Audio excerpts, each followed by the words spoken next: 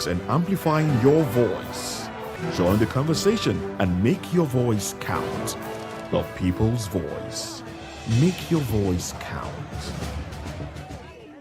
Hello there, my name is Damilola Ogunsi, also known as the Goldfish. Hi, my name is Chiki Bright Emmanuel. I'm an actor and a filmmaker. Hello peeps, my name is Yomi E. Adejimo. Hi everyone, I'm Paul Utomi. Hi everyone, my name is Stacey Benjamin and this is Voice of the People TV. I need you to keep it locked to VOP TV. See, are you looking for good entertainment? You want to get good movies, good music, politics, talk shows, sports and entertainment. You really want a channel that gives you everything you need without you having to run around. VOP is where you are. That's Voice of the People. If you're not listening to this, you're not one of us. And you deserve to be killed. Scrap chat. Don't be killed, but watch it. Or I'll find you. And I want you. And you are locked on VOP TV. Don't go nowhere. This is where the juice is. This is where all you need for entertainment, politics, movies, and whatnot. And keep watching VOP TV. So keep it locked because I'm locked already, man, and it's money back guarantee. So you're going to have a good time because I do. And please keep watching VOP TV. I won't want to actually, I beg you, subscribe, watch it. If not, whatever you see. You better not touch that die because VOP is the plot. Are you ready for the extraordinary? Something big is happening on your screen. Introducing VOP TV.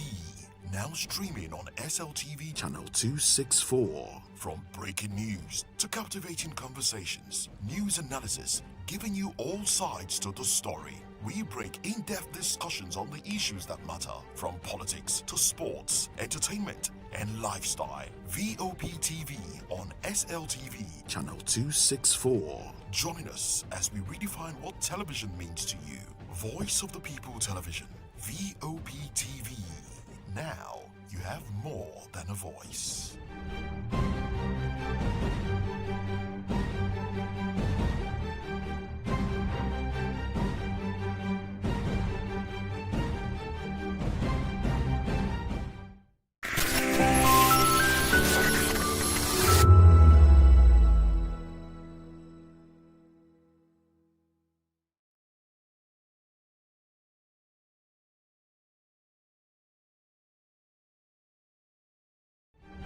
In a world where power shifts with every headlines, news breaks and events happens, we bring you unbiased and explicit information on politics, economy and state of the nation.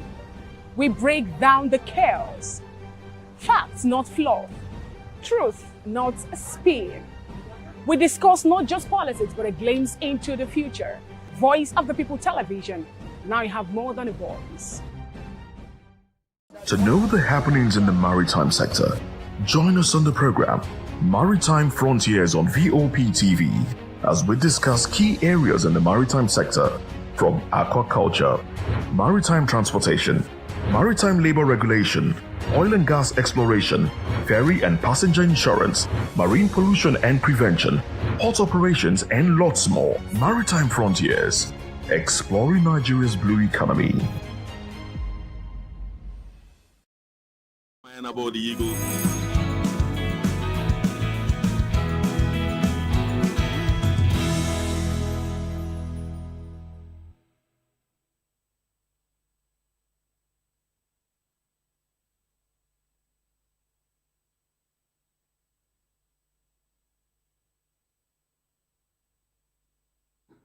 Hello there, good morning and thanks for joining us on VOP this morning. I am Chukuma Okoro. In the next 2 hours, we are going to take you through very interesting stories. 3 of them major, 3 of them not minor anyway, but we'll just talk about those stories.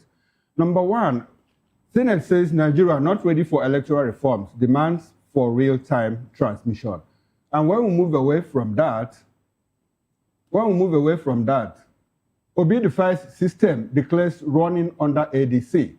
And finally, DSS files 3 counts charge against El-Rufai for intercepting Ribadu's phone conversation. Now, these are the major topics of discussion, but we also have other interesting trending stories that we will talk about in the course of the show. Good morning. Thank you for joining us. My name is Jane Ogoye. The Lagos State government has moved swiftly to calm public uproar after a recent Court of Appeal ruling in Abuja barred vehicle inspection officers, VIOs, in Federal Capital Territory from stopping motorists impounding vehicles or imposing fines.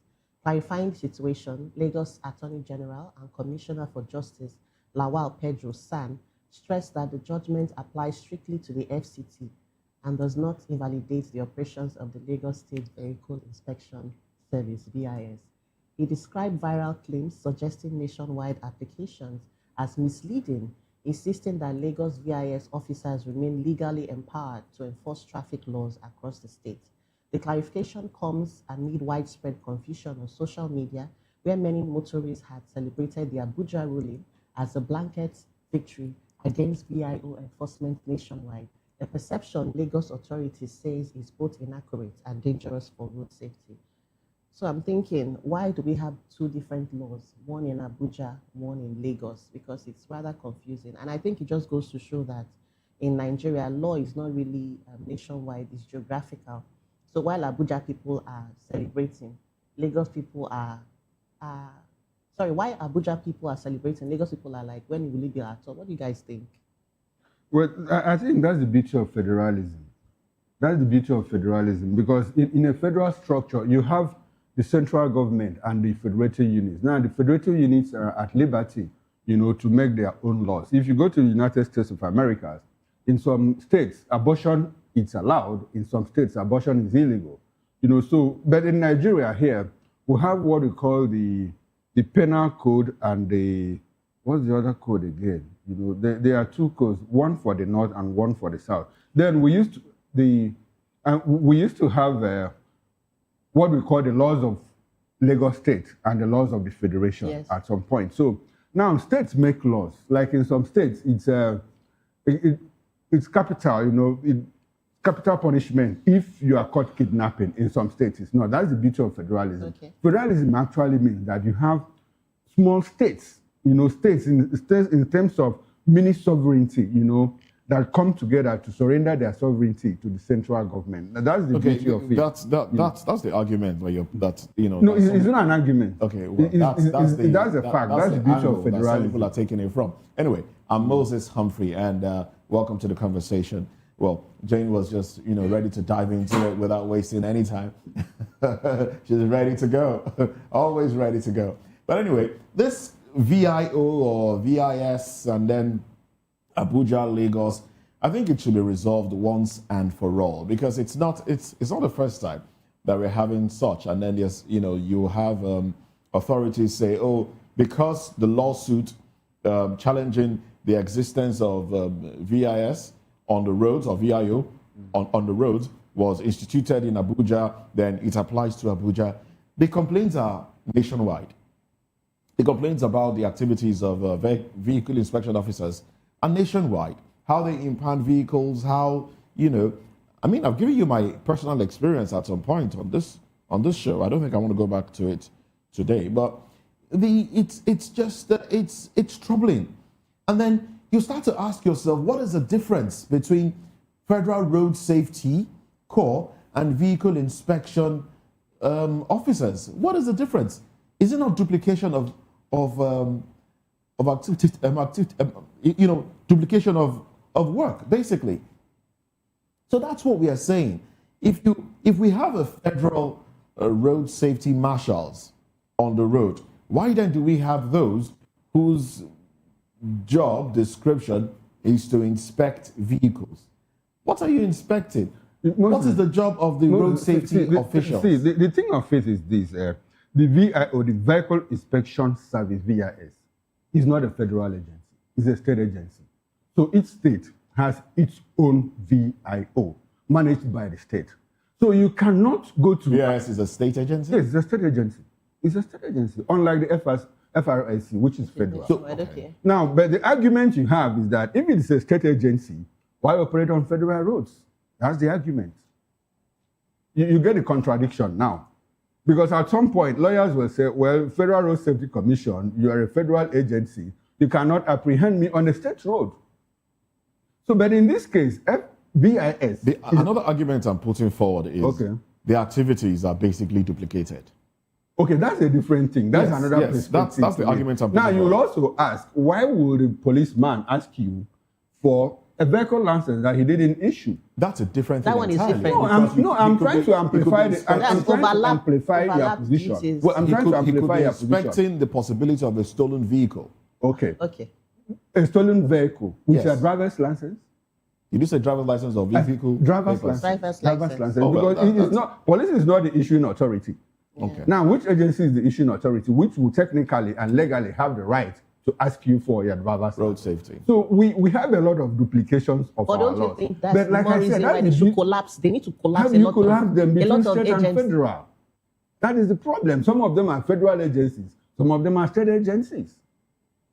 But the contradiction is, if you are FRSC, Federal Road Safety Commission, FRSC, why will you why will you operate on a state road? And you meet some lawyers that say, "Oga, you are a federal agency. I'm on a state road," and they get into argument and all of that.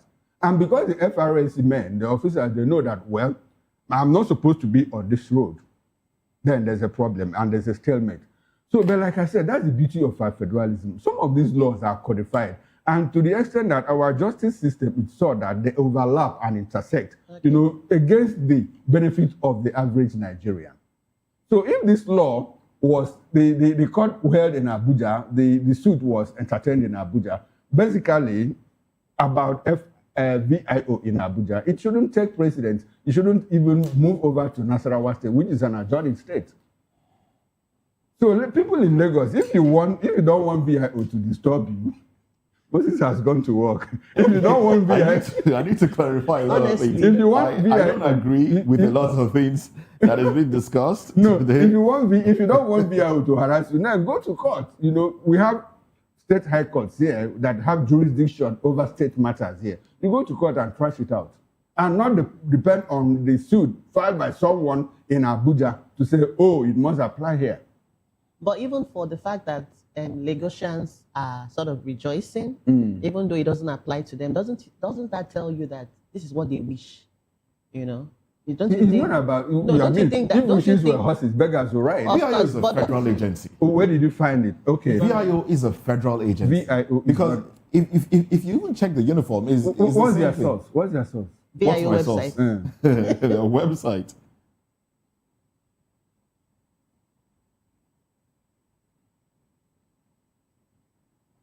Okay. Oh well. VIO is state. VIO is a state agency. I just checked Moses. It's a state agency. It's a state agency, state level agency. So maybe they should do more sensitization. You see, this conflict. No, it's not about sensitization. It's about if you don't want. I think the fact of the matter is that people that operate the VIO offices, the people in charge, they should leash their men because they are men, they overreach themselves. You see what? They will see a smoking vehicle, a smoking truck. A smoking truck and all of that. They will not go after it, but they will see you with a brand new vehicle and they are just looking for one thing. Because I think they have a mandate every morning at a point in Lagos here, I used to dread them more than the police. Those guys. Because the police will even, you should dread them. The police will even listen to you, but sometimes they have a we mandate. even see them, there's a way they will hide. As you are going out this morning, and they will hide in places that you can't make a U-turn. You can't make a U. They have a mandate as you are going out this morning. Okay. You have to come back with a certain amount of money. Of course. So they will impound you. They will impound you regardless of what the offense is or what your plea. I mean, they would always find something. They would always find something. It's either your tire has expired or they would always find something. That's why I said they will leave a smoking vehicle, and because they can't make money. Because they can't make money from it, but they'll see you very well dressed. They will just pack and then you try them, and you don't have, and your triangle is broken. You are in trouble. So it's a lot. In Enugu, they are even worse. Wow. I'm telling you, in Enugu, they are worse. VIO. Anyway, let's move away from that. Tempers flared in Abuja as Senator Natasha Akpoti-Uduaghan of Kogi Central staged a dramatic protest over exclusion from the Senate Committee on the North Central Development Commission, accusing the leadership of deliberate marginalization and citing higher orders behind the move, where the confrontation reportedly escalated when she stormed the office of Committee Chairman Titus Sateng Exam, demanding answers after discovering her name had been scrubbed from the official attendance list. Well, Natasha, who has long complained of systemic sidelining, warned that the exclusion undermines fair representation for her constituents and the wider North Central region. Well, I think Natasha has problem is unending. I don't know who is after her. The people that went after her before, I'm sure they are not yet done with her. So they are trying every means possible to ensure that they reduce her influence, and her capacity in the Senate. And I think the whole thing is tied to 2027, where a certain group of people don't want her back to Senate because they want a certain former governor, talking about Yaya Bello, to come back to Senate. So they are trying everything, to, make sure they reduce her influence over the, not her constituency and all of that. But how far would they succeed in doing that? And it speaks to the larger issue of the kind of democratic culture that we are building. Politics shouldn't be a do or die affair. We have seen it happen, in recent times. People make some statements that on the scale of justice, on the scale of morality, you can't even find them worthy. And we are carrying on as a people. I don't know where we are headed. I keep complaining about the kind of democratic culture that we are building, because I know people that started long before us, like over 150 years, even before we got independence, but because they were not properly cultured and structured, they are still grappling with it.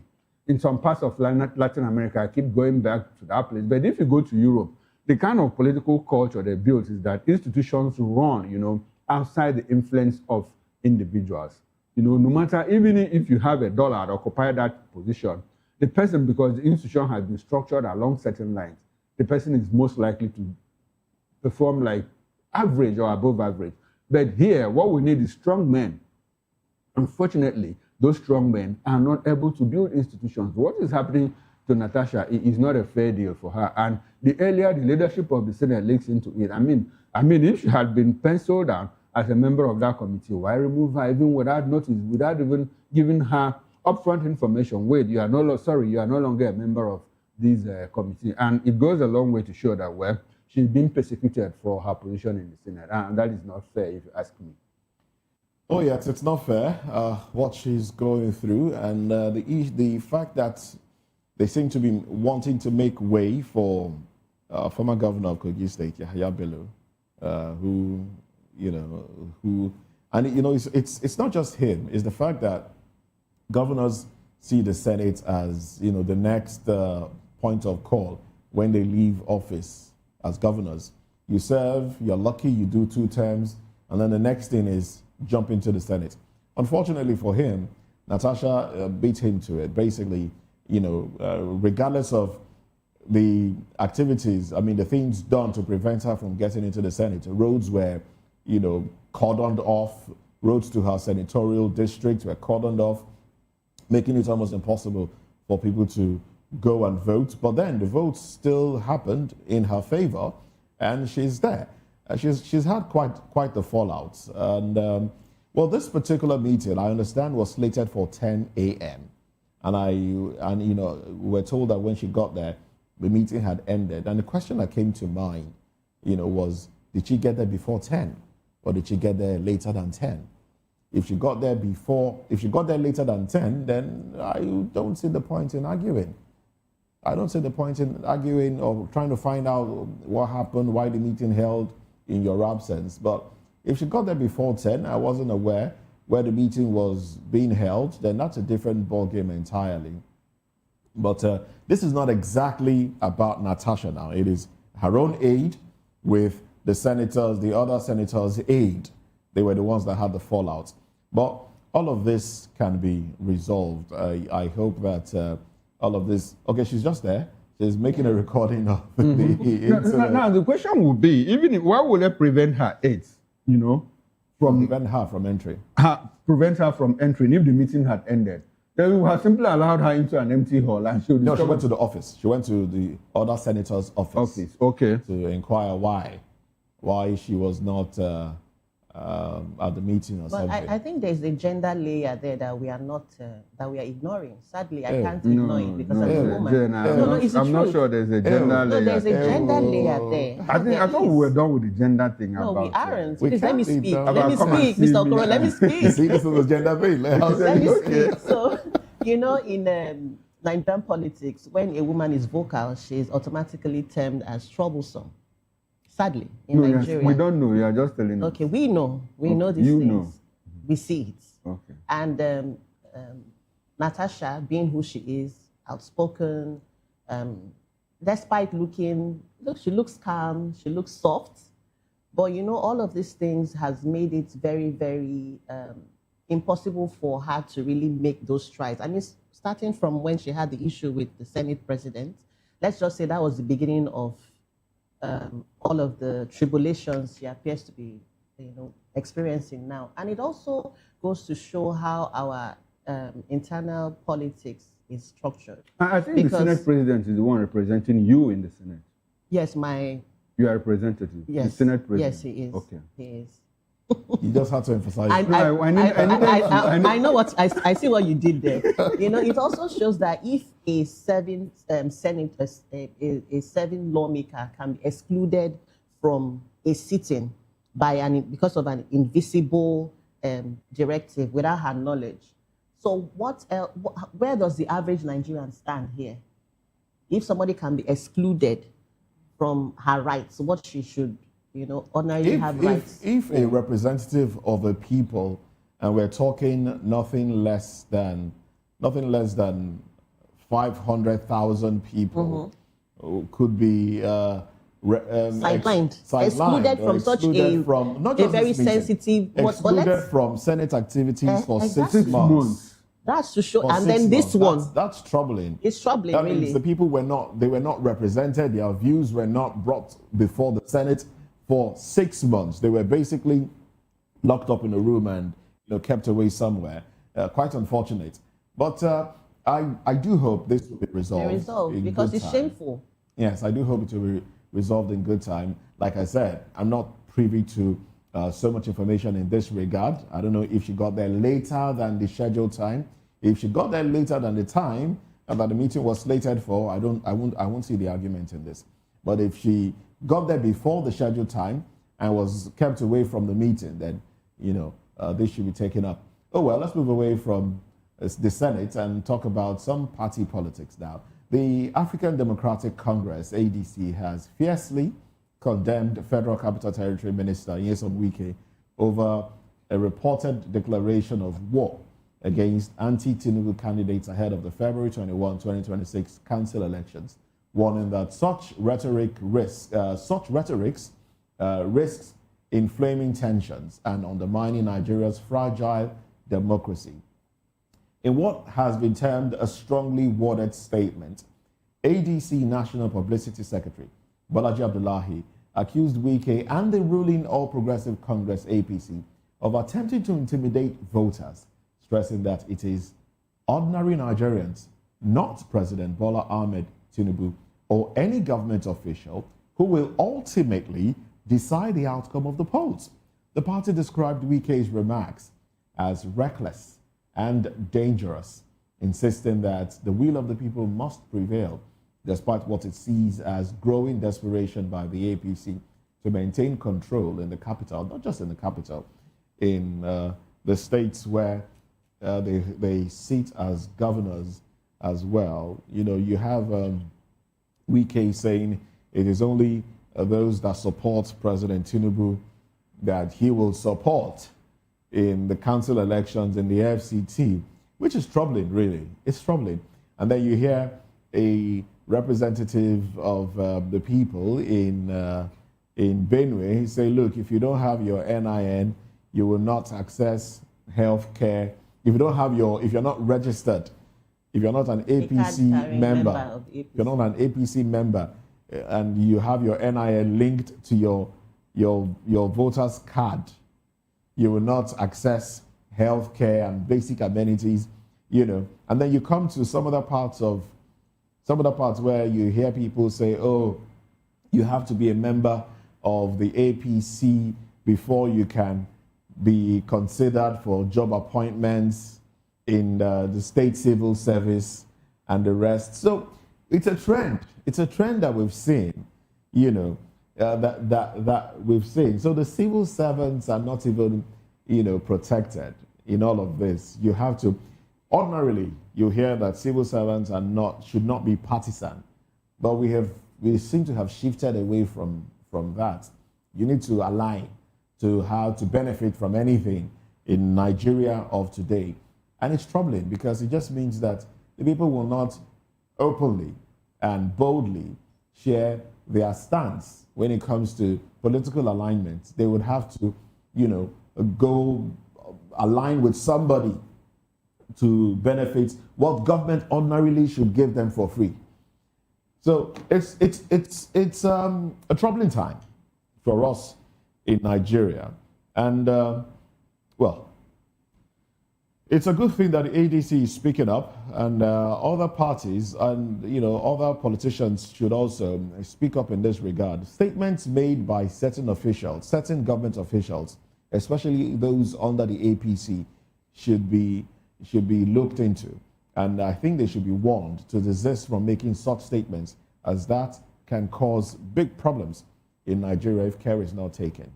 Yes, if care is not taken. But something tells me that APC is gradually, digging its own grave, because the way they are traveling, I know my people, Nigerians, we might be docile, at some point, we turn that docility into resilience.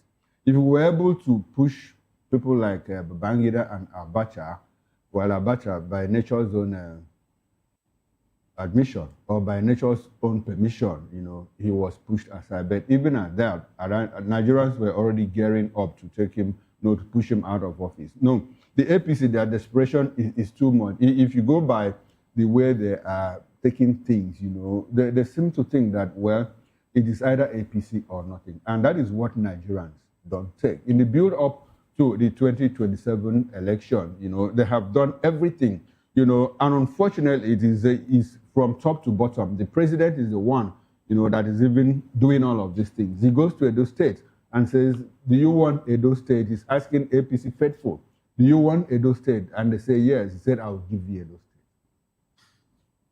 Practically telling Nigerians that he's going to influence the Edo elections, and that was what we saw. And we have Edo State governor tell us, if you don't wear the president's cap, you don't come into cabinet meeting. If you don't wear the president's cap, you don't access contracts and all of that. And in Akwa Ibom State, we hear the governor say, well, if you are not a member of the APC, I don't give you contracts. I understand that very well.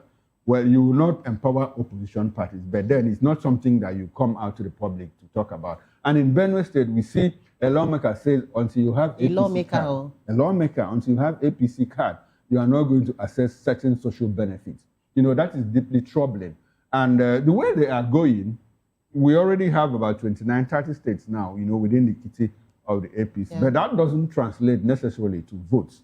Nigerians at the right time is going to make their statement. But ADC, they should step up. They should step up, because what we are seeing, it's not a very good picture, because if we get into it, what might happen is that, well, there might be some kind of conflagration. Nobody prays for that, but they shouldn't lead us to that, because Nigerians, like I said, will not take that from anyone. Hopefully, we will not take that and we won't sell our votes again, our rights again in 2027. But away from that, I think what we should also not ignore is the fact that we have normalized political intimidation. It's now normal. It's the APC that is doing that. PDP wasn't. Yeah, APC is too, I don't know. We are used to, we will crush opposition. We will send them this, we will do that. And we forget that some of these rhetorics are what shapes perception and even attitude, even before reality. Yes, even before political violence, takes off. Sometimes it begins from words, rhetorics such as this. So I think we should hold our political government officers. We should hold them accountable. You can't just make very sweeping remarks like that can incite people. It's not nice at all. It's not nice, but what is nice is for us to go to the papers right now. So let's go to the papers. Nigerian Tribune, the window headlines here. Nigeria's inflation eases to 15.10% in January. NRS announces phased rollout of e-invoicing electronic fiscal system.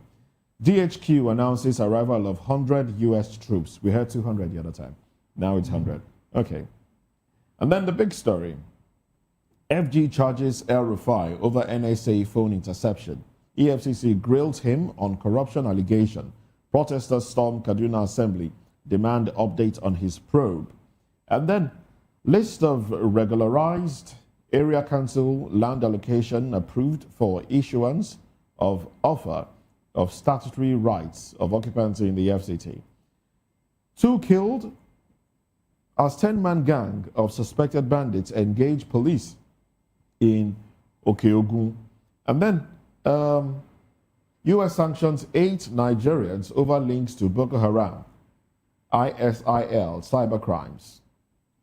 Freezes their assets, bars American companies, citizens from conducting transactions with them. Okay, I wish they would tell us who these people are. 8 Nigerians. Okay. Alafin calls for urgent action in 3 Kwara communities over terror threat. And then, on health, twice yearly injections may transform hypertension treatment. Lancet review. All right, twice yearly. Okay, so those are the headlines on the cover page of Nigerian Tribune. And the Punch leaves with 432 billion naira probe. EFCC detains El-Rufai. DSS on standby. Ex-governor grilled by EFCC as federal government files charges over alleged NSA phone tapping. DSS reopens Dayeyata case. Seizes passports, summons sons for questioning. Rival protesters clash at EFCC headquarters in Abuja and Kaduna Assembly Complex. Court remands suspected killers of South African-based Nigerian students. Federal government to borrow 800 billion via February bonds. Arrest made after 2 die on Lagos film sets. Food inflation falls to 14-year low. Kwara, Niger, map out joint counter-terror plans. 2027, Kano Central to APC plans, says Shetima. 65% of Nigerians demand lower interest rates as MPC convenes. That's a report. 2027, National Assembly eyes January 16th for presidential poll, suspends electoral bill harmonization. And that's it on the front page of the Punch. Now, let's quickly run through the Guardian, through the Vanguard with on top of the window headlines. Inflation rate eases marginally to 15.1% in January. Now, the window headlines. Visa fraud overstays by Nigerians may attract stricter scrutiny. United States warns. Boas MOU with Abu Dhabi Ports, Maya Group. Tinubu hails Nigeria UAE industrial breakthrough. 2027, political class leveraging chaos to undermine elections. That's coming from Mitodo. Now, the big story. EFCC quizzes El-Rufai over alleged 432 billion naira fraud. 3 South Africans charged over murder of Nigerian boat driver. Another big headline, Electoral Act, hide and seek game in Abuja as reps avoid joint meeting. So many riders there. And social media network X back online after global outage. Tinubu commissions projects in Adamawa. 2027, NSCIA demands review of election timetable. 3.7 million IDPs. Federal government woos private sector for durable solution. And that's it from the Vanguard newspaper. And that's how far we can go in newspaper headlines at this time. We'll get deeper 10 o'clock during newspaper review. So now let's get into the conversation. Senate says Nigerians are not ready for real-time transmission, while protesters have returned to the National Assembly gate demanding real-time e-transmission of results. Let's talk about this when we come back. Stay with us.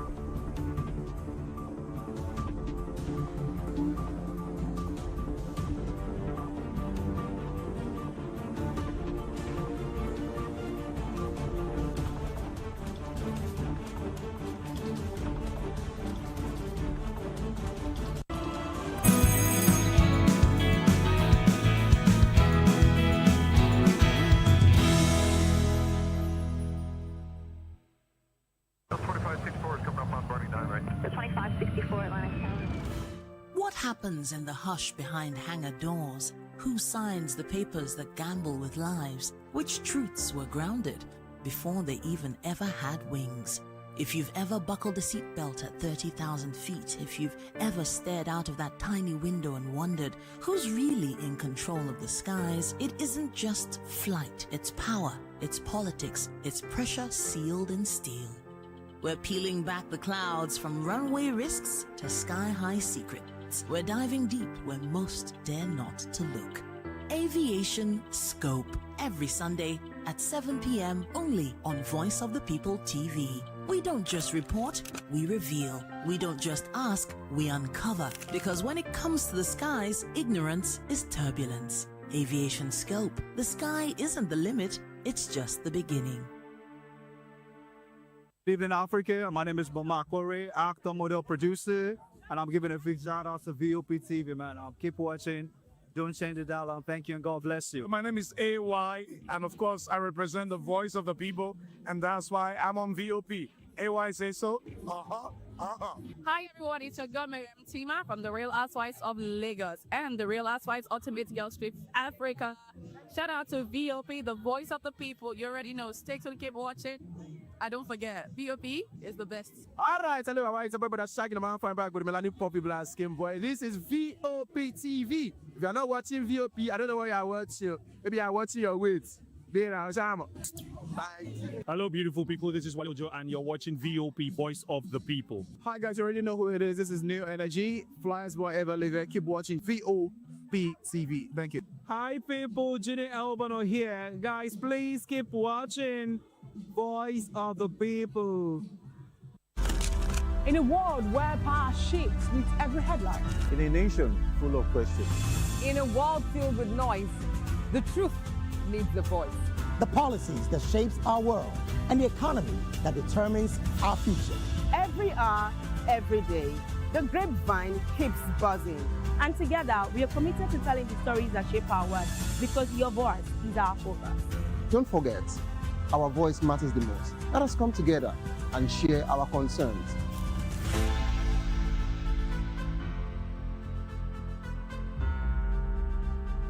Mr. Ofamilani, and here's to VOP TV. Keep watching, stay tuned, do not touch that dial. Arara, my name is Made Kuti, and you're watching VOP TV. Keep watching. Welcome, my name is Zika Davis. Distinguished ladies and gentlemen, boys, viewers, everybody, boys and girls. This is VOP TV. Do you know what that means? Voice of the People TV. You don't have a voice, don't come here. You better make sure your voice is heard. Ready for the extraordinary? Something big is happening on your screen. Introducing VOP TV. Now streaming on SLTV channel 264. From breaking news to captivating conversations, news analysis, giving you all sides to the story. We break in-depth discussions on the issues that matter, from politics to sports, entertainment, and lifestyle. VOP TV on SLTV channel 264. Join us as we redefine what television means to you. Voice of the People Television, VOP TV. Now you have more than a voice.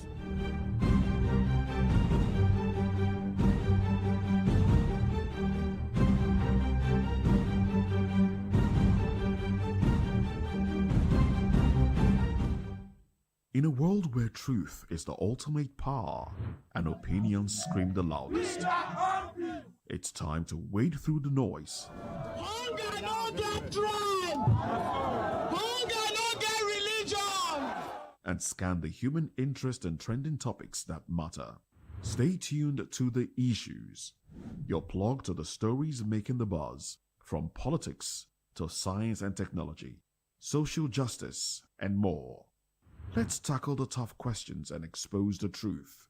The Issues on Voice of the People Television. Don't just react, understand.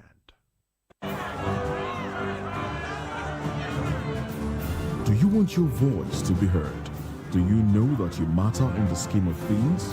The People's Voice, the show where ordinary citizens take center stage as we discuss the biggest stories that affect you and I, with you in mind We facilitate lively discussions, debates, and interviews on the topics that matter most to you and I, from social justice to economic empowerment, education to healthcare, governance, and more.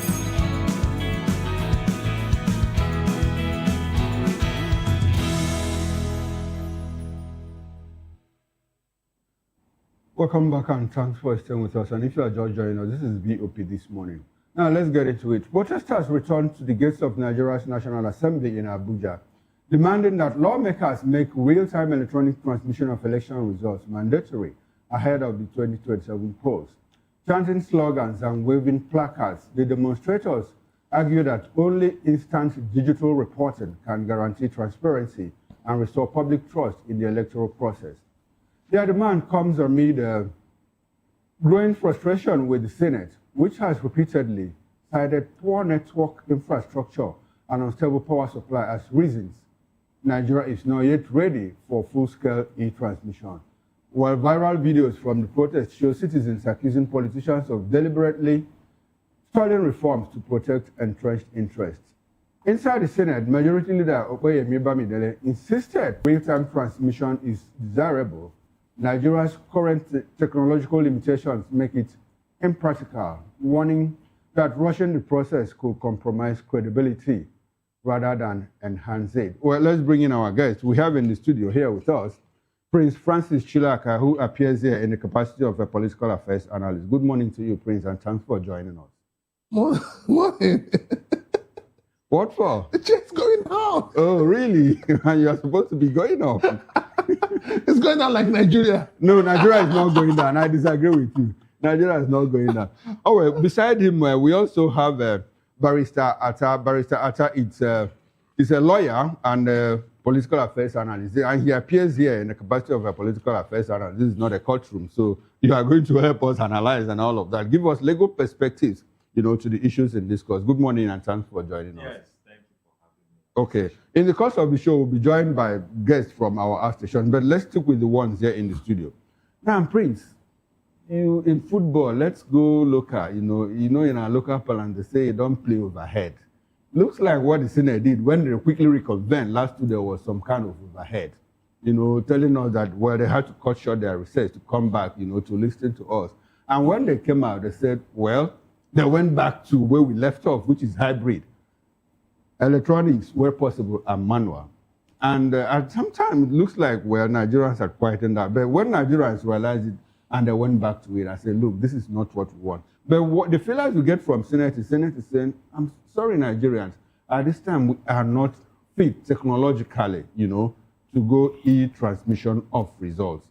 Do you agree with the Senate that we are not fit in terms of the technological substructure that we need to transmit elections results electronically? It has nothing to do with infrastructure. It has nothing to do whether we are ready or not. It all has to do with the fact that the senators want to rig the election. A lot of them are worried and scared to their pants that if a proper, free and fair election is conducted, a lot of them won't come back. That doesn't even start with the Senate president. I remember after the election, Richard said something on the floor of the Senate. He says, Lawan and Pabio, they need to tell him the trick they played, how they did it to come back. That he needs to go to their school to learn how they came back. That statement was filled with so much meaning. So for me, 2023 was an eye-opener for Nigerians to know that you can actually buy a form and not campaign and win an election in Nigeria. It's possible. Okay. So for me, the way it stands today, the Senate has gotten, they should know that Nigerians are becoming more conscious politically, and Nigerians are ready to take back their country. Okay, now Prince, that's from the political angle to it, according to the way you see it. Now, let's interrogate the real issue that they raised, which is technological stability in terms of internet connectivity, network connectivity. We have about 176, call it 177,000 polling units in this country. So what that means is that we are going to deploy 177,000 device machines across the length and breadth of this country. with difficult terrain, where there is network. And what the Senate told us, I don't know if you've been able to confirm that in 9 states, they don't have stable internet connectivity. So we are already grappling with 9 out of 36 plus Abuja. In all of that, in all honesty, let us interrogate these things. I mean, you and I, we are having conversation. Sometimes we have downtime, we have drop calls and all of that. Do you think, in fairness, let's look at it away from politics, do you think that we have that capability? Okay, now you've raised an issue that is picking me right now. Okay. And I'm going to ask you this question, even though you're... No, I'm the one asking questions here. Every now and then, you hear government says, we're doing cash transfer to vulnerable Nigerians. Or poorest of the poor, as they want to identify them. And they say the poorest of the poor are located in deep down Nigeria, where you and I are saying there's no network. So how where they are saying there's no network, how do they transfer this money? Now, how do these people receive the money? That process doesn't require real-time application. I mean, it's something that you could, okay, if there's no network now, I could do it next week. No. But in the election case, the moment you done the fintechs are operating real time. Everybody has given. Okay. No, calm down, Okoro. Don't be in a hurry. No. Everybody has given INEC a solution. INEC got 300 and something billion in the last election. 313. In this election, they're asking for 1 something trillion. They're asking for 878 billion. And for this year, 177. Okay. So, question is, what do they do with our money? We have given, people in the IT industry have given them solution. Okay. And I don't want to mention the name, but they've given them solution. There is solution. There is solution. Now, let's bring Barrister Atta into this conversation. I'll ask you the same question, Basically, do you think that we have the structure to do e-transmission? In all fairness, from your understanding, And mind you, we are looking at real-time e-transmission. The moment you collect the results and you put it on form EC8A, the electoral officer signs, the party agent signs, and you transmit FIAM. Do you think that we can do that in 177 locations across Nigeria in real time? Let me say this openly. Whether electronic transmission, whether manual transmission, or whichever way we brand it, our politicians are going to rig the system. They are experts in this field. Like I said it last time, I belong to an association. That's just an association. I don't want to mention the name, a professional association, wherein we are conducting electronic voting, thereabouts. And then before 12 noon in the day, election is alleged to have been rigged. How will you brand that for a professional association? For an electronic voting, let's say, where you sit down in your house, you vote and all those things, people will hack into the system. They have access to the system. Away from that, as it is right now, we don't have what it takes to conduct. So, in essence, but however, I have the impression that the fund is there. We can intensify. In essence, are you saying that we should leave it in this form, the hybrid form, because whichever way it will be rigged? Is that what you're saying? Because Nigerians feel in 2023, a lot more Nigerians decided to come out to vote, overcoming voter apathy because there was faith in the beavers, there was faith in the IREV, and that was what INEC, pushed out there. That was the information. And look, come out and vote. Your votes will count because the bimodal voter accreditation system will ensure that everybody is captured. IREV will ensure that your votes count.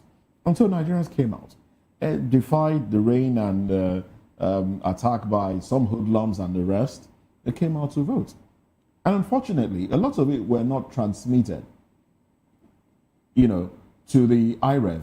Some Nigerians were viewing the elections, especially the presidential elections, on the IREV and following the process. Don't you think the idea that the process can be followed from wherever people are is enough to, give Nigerians trust in the system and reduce cases of contesting election results in courts? Don't you think that's what Nigerians are fighting for, not whether they read? I agree with the fact that we are all saying that electronic transmission should be the way out. But however, it's important that we tell ourselves the truth. And I'm in support I'm in support of the fact that we should go electronic based. The truth is the fact that whether e-transmission, whether whichever way we elect to go, it will be rigged. It will be rigged. These people Okay, are but however, we need to start from somewhere. But the magnitude might be reduced. Well, okay, let's take this. How will you feel? And then you see that when they are collating the result, you see that hoodlums will now come and interrupt, and you can't even collate the result. You can't even transmit it. How will you justify that? So we need to look at underneath what is the real issue, vote buying and all those things. Those are the issues. You have missed two issues here. Yes. Even if we have that system in place, yes, politicians are still going to rig the election. Yeah, as it is right now. Now, okay, these are two different issues. But I want us to, basically, your position now, where in terms of structure, technological backbone, we don't have that stability. Yes, but however, there should be a starting point. Yes, and then number two, the fact that the fund is there. The fund is there, so invest the money and then you get experts and professionals to see how you can get the best. All this money you are giving to INEC, they are not just mere cosmetics. They are there for a purpose. All right. Well, let's take this conversation to Benin, where we have Emmanuel Agbogun joining the conversation. Good morning to you, Emmanuel.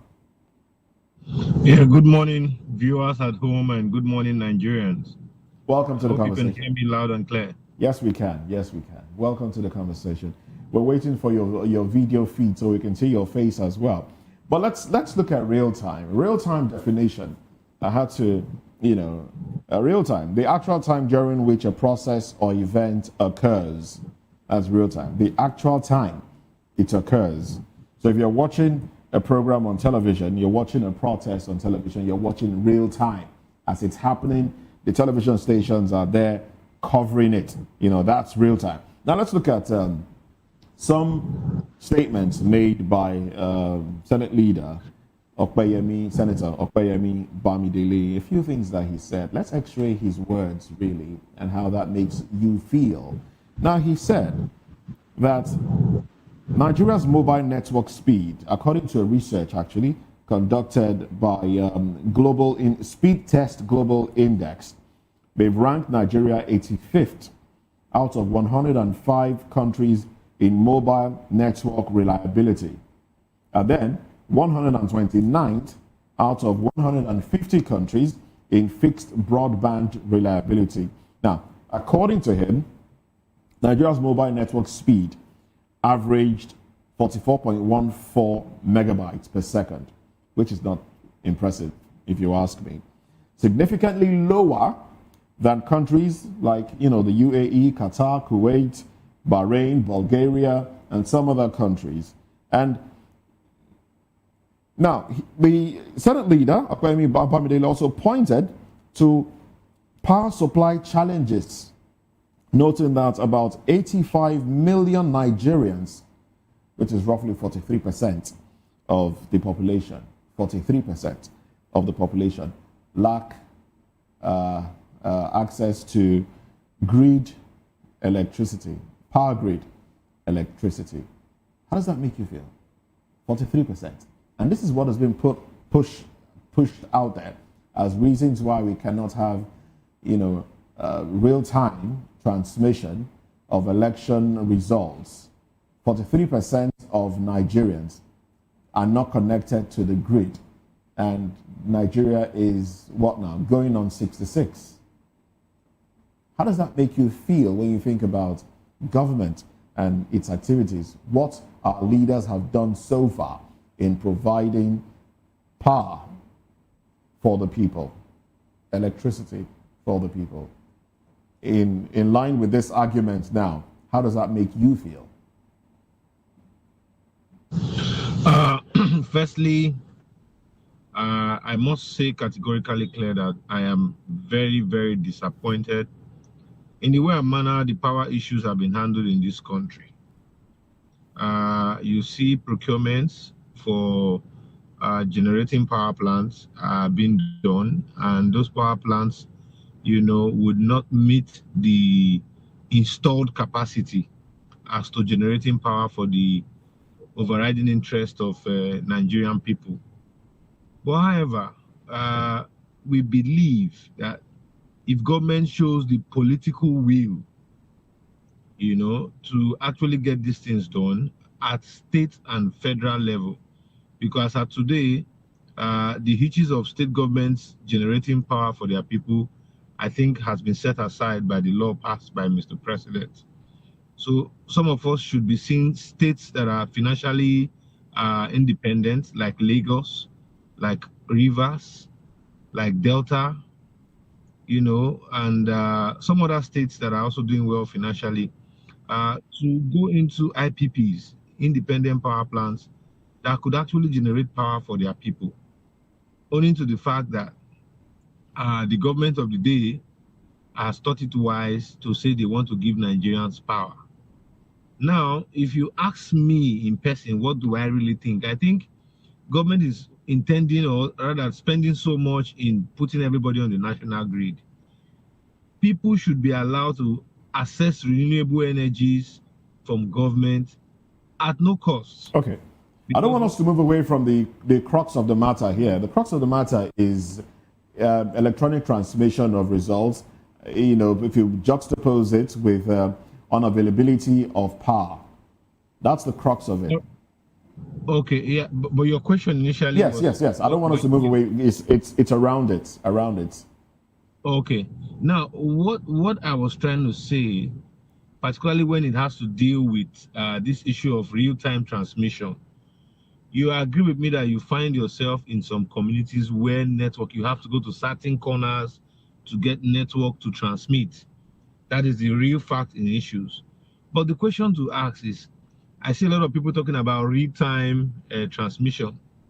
The question to ask is, these IREV and beavers that we're talking about, how does it show credibility in our elections? For crying out loud, you don't need a network to operate the beavers, to give you accreditation of voters who actually came to the field to vote. You don't need network to connect to beavers. What beavers does is that beavers captures the person in real time on the voting center and store that information. So don't you need network to transmit that from the beavers to the IREV? Sorry? Don't you need network to transfer or transmit that information? That is to after the IREV? you must have finished voting. You don't need network to operate the beavers while you are doing accreditation and voting. What the beavers does is that the beavers give you the credibility of the persons, the individuals that are coming before the polling units to vote. Because in time past, before we had the beavers, people just sit down and thumbprint and do a lot of manipulations with the voters register in any polling unit across the country. But since the inception of beavers, you agree with me that has drastically reduced, except in some areas where you see that they try to boycott beavers and boycott all the electronic processes, which I believe is largely condemnable. But if you should ask me also to the issues of real-time transmission, I will tell you we cannot as a people achieve it. But in very highly populated areas where votes turn out in millions and in thousands, I think there are network in majority of these cities, and people should be able to transmit what the votes are. If you look at the areas where there are no network, you yourself, of course, would know that the populations there are not as much as the populations within, the highly populated areas. All right. Okay. Agree with me if you see issues with me on this fact. Well, it's not my position to agree with you or disagree with you. I just want your take on it. But anyway, we'll bring you back to the studio, and then we'll like for you. Let me quickly say this. No, please. we'll like for you to adjust your video feed. I think you need to. It's turned upside down, so we need for you to rotate it. Okay. Do you want the portrait? Landscape will be better. Okay, I think it's better now. Yes, I'm being told it's better now. Okay. All right, go ahead. All right. You were about saying something. Yeah, what I was trying to say here is this. Majority of our people that actually deal with the issue of election manipulation. In those areas where the real result needs to be transmitted in real time, there are network in those areas. Because in those rural areas where you don't have the population, the network provider doesn't create as much network as you need in those areas. But I can assure you, and if you go into a fact check, you see what I'm saying is a clear fact. There is no highly populated area in Nigeria today that you don't have good network. Okay. All right then. Thank you very much, Emmanuel Agogo. Let's bring it back to the studio now. Prince Francis, I already know that you don't agree with the position of the Senate on this one, but do you think pressure mounted on them by protesters and Nigerians will make them shift ground? We should ask ourselves one question before we go to that. Why did the House of Rep see the need to reconvene? No. See the need in their own submission. Why did they go for transmission? Why did the House of Rep do that? Because they believe and they know it is possible. The senators are just being greedy, selfish, and wicked. No, but what they've said the senators are not being sincere with Nigerians. And then where transmission is not possible. This is a talk for rigging. We know how these people work. We understand how these Nigerian politicians behave.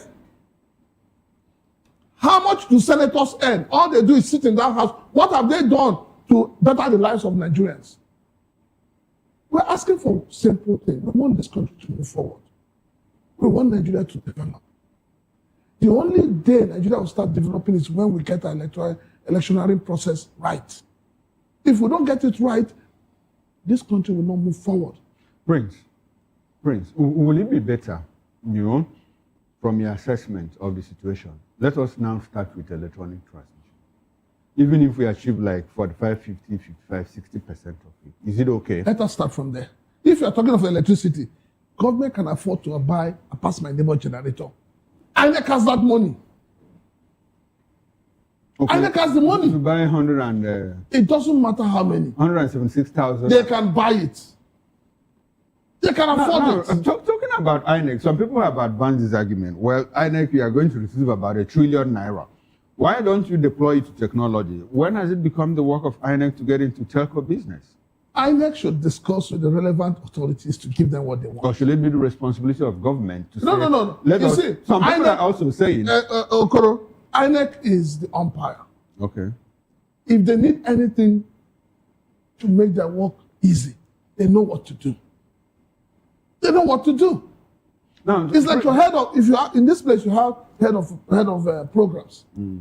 If you need anything to make your programs seamless, he or she knows what to do. Prince, now some people are advancing this argument. Well, if we are looking at the substructure, upon which the technological structure will be built, why don't Nigerians, first of all, the way they are taking the Senate, accountable about this e-transmission, why don't you hold the government accountable first in terms of provision of power and then the provision of internet connectivity? Which government? The government that is moving is... so if we can't do let that... me finish. No, Prince, the government are coming. You ask the question. Let me answer your question. I've not finished my question.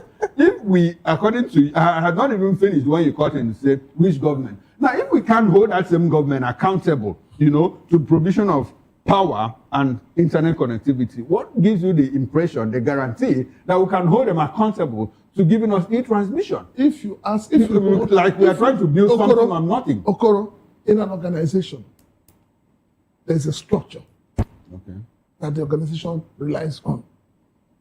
If the chairman of a business enterprise issues a directive to the MD, and the MD knows that for me to achieve this thing, I need 1 million. The MD knows where to go and get the 1 million from. If we hold INEC responsible for the inadequacies, INEC should hold the federal government responsible. INEC should come out and tell Nigerians that we are not able to do this because the federal government has refused to do this.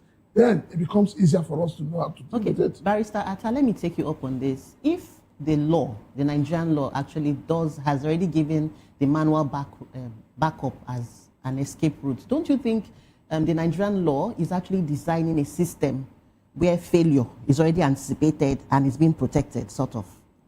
No, I think we're getting it wrong, per se.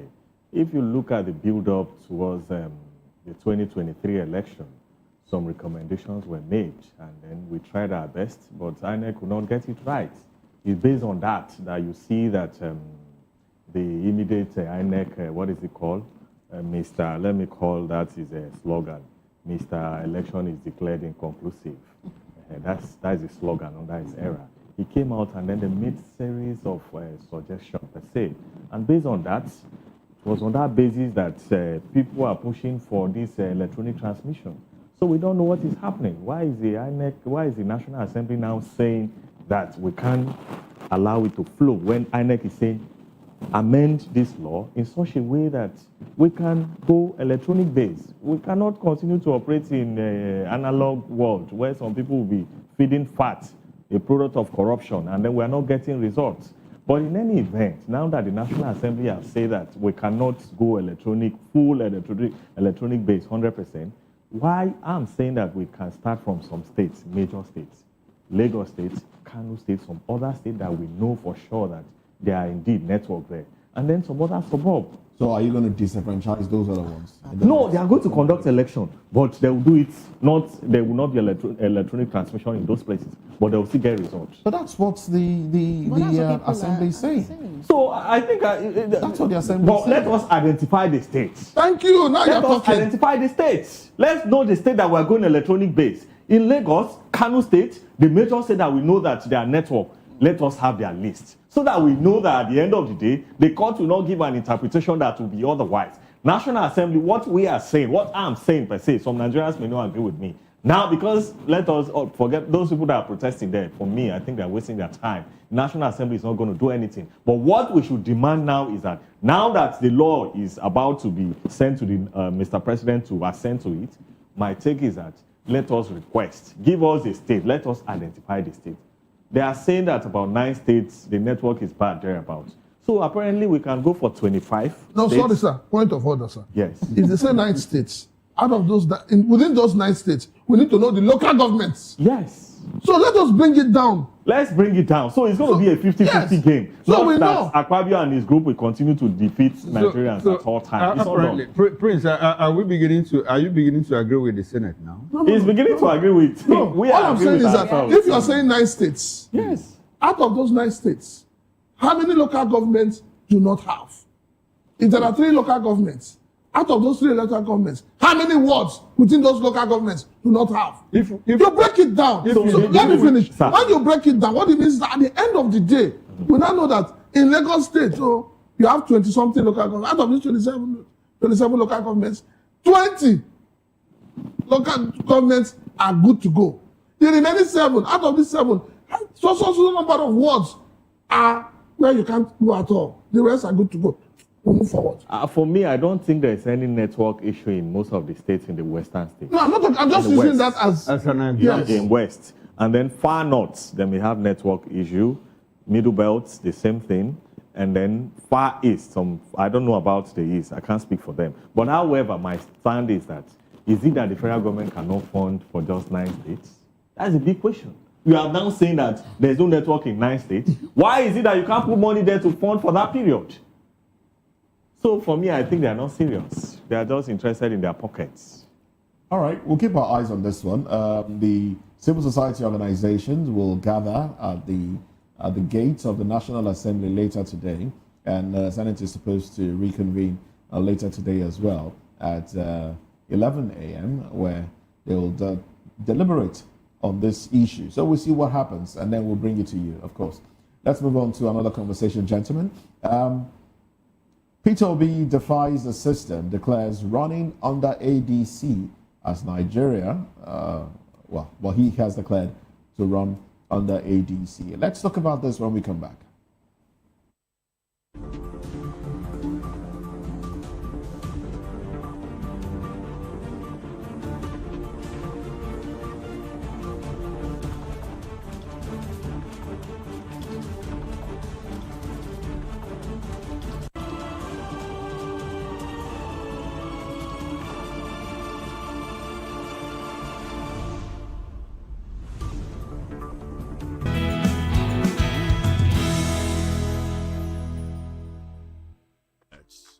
awards, the razzmatazz, music, fashion, interviews, and more. Spotlight on Voice of the People Television. Let's feed you with all the juicy stories in the global entertainment space, bringing you the glitz and glamour as they hot. Stay tuned to Spotlight, 1 p.m. Monday to Friday. Spotlight on VOP TV. Entertainment like never before.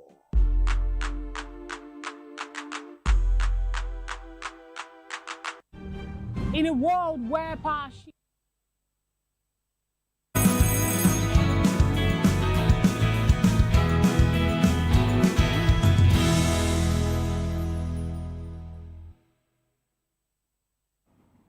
Welcome back.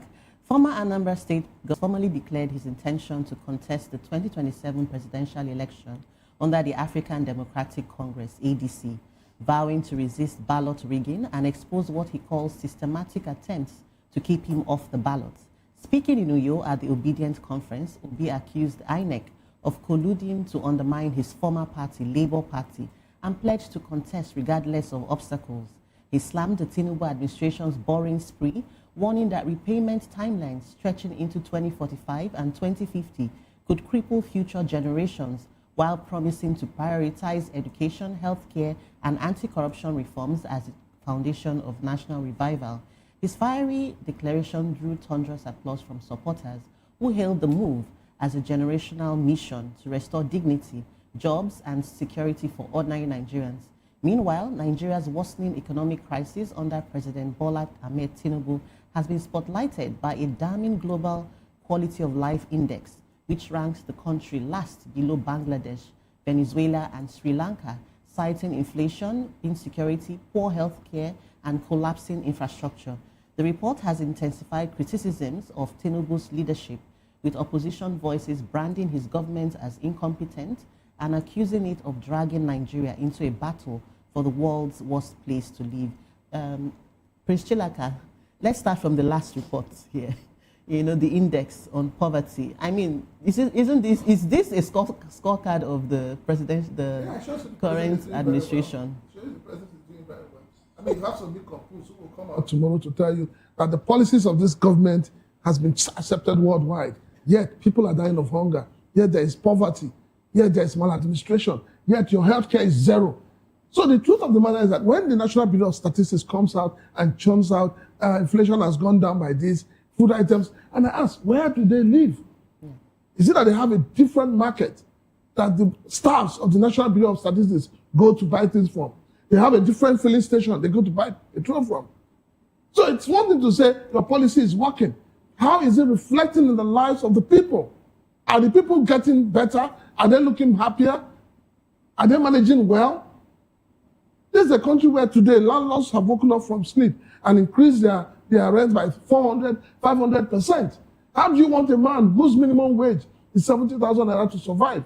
Because you are a senator, because you're a governor. For instance, a senator is earning 14 million naira a month. So you're comfortable. For you, prices have come down. But I believe that we must bring it back home. We must begin to look at the policies.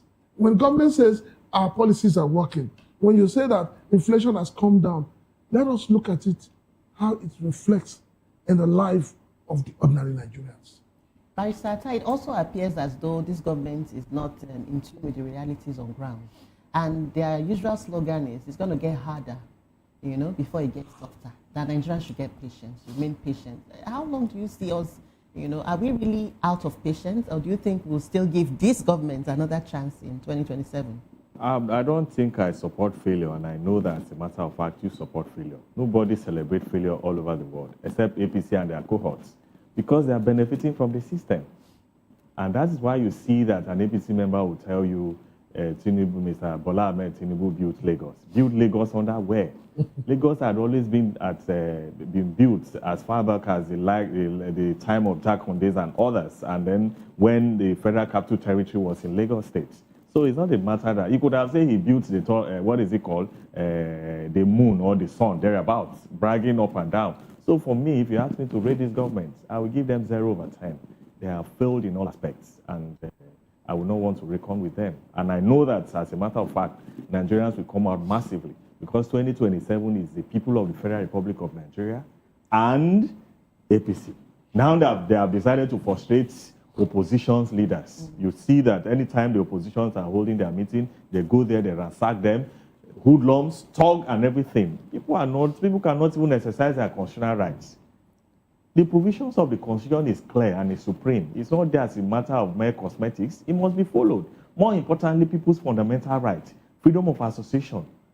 Why are you trying to frustrate the system? Now, as I'm speaking to you today now, we have almost 30, is it 20-something governors now? 29 out of... 30. Oh, it's 30. 30. The governor of Adamawa thereabouts. And then one other, the Kano State officially joined them yesterday. Where are we heading to? God forbid for us to operate a one-party system. It's not done. Barrister, when people in government push this narrative, while the economic policies of this administration is making progress, do you think that they might just be thinking futuristic? Because when they, roll out statistics and data, they say, well, they are looking at governors getting more money because of the removal of fuel subsidy.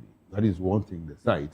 And the governors have acknowledged clearly where we are receiving more money. And some of them, that are hands-on seem to be delivering dividends, with those monies. Two, and they say, well, we are looking at dollar to Naira exchange stability, after the arbitrage and all of that, the unification. And they say, well, that movement of 16, 17, 18, it's been some kind of stable for a while now, for about 6-8 months, between 1,400 and 1,450. That's the stability they talk about. And when they say, well, the tax reform bills, like Oyedele the other day said, even before kickoff, just like in less than 2 months, we are already seeing gains of the tax reform bills, the act that has been signed into law by the president. And we are even told that our foreign reserves, is increasing to the extent that I think we have in excess of $8 billion now and all of that. So do you think that they might just be futuristic in their thinking that if we follow this trajectory, this track, as advised by IMF and World Bank, we might just hit El Dorado, probably, if not in 2027, it's 2029. Do you think in that direction? You may be deceived, but I'm not deceived by that cosmetics I don't have a position. I'm just asking a question. Yes, some Nigerians, gullible Nigerians may agree with them. All they are doing is a social media platform. This government that you are seeing is a product of social media crusade. You recall when President Jonathan was on board, and then series of protests all over the federation. No, I will narrow it down. I will narrow it down. Narrative. I would like for you to force those things that they are pointing out. I will narrow it down, but it's important I have a build-up. This is a government that is built on tissues of lies, and I disagree with all that you have highlighted. On the, all that they have highlighted. Yes, all that, about 4 items that you listed. One is on the issue of the tax reform. Is it a tax reform that you have failed to educate us on how we are going to tax us? SS, double taxation all over the federation. Who does that?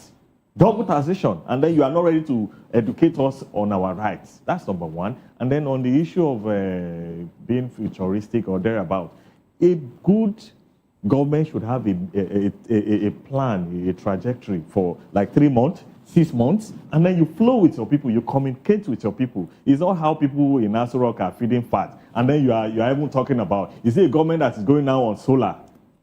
Aso Rock is now going on solar from next month thereabouts. Is that a government to call people who is concerned about the welfareism of Nigerians pursuant to Section 14 of the 1999 Constitution? They are not concerned.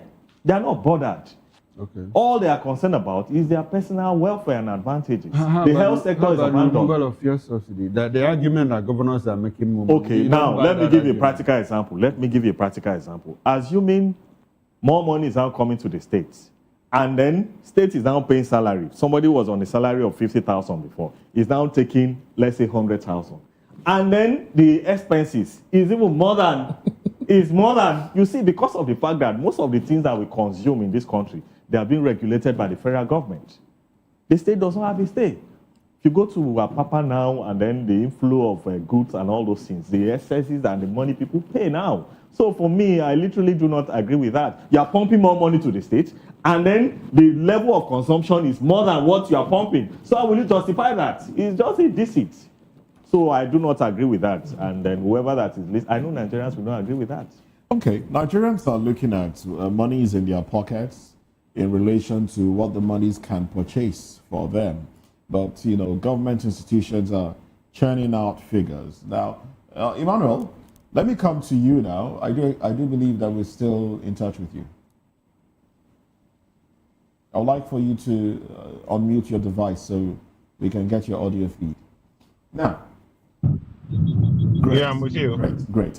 Now, isn't it troubling that you see figures like this, you know, saying, oh, Nigeria is the worst place to live, things are really tough in Nigeria. But then, Nigerian Bureau of Statistics churned out some figures yesterday saying inflation has dropped to about 15.10% in January, year on year, down from 15.15% in December. And, you know, they're talking about price of goods coming down, goods and services. And if you look at it, when you do a market survey, you realize that prices of some staple food have come down. Things like rice, things like tomatoes, and a few other things, the prices have come down. But the people still don't have the money to purchase these things. What exactly is the problem? And what issues do you have with the conflicting figure? NBS churning out figures, and then some other bodies churning out figures as well that tend to contradict the figures churned out by Nigerian Bureau of Statistics. All right. Firstly, to give you a direct position on my statements here today, I want to talk on my own practical experience. Now, I went into planting over 8 hectares of cassava, believing that I could export some and use some for local business and consumption. But to the best of my knowledge, the federal government has placed a ban on exportation. Now, what has this done to the economy? That crashed the price of Gari. I'm talking about practical business I am into. Okay. A basin of Gari actually before was selling for as much as 23,000 when I went into planting early last year. But as of today, Gari is selling for 9,000 naira per basin. Okay. I'm pained as I'm talking to you now. Okay, that's bad for you, but isn't that good for Nigerians? That's for me. I'm just trying to tell you what I am going through in my own business. Okay. Now, let me tell you a few things that is currently wrong with this country that I think government needs to look into. You look at the issue of VDM and B-Lord. B-Lord was selling a bike for about $1 million plus. VDM came online, said sort of things, and he's threatening to import the bikes into the country, and he did same. And that bike crashed to about 750 now. That bike was selling for 1.3 million a couple of months ago. Now the bike is selling for 750. Now, what we Nigerians do to ourselves is that we like inflating pains on ourselves and blame it on government. I'm telling you about something that is very obvious to everybody in this country, that is even on the social media space. Okay. B-Lord said, my thing, I will import it for you and deliver for you for 1.3. VDM went into the same business and made the price come down to 750,000. That had not gotten anything to do with statistics. It is just clear act of wickedness. Today, if you go into our market, you see people buy Gari from some of us who produce this Gari in our interiors. They take it to Lagos and Abuja and sell for as much as 20,000. And they will be saying cost of transportation. How much to transport a bag of Gari from Edo State, where I reside, to Abuja? That you are selling it for as much as 20,000. So that leaves us with the blame on government also, that government needs to begin to look into price control. People are really exploiting Nigerians and blaming it on government. I just cited 2 instances here. One I'm trying to get your position really. If you're saying you are a producer and then the Gari that before you got into the business it was 20,000, 22,000 per basin. 22,000 per basin, and now it's 7,000 per basin. What does that mean really? That means that 7,500 per basin. Yes. Doesn't that mean that the ordinary Nigerian who just wants Gari to feed can have access to it? Is that not what it means? Sorry, I didn't get your last statement. Doesn't that mean, I mean, if it's 7.5 per basin now, down from 22,000 per basin, doesn't that mean that Jane and myself that like Gary, eating Gary, can easily access Gary as against buying it for 22,000? Isn't that good for the ordinary Nigerian? You know, maybe bad for your business, all right? Yeah, but good, and why? Why did the price drop like that? How come you are not, you know, benefiting from it? Yes, I cited the cause for the price drop. Now, a lot of persons went into farming, and very many of them went into cassava because why? The Chinese were really looking for this cassava produce from Nigeria and buying them to take over to China for their production. Now, at some point in time, government encouraged the exportation, but all of a sudden they placed a ban that there's no more exportation of cassava. Because from cassava you have a lot of byproducts, but here we specialize more on gari and ethanol.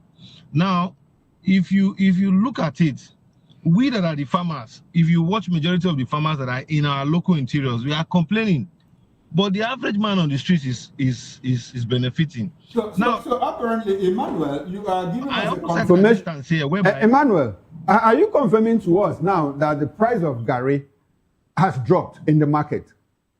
Drastically, but the price of gari this is what I am into. I'm not saying what somebody told me. Yes. I am practically into it, but I'm not telling you now that why the Nigerians and the average Nigerians are not benefiting fully is that these market unions, they are the ones exploiting the processes.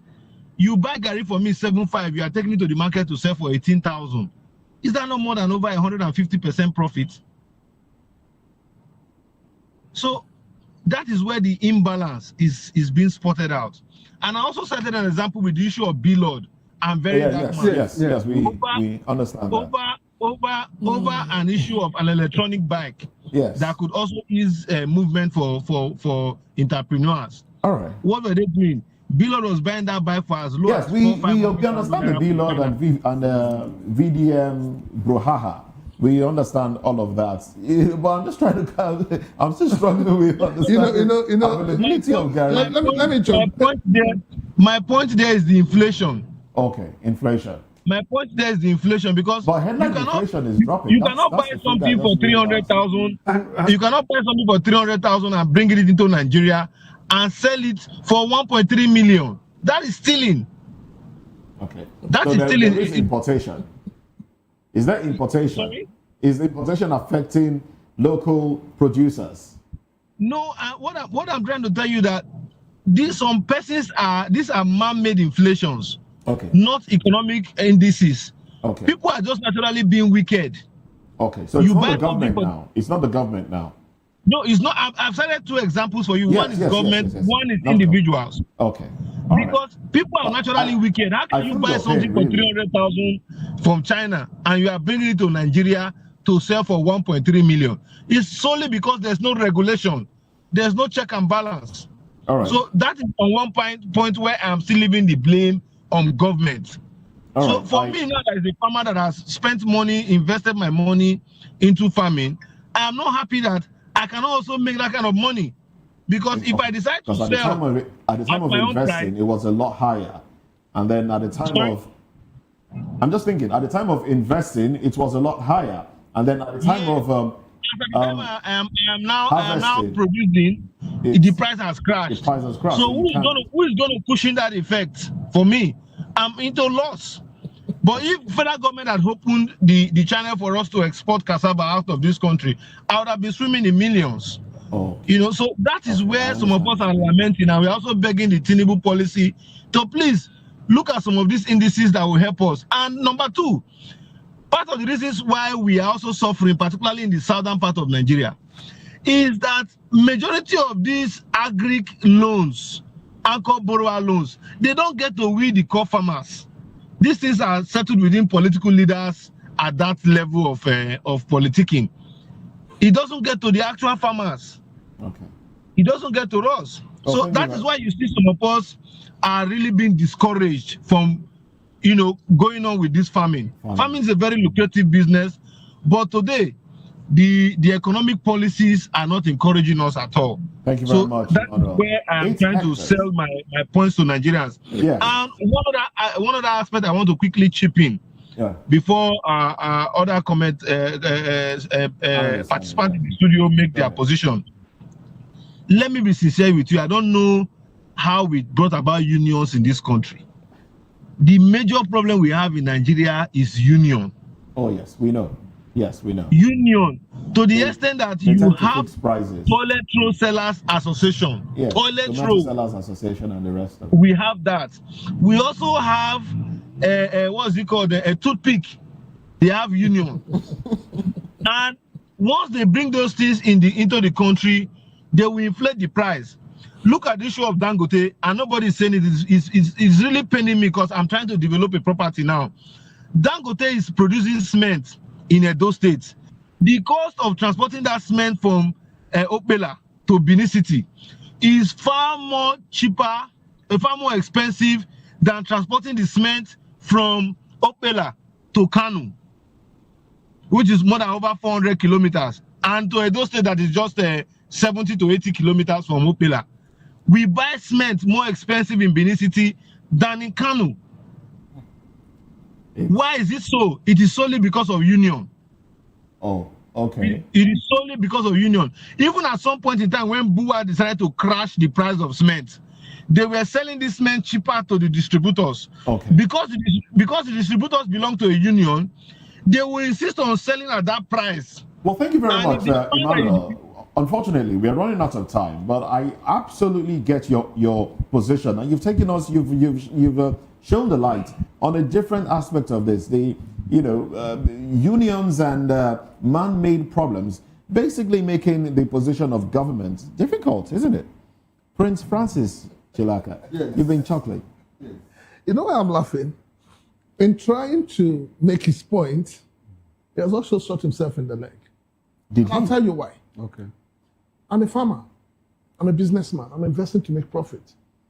And as at the time I wanted to make the investment, I did my projections and it was clear. Now he's gone into the business. Government policy in one hand is affecting the business. Mm-hmm. How long do you think he will last in that business? He will go under very soon. Call me, please, sir. He will no, sir. He will go under very soon. When he goes under, what happens? The prices of the food items that dropped will still go up. So the government needs to have a policy that protects you as an investor from any loss. That is where it comes from. So it still comes back to the government. It comes back to the government. How about the unions? If the government, how about the unions? Because he mentioned the unions. Let's leave the unions. Let's leave the unions. Let's not leave the unions. I'm going to talk about them, but let's leave them. Okay, we'll talk about them. As at the time he was going in, there was no ban on export. Now the government has looked at it and said, for the food to be available to Nigerians, we need to don't export. Keep it here. He's going to be losing. Because so Nigerians prefer to export. His original projection, he said it, in going into that business, is for export. Exports, yeah. So at the end of the day, what will he do? He will close his shop. When he closes his shop, what happens? That euphoria that we have enjoyed will skyrocket again. So when you're talking about farming and you're talking about products coming down, he has raised one issue, which is government policy. Another issue he hasn't raised is the issue of insecurity. How many farmers are going to their farms? It still boils down to government. So in reeling out figures to make the people happy, and that's what I keep saying, when you reel out figures, you want the people to be happy. Does it reflect in their daily lives? Now, talking about unions, we all know why you have unions. Unions originally are meant to protect those within the same sector. But over time, especially, I'll talk of the industry where I know very well, the maritime industry. We have found out that the regulators are not conniving with outsiders to harm stakeholders. And government. And government. So your government is the one who appointed the regulators. But the regulators, rather than doing what they are meant to do, are now conniving with those who they are supposed to say, instead of charging 15 naira, we will ask you to charge 10 naira. They will collect something from these people and tell them to increase their price to 100 naira. Okay. So the corruption in the system is what the government needs to curb. When the government curbs the corruption, things will get better. Okay, well, this what you just said now reminds me of what happened in Oyo State not too long ago, where the unions were making price of goods, making the price of goods too high, and the government had to say, look, let the union stop, and then individuals can sell at whatever price that they want to sell. Now, Mr. Adams Atta, let's have your concluding thoughts on this one. Should we, because if government is saying headline inflation is dropping and some Nigerians still cannot afford things that they ordinarily want to afford, and those who have invested, like the farmers that we've spoken to today, both of them, talking about Emmanuel Agbogu and Prince Francis Chilaka, are complaining about the policies of government, how it affects farmers. What are your thoughts really? Should there be a different market for those who produce to export and those who produce for local consumption? Should there be that channel to ensure that everybody gets what they want at the end of the day? I have this impression that the government is happy that people can now buy Gary and feed on Gary on it. Nigerians are happy that they can buy Gary at cheaper prices. I agree with that, but is that what we should be looking at? Is that protein? Is Gary? Is it protein? No, but it's not only Gary. It's not only the price of Gary. What the government is bragging over now is Gary more. No, we're talking about food availability. It's not all food price is of available. rice has come down. So I agree with that, but what my point is that whether or not the price have dropped, the government needs to regulate the system. You cannot be junketing from one place to another, and then you don't have a projection. People will now go and invest money, investors will come and invest money, all of a sudden you shut down the system. Is that how it operates? Investors are going to withdraw. And that is why you see that even now the Americans are beginning to prognose into the running of our affairs. They are now going to clash with the Chinese that have been our investors, major investors over time. So how do you now want to justify that? So for me, a lot of Nigerians will justify that because a lot of Nigerians are not even happy with the activities of the Chinese in Nigeria. Over time, okay, why don't you ask yourself, where are the British? Where are the British that colonize us? Why don't you ask yourself? Where are they? Where are they? Where are the British? Why is America were running that? When you talk about the Chinese, what form of investment are the Chinese making here in Nigeria? Most of the electronic gadgets we're using, even all over the world. The Chinese are not making investment. They are not making Let us be investment. very honest. The Chinese are ripping Nigeria off. They are ripping us. Taking our mineral resources. However, the big question is, where are the British that colonize us? Where are they? Where are the British that colonize us? Americans now want to now come and recolonize this country again. They are not colonizing. They are coming to us fighting security. I don't know. That's what they're doing. Whichever way. That's how you see it. Let's move away from that conversation. Let's talk about politics now. Politics. DSS files 3-count charge. Okay, well, not politics per se. DSS files 3-count charge against El-Rufai for intercepting Ribado's phone conversation. That's talking about the National Security Advisor's phone conversation. Let's x-ray this when we come back from this break.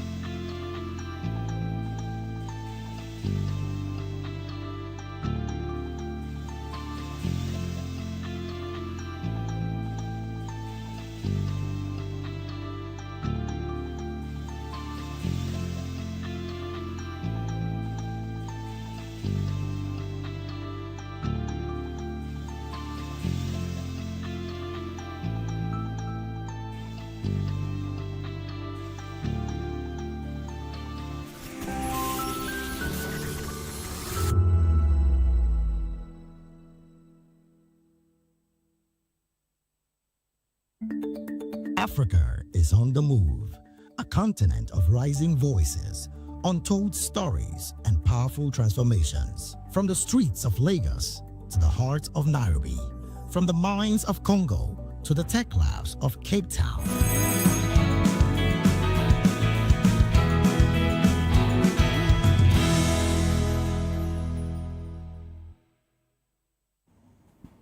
Well, thank you very much for staying with us. Now, the Department of State Services, DSS, has filed charges against former Kaduna State Governor, Malam Nasir El-Rufai, accusing him of unlawfully intercepting a private phone conversation from the National Security Advisor, Nuhuru Badu. The DSS, which also confirmed the seizure of El-Rufai's passport, insists the move was necessary to prevent further breaches of national security.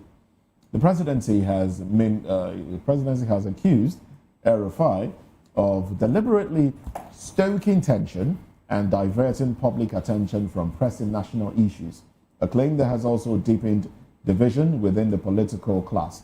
In a major twist of events, former Vice President Atiku Abubakar publicly hailed El-Rufai on his birthday, describing his record of service as undeniable, a message widely interpreted as a subtle show of solidarity amid the trouble that El-Rufai is going through right now. Social media has erupted with viral clips of El-Rufai supporters denouncing what they call a witch hunt through a protest, while critics argue that the allegations expose dangerous cracks in Nigeria's governance and security apparatus. We have joining us now is Elvis Elimehele, public affairs commentator. We also have Prince Francis Chilaka and Emmanuel Agbogun, also from our Benin station. Let me start off with you. Elvis, welcome to the conversation. Good morning to you. Good to have you. So, in the eye of the storm now, Malam Nasir El-Rufai, yesterday, I wish we have the charge sheet. It was put out on social media yesterday. So, but anyway, he's been charged for intercepting the NSA's phone conversation and a few other things there. What do you make of this charge? And this they say is a diversion from major national issues. But what are your thoughts, really? Well, the big question here, Moses, is why El-Rufai again? If he has gone through with all this kind of careless talk from him some years back, if he has gone through it without being questioned, I think it's high time we start reminding ourselves that we need to do the needful. You think it's careless talk? Because when he was accosted at the airport and they tried arresting him when he just came from Cairo, Egypt, where they seized his passport, these charges were not part of the reasons the DSS wanted him at the time. Yeah. Does it seem like right after that television interview, and he made the statements that he made that he knows someone who hacked into, does it seem like they didn't have anything against him initially, and he just basically talked himself into trouble? Well, probably the initial one was, he has some case to answer with the state government concerning about 400 and something billion corruption during his stay. So how come that's not on the table right now? I think they will still get there. They will still get there. But this one came like, this one in my place, they said when two trees fall on top of each other, you have to first of all remove the top one. So get it. So this one looks more. I was going to his talks, the way he talks. Remember in 2015, when we were preparing for 2015 election, everywhere was tense, all in the name of Jonathan must go. He made some statement then that if the foreign observers that are coming, if they are not careful, body bags. They'll live in body bags. They'll live in body bags. Mm. That was a threat to national security. For such statement to come from an opposition as it were there, and at the climax of a national election, a general election. But Jonathan, being whom he is, just overlooked it, and even when the election came, they said he won and he handed over. Now look at what he has said again now, that National Security Advisor's telephone. Somebody hacked it for you and told you that this was the discussion. Do you know what that means? That means even that telephone discussion of National Security Advisor that they are able to hack is an insecurity to all of us that are in this nation. Indeed, absolutely. Absolutely. But then, Prince Francis Chilaka, isn't it troubling that Nigeria's National Security Advisor, Mr. Nuhu Ribadu, can have his car stolen? Isn't it troubling that he can have elements within his office, fingered for supporting or, aligning with Boko Haram? Isn't it troubling that the NSA himself can, in the public, make statements like some policemen are stealing weapons and selling to terrorists? Isn't it troubling that the Office of the National Security Advisor was also fingered in arming Miyetti Allah individuals with logistics, cars, and weapons to help Nigeria, help the Office of the NSA and Nigeria by extension, fight insecurity in the forest? Isn't it troubling that his phone was bugged? Isn't it troubling that, how then do we have that office? Do we have that individual still occupying that office? And what kind of advice can he give to the presidency at this time? You ruled out the things I wanted to say, and I think to a large extent, Nigerians, once we hate somebody, we must kill that person, give him a bad name, like a dog, and kill that person. Now, we're not asking questions, and you've raised some of the issues. Why is it that everything that has to do with insecurity, the office of the NSA has been pointed, has been put on the spotlight? Why is it that, do you know what it means for an NSA? Don't forget, every security apparatus reports to him. Then for him to the president. Do you know that it is the height of ineptitude, the height of cluelessness, the height of stupidity that the office of the NSA will admit publicly that his phone is hacked? Yeah, he hasn't come out to it. No. Please, sir, come in, sir. He hasn't come out. No. Somebody has responded. Somebody from the office of the NSA responded. He gave a press briefing. If the phone of the NSA is hacked, then you know that our security problem has just started. Prince, I just wish that we had enough time, to interrogate all of this. Now, let's bring it back to El-Rufai, the man in the eye of the storm. Everything that is around him now, going about him, do you think he's politically motivated? Do you think it has anything to do with being a member of ADC or 2027? Well, the steps the government is taking is pointing to that direction. Before now, Malami was in APC because he was the faction of the late Buhari, that's CPC. The moment he left APC, joined ADC, declared for governorship, his travel started. You see, there is a way you fight corruption that people will not see a hidden agenda in it. First of all, the government actually embarrassed itself at the airport. All that drama was not necessary at the airport. And the man was clear, he stood his ground. You want to arrest me, I don't have a problem, but do it properly. Okay, Prince, now you believe it's clearly, showing that it might be politically motivated. Yes, it is. Now, let's run to Emmanuel Abogun, the guest who joined us virtually from Benin today. Emmanuel, I understand that, I'm sure that you are still with us, and if you are, if you look at what is going on between Nasiru El-Rufai and Nuhu Ribadu, the National Security Advisor, former FCT Minister on the other side, talking about El-Rufai, former Kaduna State Governor and former FCT Minister. In all of this, between the two of them, in all that has happened, who will you describe as the hero and the villain here between the two of them? What's going on? Let us understand your perception of all that is happening between them. I would want to say that El-Rufai has lost it. You would agree with me that the commenter earlier before me said that in 2015 he made mention about body bags and even threatened to run a parallel government. And he believes that those same ideology or those same philosophies of his will still work under Tinubu, forgetting that Tinubu was the merger that brought about the Buhari government. Let me say this and say this very clear. The thinking behind El-Rufai'S statement is just this northern supremacy of a thing. If it were to be Mazi Nnamdi Kanu, would the EFCC not arrest him at the airport there? You saw how he was moving around with northerners all in northern attire, saying that they cannot arrest him. My brother, if the directive from the EFCC chairman is to arrest El-Rufai, he will be arrested.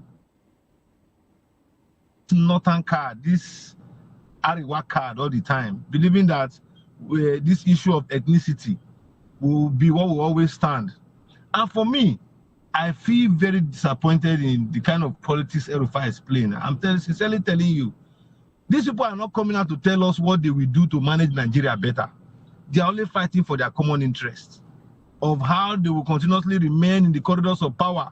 What is the ideology behind the ADC? When I look at virtually all of them in that political party, managing Nigerian common patrimony for years. Look at David Mark. So when I look at all these people, I just shake my head. But the issue of El-Rufai should know that the office of the National Security Advisor is a very delicate office when it comes to the issue of security of lives and property.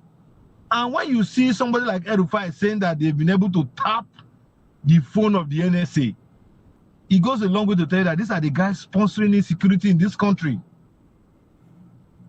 If you can tap an NSA's phone, is it my phone or your phone that they cannot tap? And where on earth did they get those devices to tap the NSA's phone? And who is also supporting them? Who is also supporting them to do all of this? And where are they getting the technology from to do all? Because for you to tap a phone, you must also have a network facility.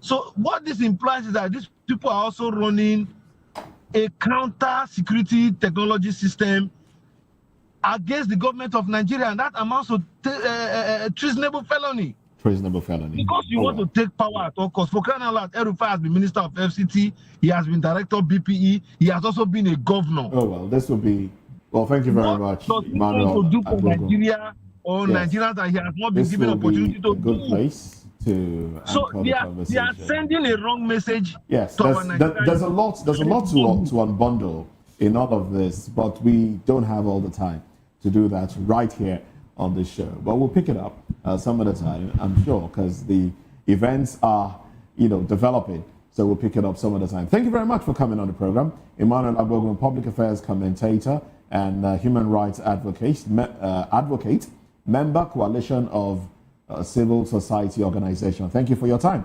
And big thanks to Prince Francis Chilaka, a public affairs commentator, and Elvis Elimehele, also a public affairs commentator. I do expect that Elvis will stay with us into newspaper review. Well, that's it on the show this morning. A newspaper review comes up shortly. All right, we'd like for you to come along with us as we dissect the headlines later this morning, in about a few minutes, actually. I'm Moses Humphrey, wishing you a beautiful day. Stay with us. Join us again at 10. Bye for now. And I'm Chukwu Mokoro. See you again. Bye for now. And I'm Jane Ogoye. Please join us tomorrow morning.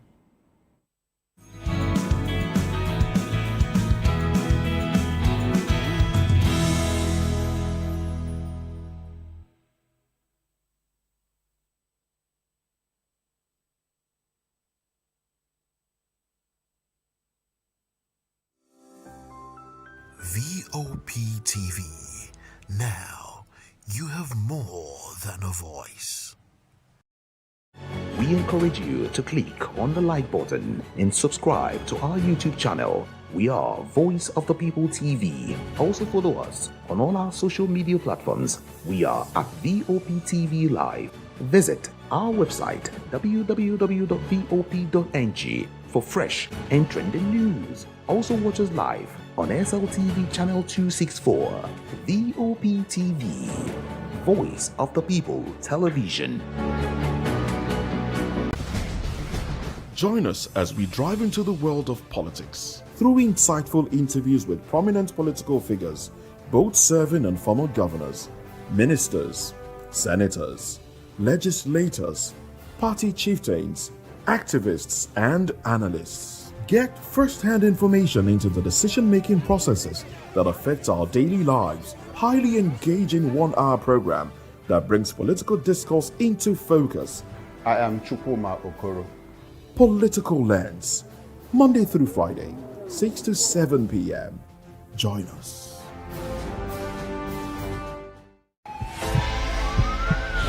This is Health Check, your weekly guide to better living, smarter choices, and trusted answers. From everyday wellness to urgent health issues, we've got you covered. Health Check, only on Voice of the People Television, where your health has a voice.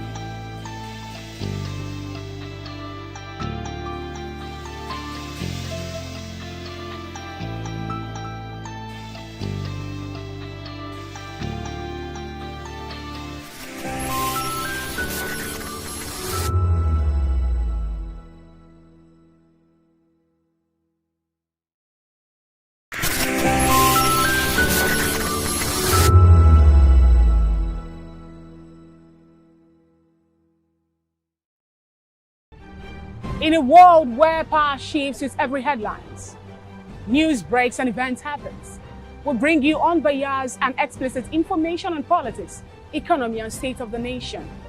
We break down the chaos. Facts, not fluff. Truth, not spin. We discuss not just politics, but a glimpse into the future. Voice of the People Television. Now you have more than a voice.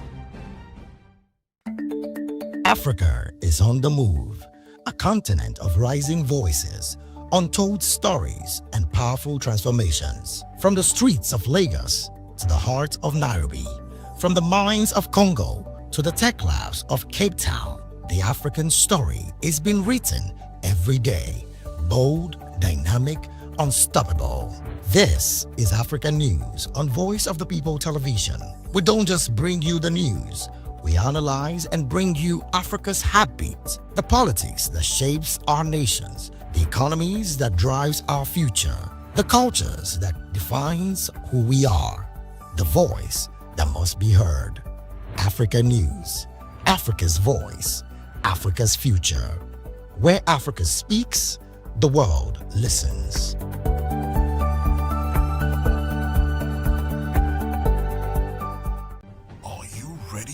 Extraordinary. Something big is happening on your screen. Introducing VOP TV. Now streaming on SLTV channel 264. From breaking news to captivating conversations, news analysis, giving you all sides to the story. We bring in-depth discussions on the issues that matter, from politics to sports, entertainment, and lifestyle. VOP TV on SLTV channel 264. Join us as we redefine what television means to you. Voice of the People Television, VOP TV. Now you have more than a voice.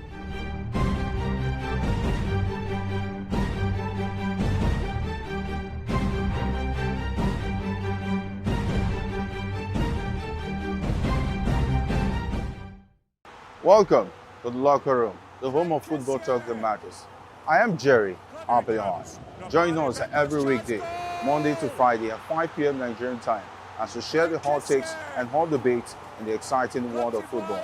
And joining me are the usual suspects, Ikechukwu and Mayowa, as we break down all the hot takes and everything that's happening in the football. Don't just watch football, live it with us. Catch us on the Locker Room and Voice of the People television at 5 p.m. Nigerian time. And like I always say, if not 20 minutes, please Behind every broken desk lies a broken promise. Education shapes the nations. But who is asking the right questions?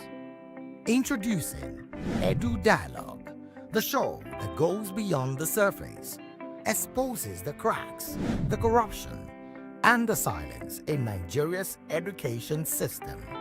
Edu Dialogue, Saturdays, 3 p.m., only on VOP TV. We break the biggest stories, from missing funds to policy failures. We ask the tough questions and demand real answers. Edu Dialogue, this Saturday, 3 p.m. on Voice of the People television.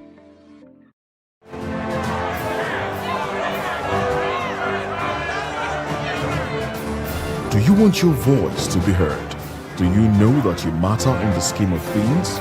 The People's Voice, the show where ordinary citizens take center stage as we discuss the biggest stories that affect you and I. With you in mind, we facilitate lively discussions, debates, and interviews on the topics that matter most to you and I. From social justice to economic empowerment, education to healthcare, governance, and more. Tackling tough topics and amplifying your voice. Join the conversation and make your voice count. The People's Voice. Make your voice count. To know the happenings in the maritime sector, join us on the program Maritime Frontiers on VOP TV as we discuss key areas in the maritime sector, from aquaculture, maritime transportation, maritime labor regulation, oil and gas exploration, ferry and passenger insurance, marine pollution and prevention, port operations, and lots more. Maritime Frontiers, exploring Nigeria's blue economy. VOP TV. Now, you have more than a voice.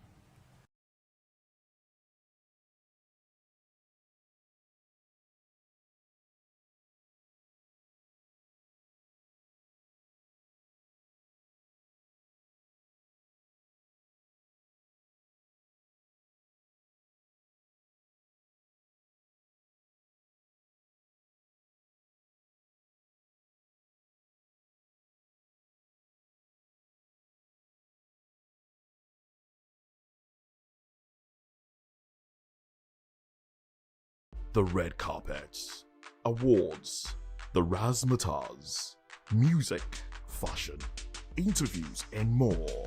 Spotlight on Voice of the People television. Let's feed you with all the juicy stories in the global entertainment space, bringing you the glitz and glamour as it is hot. Stay tuned to Spotlight, 1 p.m. Monday to Friday. Spotlight on VOP TV. Entertainment like never before.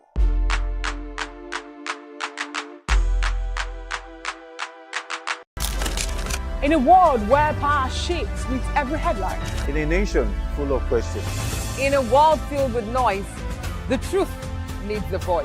The policies that shapes our world and the economy that determines our future. Every hour, every day, the grapevine keeps buzzing.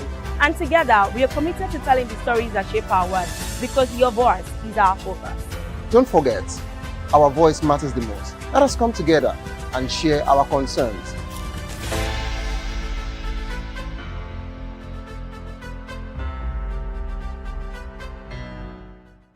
In a world where truth is the ultimate power and opinions scream the loudest, it's time to wade through the noise. Hunger no get tribe.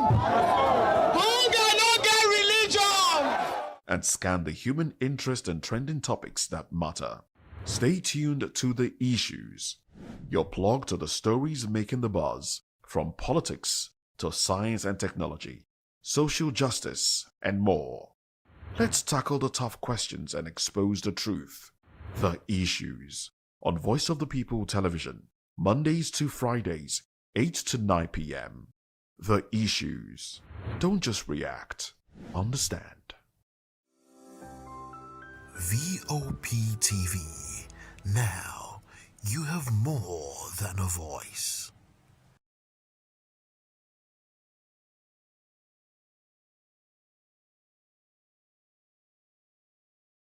Empty hunger. To the blaring horns of a hustling city, the loudest voices of the common man got a medium to be heard. This particular administration, they were coming unprepared. It's not a bad thing to renovate the president's lodge. Through top-notch programming, unbiased reportage of news, sports, business, entertainment, and cultural documentaries, Voice of the People 90.3 FM became a symbol for 21st century media. And now, a new baby is born. Voice of the People Television, VOP TV, youthful, full of vigor and penchant for excellence in the continent's media space, exposing the wrongs, applauding the rights, dissecting the news without fear or favor, through factual and accurate stories and contents. Corruption kills three things that makes a society. Representing the interests of the people and giving them a voice. Voice of the People TV is here to stay towards building a fair society. VOP TV, Voice of the People Television, truly a voice for the people. Voice of the People, you can hear me now. My name is Patrick Doyle, and I wish that you continue to echo the voices of the people. Big up VOP TV. My name is Suibifa Dokubo. Please keep watching VOP TV. Hi, my name is Kwekumali Ikena Onyekwena, and I am with the Voice of the People TV. Now, if you're looking for the veritable channel for information, politics, robust discussions, you don't need to go far. VOP has you. VOP will ever. Hi, my name is Patrick Diabwa, aka Ibani Chuka. I'm about the Eagle King, and you are watching VOP TV. Stay with us. 2564 is coming up on running 9 right. The 2564 Atlantic Tower. What happened in the hush behind hangar doors? Who signs the papers that gamble with lives? Which truths were grounded before they even ever had weight?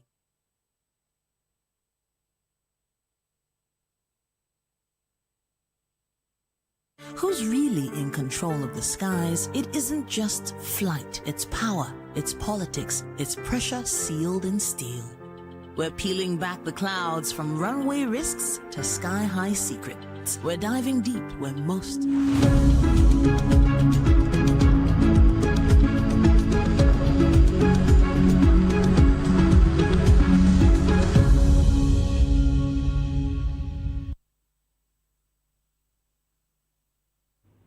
Thank you for joining us on Newspaper Review this morning. And today we'll be dissecting some of the biggest stories making the rounds on the major newspapers here in Nigeria. And as always, we have the usual suspects here with us. We have Barrister Agwenu. Thank you so much for sticking back with us.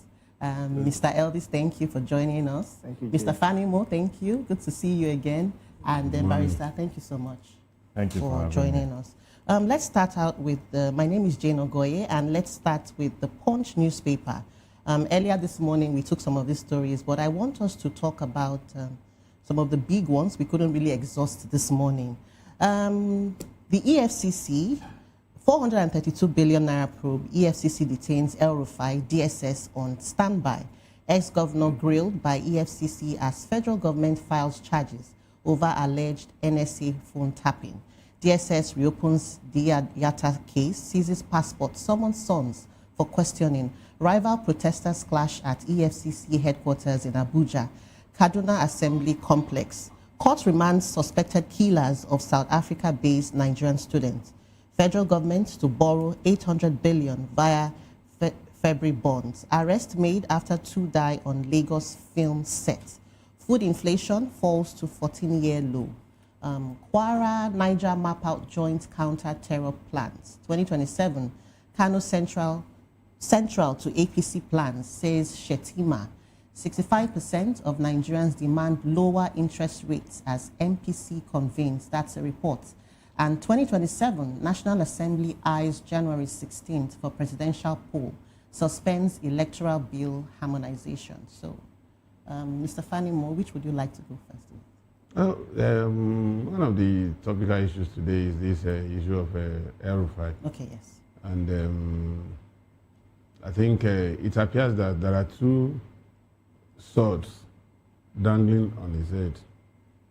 And the beauty of it is that we have lawyers in the house who can also shed more light on it. But from all indications, I'm not too faced with allegation of corruption, stealing, and all that, because it's always initial gra-gra.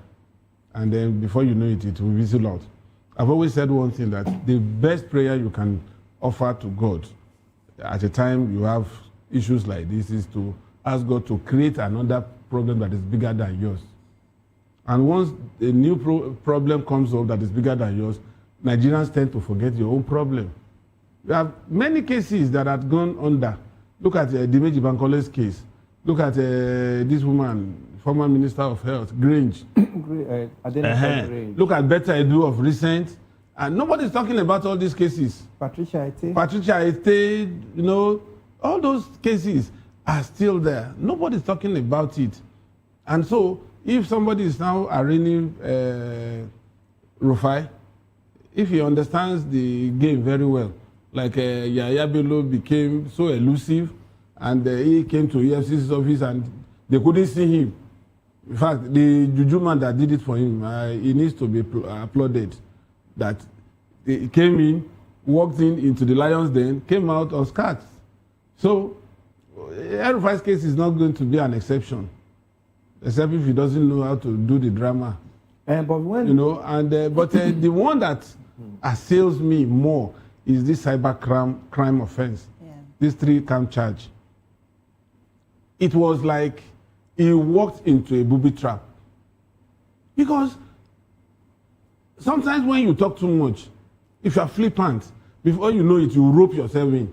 How could somebody was a minister, somebody was a governor, and with all the diplomatic experience he has garnered over the years, he didn't know that it was an act of irresponsibility for him to state that in a national television. How is he going to recant it?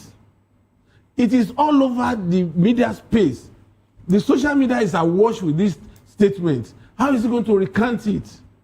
And to a national, even if you are having personal grudge with Nuri Badru, such things shouldn't come from you on the national television. Now he's in it. So what they are doing now is, if they cannot catch him in the first trial, the second trial is as good as convicting himself. Because he even mentioned it, that he knows that it's illegal. But for the fact that the government also engaged in such things, so that means since he was part of government, he has been engaging in it. Now he's out of government, he's still engaging in it. The fact that you do something and you escape does not mean the law is not there. So it's left for the lawyers to explain how he's going to wriggle out from this. Yes, my take is that when a bird perches on a bed, when a bird perches on a rope, he must be ready to dance with the rope. A child that said the mother will not sleep, he himself will not what? Sleep at all. You see that this same man is part and parcel of the people that put us in the web of this ugly experience we're experiencing under this government. When he was busy preaching heaven and earth, then about the current government, he failed to know that the table will turn. Now he has abandoned them. His sin is now being reviewed. It's no longer a matter of when you join them, your sin is what? Hereby forgiven. The reverse is the case now. Nobody is above the law. let him face the consequence. More importantly, that he admitted on national television. He admitted. The fact that the government is doing it does not mean that you should do it. It's even a clear admission that he has been doing it. He has been part and parcel of. It was part of PDP. Yes. It was part of APC. Yes. You cannot be one party in the daytime and then at night you now abandon that party. You now go and serve for licking. Especially when you look at the way Kaduna State was so devastated during his 8 years as governor, insecurity-wise. Yes. You understand that what he said in that interview, he need to be questioned more, because there was even a time that he said they were paying bandits, yes, so that for his state people to be free from the banditry. And at the end of the day, we never saw anything that happened. You see the killing that took place throughout his 8 years. It was so brazen. Then he now coming to tell the world that he can tap, I mean, as high as a national security advisor's phone. Who is any other person in Nigeria that he cannot tap his phone? Maybe even if they tap my one, I won't even know. So it's something that the federal government should not toy with. It should be asked more questions, especially with this insecurity and with the present situation we are going through in Nigeria now. Like Mr. Dele has said, concerning the money, we have seen bigger stolen money in Nigeria that really never flies. But this insecurity matter and this tapping of phone, I think it should be questioned. My take is that who goes to equity must go with a clean hands. Before we prosecute or persecute El-Rufai, we should be asking ourselves silent question. It could be that it is not only El-Rufai that is guilty here. There may be other actors who have been tapping on this man's phone because of his lazy attitude towards his office. There are many things that have happened in that NSA that ought not to be. But because of our way of promoting strong men, not strong institutions, nobody looked at it. Many things have happened. How could you be an NSA and your car was stolen? Your car was stolen, NSA. On what ground did that happen? In a Senate clan, that man shouldn't be in that office up to today. Before now, he should have been released from that office. So when you are blaming El-Rufai, go and check what the law says. This man said that a third party got the information and gave it to him. That is a matter of conspiracy. But no, hold on. It's conspiracy. Aiding and abetting. Hold on. So it's not a one-way traffic something. I am coming, my brother. I'm coming. Yes. Let us look at it from that angle. Yes. So when NSA or DSS are trying to make a case against El-Rufai, they should arm themselves with a strong information and facts. It is not enough for him to make pronouncement on national TV. When you go to the nitty-gritty of the matter, there are issues to be looked at by the court. How did you tap the phone? Was it a terrestrial line? Was it a mobile phone? Was it, there are so many sources you could use. So on which ground now are you holding El-Rufai? Did you confirm that actually your phone was tapped? Did you confirm? The court can solo convict him on that confessional statement from air. The court can convince him. My brother, look now, hold on. Did the NSA confirm that his phone was tapped? Did they confirm it? That's not the issue. It is the issue. What is important? Everybody could have said anything. I agree with you. What is important? That statement is indicting. It's enough. It's enough. Because are you aware that they may have typed, they can tap your phone last 3 weeks? You may not know. So the burden is on him to describe that statement. Worse things had happened here. Remember when she threatened the wife of the president of this country? That God told him that she should be killed because she's an infidel, she's a Christian. Did it not happen here? Why didn't somebody ask him to go and show us that God? What is the basis for comparison? My point is clear. The point I'm making is clear. My point is that the fact that people have been doing it does not foreclose the fact that somebody has done it. It's a criminal offense. A crime is a crime. The fact that Mr. A did it and escaped does not mean that Mr. B that is doing it now should be exonerated. If we are doing that and we are speaking like this country will not make progress. He has made a certain statement and that statement is clear. It's a confessional statement. And based on that, the court, they can even query him. They can summon him and ask him, On what basis? What are your information? Who is the third party? Why are we selective? It is not left for him to produce that third party. In this who gave me that? The issue of selective matter does not arise in this. This is not It has selective. nothing to do with selective. He gave an interview. There's no selective matter. He gave an interview. Was he coerced into taking that interview? It was not. He walked into that studio himself. It was a voluntary interview. It was not an interrogation. But gentlemen, was telling us that from people this go in politics. their body bags. It's not about politics. We are looking at a crime that has been committed. Let me say this. Okay. Let me say this because the law is what is it? The law does not have what is it? Nobody is above the law. The fact that somebody has been committing, the fact that is what the law is. The fact that people are, you feel that some people are above the law does not forecloses the fact that this is the provisions of the law. And once an offense has been committed, it is not a matter of whether they are from shopping or not. Whoever that you have called for that purpose must be used as a deterrent. My brother, my take is that must be properly prosecuted. Everybody. Some of us may not be lawyers, but we are knowledgeable enough to know what is right. And we all studied logic and reasoning. If previous cases have been taken care of, and El-Rufai wouldn't have seen himself as above the law to make that statement on national TV. What things have happened in this country, nobody looked, in fact, nobody discussed it, nobody talked about it.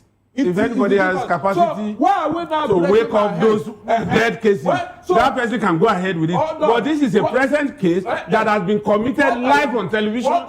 We cannot justify it for any reason. The matter is in court. The matter is in court. Okay, but shouldn't we also be afraid that such a thing can even happen? What does that say about our security? And that's what I'm saying. That That's why he has to explain further. That's why he has to explain further. He has admitted that he only aided and abetted.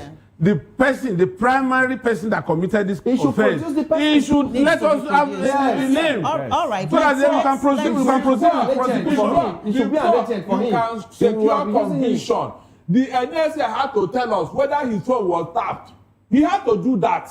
That is you are not sitting in court. Yes.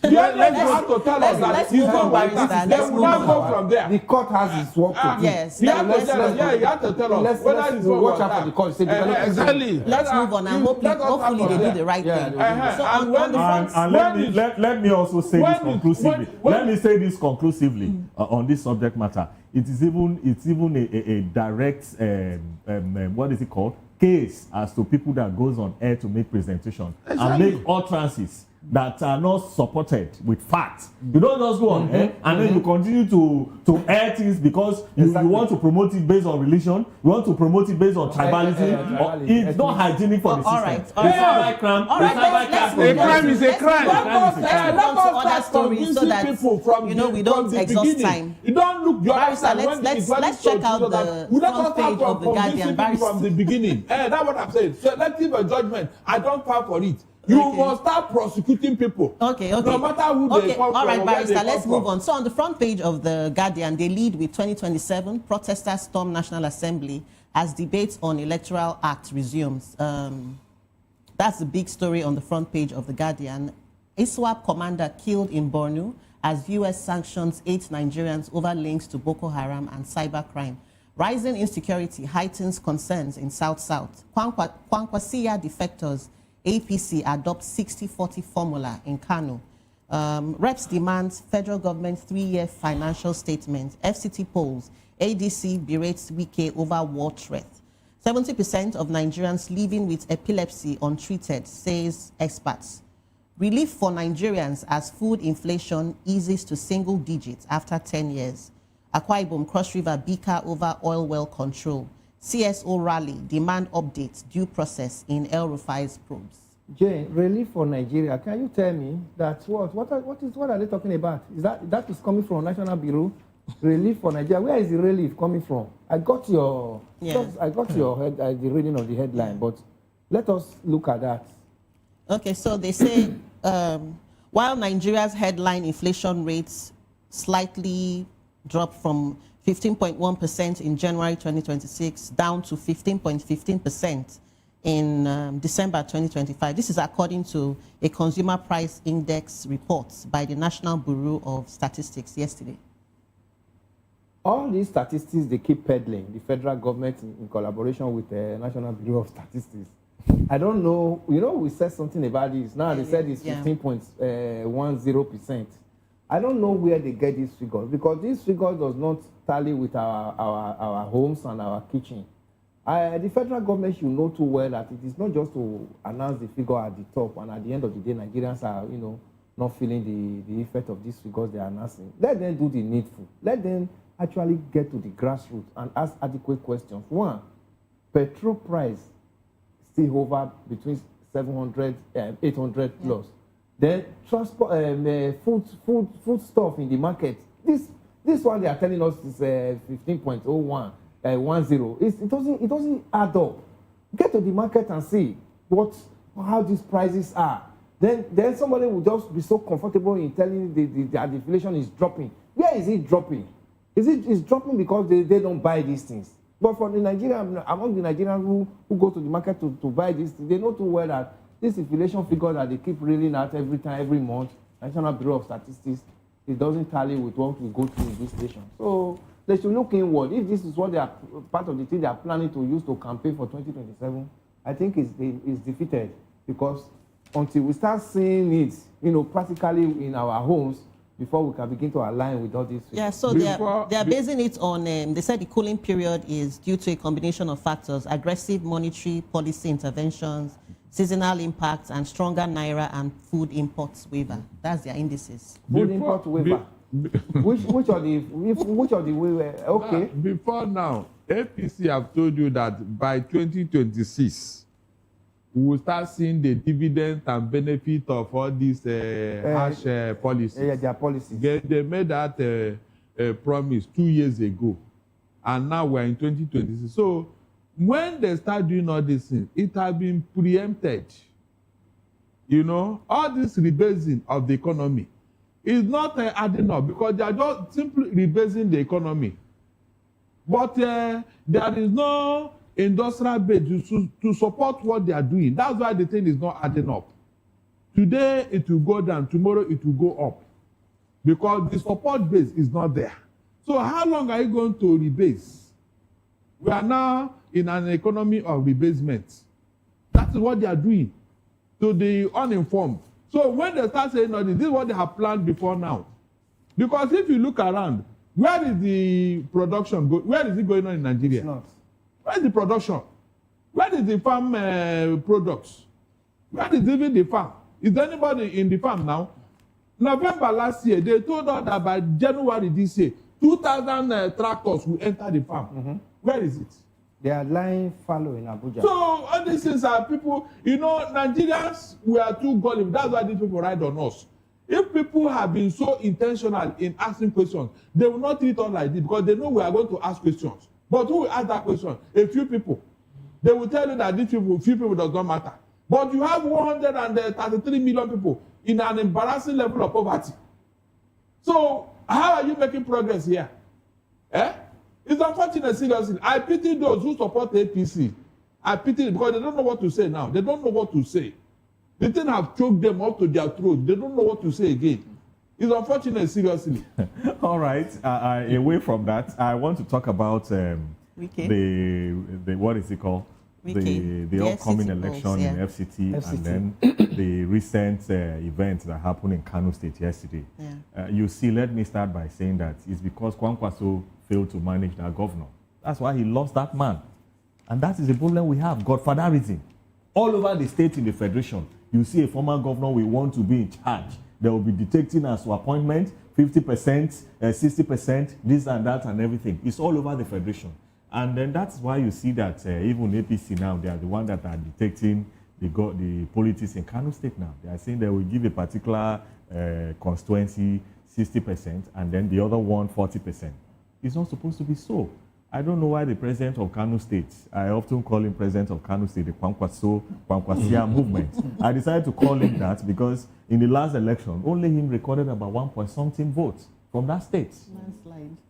And then that vote, if this man joined force with the other opposition now, when you add that 1 million to whether PDP votes or Labour Party vote, you will see that Tinubu will be back in the President Bola Ahmed Tinubu will be back to Lagos State. But I don't know how God intends to make that happen that time. And then let me narrow it down to what is happening in FCT in respect of the forthcoming election. You see that the threat from the former FCT minister is unbecoming. Let him allow people to exercise their rights. The threat is too much. FCT is not Port Harcourt. You are an employee of the president. You are employed pursuant to the provisions of the Constitution. You must know your limits.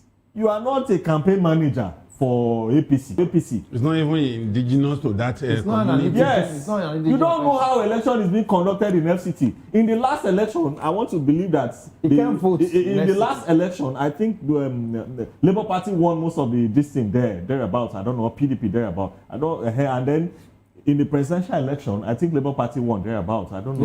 Yeah. Yes. So you need to understand the terrain. People there, they are more civilized than the people in other states that you can influence. I want to ask something to what you are saying. We should not blame Wike. One bit. We should not blame Wike. Okay. Yesterday, in our other program, we played an insert where Tinubu now told the story how Wike came to him and said that he should be exempted from TSA so that he can use the money and do more for Federal Capital Territory. Tinubu now said, okay, what are those things you want to do? Give me your proposal. Wike brought it. Now looked at it. He said, okay. Now, another thing he told them, Wike, if this thing you are going to do will be in my favor, in the favor of my political party, no problem. But if it's going to be in the favor of your own political party, you have lost your job. He said, they played it yesterday in my program. Now, for you to have given your minister a marching order that he must make sure that you win a particular place, please, what are you telling him to go and do? And now the man is saying that he will block anybody who do not allow them to win. Is it not the message they sent him that is delivered to you? He has just delivered the message from his paymaster. All this while that Wike have been acting like a loose cannon, who have called him to order. I just heard in paper this morning that APC people have, reprimanded him for that statement he made. That he's calling for war because of election in FCT. And his paymasters are there, watching and looking. So when you are trying to criticize Wike, look at the people playing the music he's dancing. They are the real problem. I agree with you, but my point is just a matter of time. We have somebody like Adedibu in Oyo State. Is it Oyo State? He also was in the same state. He also was. So we have series of them. It's a matter of time. Yeah, apart from even time, there are some things that Wike should understand. Wike is not from Abuja. It's not an Wike is only in Abuja because he's appointed by the president. And he wields so much power. The visitors in Abuja are more than the indigene. No, the visitors in Abuja. Looking at demography. What he's talking about is he is not indigenous to that community. He cannot vote in so he cannot impose himself on that community. The point I'm even making is that a non-indigene can win election in FCT. Yes, number one, and the visitors, the non-indigene in FCT are more than the indigene. No. And they are more exposed than the indigene. So let us correct that impression so that we can all have sense of belonging along the same line. That is the only best way we can get it right. He can only vote in Rivers State because he is not. Are you aware maybe he has transferred his this? You don't know. Yes, the right of transfer is there. The right of transfer is there. It's open. He need not come out and tell you. Campaign that Fubara is not coming back. You mean he will transfer to go and vote in Abuja? I don't know. For this purpose, who knows? You can't predict him. What I'm saying in essence is that you can see how we create monster or we create God out of human beings. Then later, when this monster has become something else, we start shouting, how did we get here? Who is doing all these things? When you promote a human being to the level of a god who can do no wrong, then later when he start acting in that manner, you start blaming him. Like this thing Wike is doing now. Was it not what El-Rufai was doing when he was in APC? Was it not the same thing? It's all the same thing. What Wike is doing now, I've never seen any politicians all over the federation that have ever done it. No politician has ever done it. No politicians have ever done it. You can see now. Yes, is an expert in what he's doing. I've not seen what he's doing. Which other politicians operate? They will go for a program. They will bring a live band. Which politicians operate like that? They will bring a live band that will be passing message to their opposition. In fact, the convoy of Wike today is 001. So you see, the truth about it is, if we are going to, no, we are not supporting it. You see, the point is, if we must bring up some basis for comparison here, let us be intentional about it. Till today, I've not seen somebody like Wike. Yes. When it comes to being a traducer in one political party and still holding on to the card of that political party, show me one person. The only person that was in a party and was seconded through the permission of the party to work in another party was Chibola Ige. And look at how he comported himself till he was killed. Look at how he ended with him. You understand? Even in spite of that, the man was killed. Now, so you can't begin to say that all political. If El-Rufai didn't do such a thing. He didn't do such a thing. If El-Rufai is in a party, he will be a loyalist to that party and is ready to die for that party. So there is no basis for comparison. There is because when you allow your subordinate to be acting in so much arrogant manner, you are giving them the weapon to start behaving in a manner that is unto because this man has a principal who appointed him. What will it take Bola Tinubu to tell Wike, you have been appointed as FCT minister, please stay here and do your and leave Rivers alone? No, now, is it not because of that impetus that made him to be talking and acting anyhow? And you are telling me there is no reasons for comparison. Somebody appointed. Who are you comparing Wike with now? I am comparing because when. No, who are you comparing Wike with? Mention the name of the person you are comparing Wike with. When El-Rufai was in APC, we all saw what he was spewing out with his mouth. We need to be logical. We need to be logical with anything we say here, because we are also, apart from informing the public, we are also educating the public.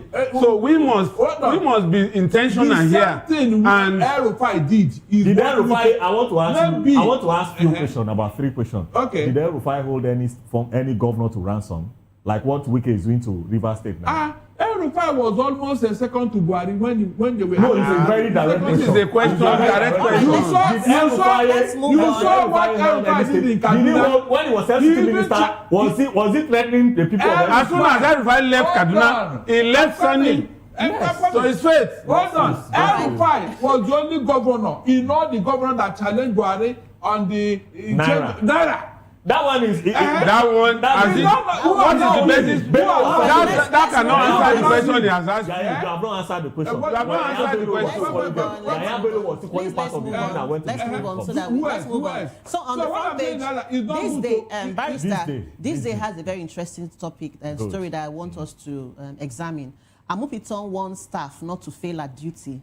INEC hires 1,132 vehicles for FCT election. Good one. 1,000. That warning must be 1,132 vehicles for FCT election. Yeah, that warning must serve as litmus test for his government. Amopiton's regime in INEC, because INEC needs a lot of integrity. Now, let us begin to see whether we are going to start getting some of it from this FCT election this weekend. Yeah. Especially now that he has actually come out now to warn the staff. If it's actually the problem is from the staff or the problem is from the leadership, let us begin to know now, because Nigerians are going to start adjudging him. By this time on Monday, after the FCT election has come and gone, we will be analyzing what happened. We'll be comparing with what we saw during Mahmoud Yakub's administration to his own now. So that warning must be effective, and he must follow it up. On that Saturday, he must also be like an observer. He should move and see where things are not working well. Every fault we saw in Mahmoud's INEC must not repeat itself in Amupiton's INEC. So I'm happy he has come up. He has actually brought himself up. Unfortunately, let me now disappoint you. It's going to be worse under Amupiton from what we have seen so far. From what we have seen so far. We cannot be. Campaign has started. Is it this election that they have already told Wike to win at all costs? That you want him to go and lose, Abi? No. That will not foreclose the fact that those are said it is not possible. Winning election belongs to the people. Those are speculation. We are starting on a clean slate. We have a new INEC chairman. Clean waiting. We are starting with a new INEC chairman. With all the infractions you and I have seen so far, that this INEC chairman did not address, and you are telling me that it's in 2017 that he will address it, Abi? This campaign that is going on and vote by you, what has he said about it? He said you are going to go EFCC, he's going to go the police to take care. Well, is that how things are done? The Electoral Act is there. Has he acted upon it? Tell me, the Electoral Act is there. Has this Amupiton acted on any of them to show at least if he so acts on it, the three major contenders cannot contest. That is it. The three of them are already campaigning. Obi was recently campaigning, over 3 days ago. Atiku is going about campaigning. Who started the president is equally campaigning. Who started so by the time we disqualify one person now, they will start. Who started it? It was not when he refused to reprimand. No, let me tell you how this started. When he refused to reprimand those who started it last year, even last year, that poster was all over Abuja. The point here. If you are reprimanded, another person putting my posters there does not mean another person putting my posters there does not mean that there was a governor in the past just because he wanted to denigrate Chief Afefe Balola, he went to print Afefe Balola's poster. It does purporting that he wants to be governor of that state. And I know, as soon as I saw the poster, we knew that it was something else. Political. Because Afefe Balola wouldn't have even imagined contesting the governorship of his state.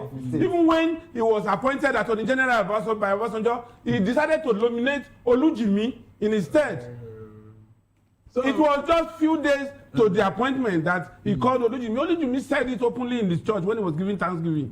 That Afefe Balola, because Olujimi was in Afefe Balola's chambers, and before he left to create his own chamber along with Chief Akeredolu, the late governor of Ondo State. Yes. So you see, when we talk here, let us talk on the basis of facts. That fact is that there was a poster.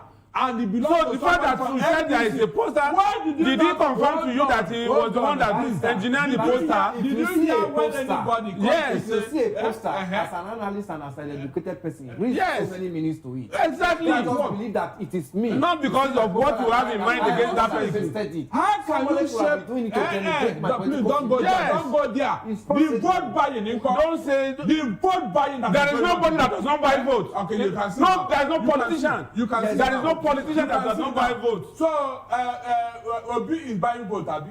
You have seen him buy votes, Obi? Have you seen Tinubu buying votes? From what? Have you seen Atiku buying votes? From what political? Have you seen political position is he using to buy the votes? Let us be objective. Let us be objective and not mention names of people of the major contestants. I wonder. So let us. Okay, why can't they investigate it? Let's move on. Please, why can't you investigate it? The law is that. Why can't you investigate it? You cannot investigate another person for an offence that is committed by another person. If assuming you arrest Mr. Thank A, God, barrister. you arrest Mr. A with money, buying votes. That offence is being committed by him. You cannot go and arrest Obi for Obi because he's a member party. You are hold on. I disagree with you because Bakada's liability will come in here because who benefiting from what you are doing? It's not by benefiting. He will deny that he didn't send you. He will deny he didn't send you to go and buy votes. All right. Let's move on, please. We're almost out of time. Let's move on. The law is very clear. You get somebody money to be they will deny that. Okay, so the National Assembly has proposed January 16th for presidential poll, and they have suspended the electoral bill harmonization. That's one of the big stories, on the front page. January 16th. Yes. Very soon now. That's a reversal from February. It was initially February. Yes. And people are even complaining that the February date, the possibility of that election holding is not there. Okay. And now, you recall that under Buhari, is it the second election that brought in Buhari? They postponed the election twice thereabout, or this last election. I hope it's not because of this Ramadan matter. No, it's not. So the development comes a few hours after the Senate and House of Reps suspended the planned harmonization of the Electoral Act. They say after several consultations and meetings, INEC and the leadership have now agreed for the new date. So there was no explanation. I read a report. Okay, this is the Punch, actually. I read a report this morning that they were factoring the fact that if this year, according to Muslim calendar, Ramadan is starting about this time, tomorrow. Then with their calendar against next year, Ramadan fast will start on 7th of February. To March 8th. To March 8th. Yeah. Which means if you conduct an election at that time, it's like you are not sensitive to their religion. It was part of, in fact, it was major plank on which that election was brought back to January. But another thing, we are not lawyers, but we are educated to some extent. Another thing, which was part of the electoral law amendment that was proposed, was that there should be a 185-day time lag between when an election is conducted and the swearing in, so that you can have enough time for litigation. But the purpose is already defeated with all of this now. No, from February back to January, I think it still falls within that period. No, if it is. Yes, they are bringing the election back to January. Even if it's January. No, the time are you telling me? No, wait. Time. 185 days is how many months? That's 6 months. That's and then 30 times. A little over 6 months. 30. No, let us assume that 31st. Yes. So now, when is it? Now, if it is January, then the swearing it should be in July. Which is still May 29 is swearing. But May 29 is the time. So the person that proposed November as election day was right. And technically, the National Assembly is trying to work against that proposal. That's why they are going back and forth. So that by the time, because if you are going to hold election in January, campaigns should be allowed from October or late September. Now, amendment has not been made. So a lot of issues are embedded in this electoral law amendment. For me, you understand? I totally disagree with this religious sentimentalism. No, that religion is an issue. No, it's not. It is you who made it an issue. No, hold on. We have Muslims. Hold on. We have. I disagree with it. Let me also say this openly, since you disagree with religion. Yes. In the premiership now, there is a law now. This fasting that is starting this week, there's a law now that states they even practiced it last year. During the football period, they will stop the ball for people to go and break their fasting. Are you getting my point? Yeah, if the advanced country can adopt if an advanced country can do that, who are we? Do you know how many people that are fasting that period? Exactly. And then they'll come and line up and queue. Do you know what it takes to come out to vote? Brother, let us be considerate. Let us accommodate some people. Why do you think the elections are not conducted on Sundays? I wonder. Why do you think elections are not conducted? And the Muslims are also challenging it. You get me? The Muslims are challenging it that why are you doing certain things on Friday when it's supposed to be the only day? So we need to balance all this. So that's 7 days Adventists went to court on this same matter. We don't have to be parochial when we are handling some of these issues. They are disenfranchised because they go to their worship on Saturdays. On Saturdays. So we have to be sensitive. Do it out. I am coming here. 7 days Adventists. Let us call a spade here. These religious observance have dealt with us in such a manner that by now we ought to do away with it. It's a private thing. No, in fact, if I have the opportunity, I will cancel this pilgrimage to Mecca and to Jerusalem. It's a matter of personal interest. It doesn't have to stop the progress of a nation. It doesn't have to. That's what I'm saying here. I agree with you, but so why are we encouraging it? I want to. He's not encouraging it. UK. And since after that Indian man became prime minister, the Muslims have taken over UK. In fact, they are regretting their actions. They are regretting it now. Yeah. So you want to copy? You want to copy? Okay, you can't wish away religion in our polity in Nigeria. Give me example with the US where we copy this democracy. Give me an example with that country. We copied democracy from there. The fact that you copy from them does not mean you should not brand it to suit your environment. Exactly. This one is not suiting us. It's not suiting us. We need not to travel to Beijing to know this fact. It's not suiting us. Tell me how we are benefiting from it. Let me say this openly. Elections, vote, you know the procedure. By 10-11, you may not have even seen the electoral materials and the polling agents. And then people are fasting. You expect them to come and stand and queue. If it's electronic for hours. These people are fasting. For God, what will it take of you? My brother, if you grant them that opportunity. These people that are it's not everything you brag on. It's not every matters you brag on. These are irrelevant matters. With due respect, I have to tell you this. Good. Hold on. I just have to tell you. These are so elementary that we need not brag on. These people that are killing people. All right. Which religion did they who are the people killing people? Let's take this. These people that are killing people that divided America and Nigeria. Which religion did they profess? They don't kill on Fridays. They don't kill on Fridays. We're almost out of time, so let's quickly take this. Let's quickly take this story. We are the people pardon these people. It shouldn't have happened. These are atrocities they commit. Barrister, please. Okay, thank God. The handcuff person says you hold on. Let her talk. Out of time. Let her talk. I pray through Ramadan there will be no killing in Nigeria. Let us observe that. Let's move on. The people that killed recently. Let me just give it back to you. The people that killed recently, the people they are asking them to change their faith in Kwara State recently. What religion? Were they not Muslims? Are they not Muslim? So let us face our problems squarely. How many of them? Are there no Muslims? About 100 and something. So let us not get into this matter. Let's move on because that's not the issue on board now. We're almost out of time. Court remands suspected killers of South African-based Nigerian students. I'm sure we heard. Yes. We have 40 seconds, so. It's a very pathetic story. Yeah. I think this shouldn't have even happened. I don't know. A 22-year-old driver and student in South Africa. I think the court should do the needful. You know the funny part of it is the period of apartheid in South Africa. I was in South Africa on some occasions and I had cause to interrogate some people. Do you know that the easiest crime you can commit in South Africa and get away with is murder? Because they so liberalized it because of apartheid regime that changing the law is now a difficult thing.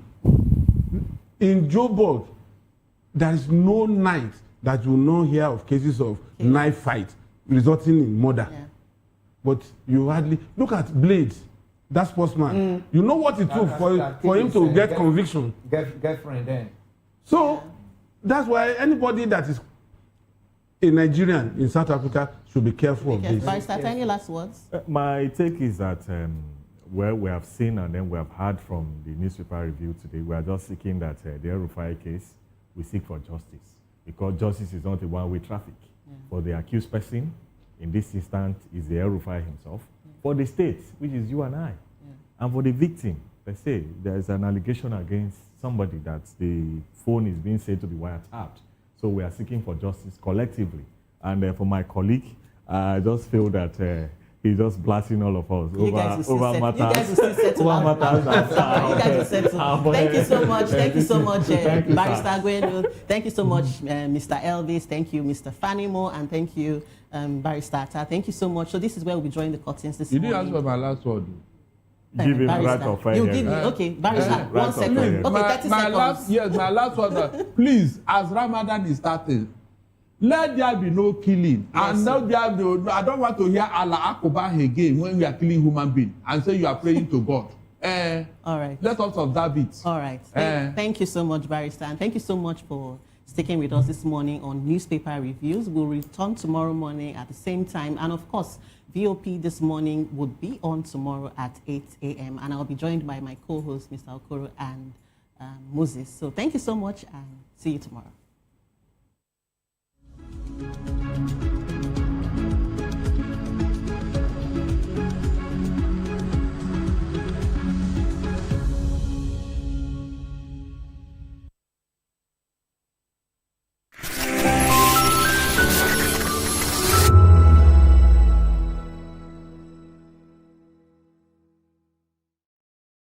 To know the happenings in the maritime sector, join us on the program Maritime Frontiers on VOP TV as we discuss key areas in the maritime sector from aquaculture, maritime transportation, maritime labor regulation, oil and gas exploration, ferry and passenger insurance, marine pollution and prevention, port operations, and lots more. Maritime Frontiers, exploring Nigeria's blue economy.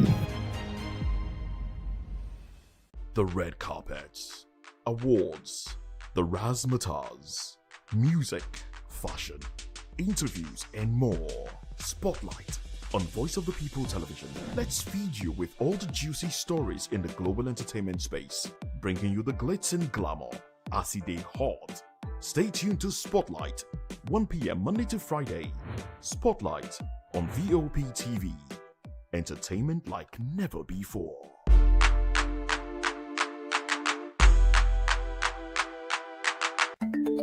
Africa is on the move, a continent of rising voices, untold stories, and powerful transformations. From the streets of Lagos to the heart of Nairobi, from the mines of Congo to the tech labs of Cape Town, the African story is being written every day. Bold, dynamic, unstoppable. This is African News on Voice of the People Television. We don't just bring you the news.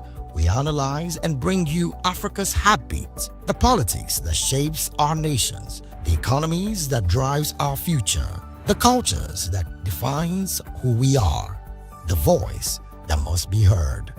Africa News, Africa's voice, Africa's future.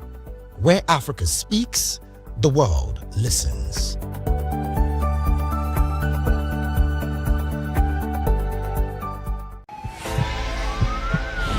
This is Health Check, your weekly guide to better living, smarter choices, and trusted answers. From everyday wellness to urgent health issues, we've got you covered. Health Check, only on Voice of the People Television, where your health has a voice.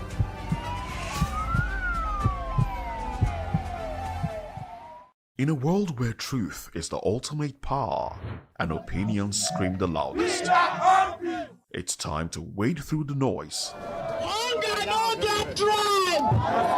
Hunger no get religion. And scan the human interest and trending topics that matter. Stay tuned to The Issues, your plug to the stories making the buzz, from politics to science and technology, social justice, and more.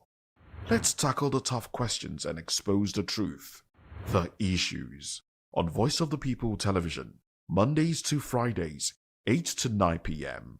The Issues. Don't just react, understand.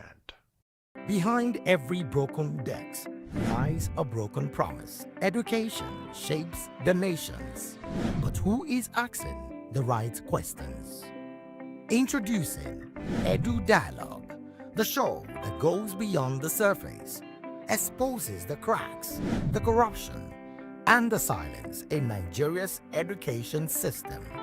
Edu Dialogue, Saturdays, 3 p.m., only on VOP TV. We break the biggest stories, from missing funds to policy failures. We ask the tough questions and demand real answers. Edu Dialogue, this Saturday, 3 p.m. on Voice of the People Television. In a world where power shapes with every headline, in a nation full of questions, in a world filled with noise, the truth needs the voice. The policies that shapes our world and the economy that determines our future. Every hour, every day, the grapevine keeps buzzing. And together, we are committed to telling the stories that shape our world, because your voice is our focus. Don't forget, our voice matters the most. Let us come together and share our concerns.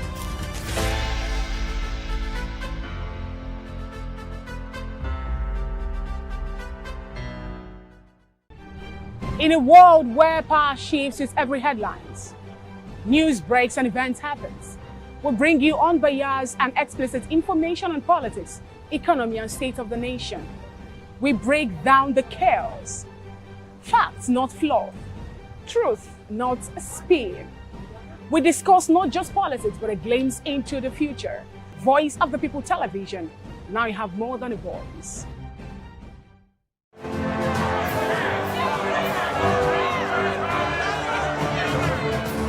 Do you want your voice to be heard? Do you know that you matter in the scheme of things? The People's Voice, the show where ordinary citizens take center stage as we discuss the biggest stories that affect you and I. With you in mind, we facilitate lively discussions, debates, and interviews on the topics that matter most to you and I. From social justice to economic empowerment, education to healthcare, governance, and more. Tackling tough topics and amplifying your voice. Join the conversation and make your voice count.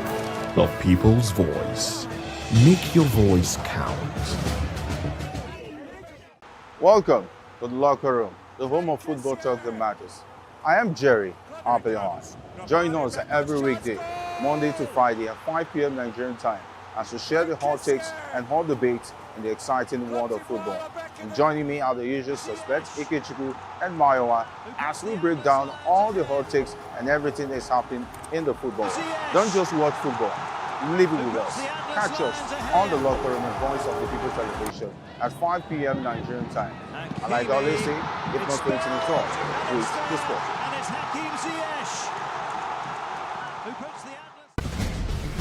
Join us as we drive into the world of politics through insightful interviews with prominent political figures, both serving and former governors, ministers, senators, legislators, party chieftains, activists, and analysts. Get first-hand information into the decision-making processes that affect our daily lives. Highly engaging one-hour program that brings political discourse into focus.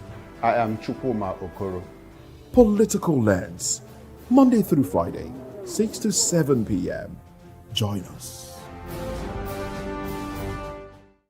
We encourage you to click on the like button and subscribe to our YouTube channel. We are Voice of the People TV. Also follow us on all our social media platforms. We are at VOP TV Live. Visit our website www.vop.ng for fresh and trending news. Also watch us live on SLTV channel 264, VOP TV, Voice of the People Television. VOP TV. Now, you have more than a voice.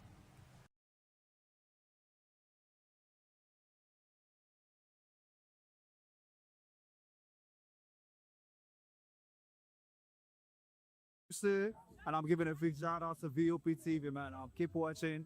Don't change the dial. Thank you and God bless you. My name is AY, and of course, I represent the voice of the people, and that's why I'm on VOP. AY say so. Hi everyone, it's your girl Miriam Tima from the Real Housewives of Lagos and the Real Housewives Ultimate Girls Trip Africa. Shout out to VOP, the voice of the people. You already know. Stay tuned, keep watching. And don't forget, VOP is the best. Alright, hello, it's a boy that's shaking the man fine back with Melanie Poppy Black Skin Boy. This is VOP TV. If you're not watching VOP, I don't know why you're watching. Maybe you're watching your weight. Hello, beautiful people. This is Wale Ojo, and you're watching VOP, Voice of the People. Hi, guys. You already know who it is. This is New Energy. Flyers boy ever live. Keep watching VOP TV. Thank you.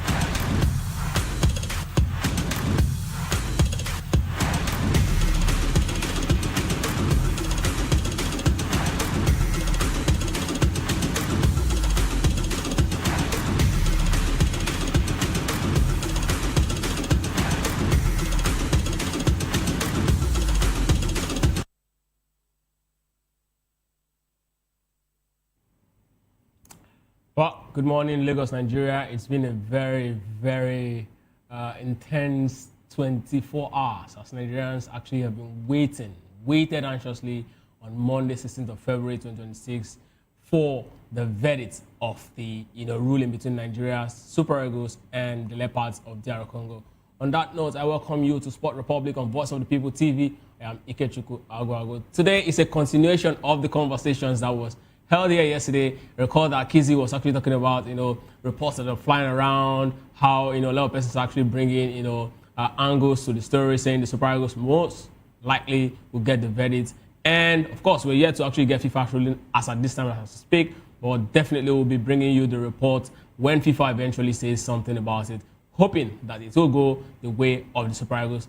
Though FIFA are still yet to, a lot of persons have been asking questions as to why FIFA has been quiet about the ruling against DR Congo fielding ineligible players. I think there were 6 of them in that particular petition, and the Super Eagles have been complaining. And these players have been part of the team since November 2026 FIFA World Cup playoff in Africa, and the Intercontinental playoffs were to be held in March.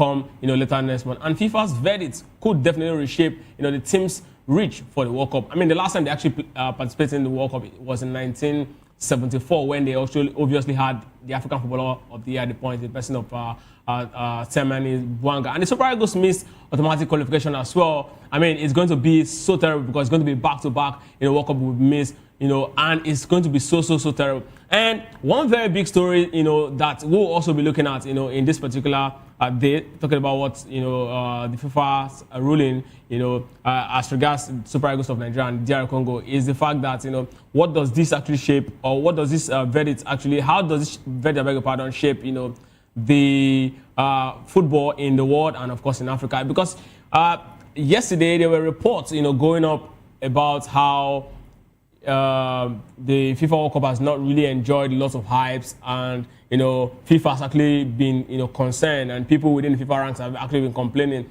And I was having a conversation yesterday myself, Kizzy, and OGD director. We were talking about FIFA Super Eagles chance, and my director was actually telling me that why not go World Cup? What's be what's now go do for them? Now we win the World Cup. And I was looking at him, I was asking myself. It's just like asking England, why you want to go World Cup? They go win the World Cup. What? It's just like asking Spain, you go win the World Cup, why you want to go to the World Cup? Nobody knows who's going to win it. Just one team is going to win it. So the Super Eagles, if there's a chance for the Super Eagles to actually, go to the World Cup, then definitely we're about to take the chance. And one very big part of, the conversation we'll also be looking at is, we'll be x-raying what the effect of Nigeria on global stage when it comes to football. But I'll not be doing this alone. I'll definitely be, in the company of, Barrister, who is definitely going to help us, put a piece to this conversation. Good morning, Barrister. You're welcome to Sport Republic. Yes, good morning, and thank you for having me on the spot today. Okay, so Barrister, you've been following, or you've been hearing stories about the Super Eagles, going to the World Cup and the chance of the Super Eagles making it to the World Cup after we've missed out, on the qualifying stage, sadly due to penalties against DR Congo in that, high-octane game where it ended 1-1 in 90 minutes. Now we're actually on the verge of, actually going through the World Cup through, getting, if FIFA actually rules that way anyways, by getting what is described as boardroom points. I mean, looking at all of these complexities, what exactly is your take?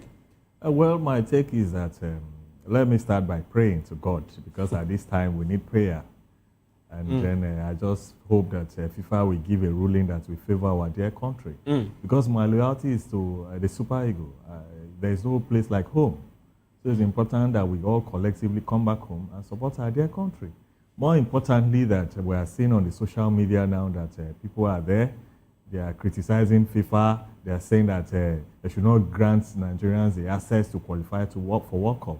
Why will you say that? We need to do a lot of damage control on the social media fora so that FIFA will not see all those. And then FIFA will now say, oh, we overlook this and that. And then another thing, I don't even know how FIFA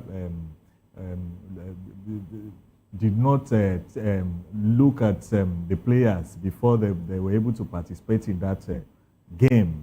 And then, but thank God, it's to our credit, it's to our advantage. And that is part and parcel of our appeal right now.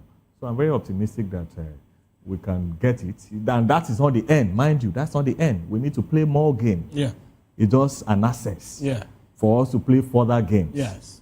So, and that is what some Nigerians are saying. If you cannot beat a fellow African country, because we are going to compete with some European country. No, it's actually country in the American region that will compete. So Americans per se. Yeah. I think, and you know that most of the country in the American nation, they are dogged.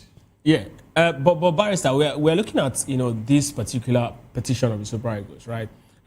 We've had precedents, and of course, as a lawyer, you know that one of the case or one of the ways a petitioner can actually have a very strong ground in his case is when there's a precedent. So help us, understand the context of precedents in this particular case, because the Super Eagles, the Nigerian Federation actually pledged that these people, I'm talking about DR Congo now, actually fielded illegible player, and they cited, incidents of the Malaysia's incidents where they actually fielded ineligible player, about 7 of them, and in the end, it actually got them, suspended for 12 months. I mean, the players, and of course, the federation fined for $400,000. But again, on the flip side, for the DR Congo, there's a case of them actually giving certain privilege to athletes, because if you can't have double passport and still be a DR Congo citizen. That's what their law says. But they said for athletes, there's usually a case of waiver. So if you look at these 2 incidents, how do we even just oppose them and then look at what the Super Eagles case is all about? Yes, the issue of waiver is there, and you know that most of our players in Nigeria, most of our Nigerian players, Nigerian born, who are part and parcel of our Nigerians, they are indigene of Nigerians by birth, by the fact that they can enjoy waiver in Europe. Now you see the likes of Saka, you see the likes of what's this other guy playing for us now? Waneri, but he's moved to. There's this other guy that plays for them. He's left. That's Iwobi. Okay, Madueke and a lot of others who have played for England. They because of the waiver policy, they became a citizen of England, and then they are playing for England. That's on one side, and then on the other side, whether or not the Malaysian situation is a typical example that tend to favor the Super Eagles of Nigeria. But how we present our facts is very, very important, and then how we drive it, because the aspect of going to social media and then you are insulting the Super Eagles, and then you are making FIFA to understand that, oh, they are not worthy, we are not worthy to play World Cup, they should not grant them access to the back door. I'm not in support of that. So we must concentrate and then intensify our drive in support of the Super. So Barrister, you said something about presenting, your facts. Yes. So help us understand. So is it possible for me to have a very good case, and the way I present it to make me lose it? Yes, presentation is important. So is presentation as important as the fact that you're carrying? The fact is one thing. How you present that fact is another thing. And then how relevant is that fact is another factors the court or the decision maker will look at. So it's not a one-way traffic something. They will have to marry the fact. Is the fact similar to that situation of the Malaysian case? Is it relevant to the other facts of what is it called, a double citizenship, a dual citizenship, or a waiver? So they will have to look at all these facts. FIFA will need to look at all this and then arrive at a conclusion whether to favor the Super Eagles or whether they will discountenance with the appeal or agree with our opponent. So it's not a straight jacket something. It's not a one-way traffic something. And that's why you see that FIFA is taking their time. But my position is clear, because whatever you put online, there's every tendency that it will bounce back on the Super Eagles. And that is why I'm saying that we need to change the narrative on the social media. Our social media handlers and Nigerians are not doing well. We need to come back home at this time and then put a lot of comments there to show FIFA that we are ready. And then equally, more importantly, that we are the giants of Africa. And once we get the World Cup access now, more money is going to come for FIFA, and more money is going to come for our dear country. So it's not something that is a one-way traffic or something. It's reciprocal. So many reports came up yesterday. So many, right? Many of these reports tilting towards the Super Eagles going to the World Cup. A lot of them were saying, according to the fact on ground, in fact, from inside sources, that reports coming from FIFA, themselves. Of course, FIFA as a body is here to actually, come out to actually make, any statement, that true or false. They're just still very much silent at this point. But a lot of false sources, came out and, saying that this is actually an inside, source from FIFA and some persons who are actually privy to, what the verdict is about. And all of them actually tilted towards the Super Eagles. Again, I mean, we've seen this multiple times in the world of football, right? 2 days, 3 days to, award ceremony, particularly the Ballon d'Or ceremony. We get to hear names. We get to see leaks about, this player is going to actually win the award. This player is going to actually come second. This player is going to come third. Now, looking at all of these facts, right? And as a Nigerian, tell me, because I know you've seen a lot of this report, tell me exactly your position at this point. Are you in line with the report based on the fact that based on the document that the NFF actually put in place? Because if we continue to actually have process like this where FIFA as a body is going to have people who will definitely bring out stuff to actually give to say reporters or people who are very close to them, how do we help to actually curtail this sort of system? And if this particular thing actually eventually, if this particular report coming out from, I'm asking 2 questions. The first is, how do we help to actually close the windows for this sort of leaks to actually come out, right? I'm talking about you actually help address it in terms of FIFA. And the second one is, if it happens that this is actually, the position of FIFA in the end, if FIFA eventually rules that the Super Eagles is going to actually go, instead of DR Congo, what's the level of preparation? What next for the Super Eagles at this point? What should we do next, to avert what actually happened against DR Congo? Knowing that we actually struggle to also qualify, in our group stage, if not for what's happened, in the Lesotho case. Well, I want to say that you have asked 2 questions in one. One is how to curtail the leakage of information in FIFA. I don't believe in speculation. It's against my profession. What you are seeing conspicuously on the social media crusade, they are speculation. A petition was filed by the Super Eagle, and then the other party, the other country responded to that petition.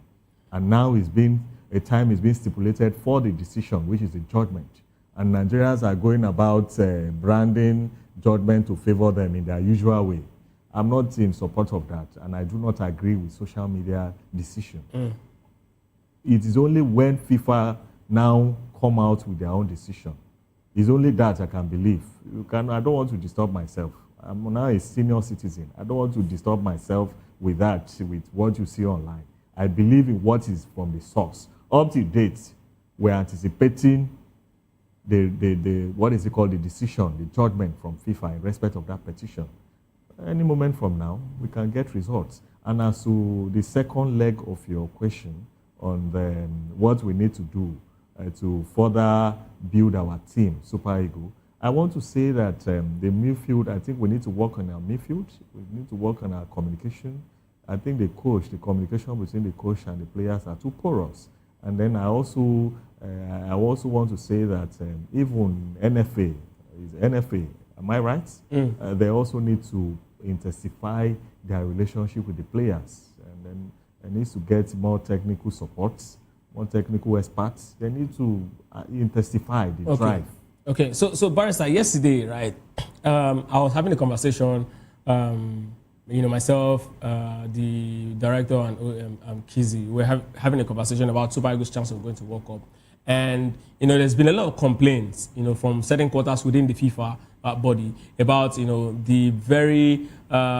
little hype about the World Cup. I mean, this is an extended format, so it's expected to actually should be gathering a lot of momentum because a lot of teams are actually part of this particular World Cup. As against the 32, we now have teams that will be, going to the World Cup to as huge as number of 48. So we expect the number of, nations that will be jumping and the hype around the World Cup to be big. But against what we've seen in time past, the conversations around this World Cup has not really been big. And one of the biggest football blogging sites in the UK actually carried this and of course posted on their official X handle when they were actually talking about this particular story that the FIFA is really concerned. And I was telling my colleagues yesterday, I said, there's something about the Nigeria as a nation. We might not really have it all when it comes to all of the talents. We might not really have it all when it comes to infrastructure and so many other things. But when it comes to being present and being seen, Nigeria is a country you cannot push away.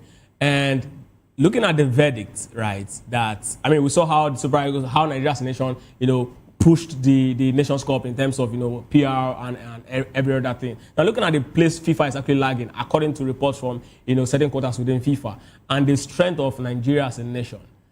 Is it a pointer that that FIFA is actually looking at the Super Eagles as a good fit? Because of course the World Cup is all about branding. The World Cup is all about what you're actually bringing out on the table as a team and as a nation. Will FIFA actually look at the Super Eagles as a better fit compared to DR Congo? Whether we like it or not, Nigerian is a brand. The Super Eagle is a brand. The fear alone of the Super Eagle is something. You saw what happened during the Nation Cup. The two Nation Cup back to back. You can see our performance. It's just that at a point we lost it because of whether inferiority complex or the opponents that were playing at home and some other factors. But however, bring it to Nigerians. They drive, they urge, they support. If they want to support you, I mean, look at that game that we played against this particular country that is said to have we petition against now.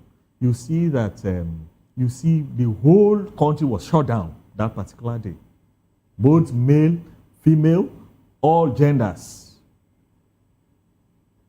for them to dedicate their time to go and watch that ball.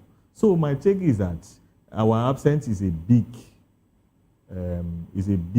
pointer to FIFA that indeed they are going to lose, because in entertainment base, fund-wise, in drive, in ginger, and then in everything, you see that we are a complete diet. We have that agility, we have the competency, we have the drive, we have everything. So for me, I see the Super Eagle as a complete diet.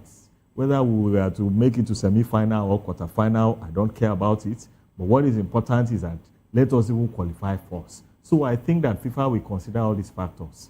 They look at all these factors. There's politics in football, whether we like it or not. There is indeed politics.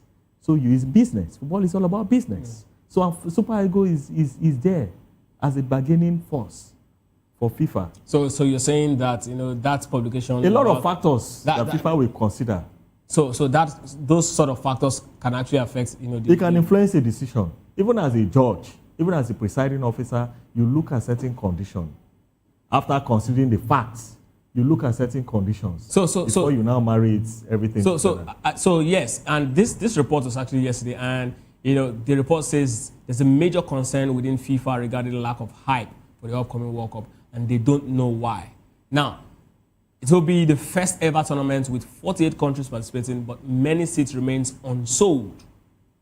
With the tournament being only 4 months away, the scale of the event is not matching the hype it should have.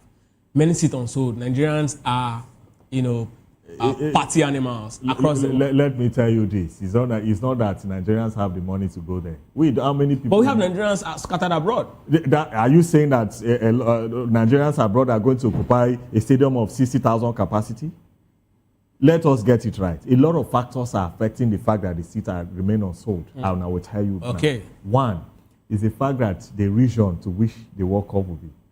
They are not country that you can enter anyhow. There was a time that people came out and rumored that they even wanted to move the World Cup from the United States to the other. It's about 3 or 4 countries. Yes, 3. United States, Canada, and Mexico. So for that, because of the restriction, you can't just come to the United States. Donald Trump is more concerned about the inflow of people, despite the fact that it's World Cup. So people want to go to the United States. Even Nigerians want to go there. So I don't agree with the fact that it's a Nigerian factor that is affecting. But there are people everybody wants to go to the United States. If I have my money now, if I have the cash, I will want to go through the World Cup route. Yes, many Nigerians will want to go, and then they will not want to come back. And that is what the United States is looking at. But there are 2 words, in that particular publication: hype and unsold seats. So you talk about unsold seats, you talk about hype, the fact that people cannot actually get into the country. But the hype is not enough. It's not about the fact that, okay, the hype is enough, but people cannot actually, get to set the seats. So their major concern is about, the hype that they're actually not getting. It's just a matter of time. Are you aware that even, what is it called? Even some nations are still hanging. It's not a complete diet. Some people are still playing what is it called? They are still playing, is it playoff or what? So it's not a complete diet. So the whites can No, at this point, playoff is done. Only the playoffs for the World Cup. All countries have, all continents have, but at have their least, qualifiers. but at least it's still playoff. But it's playoff for the World Cup. Yes, this one that will happen in March is the only playoff that. So left. At least, whether we like it or not, some nations are still hanging. They will tell you somebody that qualified from social group will go and meet social person, this and that. If you are talking about social media crusade, you can't do it more than the whites. You only know yours. The whites are in charge. They are the maker of the technology. So what is it that you want to educate them? Nigerians are only reasoning in line with their thinking faculty. Well, that is it. I'll take that as your word, because here in Nigeria there's a saying that agenda no get mama and papa. Nigerians like to adopt her. But basically, we'll definitely be moving on to the next story, and this one is still about football, as the Senegal's under-20 women have been eliminated from the FIFA under-20s World Cup qualifiers after a 3-1 aggregate defeat to the Super Falconets. I call them Super Falconets. Yes, Nigeria's Falconets, that's the under-20 team of Nigeria, female team. They just secured a progression with a 2-1 win in Dakar on Saturday, completing a 3-1 victory over 2 legs and extending their records of qualifying for every edition of the tournament since 2022.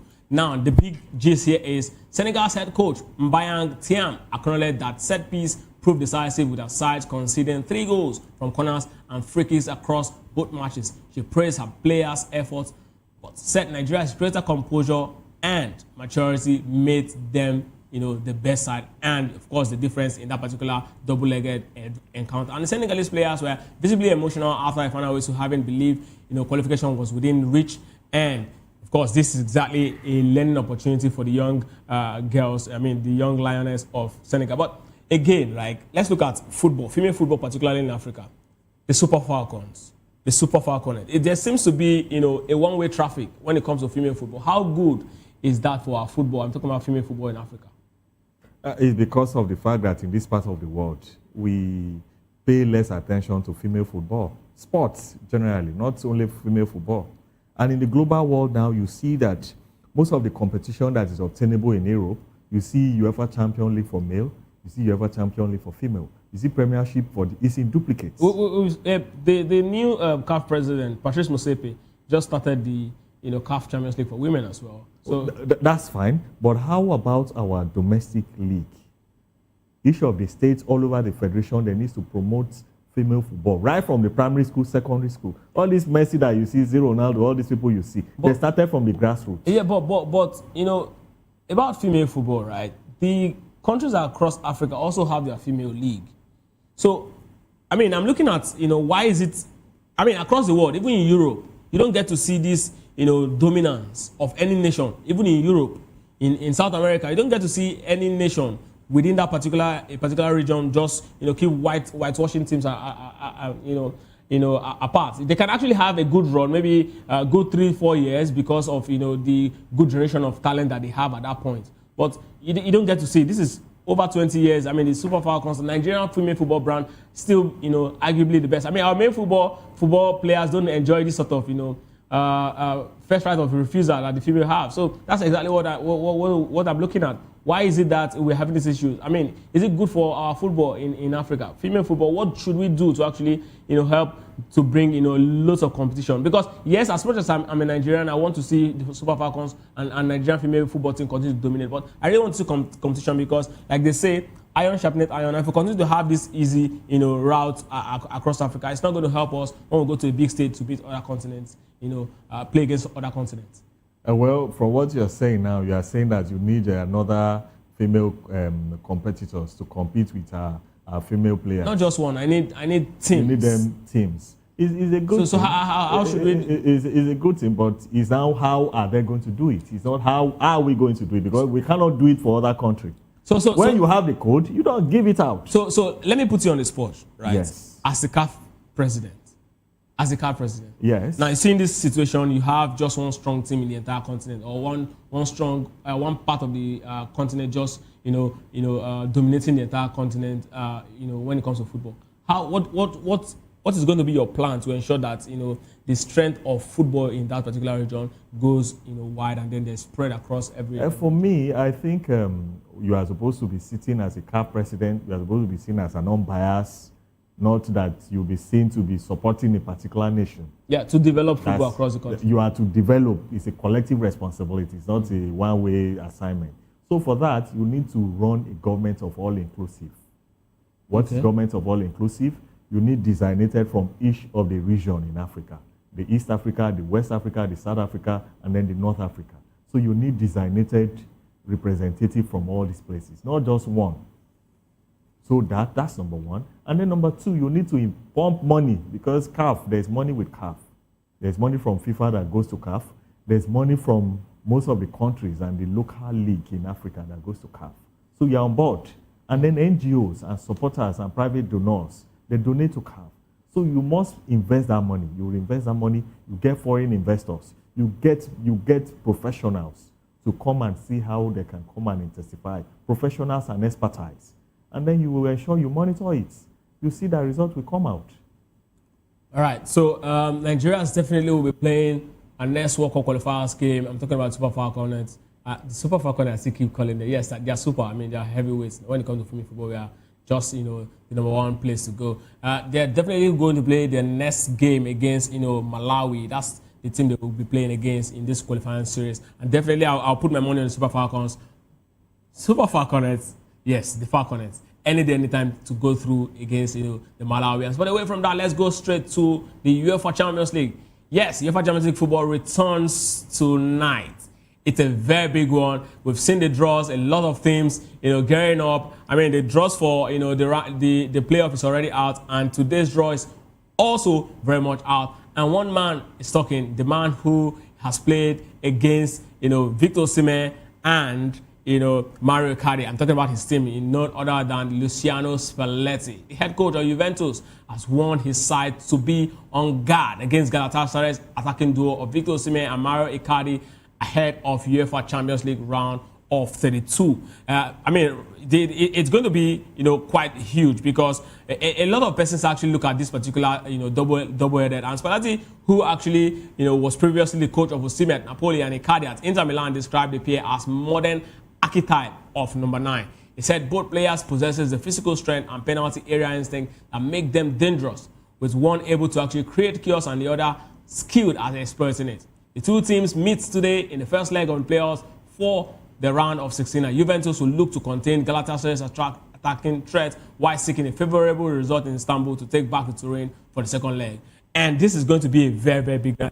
Victor Osimhen, Mario Icardi, they are not just the two, players to actually watch out for in that, Galatasaray side. There's a certain Larosane. They've got players. The UEFA Champions League fixture is actually back. I mean, looking at all of the fixtures that we have right now on our screen, who, do you think is going to actually win? Yes, this is actually the fixtures. Juventus against Galatasaray, the one, in focus in our conversation today. Dortmund against Atlanta, and they've lost. Atlanta has lost, their spies in person of Ademola Lookman. Benfica against Real Madrid. I mean, this is going to be a huge one. Real Madrid will be taking redemption because Jose Mourinho's side actually lost to Benfica just before this particular playoff actually came. In fact, they were actually the reason why Real Madrid didn't actually make his the knockout phase automatically. They had to play a playoff, so they're actually coming back. And Jose Mourinho has been talking tough, saying that his wish is actually to defeat Real Madrid. Yes, they're king of Europe, but it's going to be a huge battle for them. Monaco against Paris Saint-Germain, another very, very big game. Defending champions against, another French side, all French affairs. When it comes to Champions League, when it goes to local derbies, it's going to be, it's always very, very tough. But yes, you always want to put your money on Paris Saint-Germain. They have what it takes. At this stage of UEFA Champions League last season, this is exactly how they progressed and then, took blow all teams apart and, go ahead to actually win UEFA Champions League. Karabakh against Newcastle. Another side that seems to be, not too consistent. I'm talking about Newcastle now. And Karabakh, a team that has shown that, yes, they've come to Europe big stage and they are not, just going to be kicked aside without a very big fight. And they've shown that, thus far. Bodo Glimt against Inter Milan. This Bodo Glimt side actually did Manchester City dirty. They did Manchester City's qualification a dent at some point, but of course, officially, Manchester City made it, past that, sad phase, and now they're in the automatic qualifying position. While Bodo Glimt will be squaring up against another very, very interesting Italian side, Inter Milan. And Club Brugge against Atletico, Madrid. And this is going to be, against Atletico Madrid, yes. This is going to be a very big one because our own, Rafael Onyedika is going to be in that particular one. And then Olympiacos against Bayer Leverkusen, a very big game. But let's look at the game in focus. Galatasaray against Juventus. So, who do you think is going to make it through Juventus against Galatasaray? I give it to Galatasaray because of my brother and then because of our best striker in Nigeria, Osimhen. I give it to him. He's doing exceedingly well. He's good on air. He's good with both legs. He can chest football and then hits and then score from all angles. So I give it to him by all standards. And Galatasaray are exceedingly doing well. And more importantly, they are home. And the fans, the ambience, the support, everything, I think I give it to them. A lot of persons have talked about, the Rams Park being a very difficult ground to actually go to when it comes to, the UEFA Champions League. And many teams that have visited that particular stadium can actually testify. Now Juventus is going there with, one of the most promising, talent in Europe in person of Kenan Yildiz.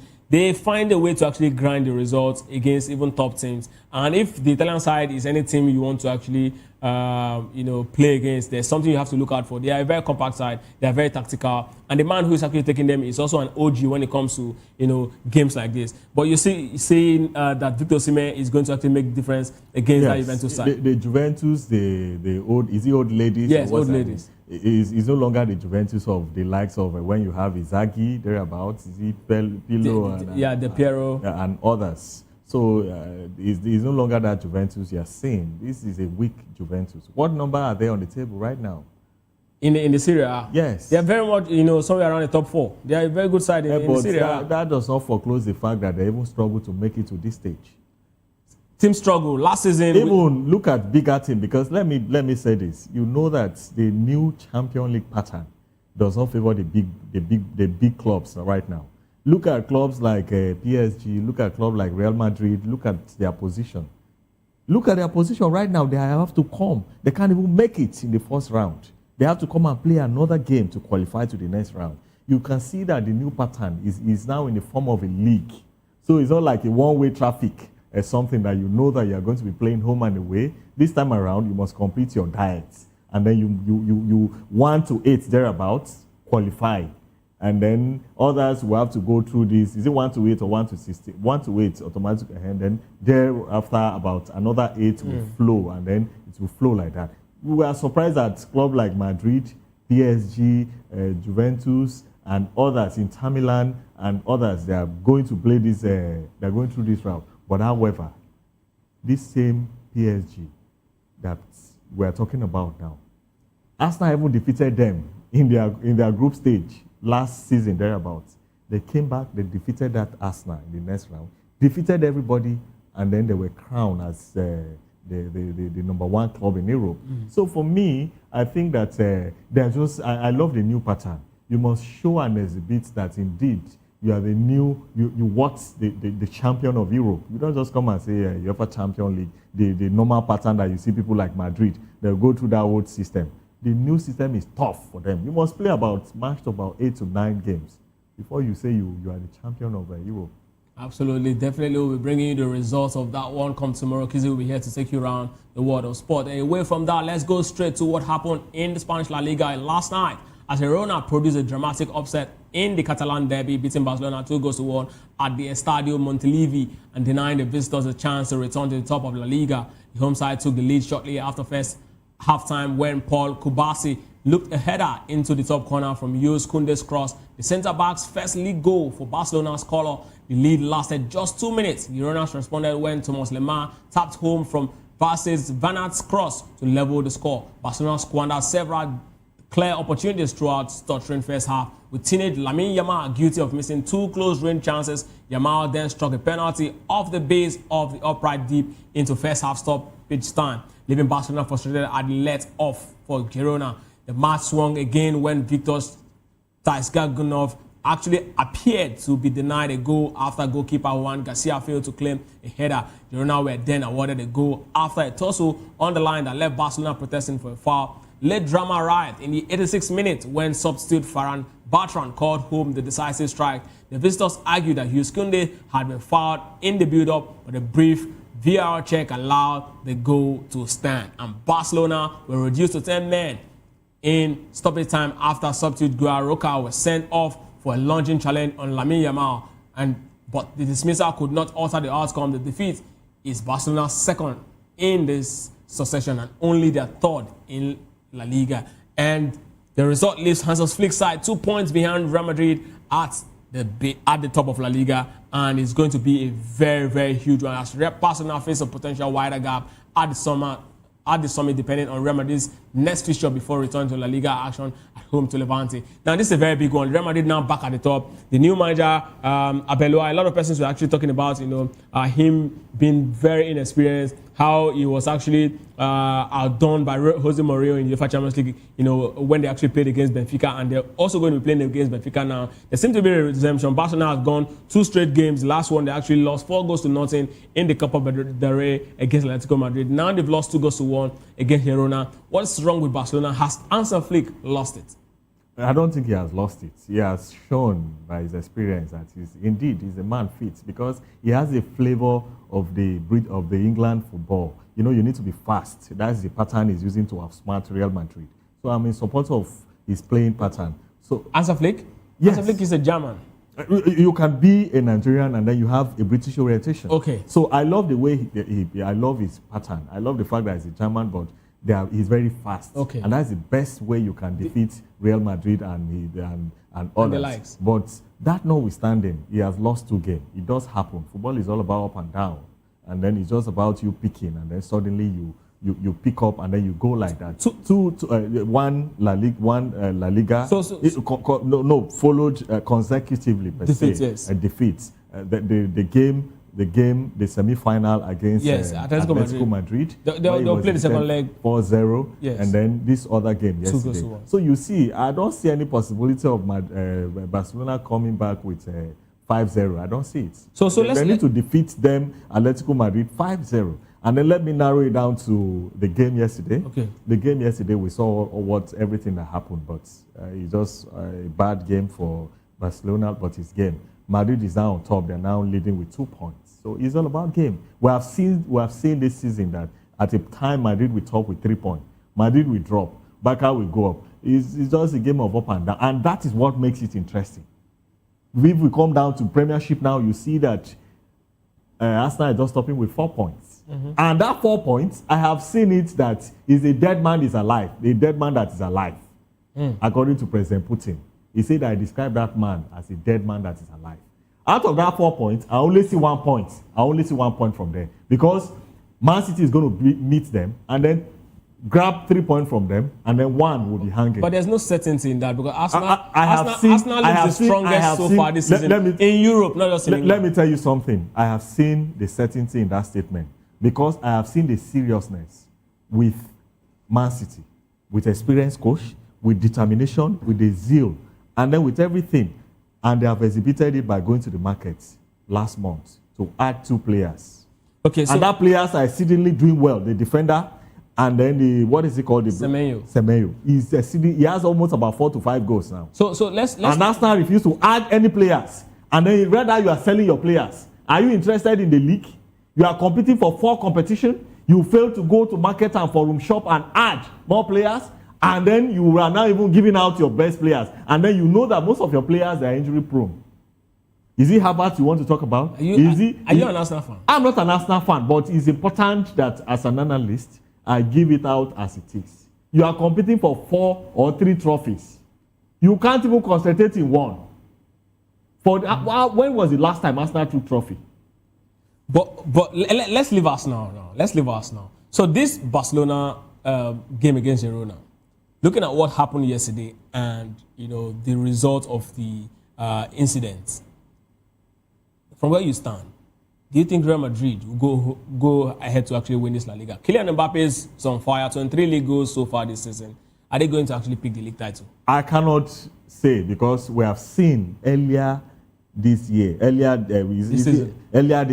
that Madrid was even leading with about 5 points. Barcelona came and then upturned everything.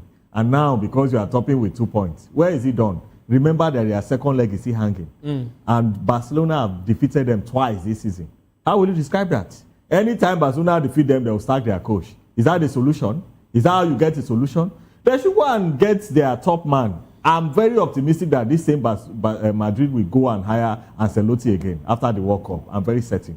Ancelotti, because the club itself is a brand. Real Madrid is a brand. If you are going there and you are not experienced, you are already going there with the inferiority complex. But what difference would Carlo Ancelotti make though? Because he was there, last season where at Hansi Flick, Barcelona took them apart. It doesn't matter. So if he comes back, what difference will he make? The point, he came back, he left, he came back again, and then he took trophies. He left, he came back again, and took trophies. This is the day that is afraid of going to coach any club all over the world today. It's a product of Ancelotti. It's Ancelotti that branded him, handed Madrid over to him, and that is why he took 3 Champions League. How did you conclude that Zidane is afraid? Well, let him come out. Man U job is available. We need experienced coach in Manchester United. Yes, I don't hide it. Okay, now and let me equally update you that. Okay. You know the point difference from Arsenal and Manchester United right now. Very soon, Man United is coming because we are not competing in any league right now. We have more time. So we are coming for Arsenal position. It's good that you are talking about English football. So let's talk about what happened right yesterday when FA Cup draws eventually was actually released right for the 5th round of the FA Cup as League One underdog Mansfield Town have been rewarded for one of the cup shock of the season with a glamour 5th round tie against Premier League leaders Arsenal at the One Call Stadium. Mansfield reached the last 16 for the first time in 50 years, beating Burnley in the 4th round. Lewis Reed's second half strike among the goals that sealed the famous victory at Top Moor. The reward is at home meeting with Mikel Arteta's table toppers who arrived under pressure to balance domestic priorities as the season reaches its business end. Manchester City's 7-time FA Cup winners face a stern trip to Newcastle United after coming through the 4th round cup tie. Pep Guardiola's side will need to repeat the kind of form that carried them through the Carabao Cup semi-final against the same opponent if they are able to progress and keep pace in the hunt for a more silverware. And Wrexham celebrating a run of 5th round for the first time in 29 years after beating Ipswich had been handed a draw at the Records ground against 8-time winners Chelsea. At the blockbuster appearing promised a lively atmosphere at the Welsh club become one of the competition's heavyweights. And Wolverhampton Wanderers will host Liverpool with the Reds in the 5th round, only the 4th time in 11 seasons. And yes, this is the round draws, and Fulham will be playing against Southampton, Port Vale or Bristol City. Whoever wins will definitely be up against Sunderland. Newcastle United against Man City. That's the draw of the round. And Leeds United against Nottingham Forest. Mansfield against Arsenal. Wolves against Liverpool. Wrexham against Chelsea. And West Ham United against whoever wins between Macclesfield or Brentford. Now, look at this FA Cup round ties, right? Tell me, where the shock of the tie is going to likely come from. Well, I want to say that Manchester City needs to be careful against Newcastle United because you can't predict them. More importantly, that they have defeated them this season. In the this is semi-final, Carabao Cup semi-final to the final thereabout. Yes. So they need to be careful. They are coming with full force, and you can't predict them. So it's a big force, and then I think that Chelsea equally needs to be careful. I don't know that club, but Wrexham. I don't know, but Chelsea is every club is now a threat to Chelsea right now. Yes, I have to tell you that because they are currently not in form, and then I have to openly say it. I don't know what Manchester United did that they are not part of this competition. Well, Grimsby knocked them out. So I sympathize with Manchester United. They are not serious because how can you not compete in a 4 competition? You are only competing in 1. And then you are competing in 1. But let's look at these draws now. From here, who is the favourite to win the FA Cup? I give it to Liverpool. That's my take. Give it to Liverpool? Yes, that's my take. I don't think I have anything to do with Arsenal.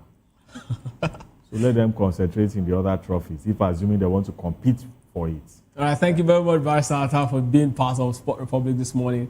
And it's been great, amazing having you here. Thank you for having me. And then remember what I told you. That Manchester United is coming for the league. Okay. Manchester United is coming for the league. More importantly, that our manager is the best manager for last month and this month. And then lastly, Arsenal is not serious about it. The best way we can have it is for Manchester United to grab what belongs to us. We are not competing for any other trophy, so we should be able to go for the Premiership. All right, thank you. Is coming hard. Thank you very much, Barrister.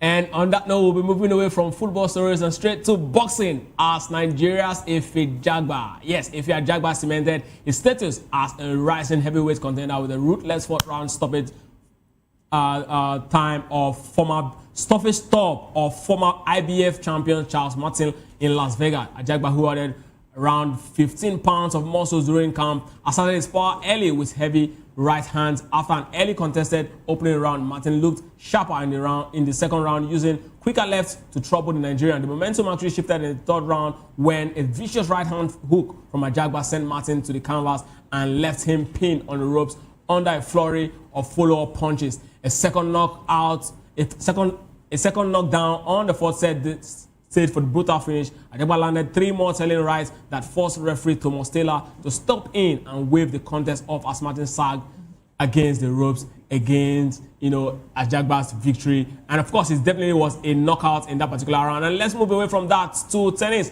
as Emma Raducanu's Dubai campaign ended in disappointment as she was beaten in the first round by lucky loser Antonio Rossi. The Croatian #1 in a match blighted by illness and fitness issues, Ruzic, who only entered the main draw after Elisabetta Coseretto withdrew with a thigh injury, defeated Raducanu 6-1, 5-7, 6-2 in a contest lasting 2 hours and 20 minutes. Raducanu, who had retired from opening match at the Qatar Open 2 days earlier with high blood pressure, required on-court attention from both physio and doctor after losing the opening set in 30 minutes. The former U.S. Open champion improved after medical break, fighting back from 5-3 down in the second to win 4 straight games and take these sets. And Raducanu even broke early in the decider to actually lead 2-0, but Ruzic actually recovered strongly, winning 6 consecutive games in close out of the match. Raducanu's early exit follows a mixed run of results this season, a run to the final at the Transylvania Open, a quarterfinal in Hobart, and a second round showing at the Australian Open, and comes amid spate of withdrawal and illness affecting the Dubai draw. Several top players, including Aryna Sabalenka, Iga Swiatek, and others withdrew from the tournament, leaving them lucky losers to take place in the main draw. Away from that, let's go straight to basketball. Yes, basketball. LeBron James has once again refused to rule out retirement, saying he may not know whether his 23rd NBA season will be his last. The 41-year-old made comments after arriving at the Intuit Dome for the All-Star game, where he extended his record to the 22 All-Star selection. He said, "When I know, you guys will know." That's exactly what James actually told reporters, and he added that he's just trying to take everything in, not to take at the moment for granted after emotional pre-game tributes in his hometown Cleveland. Despite missing 18 games this season through a range of health concerns, including a 14-game absence earlier on the season with sciatica, James remains productive on the court. He becomes the oldest player in NBA history to record a triple-double last week, posting 28 points, 12 assists, and 10 rebounds in a win over Dallas Maverick. James' uncertain future reignites retirement speculation as the regular season reaches its business, and he already holds the record for most All-Star appearances, surpassing Kareem Abdul-Jabbar, boasts the longest career in NBA history after 23 seasons with no decision yet on whether he will continue beyond this year. The league and fans await what could be the final chapter of basketball's greatest career. Trust me, LeBron James is one man you always want to talk about when it comes to the world of basketball. And in tennis, I'll definitely say this again, because Raducanu is one player who's really been going through a lot. My advice to her is for her to just, take out time to actually rest and recover properly. She's been through a lot, from manager changes to head concerns. I mean, she just recently sacked a manager who was former Rafael Nadal's manager, in person of Francisco Riog, and it's been so sad, seeing former U.S. Open champion going through that. And of course, basketball, one man who I would really love to meet in person, the person of LeBron James, is man who's really redefined the court game, talking about basketball. And it's so huge. I don't know what it's going to feel like for the people, the Lakers, when he eventually draw the curtain on his career. But on that note, we'll be drawing the curtain on this episode of Sport Republics. The BDA News comes next with David Edwin and Ikechukwu Agwago. And do not also forget to be part of Sport Republic tomorrow, as Kizzy will be taking us on the journey. Hopefully, the verdict for the Super Eagles would definitely be out at a point. We'll definitely know where we finally stand at the moment. And join the guys later this evening talking about Afis and Jerry on Locker Room to break down football stories. Don't go away.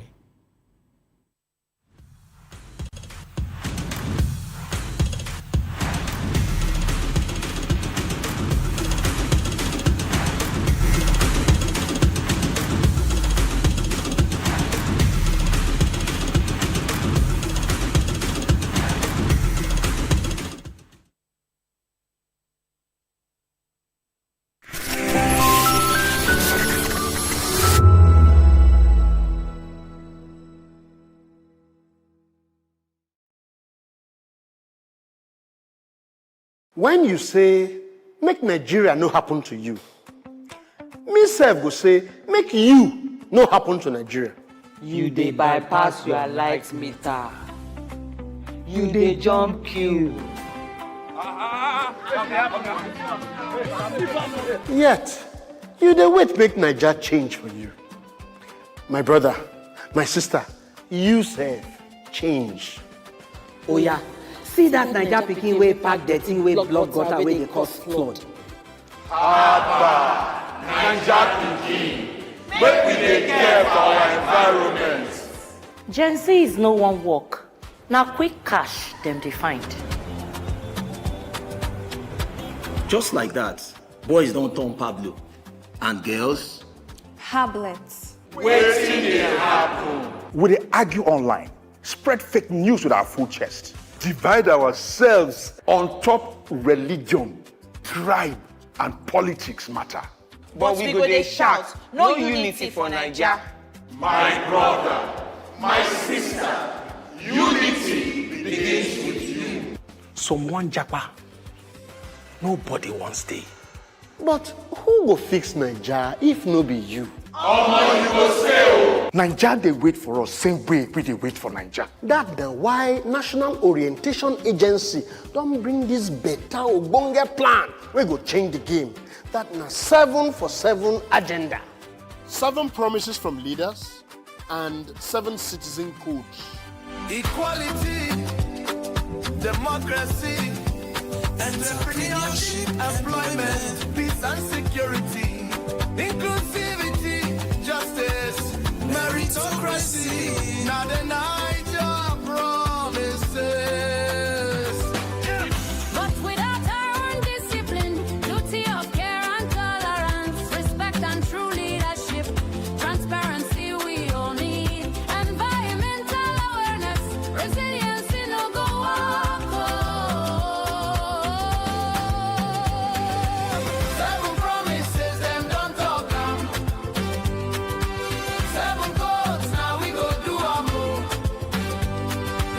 No dey wait, no dey look face, join body make we run the race. Now you and me, now you and me, now you and me, go fix our Naija.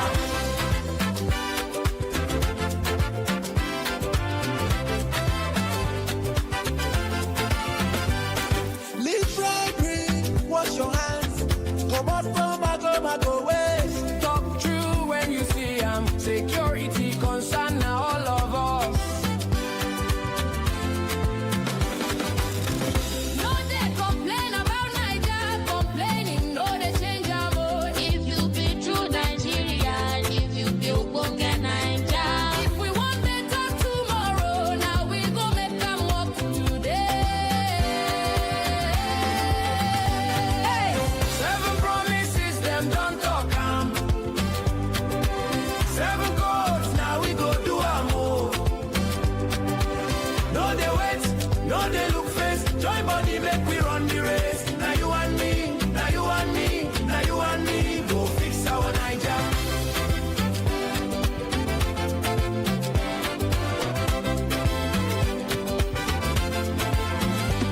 Akwa Ibom, Bayelsa, Cross River, Delta, Edo, and Rivers. Oh, Akwa Ibom, Bayelsa, Cross River, Delta, Edo, and Rivers. Oh, 7 promises, them don't talk am. 7 codes, now we go do am o. No dey wait, no dey look face, join body make we run the race. Now you and me, now you and me, now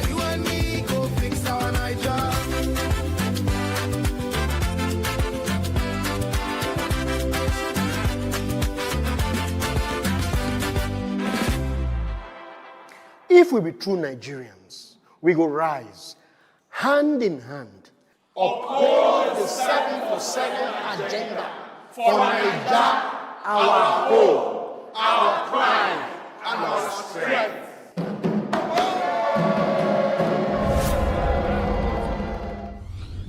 Powered by National Orientation Agency. In a world where truth is the ultimate power and opinions scream the loudest, it's time to wade through the noise. Hunger no get tribe. Hunger no get religion. And scan the human interest and trending topics that matter. Stay tuned to The Issues, your plug to the stories making the buzz, from politics to science and technology, social justice, and more. Let's tackle the tough questions and expose the truth. The Issues on Voice of the People Television, Mondays to Fridays, 8 to 9 p.m. The Issue. Don't just react. Understand. The red carpets, awards, the razzmatazz, music, fashion, interviews, and more. Spotlight on Voice of the People Television. Let's feed you with all the juicy stories in the global entertainment space, bringing you the glitz and glamour as it is hot. Stay tuned to Spotlight, 1 p.m. Monday to Friday. Spotlight on VOP TV. Entertainment like never before.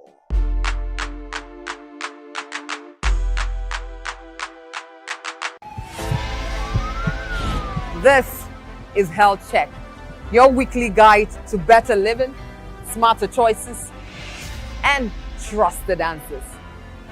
From everyday wellness to urgent health issues, we've got you covered. Health Check, only on Voice of the People Television, where your health has a voice.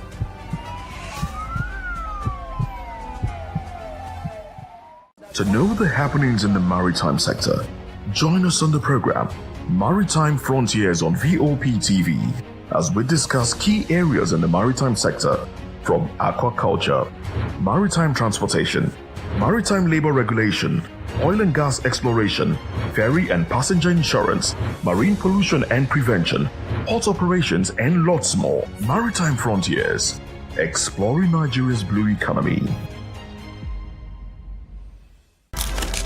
In a world where power shakes with every headline, In a nation full of questions, in a world filled with noise, the truth needs the voice.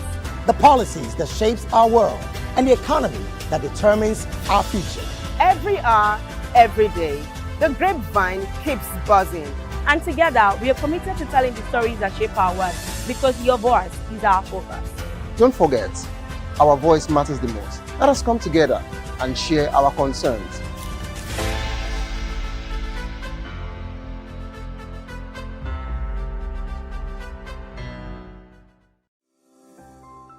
VOP TV. Now, you have more than a voice.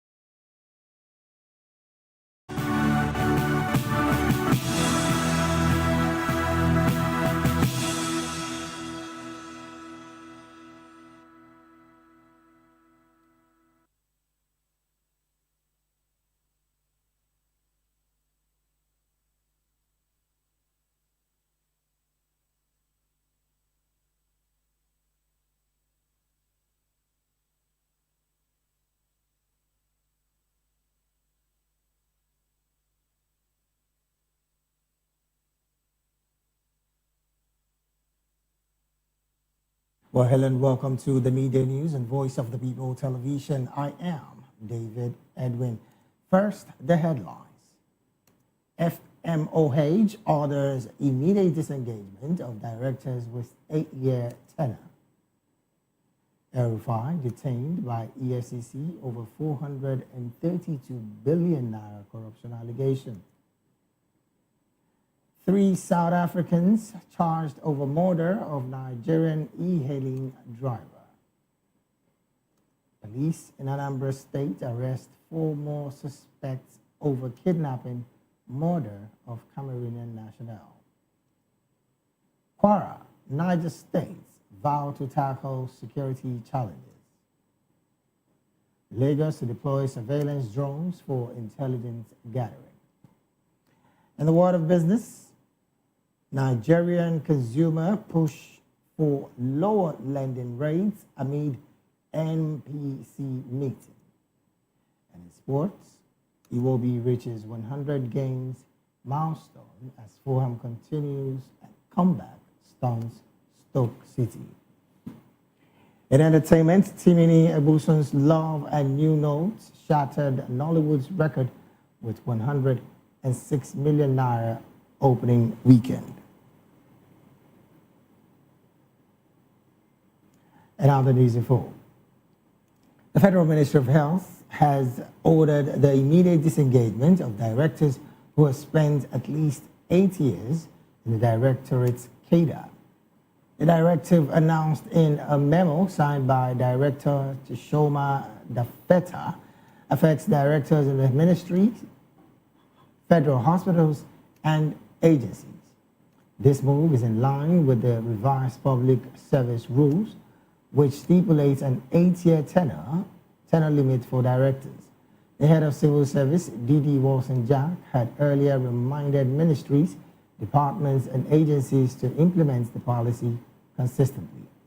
The FMOH directive is expected to impact several directors across various federal health institutions. Meanwhile, the Supreme Court of Nigeria has declared Joshua Ishaku as the lawful candidate of the All Progressive Congress APC for the 2026 Buhari Area Council Chairmanship election. In a split 4-1 decision, the Apex Court set aside the majority ruling of the Court of Appeal, sitting in Abuja Division, which had earlier affirmed Haruna Audi as the party's candidate.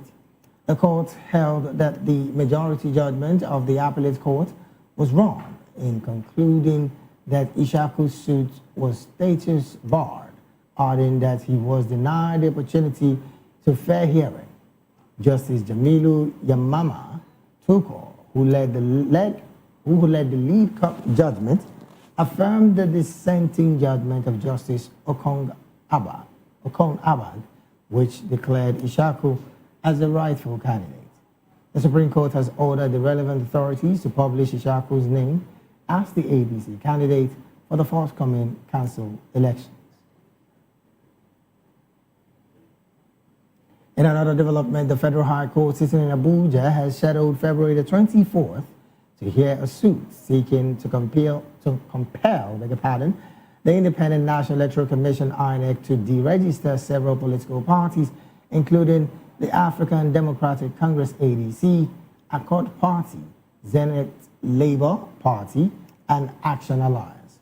The suit, brought by the Incorporated Trustees of the National Forum of Former Legislators (NFFL), alleges that these parties have failed to meet minimum electoral performance threshold described by the Constitution.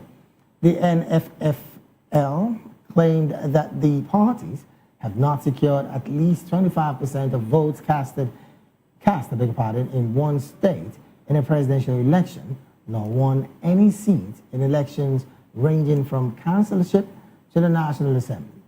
The plaintiff argues that INEC's continued recognition of these parties is unconstitutional and may lead to clogging the ballot papers, overstretching administrative resources, and misleading voters in the 2027 general elections. The suit seeks declaratory orders affirming INEC's duty to enforce constitutional benchmarks for party registration and participation in elections. The plaintiff also seeks mandatory injunctions restraining INEC from recognizing or accepting political activities from the affected parties unless they comply with constitutional and statutory requirements.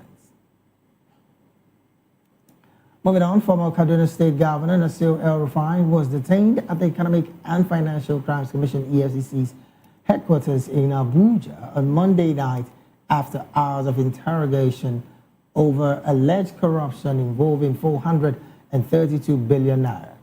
El-Rufai, a chieftain of the African Democratic Congress, is also facing criminal persecution over alleged bugging of the National Security Advisor Nuhu Ribadu's phone. The EFCC spokesman, Dele Oyewole, told newsmen yesterday that El-Rufai honored the Commission's invitation but declined further comments on the interrogation. The probe is part of ongoing investigation into financial misconduct during his administration, with allegations including misappropriation of loans and state funds. El-Rufai's detention has sparked protests, with supporters and opponents clashing outside the EFCC headquarters yesterday. The former governor has denied wrongdoing, claiming the investigations are politically motivated. But as at this morning, we understand that the former governor of Kaduna State have been released from the EFCC's headquarters. Well, moving on to other stories, a national security debate has erupted following the federal government's charge brought against the former governor of Kaduna State, Nasir El-Rufai, over the alleged interception of communications belonging to the National Security Advisor, Nuhu Ribadu. The action follows El-Rufai's admission that he and others listened to Ribadu's tapped phone conversations, thereby sparking widespread concerns over privacy, national security, and accountability. Our correspondent, Rhoda Johnny, has more details. Reactions have continued to trail the federal government's decision to charge former Kaduna State Governor Nasir El-Rufai over the alleged interception of communications belonging to the National Security Advisor Nuhu Ribadu. The move followed El-Rufai's claim in a recent interview that he and others listened to Ribadu's phone conversations after it was allegedly tapped. Though he admitted the act is unlawful, however, the development has since generated nationwide debate over privacy, national security, and accountability. El-Rufai claimed that someone was able to tap into the conversation of the NSA, and that is also a very big thing as it affects our national security. Even though he went as far as saying that it is not only the government that knows how to, tap into individuals' telephone conversation. That's to say, he must have a proof of who has tapped into the NSA's telephone conversation, and he must also have a proof of how his own telephone lines and that of the individuals associated with him has been tapped into. So we expect answers from these guys. It is not for us to judge who is right or wrong until we have counterclaims and superior evidence as to whether such things actually happened. The former governor of Kaduna State, Malam El-Rufai, tapped the phone of the National Security Advisor to the President, Malam Nuhu Ribadu. Yes, this shows how porous our security system is. If the phone numbers of the National Security Advisor can be tapped just like that by an individual, that shows that the President of the Federal Republic of Nigeria is not even safe. His phone numbers can be tapped. I want to use this medium to call on the authorities to take actions against the dramatist personnel, against the perpetrators. I'm very, very optimistic that the judiciary will do the needful, yes, so as to serve as deterrent to other political actors who believe in tapping the phones of his opponents to score political goals. Rhoda Johnny, VOP TV News. Thank you so very much, Rhoda, for that report. Away from that report, 3 South Africans have been charged with murder and robbery over the killing of a 22-year-old Nigerian e-hailing driver, Isaac Sadler, in Pretoria West. The suspect, 24-year-old Dikeledi Tiers Mpela, 25-year-old Goichoni Machidi, and 30-year-old McLaren Mushandwa appeared in court on Monday and abandoned their bail application. The case has been adjourned to February 23rd for further investigations. The prosecution alleged that the suspects ordered an e-hailing service using an unregistered phone number and then strangled Satlat to death, stealing his phone and vehicle. The incident was captured on dash cam footage and shared on social media. A fourth suspect has handed himself over to the police and is expected to appear in court on Tuesday. In another development, the Anambra State Police Command has arrested 4 additional suspects in connection with the kidnapping and murder of 3 Cameroonian nationals in the state. The victims were reportedly abducted in November 2025 and later killed with their bodies dumped in a river in Anambra West local government area. The police had earlier arrested 2 suspects who provided useful information leading to the arrest of the 4 new suspects. They are identified as 27-year-old Chukwemeka Emmanuel, also known as Ugo Ebenaja, alleged chief priest of a shrine, 24-year-old Nwabune Bright, 21-year-old Chinecherem Chiama, and 38-year-old Michael Kunife.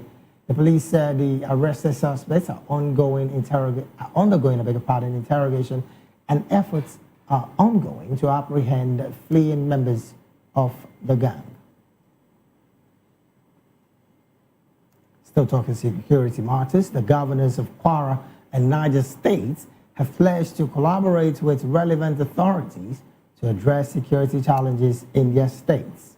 This assurance was made by Kwara State Governor Abdurrahman Abdurrazak during a condolence visit to Niger State Governor Mohamed Bago on Monday, February 16, 2026.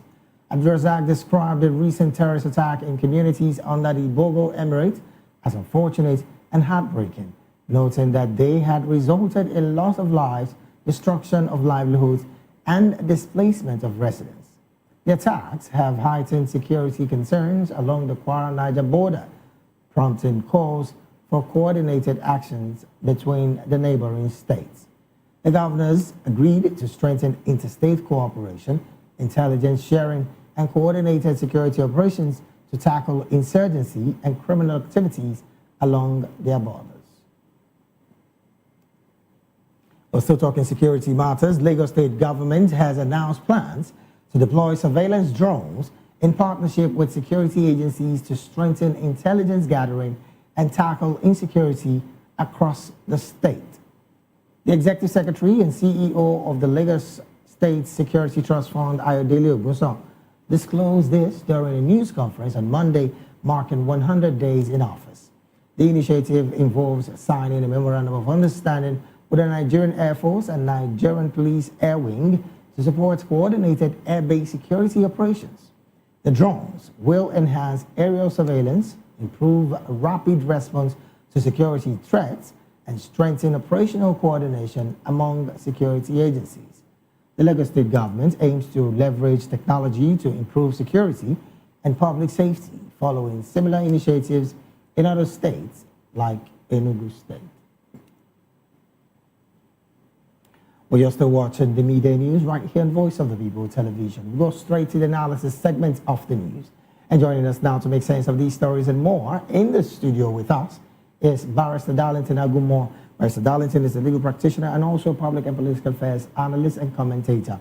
Barrister, a very good afternoon to you and thank you for joining the conversation. Good afternoon, David, and how are you? I'm fine, very well, thank you, Barrister. How are you doing as well? I'm okay. All right then. Joining us also virtually is Ismail Oladare. Ismail Oladare is a public and political affairs analyst and commentator as well. Mr. Ismail, a very good afternoon to you and thank you for joining the conversation this afternoon.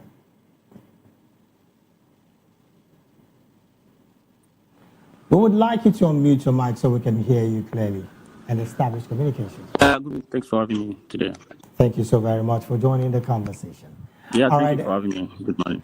All right, then let's start off from you, Mr. Ismail. Interesting conversations coming on the path of security. Let me start off with the Lagos State's move, particularly on the plans to deploy surveillance drones in partnership, of course, with security agencies to strengthen intelligence gathering across the state and, of course, tackling security across the state as well.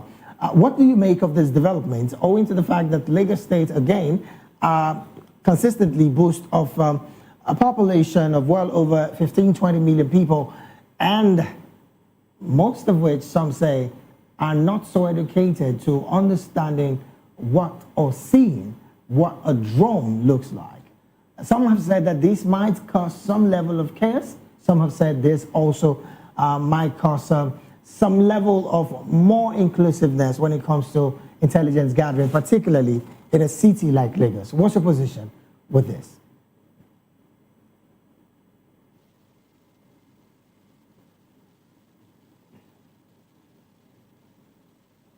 I don't know.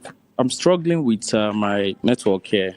Oh. So I didn't quite get your question very well. So I was asking, what do you make of this development coming from Lagos, particularly on their plans to deploy surveillance drones in partnership with security agencies to strengthen intelligence gathering and, of course, tackling insecurity across the state?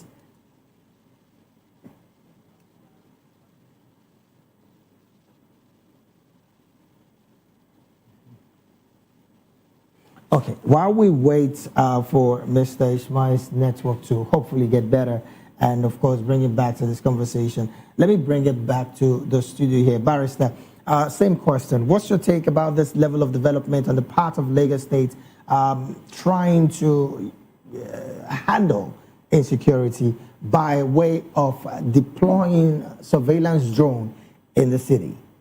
This is the best idea. This is the best idea that is coming from Lagos State government since the creation of this state. Seriously, whoever thought of this must be looking forward, and I should give kudos to Sowore, because security is in fact, is the best thing that can happen to any state. When you are secured, that is when your people can make progress. So for him to have thought of this is a welcome idea. I don't want tomorrow now somebody will come and tell me who built Lagos State. We can see Lagos State in action. This is a good idea. My problem now is sustenance and maintenance.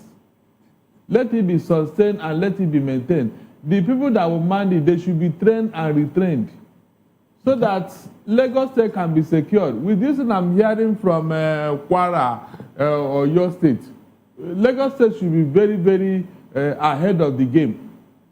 The idea is very good because that is what is happening all over the world now.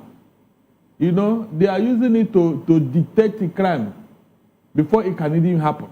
Now, Barrister, this particular development on the part of the Lagos State Security Trust Fund, of course, the CEO made mention of this development. It's in partnership with the Nigerian Air Force and also the Nigerian Police, the Air Wing part of the Nigerian Police. Good. Are we seeing a coordinated surveillance when it comes to the aerial space of a city like Lagos that, again, nightlife is consistently high in a city like Lagos? Yes, it's good. The next level is for them to make sure that all the street lights are on. Yes, it will not cost them anything. They can use solar to power all the street lights so that Lagos can make progress. Nightlife can return back to Lagos because there is a night economy in a city like Lagos. There are people who do their businesses at night, legitimate businesses. Right. Like people that are in the hospitality business, you know, people that are into even what you call transportation business. People emergency can come. They can call you up as a Uber driver to come and convey somebody to the hospital. But if the streets are not safe, you wouldn't go. But if you are sure that, yes, all is well, you will go to any place in Lagos, even by 2 a.m., by 3 a.m. Now, Barrister, another concern here is the fact that, yes, the Lagos State government did say that they are aiming to leverage on technology to improve security and, of course, public safety. And they made example of the fact that it is not, just happening in Lagos, because they saw similar initiative in other states like Enugu State. Now, these states are relatively, security-wise, still doing better. In the northern part of Nigeria, where we have consistent level of attacks, are we saying that the governments of those states are not looking to this direction, or is there the possibility that they are overwhelmed with the situation in their hands when it comes to insecurity? Northern leaders, I've called them out severally. They should look inwards into what is happening to them. 90% or even 95% of the people causing this problem are their own children. They say they know them. So if they cannot rein in their mad dogs, is it me that will do that? Is it me? You heard all the things Shegumi have been talking about bandits, good bandits and bad bandits. That we should listen to what they are saying. We should give them what they want, or else that kind of thing. So when you see leaders talking like that, that means they are in support of what is going on there, David. They are fully in support. I don't know what they want to gain. Unfortunately, what they aim at is not achievable. Nobody will overrun Nigeria for whatever sentiment. Nobody. You think that's what they are aiming at? What else? What else are they asking for? What else? I mean, when you are pursuing something, say, okay, this is what I'm pursuing, this is what I want to gain. In their own case now, is it not obvious what they want? It's not about kidnapping, it's not about land grabbing, no. They want to overrun the whole Nigeria. That's why they're all over the place. But I have told them, let them kill that idea, because we're in 21st century. If they are genuine religious war today, it won't even last 24 hours before everybody will now, everybody's brain will reset. People will now know that, no, what happened in 1967 cannot happen in 2026. So they should be very careful. Northern leaders, call a meeting among yourself and advise yourself. This thing that you people are pursuing, it can never happen. No matter how you want to put it, it can never happen. Rather, it will destroy your economy. It will destroy your social life. It will destroy even your economic life. So what are you doing? What are you doing? Well, it's interesting, Barrister, that you mentioned the economy of the northern states, and that, again, is the bone of contention here when the Kwara State governor went to pledge to collaborate with relevant authorities, and, of course, a collaboration with the Niger State governor, I'm talking about Bago, on the area of security. Barrister, if this level of coordination is going to happen, should we say that in the near days, Niger State and maybe Kwara State might have a better option when it comes to handling and tackling insecurity in the state with this level of coordination? I don't think so, because Niger State has a lot of ungoverned spaces. I think there are about 8 million in population or so. Meanwhile, the massive land is the size of the entire Southwest. Right. Can you imagine? So where will it start? Southwest that has 6 states. One particular state in the north is the size of the same. So where do you start the management? So, Barrister, how much of coordination would happen with this level of cooperation between Kwara State and Niger State? How much of that impact, collaborative impact, are we going to see in the coming days? Because it's looking more like they cannot handle it alone. The two of them can't do it. The two states, they cannot handle the matter at hand. So what would you propose they do? The government should pay more attention to these ungoverned spaces and flush out the people there.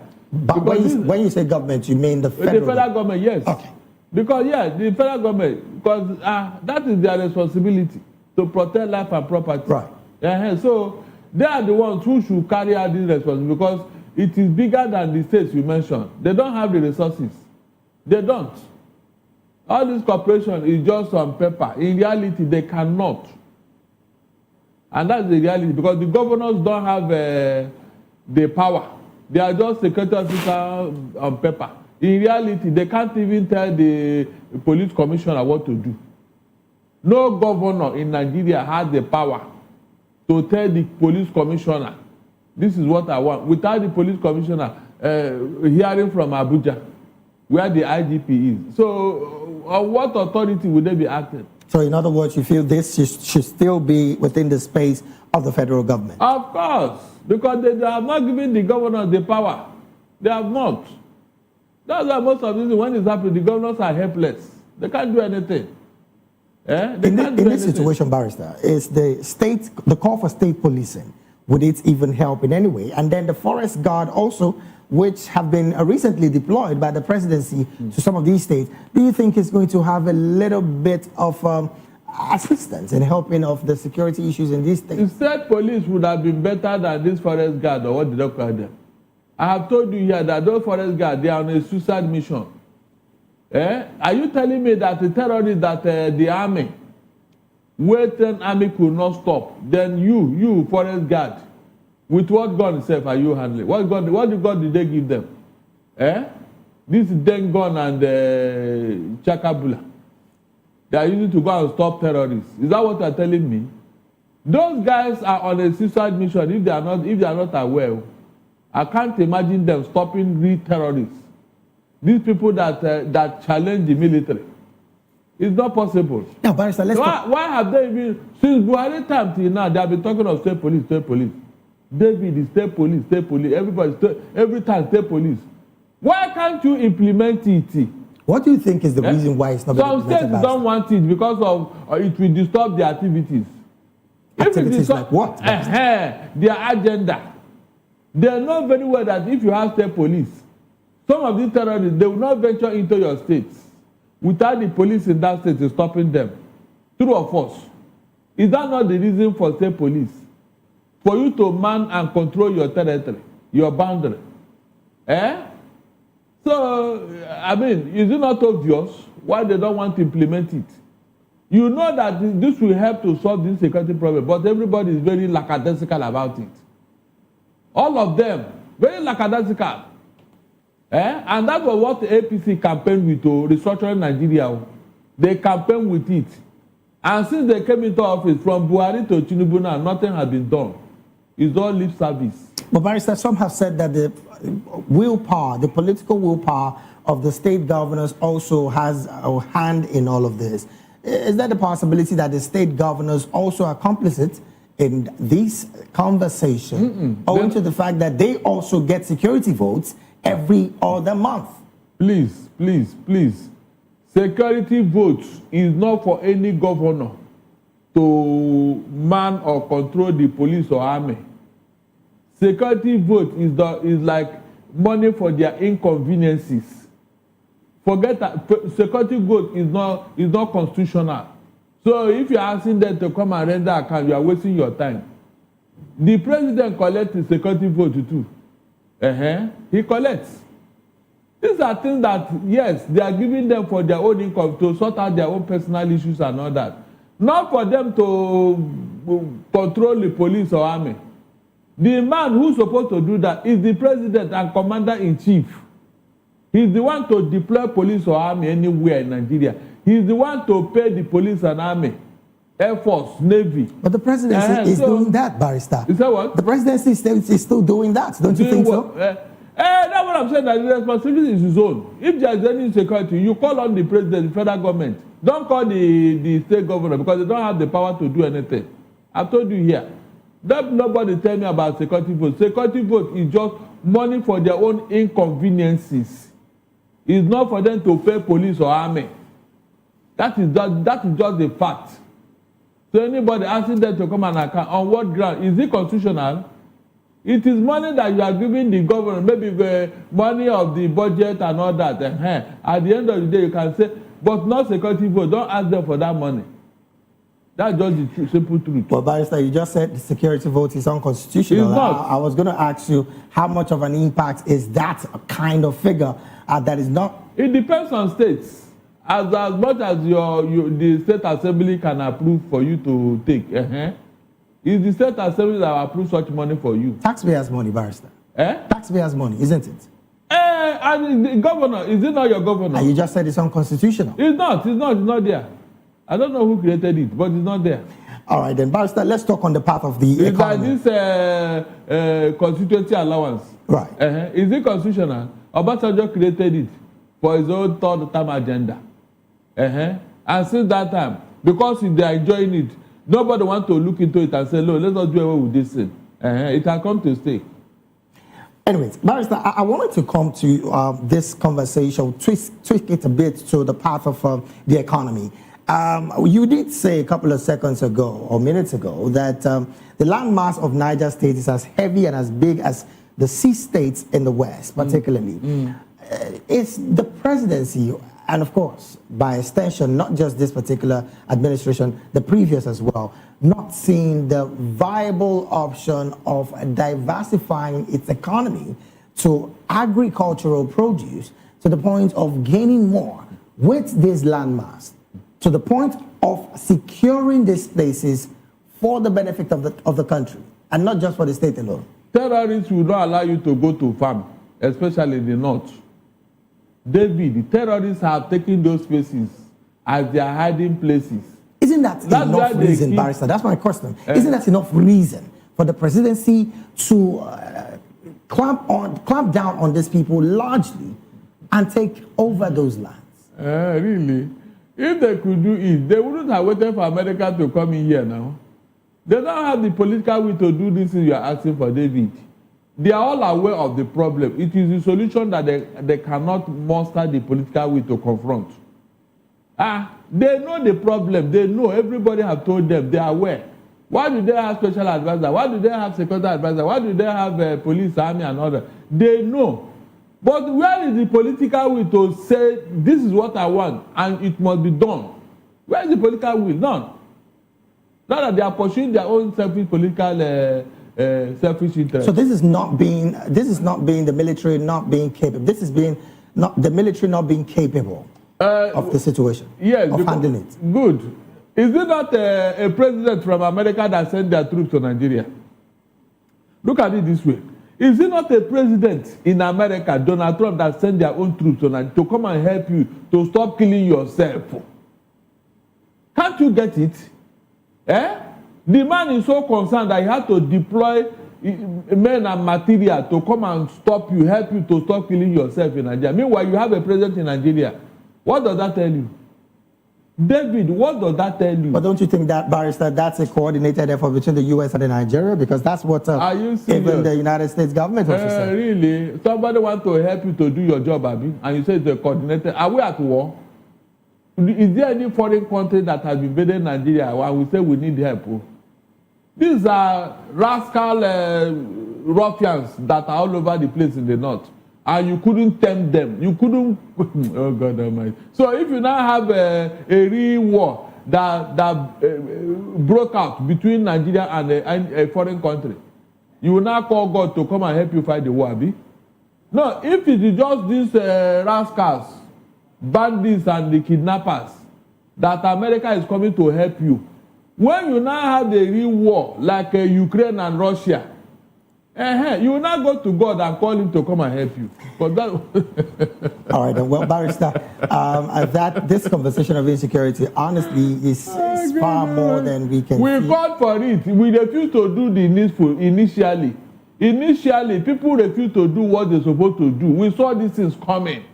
But the religious and tribal sentiment overshadowed the whole thing. And these guys grew bigger in size. All right, then, barrister, let me come to your forte, to another story precisely, of course, which again is your forte.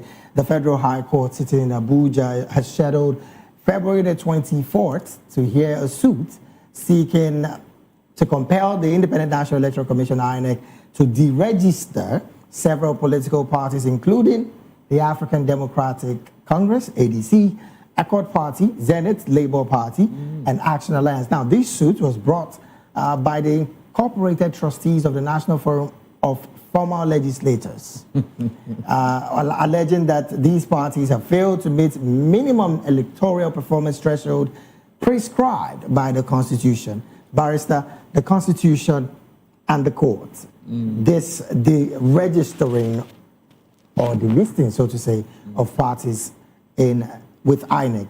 ADC is one of them. What's your position? You cannot deregister an active political party, not even at this period. That proposal is dead on arrival. Even though it fails to meet the minimum electoral performance threshold as prescribed by the Constitution? Minimum electoral performance is subjective here. What constitutes minimum electoral performance? At least 25% casted votes in one state. A party that is active and they are preparing for election. Yes. You don't judge a man by what he's wearing. It is the character in him. If these parties have been active, and there are persons representing them in one way or the other, why would you proscribe them? It's not only on how many persons of their party that is the National Assembly. How about those who were there but defected to APC for one reason or the other? Have you sanctioned those who were inducing them to come to their party? Look, I just wish that lawyers will take note of what this something I'm saying now. Before you will say a party does not have whatever. How about their members that you induce to come to your own party? Talk about that before you can claim that they don't have anybody representing them anywhere. All right, then, because of our time, really, this is where we have to draw anchor on the analysis segment of the Midday News. We've been talking with Barrister Darlington Agumo, a legal practitioner right here in Nigeria, and also a public and political affairs analyst and commentator. Barrister, thank you so very much for being here. My pleasure. We'll take a very short break right now. When we return, more stories and the Midday News will be up next. Please stay with us.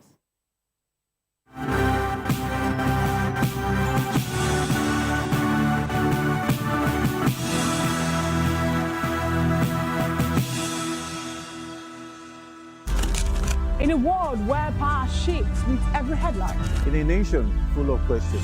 In a world filled with noise, the truth needs a voice.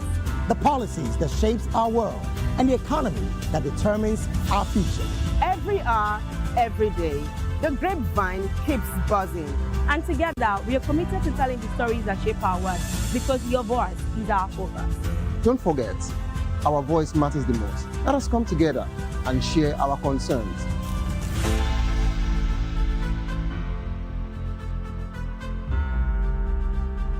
Mr. Family.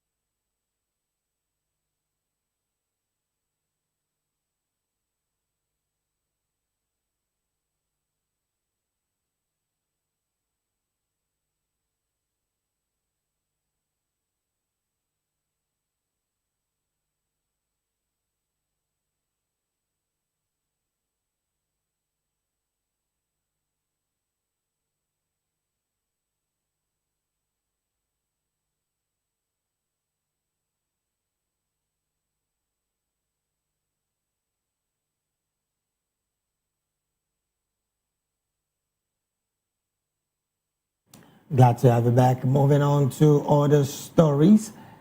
Mixed reactions have followed reports of the arrival of United States troops in Maiduguri, Borno State. Authorities say the foreign personnel will serve in non-combat support roles, but questions remain about how the partnership could affect the fight against insurgency. More so, Edo State residents spoke with our correspondent, Rhoda Johnny, sharing mixed reaction, with some hopeful it will boost security, others caution for foreign military involvement.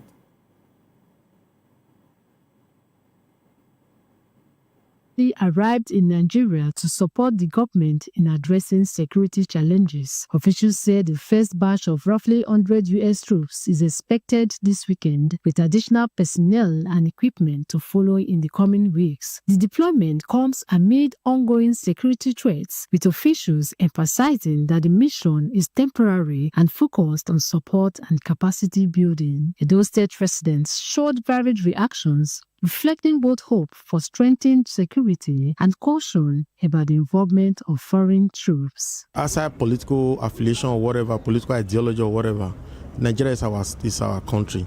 We don't have any other country. Nigeria is our country. So if we cannot help ourselves and the US has agreed to help us, it's a welcome development. As a matter of fact, anybody who is against the idea of US coming at all, you know the person is an enemy of Nigeria. That's just the truth. So we are very optimistic, and we hope that every Nigerian citizen, especially the security personnel, should not see them as competitors, rather they should see them as collaborators, so that this problem can be solved once and for all.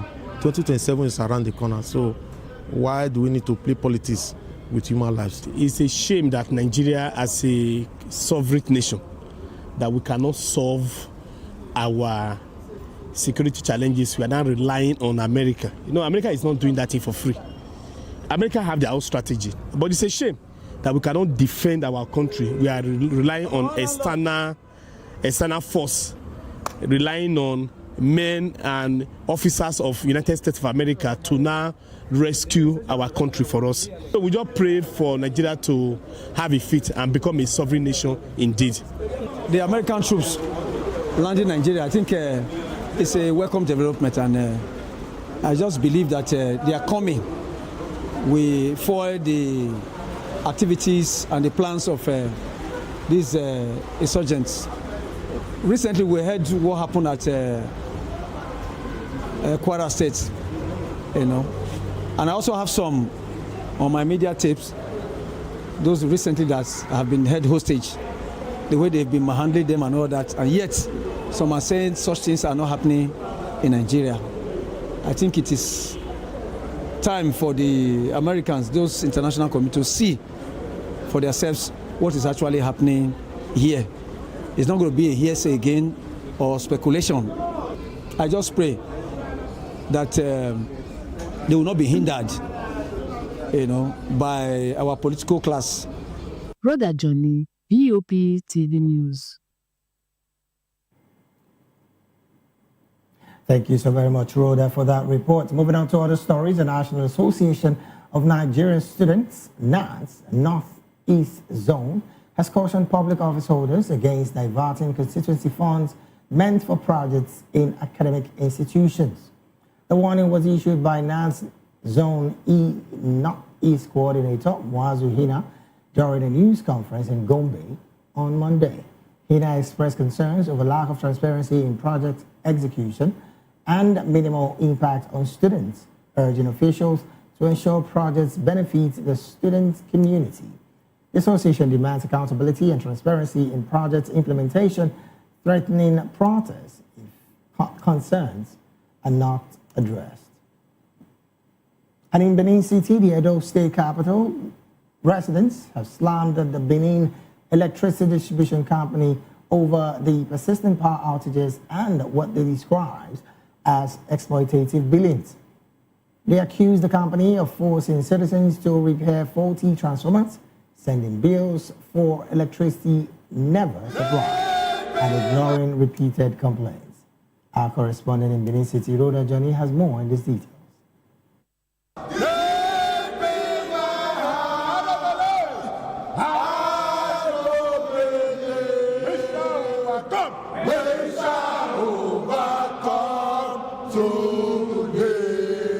Residents of Edo State held a press conference today at the Youth House, Benin City. The group has vowed not to pay for electricity not supplied and has given back a 2-week ultimatum to resolve the issues, calling on the Edo State government and stakeholders to step in. BDC has failed to take responsibility as distribution company to fix their issues. Some other communities are compelled to buy transformers to buy poles and cables to fix their power issues. Why the right undertaking to donate the equipment to BDC and also pay millions ranging between 10 to 15 million for installation of those equipments. In the light of the above, we hereby demand as follows. 1, that BDC should stop oppressing adult people and wake up to its primary responsibility of effectively distribution of power to adult people. 2,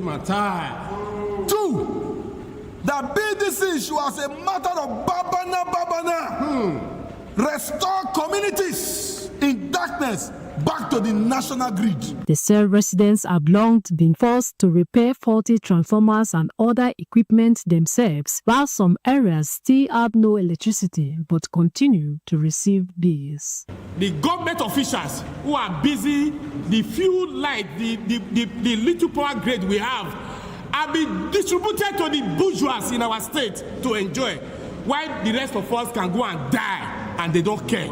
And that is why we say after 2 weeks, the pain and the suffering they have subjected us to, we will also subject BDC and the cause to that same pain. Accusing the Benin Electricity Distribution Company VECT of unfair billing and poor service. That BDC commits to steal from Edo people. It is very, very sardonic that we pay for lights and we get darkness. Sources to reach the distribution company management was unsuccessful. Brother Johnny, VOP TV News. Well, thank you so very much, Rhoda, for that report. From that story, move straight to talking business. A recent survey by the Central Bank of Nigeria, CBN, reveals that 65% of respondents want lending rates reduced despite ongoing inflation concerns. The CBN's January 2026 threshold expectation survey shows 12.2% prefer rate hikes, while 15.1% advocates for unchanged rates. 50.1% of respondents prioritizes lower rates over inflation control, highlighting public desire for cheaper credit amidst economic pressures. The survey coincides with the MPC 304th meeting on February the 23rd and the 21st, 2026, where rate decisions will be made. The committee last retained the monetary policy rate at 27% in November 2025, following a 50 basis point cut in September. From that particular business story, we'll move straight to some sports story. Nigerian midfielder Alex Iwobi marked a significant milestone, marking his 100th appearance for Fulham in the club's 2-1 FA Cup victory over Stoke City. Iwobi played a full 90 minutes, delivering an impressive all-round display, completing 68 passes, creating one chance and making two tackles. Fulham came from behind to secure progression with goals from Kelvin and Harrison Reed, turning the game around. Iwobi's contribution was evident across the pitch, and he was a central figure in the team's performance. The win sees Fulham reach the 5th round of the FA Cup, with Iwobi becoming the 183rd player to achieve the 100-game milestone for the club. Meanwhile, Iwobi and the Super Eagles are waiting a FIFA decision on their petition against DR Congo, which could determine Nigeria's participation in the 2026 World Cup. The NFF has lodged a complaint against DR Congo, alleging that some players are ineligible due to recent changes in international allegiance. And from that sports story, we'll move straight to some entertainment stories. Timini Eboson's new film, Love, A New Note, has broken multiple box office records, earning 106 million naira in its opening weekend and becoming the highest grossing Nollywood film of 2026. Directed by Kayode Kasum, The film premiered on February the 13th and has achieved the biggest opening weekend of 2026, highest single-day gross for 2026 release, and highest grossing film of the weekend. The romantic drama set against Nigeria's 1984 currency change explores a theme of love, ambition, and personal growth. The film features a star-studded cast, including Odunlade Adekola, Sophie Alakija, Eniola Badmus, and Toluwani George. Timothy Abuson expressed gratitude for the film's success, thanking everyone who contributed to its success.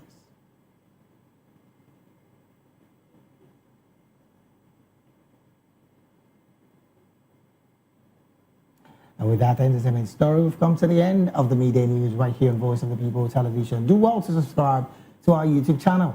On YouTube, we're at Voice of the People TV, and on all other social media platforms, we are at VOP TV Live. Thank you so very much for being a part of this broadcast. I am David Edwin. Do have a good afternoon.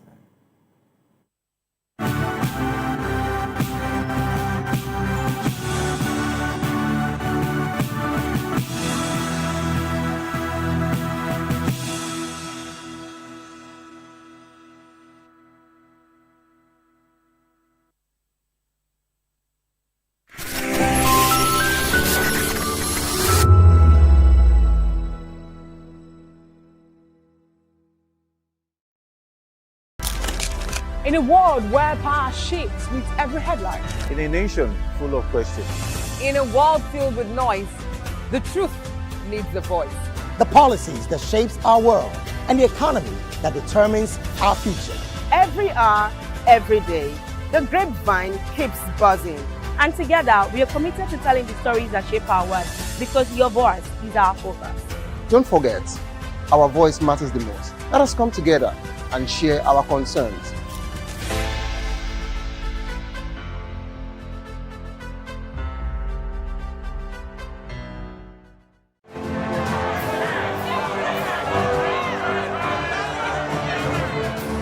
Do you want your voice to be heard? Do you know that you matter in the scheme of things? The People's Voice, the show where ordinary citizens take center stage as we discuss the biggest stories that affect you and I. With you in mind, we facilitate lively discussions, debates, and interviews on the topics that matter most to you and I. From social justice to economic empowerment, education to healthcare, governance, and more. Tackling tough topics and amplifying your voice.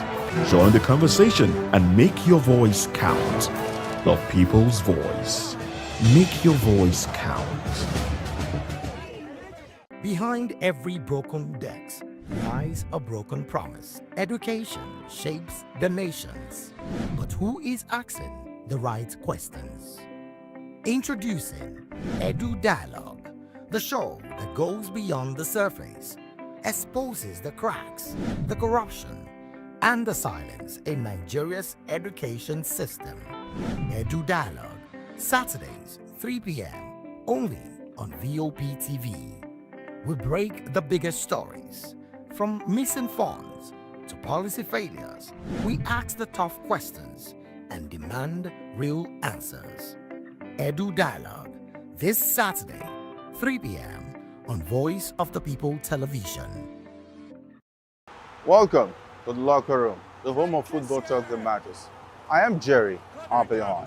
Join us every weekday, Monday to Friday at 5 p.m. Nigerian time, as we share the hot takes and hot debates in the exciting world of football. And joining me are the usual suspects, Ikechukwu and Mayowa, as we break down all the hot takes and everything that's happening in the football. Don't just watch football, live it with us. Catch us on the locker room and Voice of the People Television at 5 p.m. Nigerian time. And like I always say, if not going to the talk, please discuss. The red carpets, awards, the razzmatazz, music, fashion, interviews, and more. Spotlight on Voice of the People Television. Let's feed you with all the juicy stories in the global entertainment space, bringing you the glitz and glamour as they hot. Stay tuned to Spotlight, 1 p.m. Monday to Friday. Spotlight on VOP TV. entertainment like never before.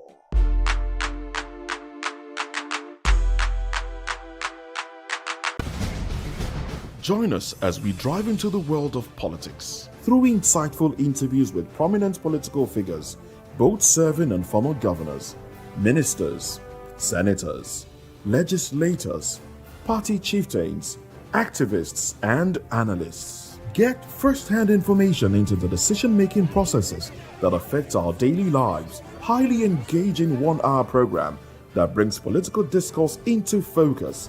I am Chukwuma Okoro. Political Lens, Monday through Friday, 6 to 7 p.m. Join us.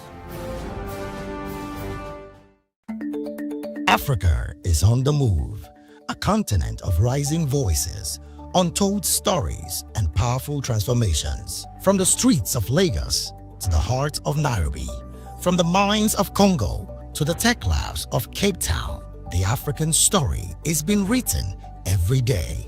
Bold, dynamic, unstoppable. This is African News on Voice of the People Television. We don't just bring you the news. We analyze and bring you Africa's heartbeat, the politics that shapes our nations, the economies that drives our future, the cultures that defines who we are, the voice that must be heard. Africa News, Africa's voice, Africa's future. Where Africa speaks, the world listens.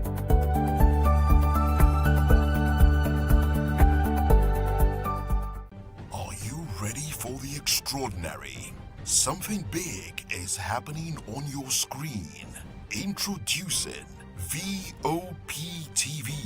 Now streaming on SLTV channel 264. From breaking news to captivating conversations, news analysis, giving you all sides to the story. We break in-depth discussions on the issues that matter, from politics to sports, entertainment, and lifestyle. VOP TV on SLTV channel 264. Join us as we redefine what television means to you. Voice of the People Television, VOP TV. Now you have more than a voice.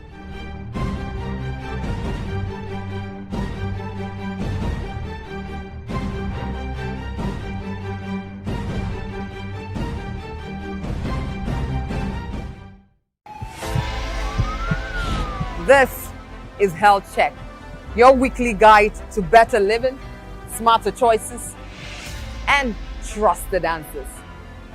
From everyday wellness to urgent health issues, we've got you covered. Health Check, only on Voice of the People Television, where your health has a voice.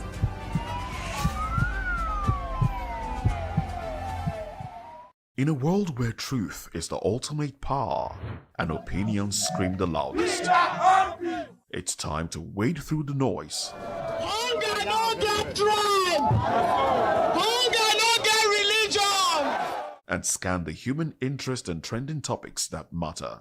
Stay tuned to The Issues, your plug to the stories making the buzz, from politics to science and technology, social justice, and more. Let's tackle the tough questions and expose the truth. The Issues on Voice of the People Television, Mondays to Fridays, 8 to 9 p.m.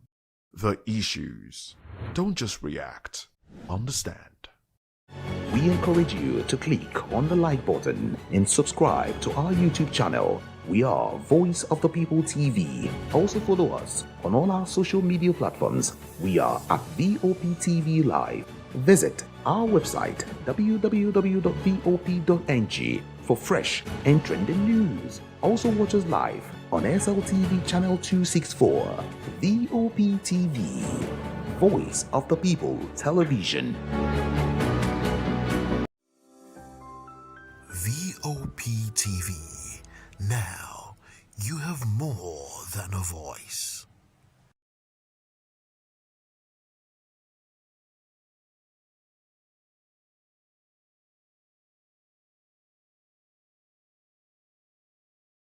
To know the happenings in the maritime sector, join us on the program Maritime Frontiers on VOP TV as we discuss key areas in the maritime sector, from aquaculture, maritime transportation,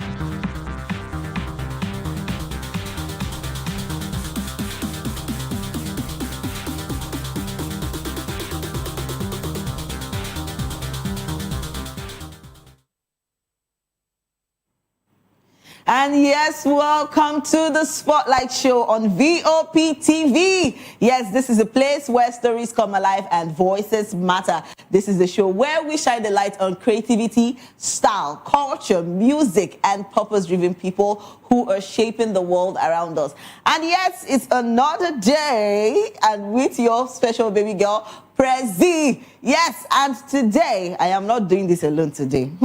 Guess what? After so many long, well, let's say it's years, it just looks like years. My darling angel is joining me on show today, and I'm so happy and I'm excited. Yes, my beautiful, why you call the Ivy? And I'm back. Okay. 2:30. Hey, you can't do past me. They come back. All beautiful girls on show. Well, I actually missed her. Pretty. How you doing? It's a girl something. All right. See, only I've missed you for a long time. Like I've been telling them. Calm down. Okay, so guys, she didn't tell you guys I'm not into music. So I do orchestra. I do. Jesus. See, you feel like say something enter my What? Which one be say you do music? No, I beg. Honestly speaking, I'm not into music. Okay. You know, I now sing for a living. So in case you have a wedding, birthday, just invite me. God, I beg. See, how many music you don't sing? How many music it does you don't not sing matter. That one no matter. Song na waiting, song na song. Okay. Anyway, like if I like, make I sing hallelujah. Please. See, we're going to talk about a lot of things, and only thank God she's here with me today because she personally, I want to even ask her some questions. But some people are jealous because I've been planning. I don't understand. They are jealous. I've been planning for her since the Valentine's. There are some things I saw on her page. I don't want to reveal it, but let her use her hand and tell you what happened. Because this one is not the flesh I reveal it to you, it's the spirit. So reveal. See, okay, let me just tell them what happened. Okay, on Valentine's Day, we all know that everybody will be doing in their houses, and some people that will be receiving gifts, and people that did not receive gifts. Are you now bitter? I'm not bitter. Are you pained? Your time will come. She's among the people that actually wanted to pepper me, but I said no way. My mind was telling me, no, daughter of Zion, you cannot be peppered. Actually, I saw Onyi's picture, status, and I saw a lot of things going on there. And I chose to ask, but right now I want to ask her physical. Physically, you're going to ask me physically. What was going on there? Let's explain to me. Nothing happened. You cannot see, in this life, you don't make accusations without evidence. It's not accusation. I said I saw. Are you seeing anything now? Rather than my face and her face? Obviously, it's just our face she's saying. And in the most sincere note, she did not see anything. She cannot even say what she saw. What did you see? I saw Son of Man. I saw Son of Man with my two korokoro eyes. I said I want to ask question, but I don't know. I just said make I just keep quiet. Maybe she go use her hand to explain. Give me. But right now, I let my man go drink soda. When my man goes to say, see this girl, I won't go toast. Don't get man. He's not a man. Like she said it. Okay, so I was opportune to host an event during the vow period, and the guy happened to be my co-host. Why does it look like the both of you are? No, what I saw is like she went on a date. No, let's be specific. It was a poster. You could have bring it up for your viewers to see on a most sincere note. So don't paint me. It was just a poster where they did. You know when they do a poster for so and so is hosting so and so event, and my co-host. The co-host happened to be a guy. A very fine, cute guy. Are you? And she slid into my DMs. Very fine. But that guy was cute. Wow. I'm not blind not to see a fine man and see. Interesting. And the top notch is that this guy is calm. He has his steez and Jimmy around him. He's a medical practitioner. Are you listening to what I'm listening to? Is it my ear that is paining me? She saw the picture before the day. Me that I experienced the day. I just look this guy, say, if you're not my man, that got to just be my sidekick. Like, the guy was literally very cute. So, it's not a big deal that I was opportune to host an event with a very cute man. But this woman here, Yours was even better. We see and talk now. Do you know yours was way better? You saw it on my status. I just want to ask one question. Did you go out on Valentine's Day and did you receive gifts or not? No, I did not. Valentine's Day, I went out to work. We went to slum to go and cover, less privileged people that a certain organization is trying to help make a makeshift school for them and a makeshift church. So that was how I spent my Valentine's. And I came back to sew 2 clothes and I slept. And I woke up around after 1. You know when loneliness won't kill you. I woke up past 1 and until daybreak I didn't sleep. But thanks goodness, by the time I got to, because the event was not on the 14th, it was on the 15th. So by the time the event started and this guy is the man and everything, I was like, I don't lose. At least now fine guy they do this. Wow, you go explain tire. Do you know the irony was that somebody saw that flyer on my status and happened to know the guy. Yeah. The person did not greet me. She didn't chat me up. She went directly to call the guy or chat the guy up and be like, oh, I thought you were and screenshotted and sent it. Like, I thought you were getting married. I saw these. Like, okay, no, I'm actually hosting an event and that's actually my co-host. Like, it was looking like a wedding kind of portrait. Blah, blah, blah. And the guy now had to chat me up and be like, I'm still like, excuse you. Like, she knows me. Then when I now ask the guy, say, who is the person? I shall do you know if in the brother's heart right now, God is speaking to him? There is nothing that cannot happen. If God spoke to him, now allow him to speak out. Anyway, why are they scaring him off? We are not scaring him off, actually. Your own even better. Your own, you not scare off. Now, you won't just. And I ask you, are you interested? I can just post your picture and say, oh, my friend is admiring you. Oh, but don't do that. Thank you. All right, you, my people. Please stay with us because we're going to talk about a lot of things because this is the show where we are gisting. We have a lot of gist for you. And yes, Oyin is joining me today and we're going to talk about a lot that is happening in Nigeria and things that are going on and things that are going on in the entertainment. And yes, first on, we are going to talk about Baba and Natasha, his wife. They dedicated their child in church, in a church ceremony, and that's actually a beautiful thing. You know, getting pregnant, giving birth is a lot of things, but come to think about it, when it comes to child dedication, I feel that the Yorubas like party too much. I don't know. Excuse me, don't use the word too much. We love to celebrate good things. That's it. It's not our fault that we are the best in the game. Do you know why I said it's too much? Even when people want to do a little thing, their little thing is not little. Even if it's little, even if your guest is 50 for Yorubas now, I'm a Yoruba, I'm proud of. Oh yes, we know actually now. Kilo day. Like even if your guest is 50, there's what we call hosting a party and being a good host. I think I've gone to other tribes events, parties, except the elites now from the other tribes. Yeah.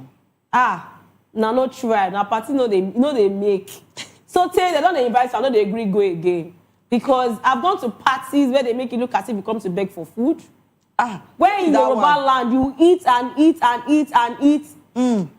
No, see, actually, that you don't lie. You don't lie. Like I've gone to other tribes party where the meat is looking as if maybe they lost, maybe the meat they buy can't run away. They can't catch only leg. So now the leg they share give everybody.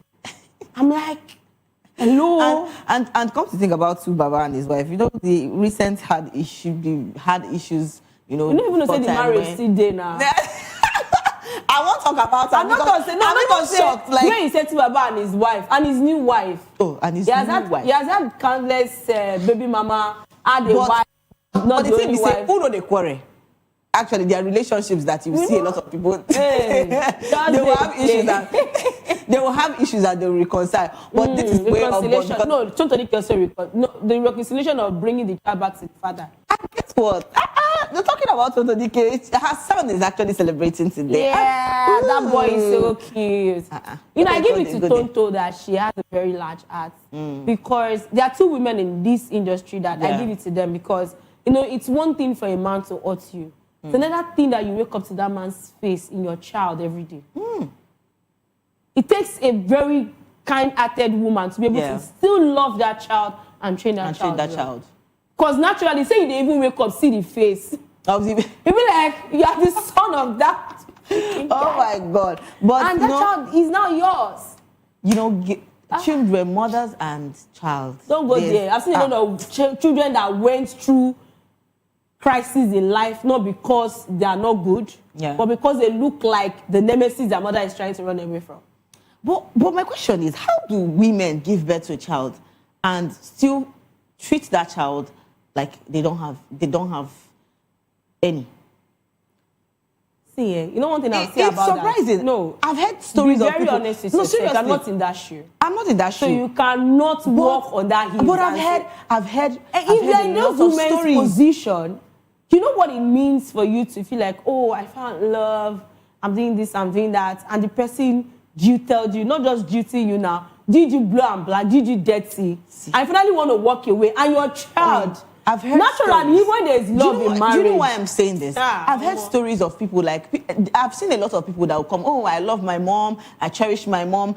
Everybody will want to gift their parents, especially the mothers. They want to gift their mothers. But there are some people that will come out and say, oh, I don't like my mom. I think she's the worst thing that's ever happened to me. I've seen people that have been in that position before. Even when there are mothers that are not really, they don't even care about their child. That one seriously. Okay, so in this one thing I've people will tell you their stories of what their own mothers, people that gave birth to them, did to them. And when they think about it, they will be like, oh, I wish I never had a mother. Okay, so ironically, even for those that are celebrating their mothers, if you truly know them or you truly know their stories with their mother, be like, what do they celebrate for this woman body? So that brings me to the point that, you know, this thing about you just, you know, one thing I've learned in this whole hard economy and hard life is that regardless of who your parents are, regardless of what they have become, as a child, you are literally in a position of you don't have a choice. Because there's nothing you want to do to repay that woman for bringing you to the world. That's why now fathers are pity pass. Because most times you will see the kind of women that are still being celebrated as, oh, Happy Mother's Day, that are not really good people. Yeah. But for men, the leniency for forgiveness is actually very short. And that's because we tend not to see the hard labor they put into it. Because also, like, they just copulated and they planted the seed and they walked away. But for a woman, it's like at least you consider the fact that she carried you for, even if it's just 9 months. 9 months. Even in a premature 7 months. At least she carried you, bared the whole pain, the hormonal imbalances and everything, just to birth you. Now, some women birth some children just to gain a certain level of fame, or probably to gain money or inheritance, XYZ. That's why you have a lot of celebrities with plenty baby mamas. No, I'm being honest. I'm serious. This is baby mamas. I'm talking about baby mamas. I don't know what to call them, but right now, it's a lot. He don't already come and say no more, you know, outside. Okay, sure, our daddy David. Where King David in the Bible said, no more outside goalkeeping. I beg you, don't dey stress yourself. On top David matter, I drop cap. Do you know why? The person wey use the name resemble safe. I say lifestyle B. So it's not far-fetched. So when you see people around that name and they're following that path, I just look at them and be like, Orukolore, like, now name they follow you. Because somebody like the video coming out to say it, I don't think I need you to say it. I think the best you can do is for us to see it. Because the last time he said it wasn't even up to a month. Another one happened. Actually. So what are you saying? And the last time I checked, nobody is even... people make it look as if it's a norm. And that's one thing when there was a time I and some people were having a conversation about things women should do, things women should not do. And in this lifetime now, which woman can come out and say, I married to us, I married to us. I said, who make the laws? The man. You make the laws that are suitable for you. Yes. He said, I said, don't argue it. If you leave the women to also make laws, you will not exist. At all. So it's not like, I'm not saying that probably men making the laws means that the women are better. We are worst. If you give woman 1 inch, they can't hear the drill, they go you take. Go run. Hey. I'm not sure they want female to bosses. Yes. And you see how terrible they could be at times. And sometimes you look at them and be like, you know, what's going on? I'm telling you. And they even have a hat. Sometimes, like and the art code they put on men. So some now, female bosses, one thing I think I've noticed recently is that anyone that is not having a happy marriage tends to hate all their male colleagues. And they pass aggression. And I'm like, are they the cause of your problem? So I realized that this whole thing, life no just balance. They don't coming out to say, no, they play that guy in our life. Say they even go club again. Hey, you say hey, 4-4-2-30. Hey, this is how. Hey, wine. May we know what is. My own is that everybody should know what they are promising this time around, because you cannot just come and be promising. But the promise is for Chioma, right? Chioma, I'm sure they have promised you over times and they failed you. So if you choose to hold on to this promise, God help you. But come to think of it, Chioma is a strong woman. No? What makes you think she's strong? What makes me think she's strong? Yes. See, a lot of people might be because you've not seen her come out to break down. That's shows that somebody's strong. No, let me tell you, ironically, that's like a very deadly thing. A woman who shows reaction, I say it to men around me, they're better. I know someone that was married for 32 or 33 years. Yeah. And the wife one day woke up and packed out. I think there must be something that happened over time. It did not exactly. It did happen recently. And you know, silent. And the man did not see the problem. She never complained. So you feel like Motijelo. Until that, and funny enough, they got married very early. In their early 20s. I think the other was 21. She was 20, I'd be 19 when they got married. Wow. So they were not even up to their... She was like in her early 50s when she started. She just packed her load and turned the man to, oh God. Hey, Heaven and earth begged this man. The irony is that she still didn't say anything. It just came like... Women can do some things that when they do things, it's scary.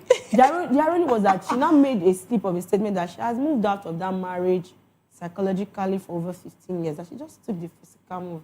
So there's no need anybody begging her. Wow. Now people constantly thank them and say, thank your God, oh, wow, that you left alive. Because if you wanted to kill him, you wouldn't even know what killed him. Actually. So don't say any woman is strong, so that we handle pain differently. It is well. We are still talking about Stu Baba and his wife, Natasha. Well, congratulations to them as they've taken their child, dedicated their child to God.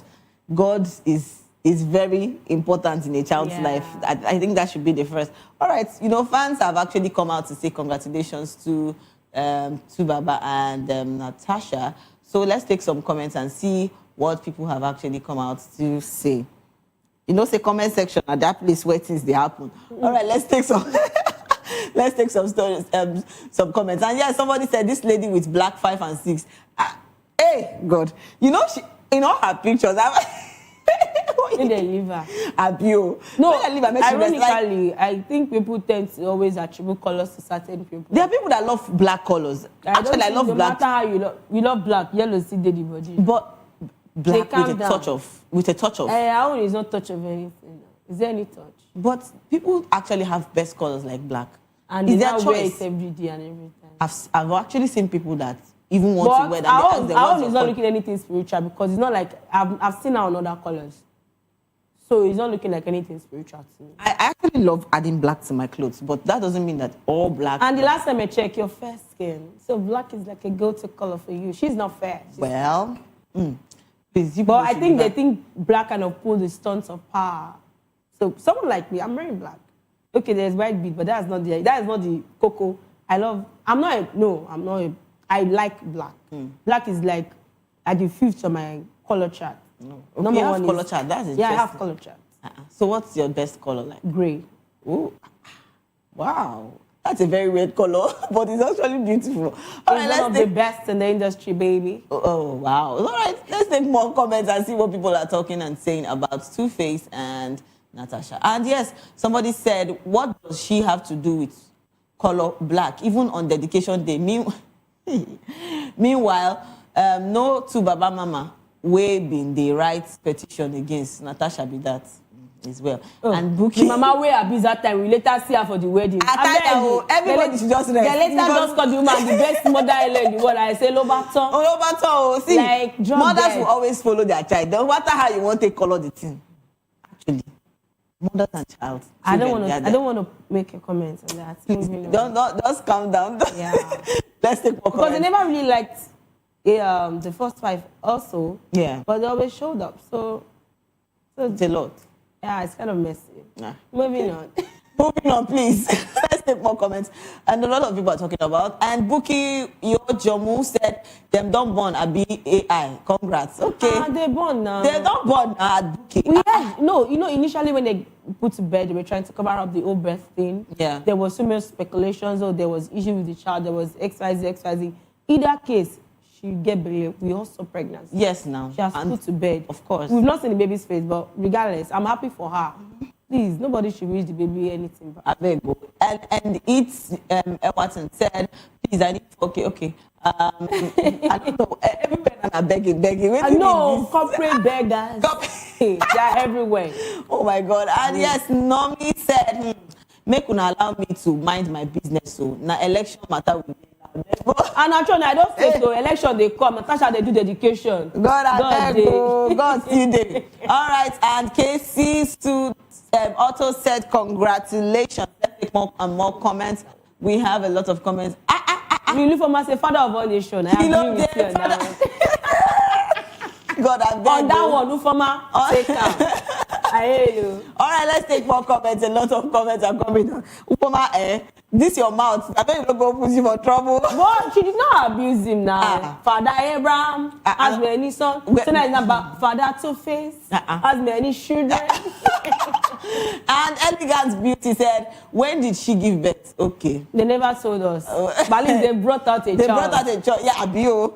And Boss Lady said, which kind of Abada Natasha come here now? No one that leave her clothes now. No, you know whether her stylist, now nothing they style her with that. Is well. Green and Yeti Ham said, my own question is why it's like wearing black. But why people? Because everybody's not complaining about the black. Why you emphasize? Black is a color, please. You guys are not really nice. And Zizi said, so she born true. I think that it wasn't fake pregnancy. Kilo day. And knowing the like, no. This one I don't like what you said because all of us know Two-Face. Say all the woman way in church. Evidence day. Like evidence good day. They too they born for them. No, in family they can't see where they sow. Their seed sowers. Oh my God, they really sow that seed, spiritual seed. It is a strong one. And another person, congratulations, Lucci has said, Two-Face can never be forgotten after leaving this world because his DNA is implanted he is going around. No, his own DNA is not as implanted as Ned Nwoko. Two-Face seeds are only planted in Nigerian women. While Ned went across the world. Wow. So please. So there's a difference. Yes. Ned was high class. He went across the world. That one, he knows what he's doing. That one, his DNA is everywhere. Till the end. Don't be surprised that in the coming, let's say in the coming decades of years, you will hear that one of great-grandchild of Ned is becoming a president in any country outside Nigeria. The reason is that he has sown his seed across the border. Two-Face seed is now within the border idea. Moving on, please. But actually, we should be specific about the Ned and the Two-Face. Two of them are two different people. But it's where. But we're talking about seeds now. We're talking about seeds. People when they are DNA, no fit end. If not for say Davido DNA self no go end. Because this is a plant. He said na a Greek man. He's a planter. And when we don't plant, never dry. God, I beg go. All right, moving on to our next story. We're talking about actor Nkubi. Yes, and the wife of Nollywood actor Victor Nwogu, popularly known as Nkubi, has revealed that a medical doctor once made a controversial suggestion during her pregnancy. Vivian Nkiruka disclosed in a recent interview that after learning her husband has dwarfism, why she did not allow her brother-in-law or another man to impregnate her instead of convincing with her husband, she described the remark as hurtful and insensitive. So yes, she's talking about Nkubi's wife. She actually came out to say things about how she went to see a doctor, and the doctor told her that why didn't she allow her brother-in-law, get her pregnant and the rest of them because the husband has dwarfism. I feel that a lot of people that have this kind of stature are being downgraded, talked to wrongly. They abuse them hurtfully because I've seen a lot of tweets concerning her. Maybe she has a good picture with her husband and someone will just come out from nowhere to say hurtful things about them. Come on, these people are human beings. It's crazy how people treat them. Do you get what I'm trying to say?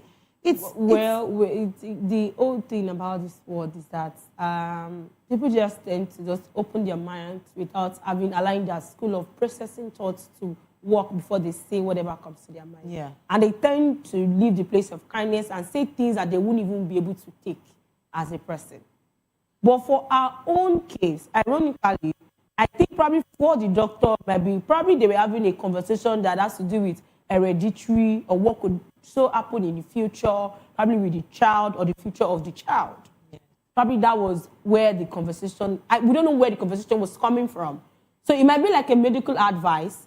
Now, let's be honest. Was it a right medical advice? I heard about it from, I can't remember this doctor, this famous doctor. There was one, there was a family in America that had about 9 children. Yeah. Both couples were dwarf. Yeah. And initially they were having 12 children. They don't know happened a particular very pretty one that was dwarf. And then a particular doctor used that family as an example. He said, you might be lucky enough that as dwarfs, that they don't even advise dwarfs to marry each other. Okay. Because the high risk of having to birth dwarf again is that the percentage is so high. And another part is talk about birth difficulties in giving birth, XYZ. So the doctor, I can't imagine myself talking about getting married to, like, I'm just saying, if somebody get married to a dwarf and you now telling the person that he should go and have sex you're with not a doctor.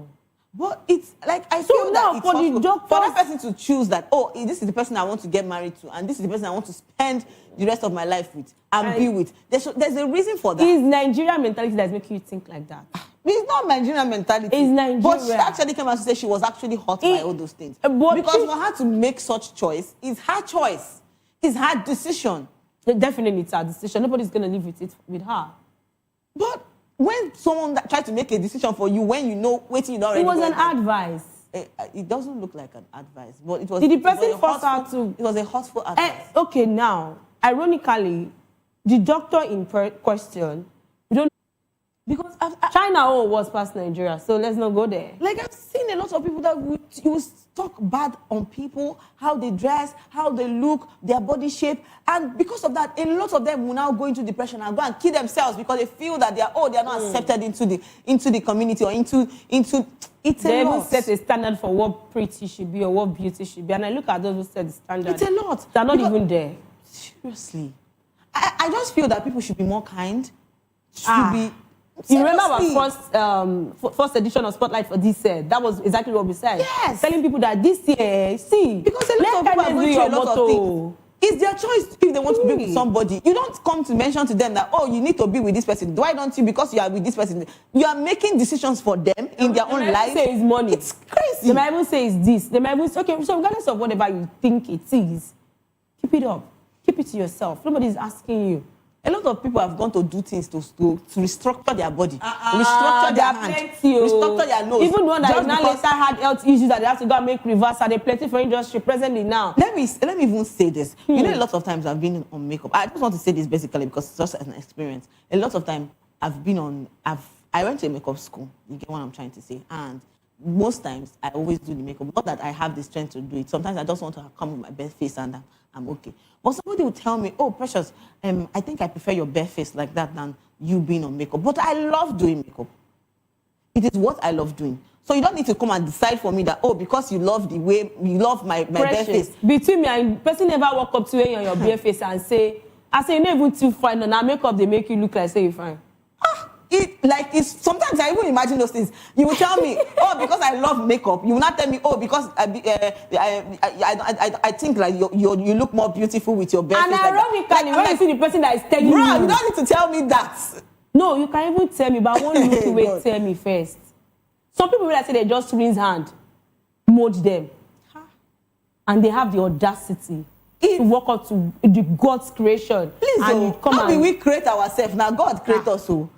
Do you understand? So anything that we want to, we feel that is okay for us, that we want to do by ourselves. If we say okay, that because maybe you should not do things because somebody else is telling you that you're not looking okay.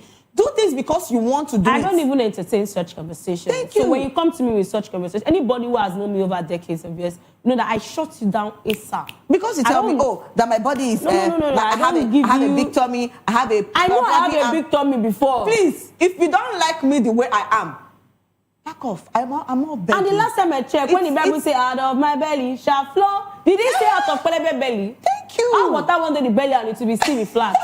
So for those that have tracheotomy, sorry, you don't have anything to flow out of it. You cannot have rivers of living water flowing out of it. Because you cannot come and tell me, oh, because you want to be okay the way I'm dead. You cannot come and decide for me. Not you create me. If they have that energy to come and meet, why not just spend that energy on themselves? If they can spend that energy to, achieve a level of success, they'll be way better than where they are. But yes, they come to other people and make. I just feel that people. It's really not nice. And for that doctor, yes. I hope it's a professional thing, Sha, because if not, and I try to picture what to make that doctor. You know why I said so? Because I don't say anything that should having, like me and you having a casual conversation and you say such a thing. Because you know I'm saying this. I know countless times I've watched them, Nkumbi and the wife and the daughter. A lot of times she has also brought out her daughter, take pictures. People always come and say, oh, why would you go? There's a sense of stigma.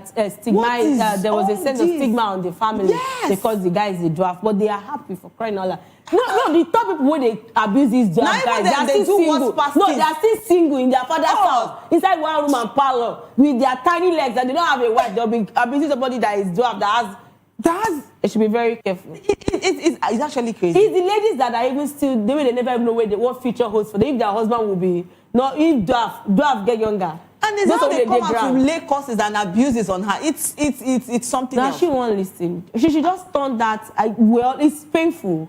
And then the fact that she's just trying to navigate life and be a better version of herself and grow with her family, and people just feels like they have an opinion over our home. Because I don't think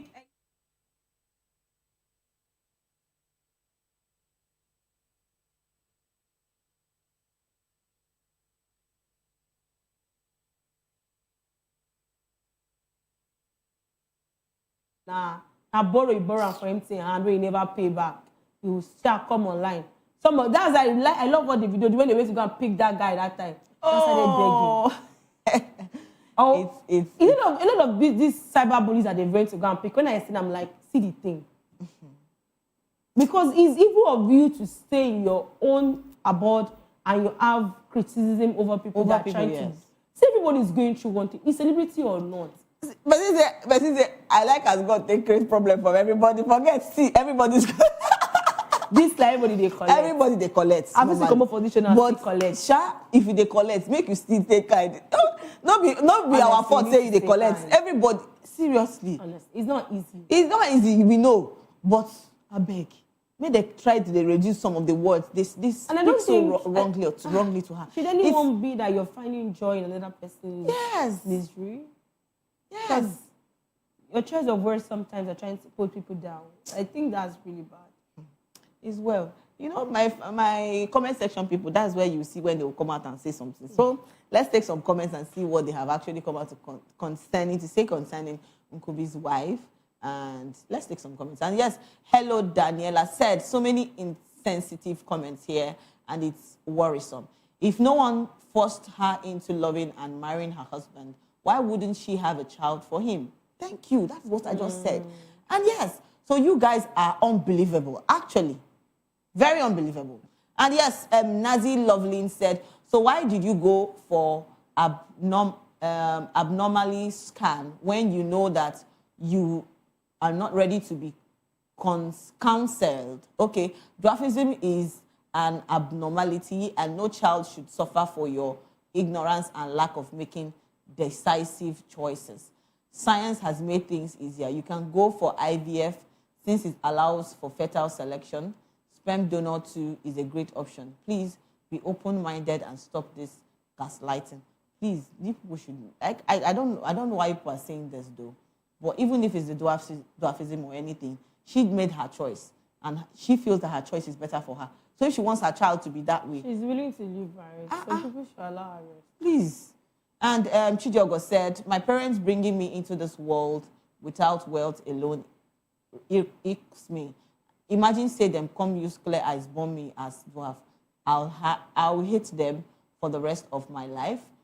Not suggesting she should do what the doctor said, but at least modern science gives one the option to select embryos through IVF. They should have considered that. Well, no, I don't even think that person has a clear understanding. One of the embryos is talking about sex of children, it doesn't have anything to do with eyes or stuff like that. Thank you. I think it only has to do with sex And except you want to do, what's it called, surrogacy now, when they're not using their husband's sperm, yes. And they want to select a certain gene they want the child to have. That's what I see the husband's sperm. There are still high chances the child could still be a dwarf. I don't know why people are so it's a pained that choice. you should leave this lady. Don't that she's allow her having. rest. Let's take more comments. We have a lot of people talking about this. Let's take more and see what people are still saying about her. And Trish official said, Doctor, give you advice. You carry and come social media. Before Uncle, it's hurting. It's actually hurting. So why should you carry and come social media? It's well. And Gary OG said, this is highly unprofessional. And the comments here are alarming. And Princess J.I. said, comment section is so filled with rubbish. You all have no right to tell two adults what to do with themselves. Thank you. So dwarf don't deserve love or what? Why all this discrimination and unnecessary advice, telling her to do so, this and that? Did she tell you guys she wasn't aware of the fact she might birth a dwarf before marrying her husband? Thank you. That's the same question I asked. She made her choice. She knows what she wants. Why you going? Why are you so quiet? Because it's crazy. People come to tell you how you want to live your life, how you want... Like, you don't make choices for somebody. Somebody have already made the choice for themselves. So let them... They've decided. Well, we are in the era where we can advise people, not that we're trying to force them to do what we've told them, or probably for them to see things from a different angle. Yeah. And, this society belongs to all of us. We all bear the brunt of so many people's decisions. Some of those thugs we see on the road, some of those agbe roads, some of those armed robbers are birthed by some people. Thank you. If we had advised their parents not to bet them back, maybe we'll not have them in society to be causing chaos. So when it comes to advising people, I think it's just out of thinking for our future as well as a society. But she never complained. No, we're not talking about her complaining, because in the future, when the child grows, we want to get married into another family. Moving on. But on the most sincere note, but that's just the honest truth. So when you're taking from a societal view, they might want to look at it that, oh, we are all in this society together. But regardless, I feel our marriage, our choices, our life is ours alone. So for in the future, if our own is even dwarf, there are so many children born disabled, born with a lot of diseases you can't even think of. This stigma of a thing is not only on dwarf. Dwarf is physical. I've seen a lot of couples that they didn't go ahead to marry themselves because of genotype issues, compatibility. Some will say we can defile it and get married, and when they get married, when they see the shege, they come out back. So a lot of things are going wrong in the society. I don't feel like education will go a very long way, enlightening people on what to do. Just like someone with HIV/AIDS, before now, always look like a deadly disease. Yes. But in the current life that we are now, they are cured. They are living way better than people without it. True. So it all comes to knowledge. Having knowledge about what is wrong with you and how to deal with it. Yeah. I've seen people come out and say, I've been living with HIV/AIDS for 20 years, 30 years. I'm like, oh, wow. And they're looking way healthier than we don't get them. Yes. So this life, but I feel like people should just mind, even if you're an advice person or you want to chip in words to, probably like jot the person awake, probably from to reality you feel is perfect. Yeah. You should be mindful. Talking about this, a lot of people have been into relationships that they don't go do health checkups. They don't go for health checkups. I've seen, I talked about this recently where a lady talked, I think Prinka actually came out to say, media personality Prinka, she came out to say that, that she broke up with her boyfriend. And the reason she broke up with her boyfriend is not because he was cheating, not because he was lying, or not because of anything, but he refused to go do a checkup on himself. And for that reason, HIV checkup. So my question sometimes I ask, I said, why is it that people... The guy might not feel saying they're positive, let me know one wrong. But why is she particular about HIV alone? I think the checkup... So now, I think another thing people need to understand is that he might not even be HIV positive. The guy might just feel irritated that why are you particular about this thing? Yeah. But the manner in which we pressure others. But I feel that for him to have But if they want to get married, naturally, and if nobody say, she said does spoil. And that's the truth. If the bed was left undefiled and they're about to get married, medical tests are essential for marriage. In any church. In most churches that I know. So I don't know whether now Oluba they go when they do tests. You know, say a lot of people talking about that, say she don't spoil. No, we'll go into that place. See, a lot of people still come to tell me, Precious, please though. Some people will say, please, test before you enter into the marriage. But you know, the right time, they'll tell you, please, fornication is a sin. You don't need to fornicate. It's easy for people it's to a lot say of people. anything. People have their own differences about this whole relationship matter. Are they not the ones you will test and you still not be sexually satisfied with the person and you still want to go ahead and marry them? Is that about satisfaction? What about the health issues that comes with it? What if the guy is not potent? Oh, so you feel like in the level of that few months, you can test his potency. I know a lady that said they dated for 8 years and they never had a protected sex for once. And she was never pregnant.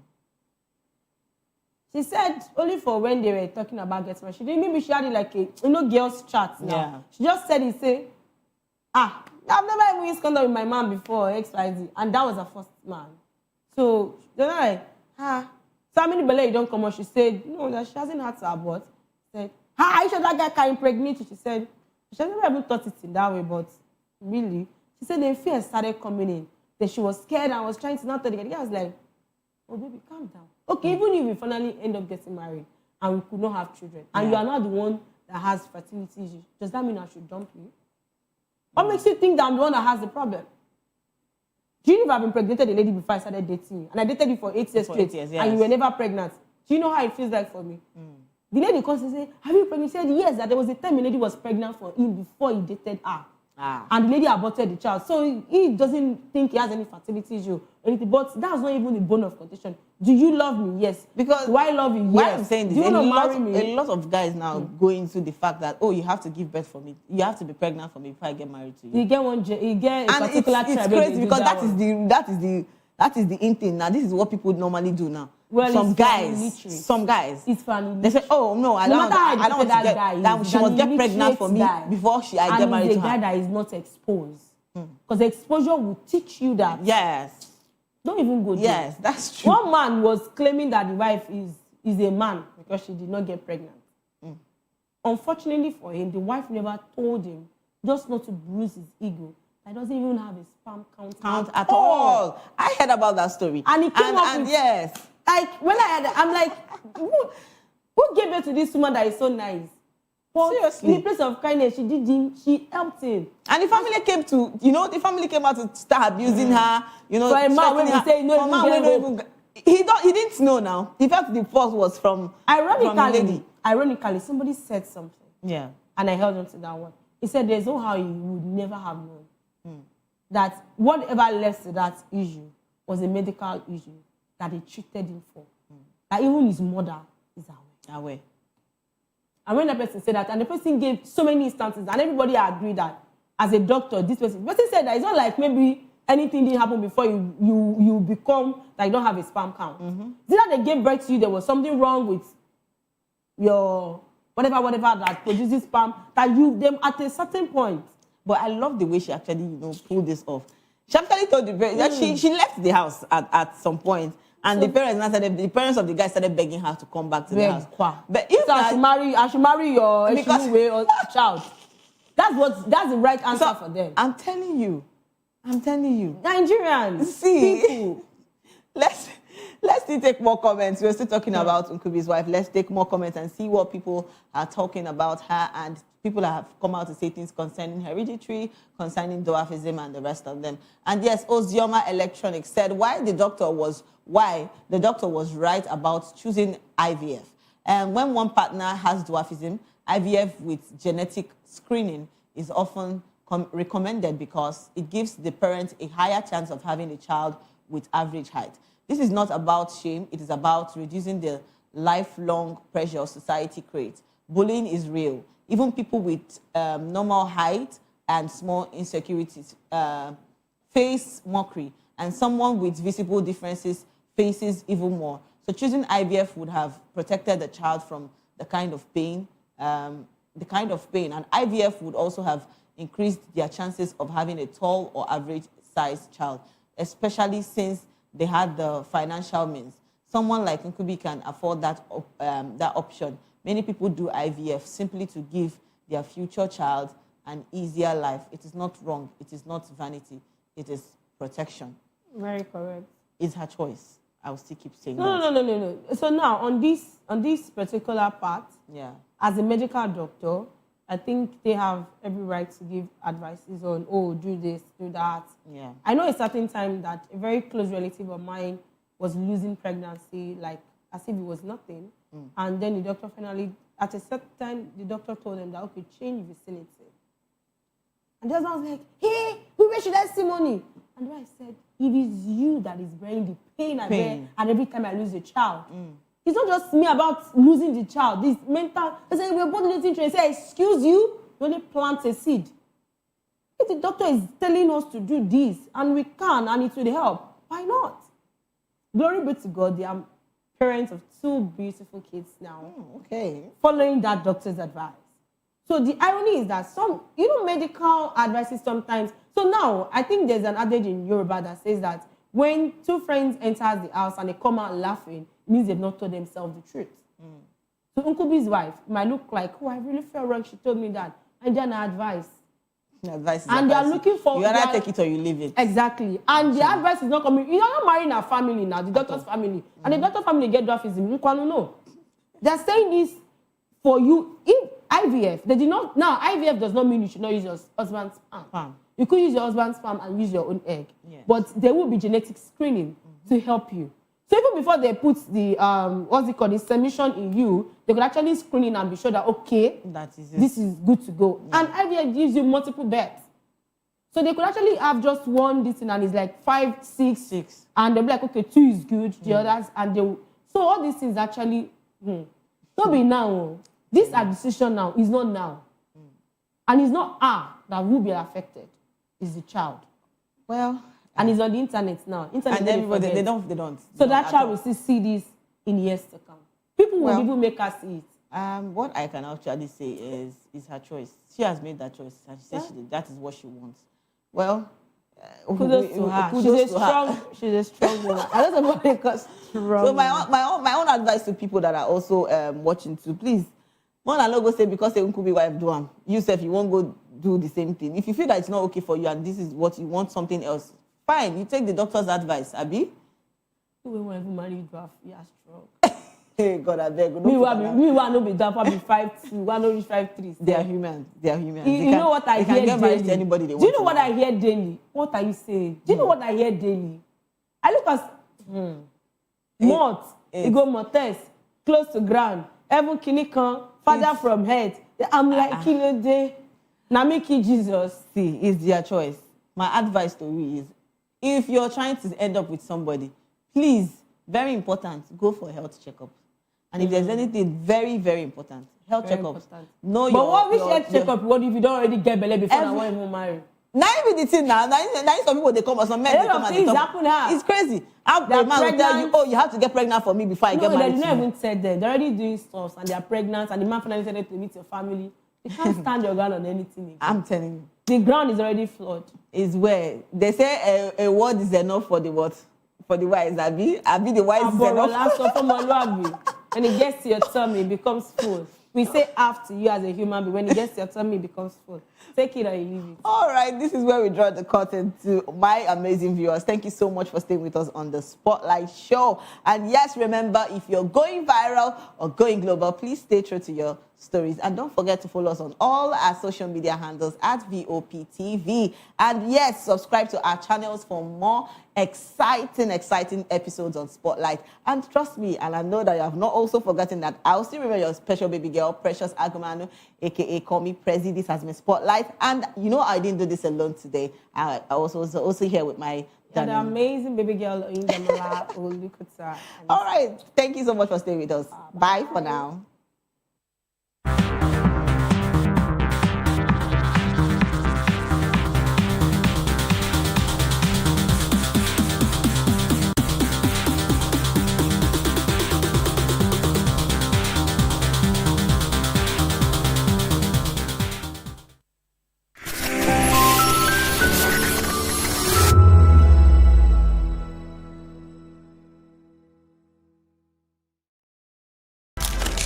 In a world where power shifts with every headline. In a nation full of questions.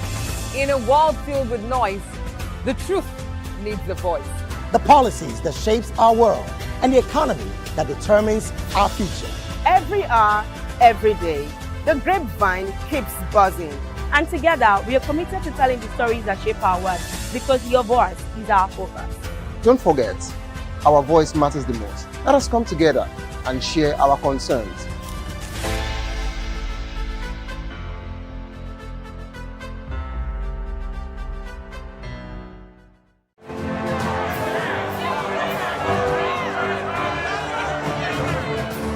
Do you want your voice to be heard? Do you know that you matter in the scheme of things?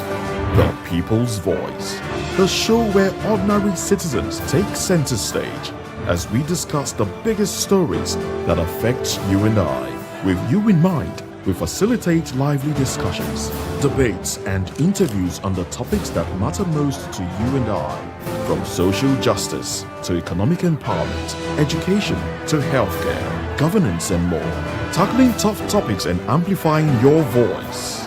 Join the conversation and make your voice count. The People's Voice. Make your voice count. Behind every broken desk lies a broken promise. Education shapes the nations. But who is asking the right questions? Introducing Edu Dialogue, the show that goes beyond the surface, exposes the cracks, the corruption, and the silence in Nigeria's education system. Edu Dialogue, Saturdays, 3 p.m., only on VOP TV. We break the biggest stories, from missing funds to policy failures. We ask the tough questions and demand real answers. Edu Dialogue, this Saturday, 3 p.m. on Voice of the People Television.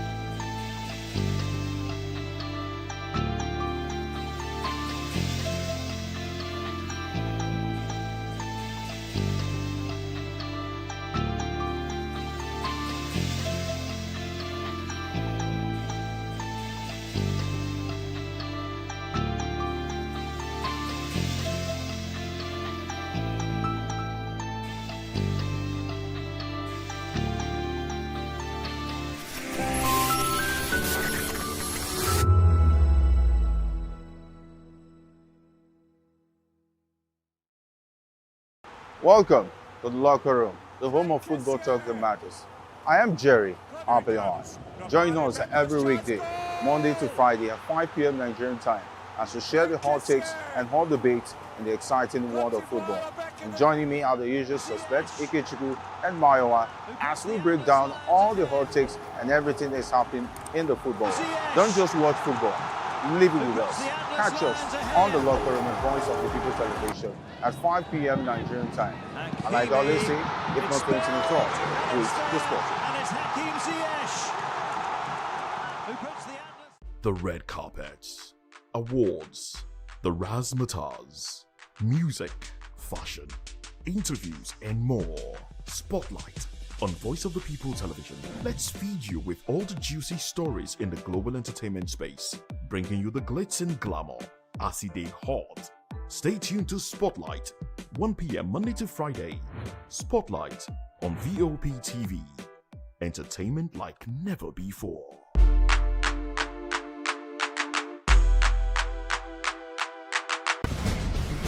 Join us as we drive into the world of politics through insightful interviews with prominent political figures, both serving and former governors, ministers, senators, legislators, party chieftains, activists, and analysts. Get first-hand information into the decision-making processes that affect our daily lives. Highly engaging one-hour program that brings political discourse into focus. I am Chukwuma Okoro. Political Lens, Monday through Friday, 6 to 7 p.m. Join us. Are you ready for the extraordinary? Something big is happening on your screen. Introducing VOP TV. Now streaming on SLTV channel 264. From breaking news to captivating conversations, news analysis, giving you all sides to the story. We bring in-depth discussions on the issues that matter, from politics to sports, entertainment, and lifestyle. VOP TV on SLTV channel 264. Join us as we redefine what television means to you. Voice of the People Television, VOP TV. Now you have more than a voice.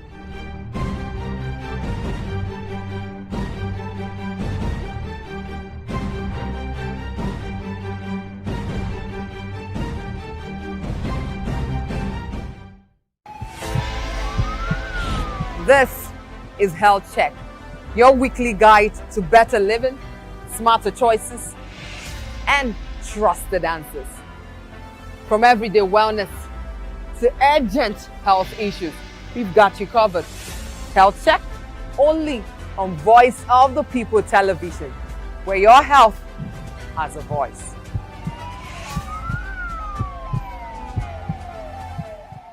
In a world where truth is the ultimate power and opinions scream the loudest, it's time to wade through the noise. Hunger no get tribe. Hunger no get religion. And scan the human interest and trending topics that matter. Stay tuned to The Issues, your plug to the stories making the buzz, from politics to science and technology, social justice, and more. Let's tackle the tough questions and expose the truth. The Issues on Voice of the People Television, Mondays to Fridays, 8 to 9 p.m. The Issues. Don't just react, understand. We encourage you to click on the like button and subscribe to our YouTube channel. We are Voice of the People TV, Voice of the People Television. To know the happenings in the maritime sector, join us on the program Maritime Frontiers on VOP TV as we discuss key areas in the maritime sector, from aquaculture, maritime transportation, maritime labor regulation, oil and gas exploration, ferry and passenger insurance, marine pollution and prevention, port operations, and lots more. Maritime Frontiers, exploring Nigeria's blue economy. In a world where power shifts with every headlines, news breaks and events happens, we bring you unbiased and explicit information on politics, economy, and state of the nation. We break down the chaos. Facts, not fluff. Truth, not spin. We discuss not just politics, but a glimpse into the future. Voice of the People Television. Now you have more than a voice. VOP TV. Now you have more than a voice.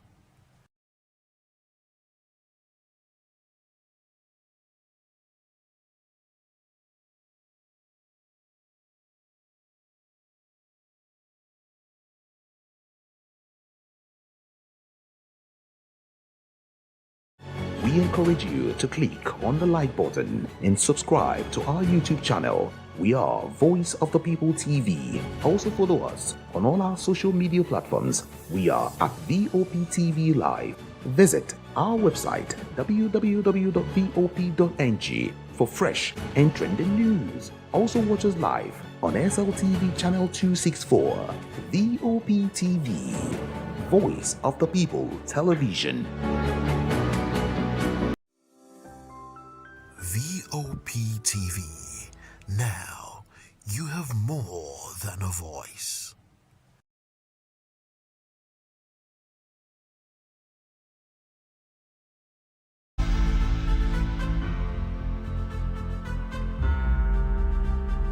Mr. Familoni, and here's to VOP TV. Keep watching, stay tuned, do not touch that dial. My name is Made Kuti and you're watching VOP TV. Keep watching. Welcome, my name is Zika Davis. Distinguished ladies and gentlemen, boys, viewers, everybody, boys and girls. This is VOP TV. Do you know what that means? Voice of the People TV. You don't have a voice, don't come here. You better make sure your voice is heard.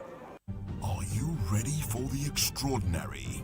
Something big is happening on your screen. Introducing VOP TV. Now streaming on SLTV channel 264. From breaking news to captivating conversations, news analysis, giving you all sides to the story. We break in-depth discussions on the issues that matter, from politics to sports, entertainment, and lifestyle. VOP TV on SLTV channel 264. Join us as we redefine what television means to you. Voice of the People Television, VOP TV. Now you have more than a voice.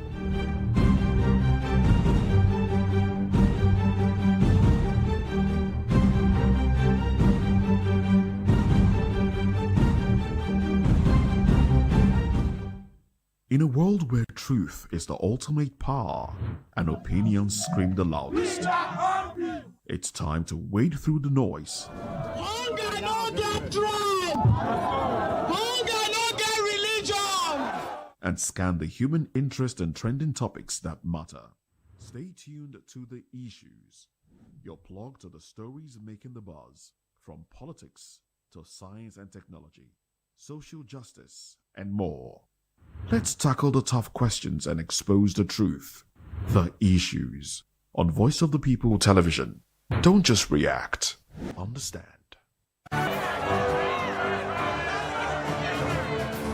Do you want your voice to be heard? Do you know that you matter in the scheme of things? The People's Voice.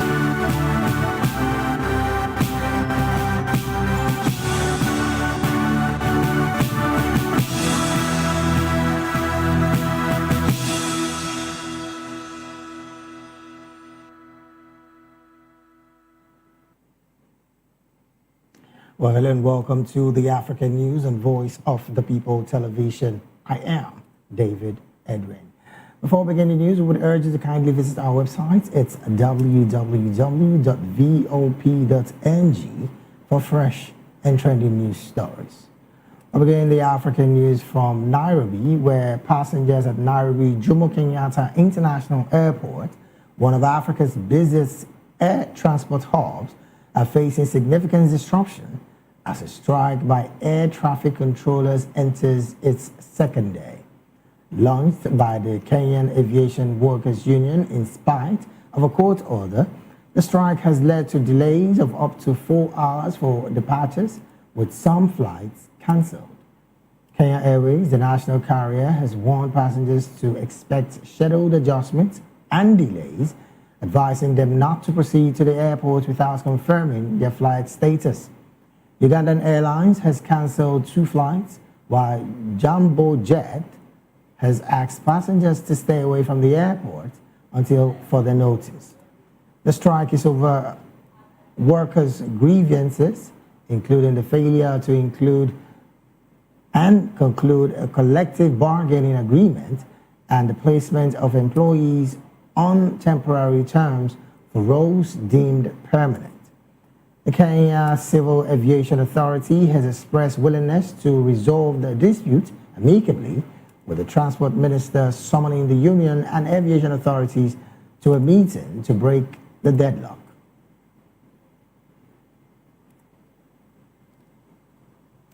Away from that report, Nigerian President General Abdulrahman Tiani has expressed gratitude to Algeria for the country's rejection of the calls for military intervention in the wake of the July 2023 coup.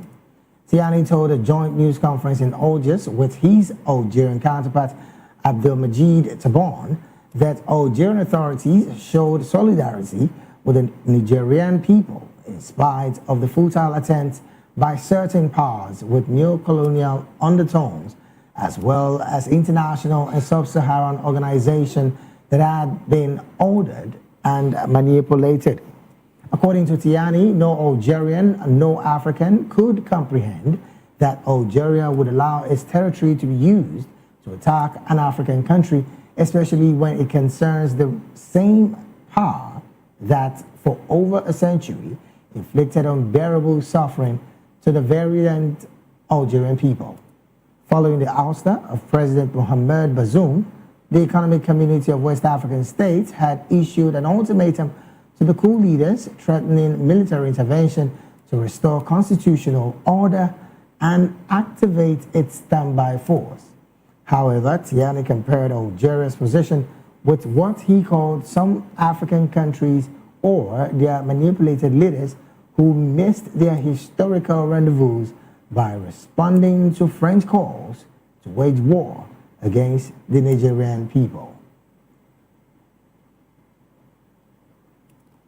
In another development, the Vermont community of the United States has lamented that a Ugandan cleric and licensed nursing assistant Stephen Tendo remains in the custody of Immigration and Customs Enforcement, that's the ICE, at the Stratford County Jail in New Hampshire.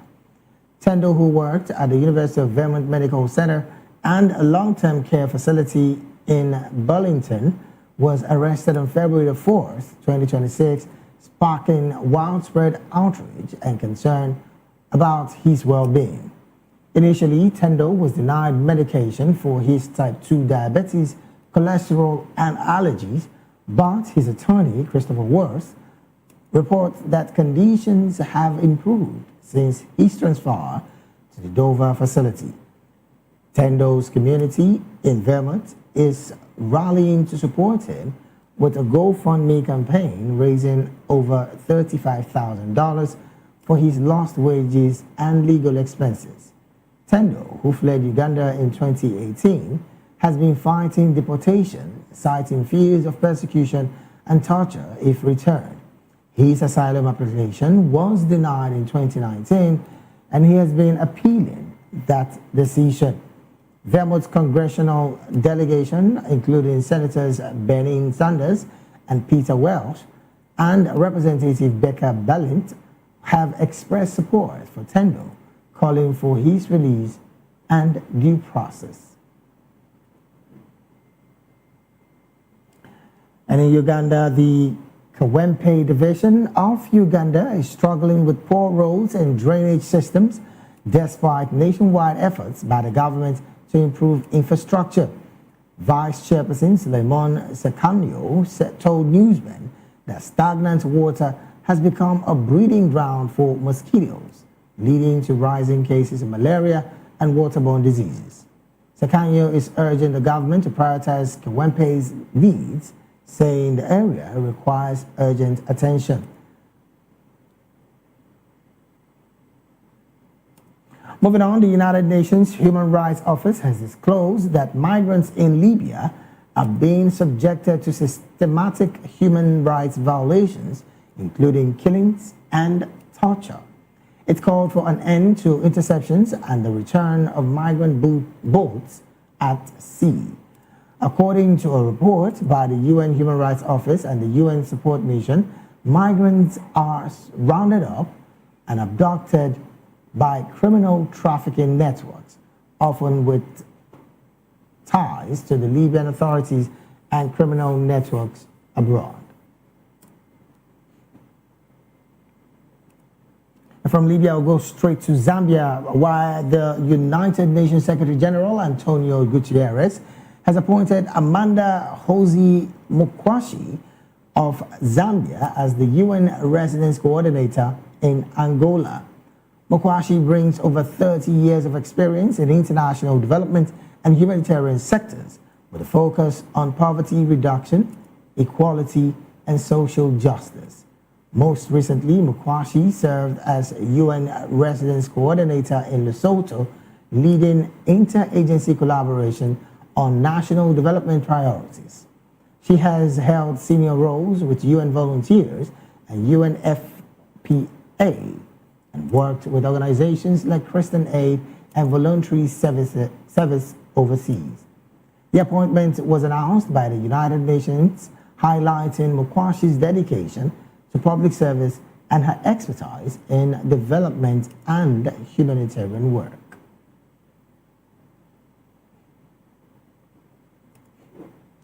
Still on some diplomacy matters, the United States Embassy said President Donald Trump's conservative media critic, Brent Bozell, picks an envoy to South Africa.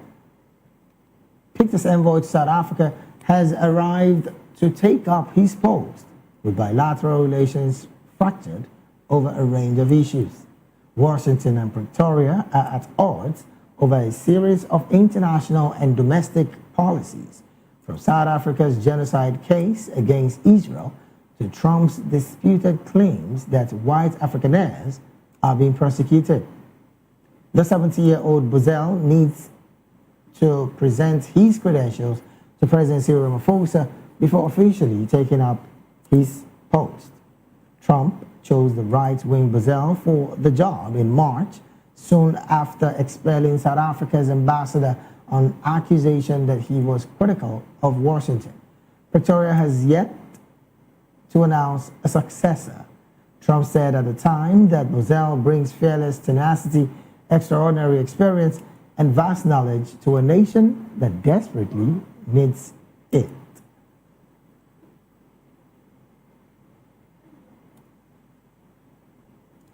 And in South Africa, 3 South Africans have been charged with murder over the killing of a Nigerian Bolt e-hailing driver, Isaac Satlat, after dashcam footage of the incidents was shared widely on social media and sparked public outrage. The suspects, 24-year-old Dikeledi Mpela, 25-year-old Gutsioni Machedi, and 30-year-old McLaren Mushnawa, appeared briefly in court in Pretoria on Monday. They later abandoned their bail application. Police also confirmed that a 4th suspect has handed himself over and was expected to appear in court on Tuesday. The 22-year-old Satlat was a Nigerian national living in South Africa. However, his family said the attack was not connected to his nationality, in spite of repeated cases of xenophobic violence in the country. According to prosecutors, the suspect ordered a boat ride last Wednesday using a phone number not registered to any of them. Authorities said 2 of the suspects entered Satlat's vehicle while the other 2 followed behind in a separate car. They allegedly forced him to stop, strangled him to death, and robbed him of his phone and vehicle. The car was later rediscovered.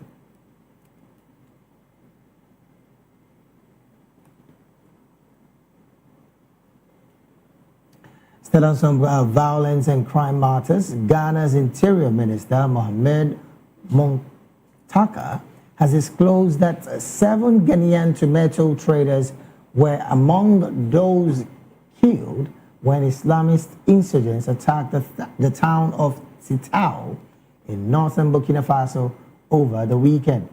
The victims were among a group of 18 traders who had entered Ghana's northern neighbor to buy tomatoes when the militants stormed the town, separating men from women before opening fire, according to the statement from the minister.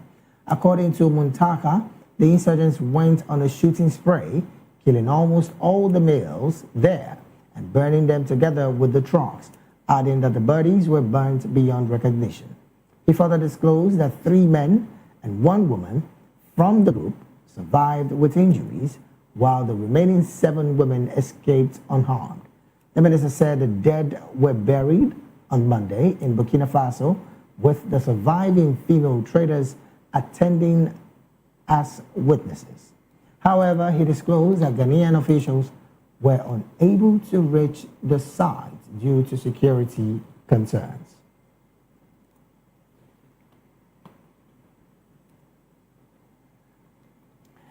Just a watch in the African news right here on Voice of the People Television. We'll go straight to the analysis segment of the news. And joining us now to make sense of these stories and more is Barrister Darlington Agumo, who is a public and political affairs analyst and commentator. Barrister, a very good afternoon to you, and thank you for joining the conversation this afternoon. My pleasure. Also joining us virtually all the way from Uganda is Barrister Edward Okwaro Omatakinyai. Barrister Edward is also a human rights activist and a business associate, as well as a public and political affairs analyst and commentator. Barrister, a very good afternoon to you, and thank you for joining the conversation this afternoon. A very good afternoon, David. Thank you. Also joining us virtually all the way from Zimbabwe is Dr. Masimba Mvasa. Dr. Masimba is a media consultant and also a public affairs analyst and commentator. Well, I understand Dr. Masimba would join the conversation in the course of the program. And joining us also virtually all the way from Kenya is Mr. Martins Irere Njue. Mr. Martins is a financial advisor and also a public and political affairs commentator. He's also the CEO of Wealthgate Insurance Agency. Mr. Martins, a very good afternoon to you, and thank you for joining the conversation this afternoon.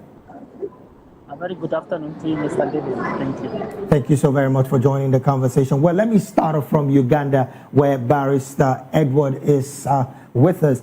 The massacre of Ghanaian traders in Burkina Faso is a very disturbing one, and some have said this is something that African Union carefully should look into, and how we can have regional policing to curb this level of insecurity that have bedeviled most countries in Africa, even though the part of sovereignty of the state is also still there. But does the massacre of Ghanaian traders expose the collapse of ECOWAS as a security bloc in the Sahel region? What's your position, Barrister Edward?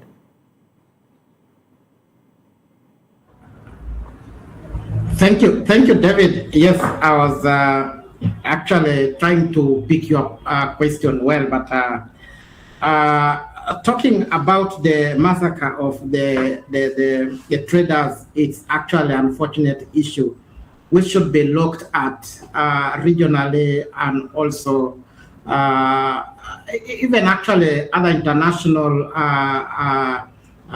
friends, because it is not actually in our hands to see people being massacred like the way you see what has happened in Ghana.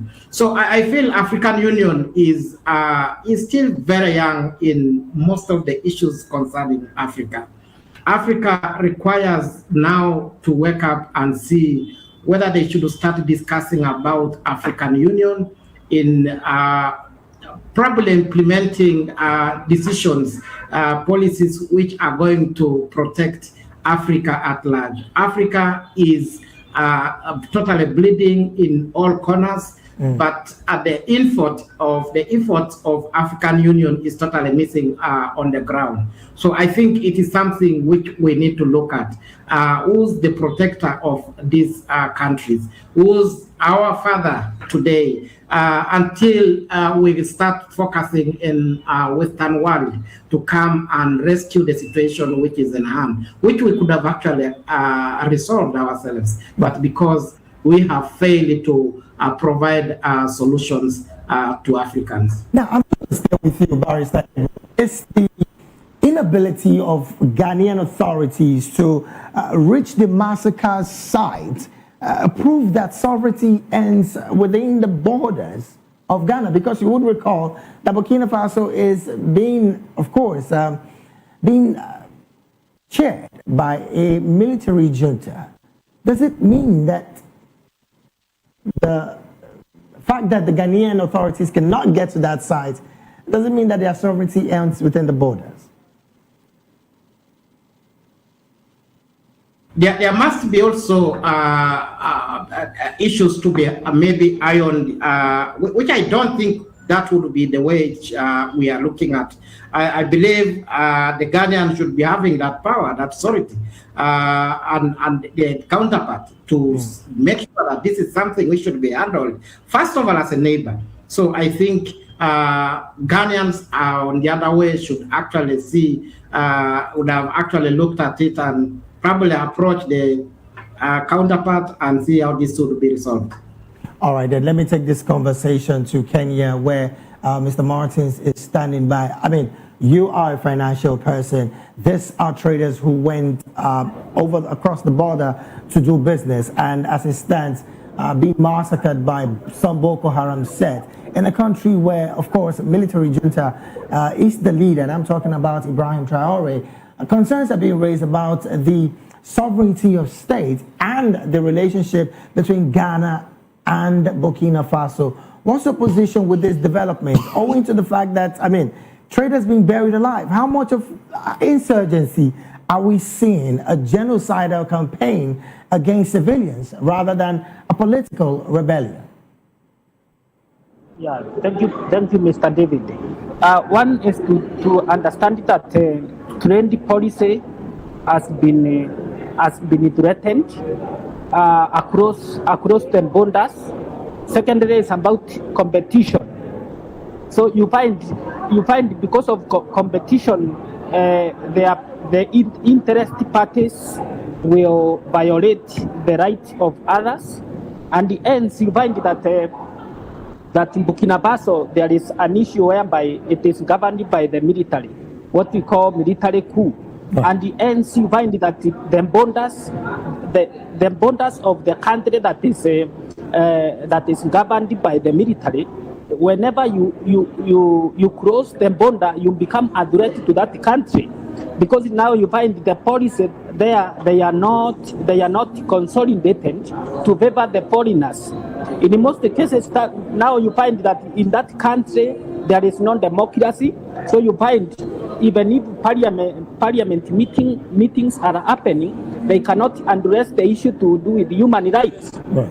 Well, and we can see international human rights in most cases as very denied. So in this case, we would urge the two countries to have a dialogue or bilateral talks to ensure these matters has been put has been called to order, because that is now that massacre can demonstrate that human rights has been denied, has been ignored, and has not been given the higher platform to be observed in the both country. So it means that there is diplomatic tie that has gap, and you need the two countries to address it amicably to ensure that kind of a casualty does not arise anytime soon. All right, then. Let me bring this conversation to the studio here. Barrister, interestingly, this conversation about bilateral ties being threatened as a result of insurgency, as we find between Burkina Faso and Ghana. Now, this, to put the record straight, was an act committed by insurgents group Boko Haram, and of course 18 traders with Ghanaian nationals involved in all of this. The question about ECOWAS, the collapse of ECOWAS, is what I want to ask you, Barrister. Does it mean that the security bloc, as ECOWAS as a security bloc, has failed, or has it totally collapsed for us not to have this level of security between these two states? That 3 ECOWAS states went their separate ways is not enough when it comes to insecurity. I'm sure there is still that collaboration to fight against terrorism and other forms of insecurity in the West African bloc. What I expect Ghana to do here is to make a formal demand for those people who killed their nationals, who came from Burkina Faso to kill their nationals. If there is no response to their request, then there should be a collaboration to rout out the criminals in Burkina Faso, because if you don't do so, they will come again. That's just the simple truth. Ghana is supposed to collaborate with Burkina Faso to go to a particular area where these terrorists are hiding and then rout them out. I don't think that with the collaboration of Burkina Faso army and that of Ghana, these criminals will be a match to them. So they need to collaborate now. If not, I'm telling you, they will come again. Unfortunately, Barrister, this situation of traders being killed in the northern Burkina Faso area it's not about the first time, because records have it in 2019 and in 2021. That's of course when, of course, the jihadist violence was beginning to, brew its ugly head. But you just mentioned collaboration. We're talking about a state that have left the ECOWAS body. Should that bring any suggestion of not having to fully collaborate with Ghana? I said when it comes to insecurity, your economic or political bloc is not enough risk not to collaborate, because you have a common enemy here. Like I told you, they will come again if there's no collaborative effort to round them out. That's just the truth. Burkina Faso and Ghana should start discussing security collaboration against these particular criminals. That is what I think. That's the only solution to the problem. Because if you continue to say we are on our separate block, we cannot do this, then one day it will come to your doorsteps, and nobody will be there to help you. Look at America now helping Nigeria. Is that not something? So, West African states, you look at that collaborative effort. There's no other way to go except through this route. Because these criminals are becoming bold by the day. You know, they are becoming unmanageable. So, African states should collaborate. If they collaborate, these guys are no match to them. That's the truth. All right, then. Barrister, let's talk about another conversation, and we'll go into South Africa here, where Washington clearly has been their particular candidate of choice. The United States Embassy has said President Donald Trump's conservative media critic, Brent Bozell, 70-year-old, is picked as the envoy to South Africa and have arrived to take up the post with, of course, bilateral relations being fractured over a range of issues between U.S. and South Africa. Again, the concerns have been raised about the odds, about the international and domestic policies of South Africa and Washington, because this is something that is still ongoing. But the choice of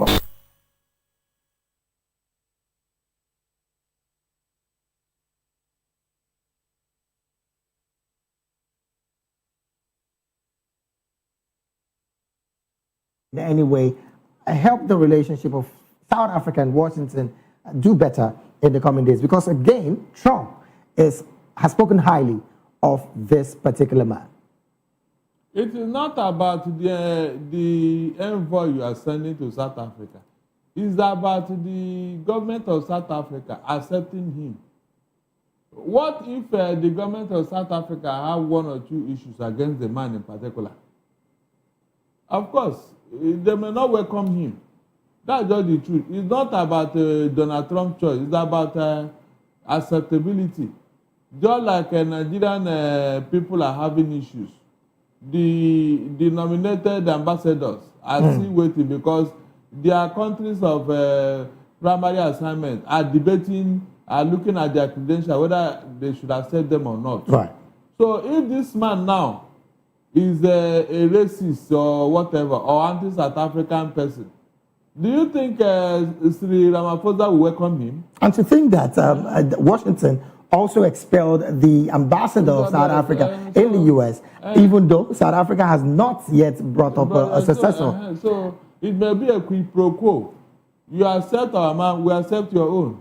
You think that would come into play in negotiation? It may be. Maybe that's after the man's credentials have been cleared by South Africa. They may not send their own person. And then if Donald Trump said, I don't want to see this man, he's part of those people killing whites in South Africa, what do you think will happen? Of course, they will send the man back. And then South Africa will send their own person back. Barrister, with this development, do you think there might be a better relationship going forward on the part of South Africa and Washington? Until Donald Trump will start bullying everybody. Or maybe until a new president comes in office. Because right now, this Donald Trump, he has a different agenda. He may not be a bad person, no, but the way he's going about one America first There is more to it. The man just want people to remember him when he leaves South Africa. I mean, when he leaves America, and maybe go to jail. He at least would have made his mark. People will remember him for one or two things. That's what he want to make. He want to make a mark. All right, then let me take this conversation to Uganda. Barrister Edward, questions have been raised about the choice of Donald Trump, a conservative media critic, as envoy. Some have said this clearly is marking the collapse of traditional diplomacy in favor of ideological warfare. What do you make of this as well?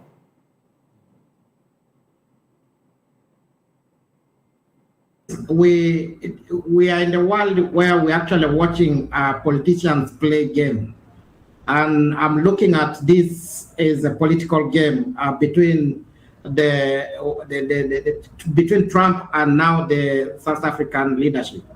So I see there is a heavyweight called Trump is actually trying to show Africa that it can always dictate in any way.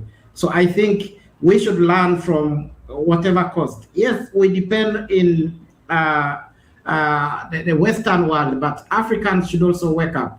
We shouldn't actually accept each and everything which is given to us. There should be some lines drawn when it comes like the type of collaboration we need with this country. The question, Barrister, is do we truly have the bargaining power to wanting to come into that seat with the Western powers? Does Africa have the bargaining power? In fact, that is where the problem is. We actually not strong. Our institutions are not strong. To this limit, that's why I'm saying Africa needs to come back to their senses and start working hard and make institutions, number one, democracy as a key in Africa, whereby we all talk and we are all allowed on the table to make our continent be a continent which should be recognized in every corner. All right, then. Let me take this conversation to Kenya. Mr. Martins, interestingly, I come to you because of your position as a financial expert. Well, there has been strained relationship between the U.S. and, of course, South Africa when it comes to their economic relationship, because, again, the AGOA trade that has been extended for another 12 months is particularly because the fact that South Africa majorly benefits from it. But some have said this is a strained relationship between Washington and Pretoria might not end anytime soon should South Africa not accept Mr. Basil as the preferred candidate of Donald Trump. What do you think as well? Thank you, Mr. David. One to start with is that the United America and South Africa, the two countries, have been having diplomatic issues, which related to trade, which related to human rights, and the other avenues in collaboration to the African trade and the welfare of the Africa. Secondly, we have seen United States lifting, hiking the tariff of South Africa. This ends make it handy for the two countries to trade. So in the move to bring the diplomatic ties to solid is very critical. But however, there is an avenue of Africa Union to restructure because they should mediate this matter. Secondly, you find that South Africa trade is a key benefit to United States. So still, for United States to penetrate the Africa market, they need South Africa. And without South Africa, you find that it is hard for United States to consolidate the trade ties across the Africa. Because one thing South Africa has been very influential in the Africa Union. So you find that it makes handy for United States to consolidate Africa market. All right, then. Let me still stay with you, Mr. Martins. A situation is emanating in your country where the passengers at Nairobi's Jomo Kenyatta's International Airport, one of Africa's busiest air transport hub, are facing significant disruption as a result of the strike by air traffic controllers entering the second day. First off, what's the situation of the strike, the aviation strike in your country? And then how much of an impact are we seeing on the economy as the strike enters day 2? Yeah, actually, this is a very sad incident or occurrence that has happened in the country, because our international airports are the key basic of transport across the globe. So you find that when it is that system is disoriented, it affects the global market. Secondly, we can see that the labor law has been violated as well, because the international airport, the employees should be salary and remuneration should be something that is reviewed every year. Secondly, these people or these employees or staffs should be exempt to tax, should be exempt to the incentive that comes with the government of hiking the tax. So I think this is an issue that is affecting not only Kenya, it is something that is affecting the entire Africa state, whereby labor law has not been consolidated to favor our people. So this is of ongoing concern, since it puts the country in a gap between the global transaction arena. All right, then. Well, I want to find out as well. I understand that concerns have been raised about the fact that the Kenyan aviation workers, the workers' union, KAWU, are embarking on this strike on the back heel of defying a court order. Yes, you find where the workers' union has been the player between the employee and the employer. So you find that even the court orders will be highly violated, and this ends put the government in a fix. So in this case, we would like these policies of employer being reviewed, and the issue of salary and remuneration being addressed to the fullest, whereby the workers in various places like airport, which attract the global arena, should they should be well financed, they should be well catered off, their well-being should be well looked at, so that we can disorient the occurrence of interference in the global area. All right, and before I come to the studio, let me take this conversation to Uganda. Well, Barrister, interestingly, this is a situation that has consistently come up in the public space, and questions have been raised about the fact that workers are demanding fair contracts, and of course the completion of the CBAs dating back to 2015. Now, my question to you, Barrister Edward, is why does government, not just in Kenya, consistently wait back until workers down to before wanting to have conversation and summoning the union to have conversation with them? Because right now, the Minister of Transport in Kenya has summoned the union and the aviation authorities to a meeting to break this protest and this strike. Why do we have to wait to that level, Barrister Edward? You know, just as you have said, why to wait up to this moment? The bargaining agreements in any law, when you sign, you need to respect that agreement. So a question is, why up to now? So you get that in all traditional administrations, there is always laziness on a part of the government. There is always slow acting on the side of a government. This is not the first time this issue has been handled. Right. We have seen it there and then. The only thing the probably authorities do is to call the workers for discussions. Discussing what? There is an agreement signed.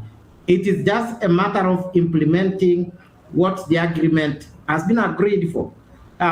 Workers, actually health workers, recently, until it had to be sit them on the boardroom, you wait, sit them in the boardroom, and you get the economy is actually totally going down. That's where the problem is. I don't know whether the government can look at the laws at this particular time where you see JKI is actually in that state. It is not actually, even to say the person traveling, let's look at the part of economy.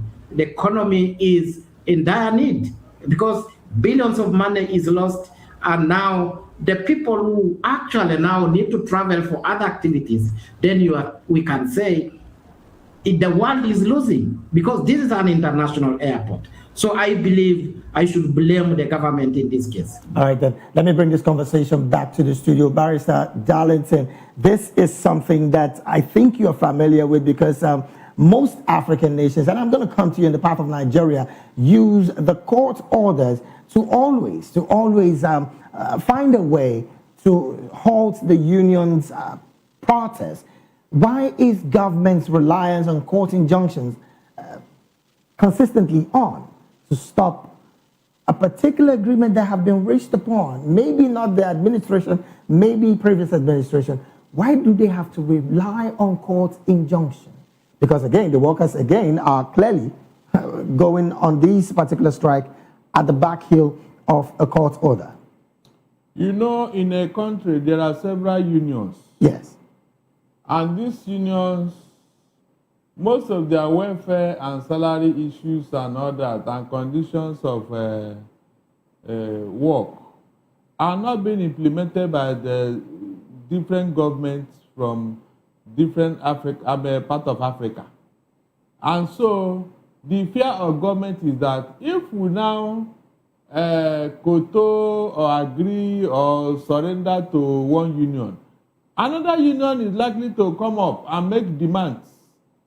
And so they would want to use one union to delay others. But this bargaining has been since 2015. Yes, that is it. I mean, take example with Nigeria.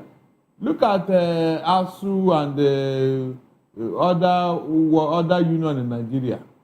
Have they ever agreed to implementing the agreement with them? The answer is no. And the reason is very clear. Government don't want to give you your right. They want you to fight for it all over the world. They want you to fight for it. And maybe in the process, a lot of water would have passed under the bridge. That is how it is with government. And so I am not surprised with that of Kenya. Yes, with that of Kenya, I'm not surprised. Because that is their stock in trade. Most times, except they have a strong union, they won't get what they want from government. Yes, except they have a strong union. The government know that, yes, this is your right, but they want you to demand for it. They want you to fight for it. Well, quite unfortunately, really, this is where we have to... On South Africa, please. Yes. I think Ramaphosa need America more than America need them. The only reason why Donald Trump was quick to bring an envoy is because of the whites in South Africa. That's just the truth. Because remember AGOA. South Africa is the greatest beneficiary of AGOA. And when Julius Malema was demarketing Ramaphosa in South Africa while they are killing, the picture he sent to Donald Trump were pictures of apartheid. It was later discovered. And that was why the government of South Africa now had to raise his own issue. That you won't pull a gun in a crowd. And now Malema is in detention, is in jail. So most times, the whites think that African leaders, they have not come of age. But I thank God that Ramaphosa has proven himself with Donald Trump. So I think they are going to have a good relationship now. He's going to send our South African envoy to America. All right, then. Well, because of our time, really, this is where we have to draw anchor on the analysis segment of the African news. We've been talking with Barrister Darlington Agumbo, public and political affairs analyst and commentator. Also, Barrister Edward Okwara Matakinye, who also is a business associate and also a human rights activist in Uganda and also financial advisor. Mr. Martins Irere Njwe, CEO, Wellgate Insurance Agency. Gentlemen, thank you so very much for being a part of this conversation. My pleasure. We'll take a very short break right now. When we return, Somali hails deep sea drilling mission with Turkey. This and more when we return after this break. Please stay with us.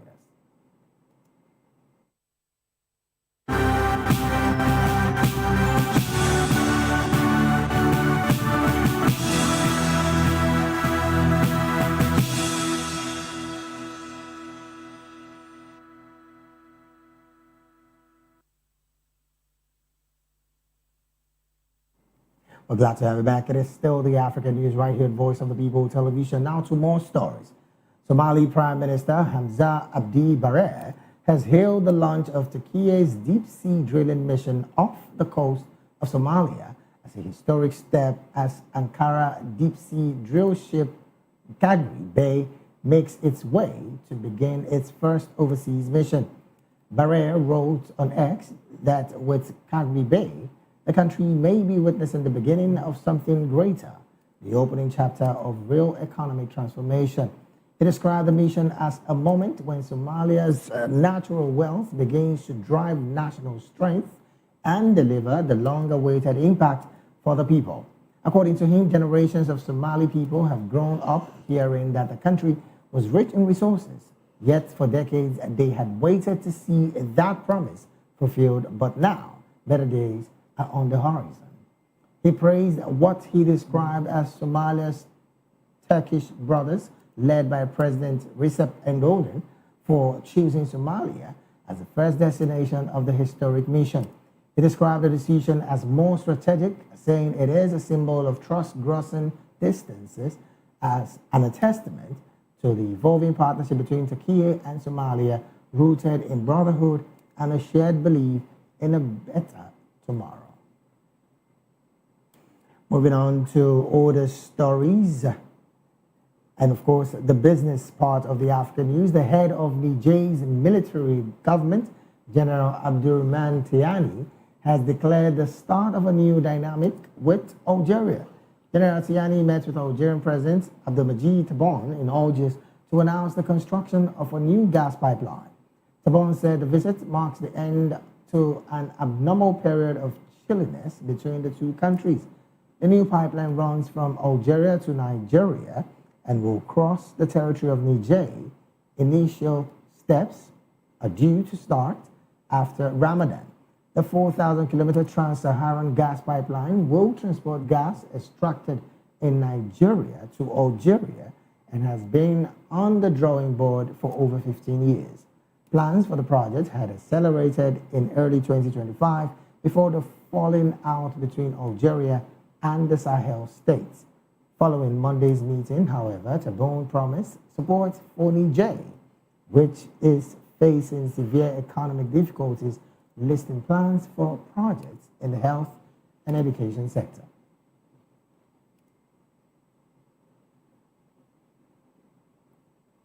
And to wrap up the African news, we go straight talking sports. Nigeria's participation in the World Cup will depend on FIFA's awaited ruling on the country's eligibility protest against the Democratic Republic of Congo. FIFA was scheduled to give a verdict yesterday after a review of Nigeria's petition alleging that DR Congo fielded 6 ineligible players during last year's 2026 World Cup Africa's playoffs.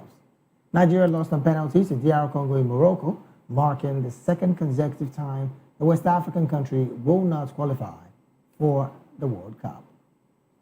And with that particular sports story, we've come to the end of African News right here on Voice of the People Television. Do well to subscribe to our YouTube channel. On YouTube, we are Voice of the People TV, and on all other social media platforms, we are at VOPTV Live. Thank you so very much for being a part of this broadcast. I am David Edwin. Do have a good afternoon.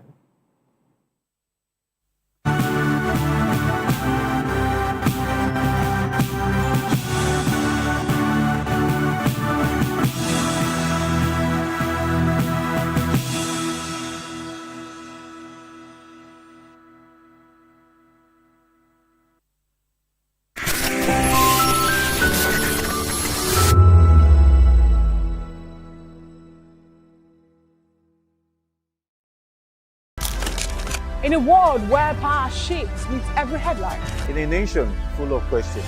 In a world filled with noise, the truth needs a voice. The policies that shapes our world and the economy that determines our future. Every hour, every day, the grapevine keeps buzzing. And together, we are committed to telling the stories that shape our world because your voice is our focus. Don't forget, our voice matters the most. Let us come together and share our concerns.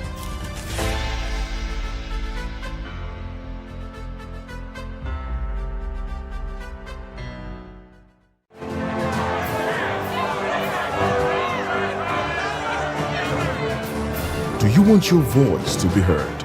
Do you know that you matter in the scheme of things?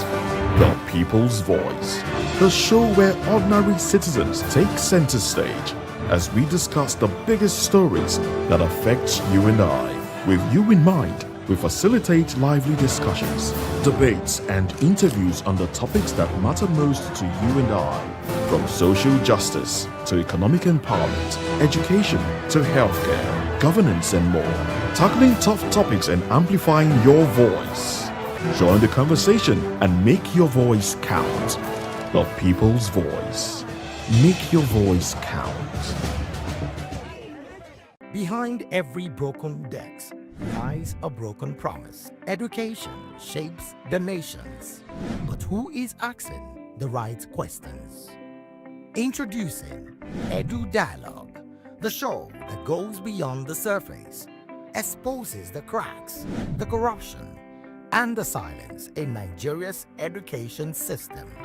Edu Dialogue, Saturdays, 3 p.m., only on VOP TV.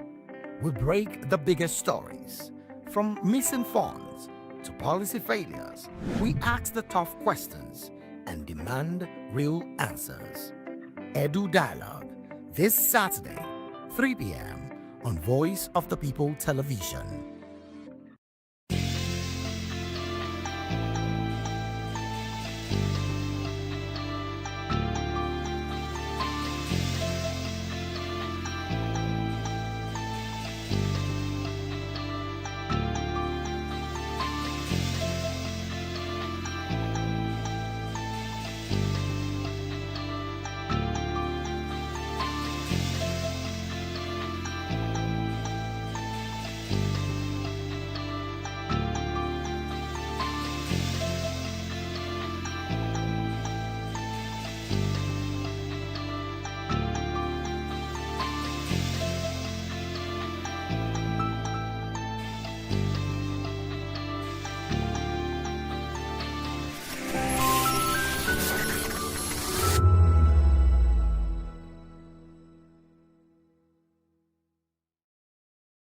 This is African News on Voice of the People Television, where we don't just bring you the news, we bring you Africa's heartbeats, the policies that shapes our world, and the economy that determines our future.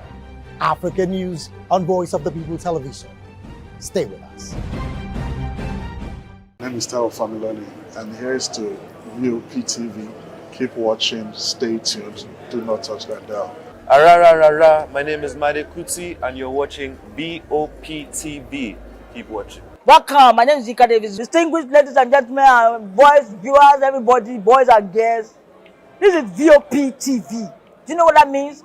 Voice of the People TV. You don't have a voice, don't come here. You better make sure your voice is heard. This is Health Check, your weekly guide to better living, smarter choices, and trusted answers. From everyday wellness to urgent health issues, we've got you covered. Health Check, only on Voice of the People Television, where your health has a voice.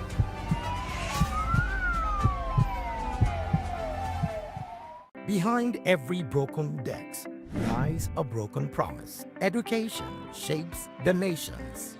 But who is asking the right questions? Introducing Edu Dialogue, the show that goes beyond the surface, exposes the cracks, the corruption, and the silence in Nigeria's education system. Edu Dialogue, Saturdays, 3 p.m., only on VOP TV. We break the biggest stories, from missing funds to policy failures. We ask the tough questions and demand real answers. Edu Dialogue, this Saturday, 3 p.m. on Voice of the People Television. Are you ready for the extraordinary?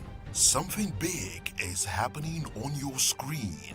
Introducing VOP TV. Now streaming on SLTV channel 264. From breaking news to captivating conversations, news analysis, giving you all sides to the story. We break in-depth discussions on the issues that matter, from politics to sports, entertainment, and lifestyle. VOP TV on SLTV channel 264. Join us as we redefine what television means to you. Voice of the People Television, VOP TV. Now you have more than a voice.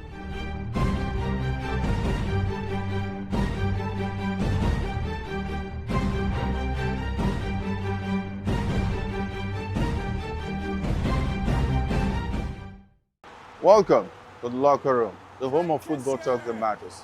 I am Jerry El-Rufai'S. Join us every weekday, Monday to Friday at 5 p.m. Nigerian time, as we share the hot takes and hot debates in the exciting world of football. And joining me are the usual suspects, Ikechukwu and Mayowa, as we break down all the hot takes and everything that's happening in the football.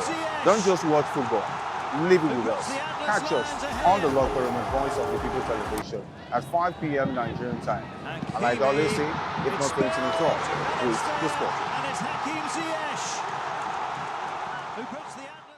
We encourage you to click on the like button and subscribe to our YouTube channel. We are Voice of the People TV. Also follow us on all our social media platforms. We are at VOP TV Live. Visit our website www.vop.ng for fresh and trending news. Also watch us live on SLTV channel 264. VOP TV, Voice of the People Television. Join us as we drive into the world of politics through insightful interviews with prominent political figures, both serving and former governors, ministers, senators, legislators, party chieftains, activists, and analysts. Get first-hand information into the decision-making processes that affect our daily lives. Highly engaging one-hour program that brings political discourse into focus. I am Chukwuma Okoro. Political Lens, Monday through Friday, 6 to 7 p.m. Join us. In a world where truth is the ultimate power and opinions scream the loudest, it's time to wade through the noise. Hunger no get tribe! Hunger no get religion! And scan the human interest and trending topics that matter. Stay tuned to The Issues, your plug to the stories making the buzz, from politics to science and technology, social justice, and more. Let's tackle the tough questions and expose the truth. The Issues on Voice of the People Television, Mondays to Fridays, 8 to 9 p.m. The Issues. Don't just react, understand. I'm Sarah Nystrom from Sweden, aka Chief Omobawale Communication Queen. Keep watching VOP TV. Hi, I'm Samantha Jacobs representing the States. Miami's in the house. And I want to make a shout out to VOP TV. I'm a humanitarian and I'm also a rep in the film industry and the art industry. I help dreams come true and I help you keep on that path. Shout out to VOP TV because you're helping people stay on their path too. Cheers. All right, my name is John Odibo. Keep watching Voice of the People because it's a fantastic station to be with all the time. Thank you very much. My name is Pastor Elvis Siru, the convener of the Voice Achievers Award, and keep watching VOP. Yes, that is the channel for all the people. No color, no race. Thank you so much. Yo, ladies and gentlemen, this is Abbas Sunkan from the Netherlands. I am a designer and I'm here in Eco Hotel and Suits. Keep watching VOP, the voice of the people. Don't touch that dial. VOP TV. Now, you have more than a voice.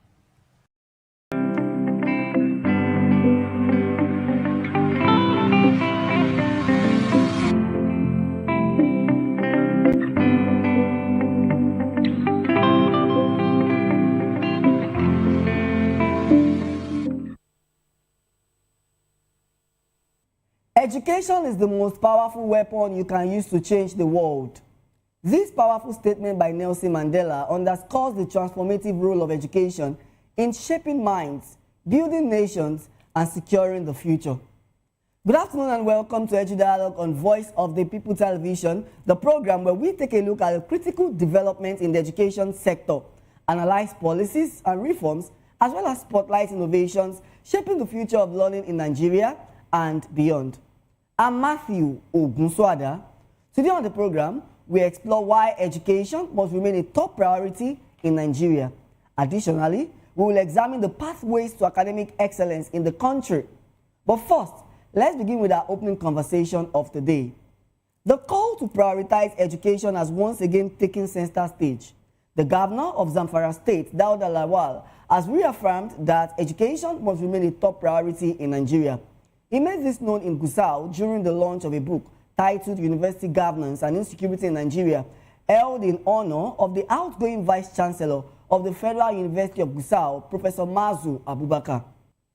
Represented by the Commissioner for Education, Science and Technology, Malam Wadatau Madawaiki, the Zamfara State Governor pledged the continued support of the government in partnership with the institution and assured sustained support for the advancement of education in the state and across the country. Now, joining me to discuss this renewed call to prioritize education in Nigeria is Okpeoluwa Taiwo. Okpeoluwa Taiwo is the Executive Director of Africa Bridge Initiative and also SDG 3 and SDG 4 strategies. Thank you so much for joining me on the program, Okpeoluwa. Thank you so much for having me. Good afternoon and welcome to Edu Dialogue once again. Thank you. Good afternoon. Good to be here. All right, we are very glad to have you. Now, looking at the fact that the Zamfara State Governor have talked about education receiving priority in Nigeria, do you think that education is currently receiving the level of attention and funding it deserves at this point in time? All right. So, when we talk about education, we are looking at different aspects of education. We're talking about the primary, the secondary, the tertiary, also looking at the post-tertiary. So what do we mean by that? As of today, we are looking at about 70.4% in terms of literacy rates in Nigeria. So what does that mean? That means we are on the way to where we should be. But mind you, we are not there yet. So what does that mean? The focus, the funding, the path is not seamless yet. So out of that 70.4%, we're having about, let's say, 30% from the north, 70% from the south. What does that mean? There's still a lot of gap from different regions, be it east, north, or south. So if we are talking about the real funding, we are talking about the seamless path. We should be talking about having 50% in the north, 50% in the south, or 50% in the east, so that we can be at the equilibrium point. But since that disparity is still obvious, then that means we are not yet there, but we are still on the track. Okay, so let's talk about underinvestment, especially as it relates to education policies in Nigeria. In what ways does underinvestment in education contribute to insecurity and social stability? You're talking about education? Yes, in Nigeria, talking about underinvestment in the fact that the budget being given to the education sector is quite low, according to budget. And then let's now look at the role of the federal and state government to better demonstrate genuine commitment to the sector. Now, when we talk about a budget and talk about education, I have a very divergent view. So what do I mean? If we are talking about funding and we're talking about budgetary, we are looking at the bedrock of an economy. Like, for instance, in my own mantra, what I look at is that the bedrock of Dubai is real estate. But our own bedrock is what? Education and agriculture. So if AI in the Western world is the enabler, so what is the enabler for Nigeria? Education. The enabler for our economy is education. So if we are not having proper or adequate funding, or we are having underfunding, that means we are not yet ready for the economy to move smoothly, because you can't be underfunding education. That is our bedrock. If we are not maximizing agriculture, and yet we are still underfunding education, because even agriculture itself can be an enabler through education. So if you are underfunding education, that means even agric will suffer. Other sector of the economy will suffer. No wonder we're having, some people said we're having some half-baked professionals in terms of either banking or even medical sector and the rest. So we need the government and the political leaders to understand that education is our bedrock. Education is not an option for Nigeria. Education is not our option. It is our enabler, just like AI, just like technology. For the Western world. For the Western world. Talking about enabler and talking about funding, how do you think policymakers across parastatal, starting from the federal, state, and local, how do you think policymakers must ensure that education funding translates into measurable outcome? And then what role do you think private partnership would play in the development of education? No, I'm so excited about that. Looking at the partnership that you mentioned, also looking at the KPI, the measurement. If you are looking at funding, we should be looking at what? Research. Research funding. The little I've spent within the 4 walls of the university, I can tell you significantly that our research is highly underfunded. And why is it underfunded? It's because the government and the political leaders do not understand the KPI around research. So research, you are not giving money to professors for research. You are giving them funding for research to develop the economy. That is why the funding is there. So it's not that you are doing a donation to the professor or to the academics. No, you are not donating. What you are giving them is for them to have a sustainable research that will give back to the economy. So that research is the enabler of the economy. So if you are not funding research, that means you are not funding the growth of the economy. So what does that mean? If we're having, let's say, 20% or 30% from the budget. Now the question is, out of that 20%, how much is going for research? For instance, I was looking at, we're having numerous universities in Nigeria. We do not need new universities. Mark my word, we do not need new secondary schools.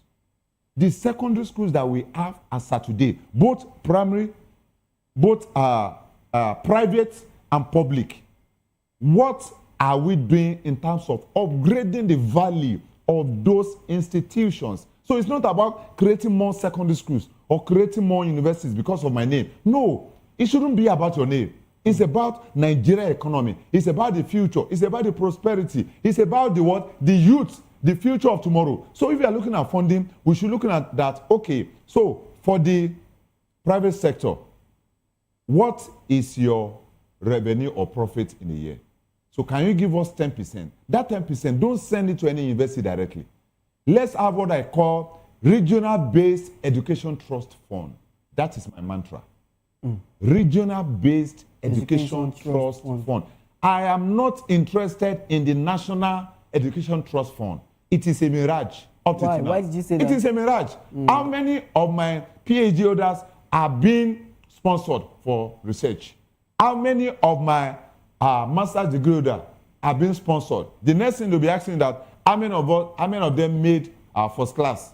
Is it only first class that you are going to sponsor? Yeah. It's not only first class you're going to sponsor. The next agenda the government will be giving me is that maybe the funding is minimal. It shouldn't be minimal. In fact, we should have, going forward, overfunding should be our challenge, not underfunding. It should be overfunded. So what do I mean? If we're having look at what happened to Kwankwaso some time ago as a governor, having more than 100 youths, PhD holders and master's degree. Now, coming back 5 years, 10 years down the lane, what happened? The same set of guys were the pilots. He never knew. Pilot that took his flight. So he said, wow, he said, sir, I'm so and so. I was one of the guys who sponsored. Beneficiary. So what do you think that pilot will do? He or she will do what? Escalate.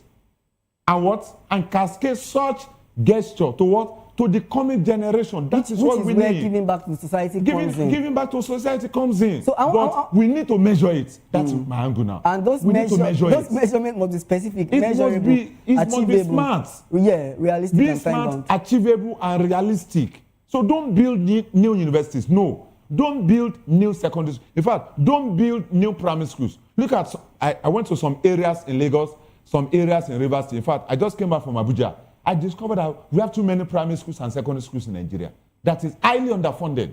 No impact. Nothing to measure. Nothing to commiserate with the large number of vast land they have. It's not about having a vast land, 2 acres of land for secondary school. That is not the solution. What is the impact of that secondary school in that community? So measurement must come from the community itself. Let's measure how many secondary schools do I have in my community? How many primary schools do I have in my community? And what is their impact in my community? Not to talk of the state, now looking at it what? For the national government. So you talked about the fact that more schools shouldn't be provided, but there should be proper development. You know, what do you think should be done in order to develop the existing institutions and schools that are available in the country right now? Fortunately enough, we have the student loan fund, the NEL fund by President Bola Ahmed Tinubu. It is something that has been my passion all of this while. And I was very excited that for the first time we have a president that is looking at that direction. A lot of our presidents are always being cajoled by the euphoria of office. So they forgot education. They assume, because they are in Aso Rock, they assume that all of us are educated. For me, I would have gotten my PhD as of today. If there's adequate funding for research, I would have gotten my PhD. That is the pure truth. There's no point for us shying away from the truth. I would have gotten my PhD because it is my interest to develop, to add value to that sector, to add value to my country.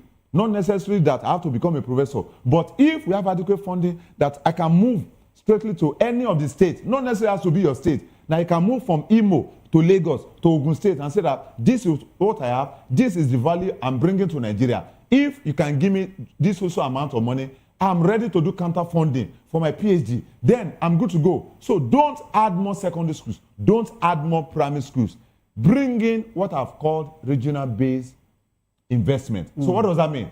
Let's have counterpart funding, like UBEC Commission. So what does that mean? If the secondary school is in the Ikeja local government, bring 30% from the community. Let the community give 30% to that school. The remaining 70%, let it come from federal government. Then we can measure, because if 30% is coming from me, so the community is what? Taking ownership of that educational structure, of that facility. The community is what? Is taking ownership of the development of that school. Nobody will allow that school to be vandalized. Nobody will allow a bandit to take over that school. Nobody will allow Boko Haram to take over that school. Why? Because it is our what? Investment. So everyone will cherish their secondary school. Everyone will cherish their primary school. So what does that mean? We're already going towards what? SDG. SDG 4, which is what you are passionate about. I know you're actually an SDG 4 advocate. But before we go, Okpeoluwa, what immediate steps do you think should be taken to reposition education as a true national priority? Reposition our education in Nigeria. Number one, increase the funding. Number two, give global exposure to our teachers. Not necessarily professors. Even our primary school teachers. Give them global exposure. It's very important. Let them have that sense of belonging. Nobody wants to die in a community. Everybody wants that global exposure. Give them, let's have a youth exchange program for an average primary school teacher in Jigawa State, in Borno State. If you can take 100 teachers out of Jigawa State every year to UK, to Canada, to Russia, what do you think will happen? My colleagues will be excited to become what? A classroom teacher. Give adequate global exposure to our teachers, to our lecturers. Give them that exposure. You discover that the ripple effect will affect the mind of the student of that school. So we need what? Global exposure. We need what? Increase in budgetary what? Allocation for the educational what? Sector. And number three, the private sector must understand that CSR is not just CSR anymore. We are now looking at what? Corporate impact responsibility, not corporate social responsibility anymore. What we need was corporate impact, measurable corporate impact responsibility, not CSR. We don't want CSR anymore. CSR can be like a jamboree anyway, that is not measurable. But give us what? A corporate impact responsibility. All then right. It's measurable. All right. Corporate impact responsibility for specific, measurable, achievable, realistic, and time-bound goals in the education sector in the economy. Okpeoluwa Taiwo is the Executive Director, Africa Bridge Initiative, and also SDG 3 and SDG 4 strategies. Thank you so much for coming on the program. Thank you for having me this afternoon. And we look forward to having you some other time. Awesome. God bless Nigeria. God bless Nigeria. Beautiful contribution. You're still watching Energy Dialogue on Voice of the People Television. When we return, we turn our attention to pathways to academic excellence in higher education as we speak with the overall best graduating students of the University of Lagos at its 56th convocation ceremony. Please stay with us. We'll be right back.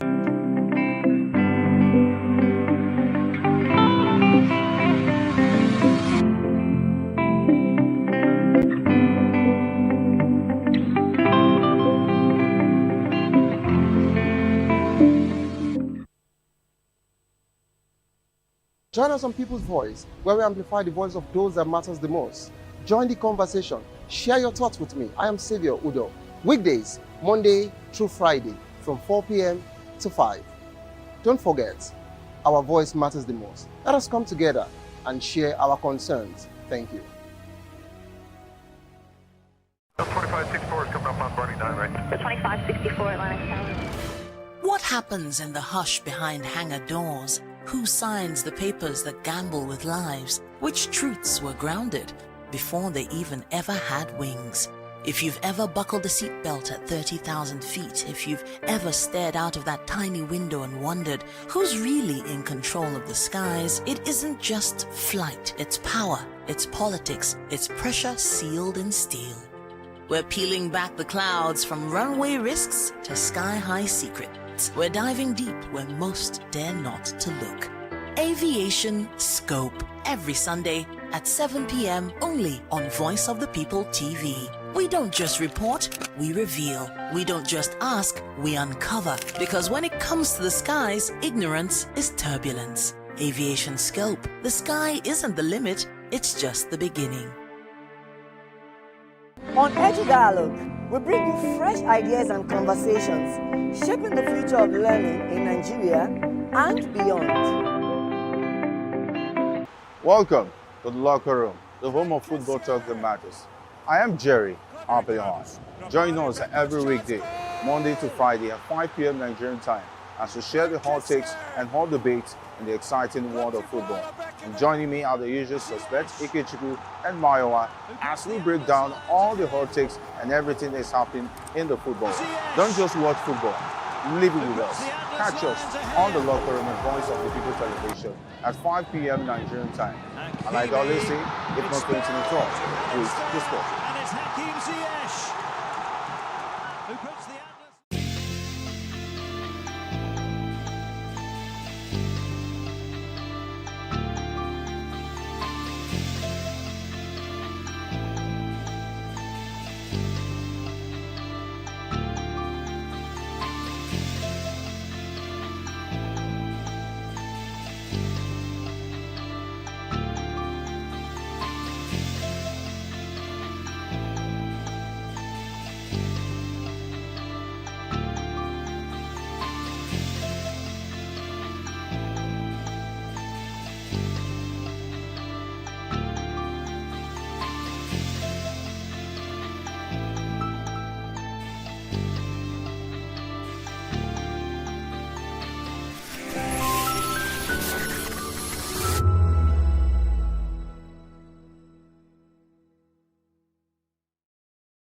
You blessed the boy, the girl is fine, of rice and beauty.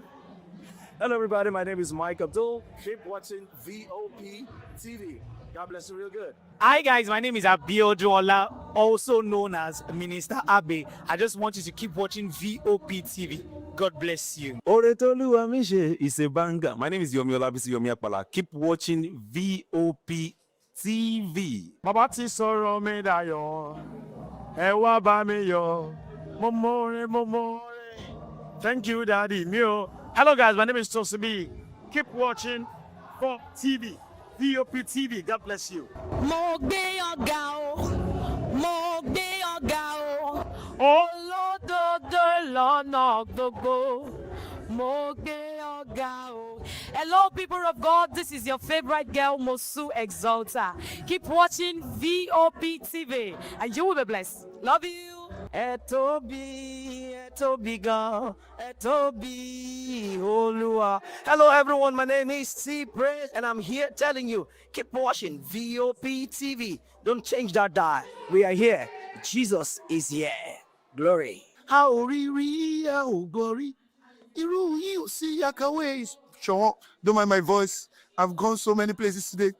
Girl, view. Okay, oh la la. Okay, wait. Hello, Lagos, Nigerians. My name is Minister K Wonder.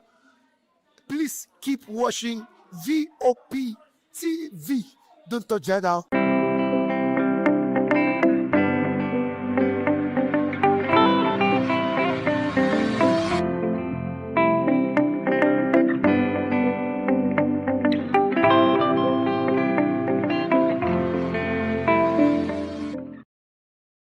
Welcome back to the program. If you are just joining us, this is Edu Dialogue on Voice of the People Television, where we explore education, personal development, and ideas shaping Nigeria's education sector and beyond. Now to our second conversation. Academic excellence is not just about earning high grades.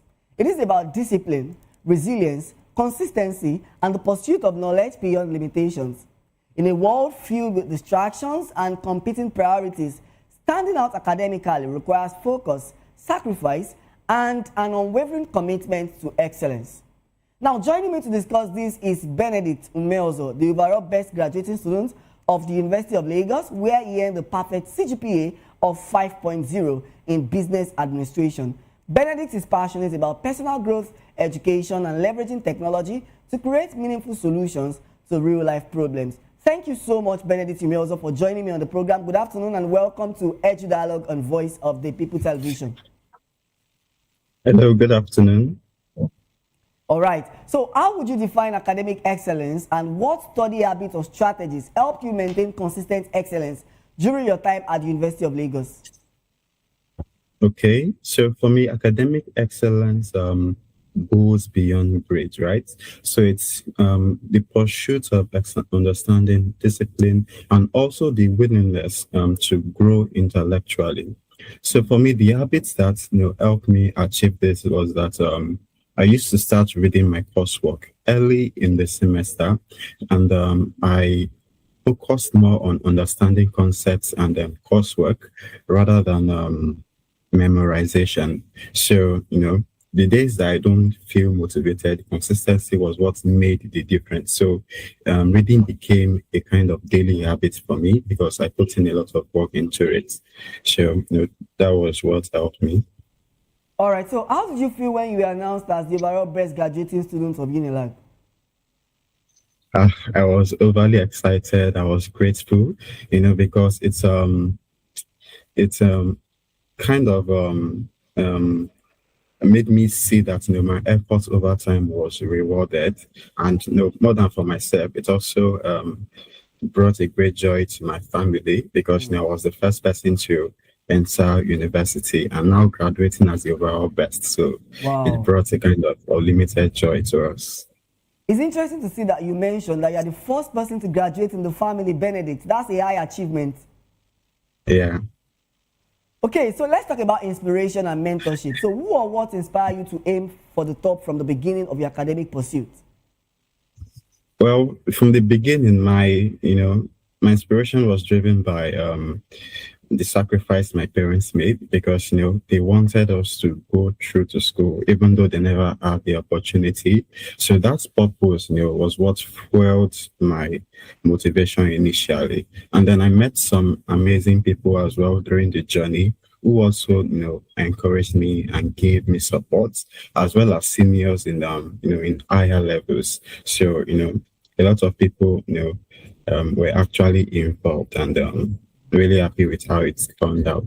Okay, so did you see that academic phase 5.0 CGPA? Because that's a whole lot. I also went to university, and unfortunately, I didn't have a 5.0 CGPA, although I had a distinction for my master's degree. But I want to just ask, how did you see that journey of 5.0? Because for you to finish with 5.0, it means that from 100 level, first semester, second semester, 200 level, till 400 level, you had consistent 5.0. Are there any points that you had motivations? Are there any point that you had inspirations? And how did you navigate different phases of challenging courses? Okay, from the start, I never envisioned that. I just wanted to finish with a first class because even during the registration, I met people who had higher jam scores than me, and I never thought I would finish with a 5.0. So at the start, school activities went normally until then the COVID came. So the COVID came with us, being sent back home. So that period brought in a moment of reflection for me. So where I had to, pause and then reflect on my journey so far, because at that point I was struggling academically. The COVID was what saved me. So it made me reflect, and then I picked up again and focused more on the purpose of why I am in school. And then when school resumed, we were introduced to online learning. So we went from seeing the lecturers in classrooms to Zoom calls and reading materials. So that brought in a period of adjustment for me, because I was not really a fan of that, but I had to adapt. And also one of the challenges I had was calculation heavy courses, because even in JAM, mathematics was my lowest score, but in business admin, which was my course, we had some heavy calculation courses which I didn't like at first. So at the beginning, I wanted to play this avoidance game where I just try to get as much as I can in other courses, and then I believe that they would complement the calculation courses. But in the end, I realized that if I wanted to achieve my goal of the first class, then I have to purposely remove obstacles, that would stand in my way.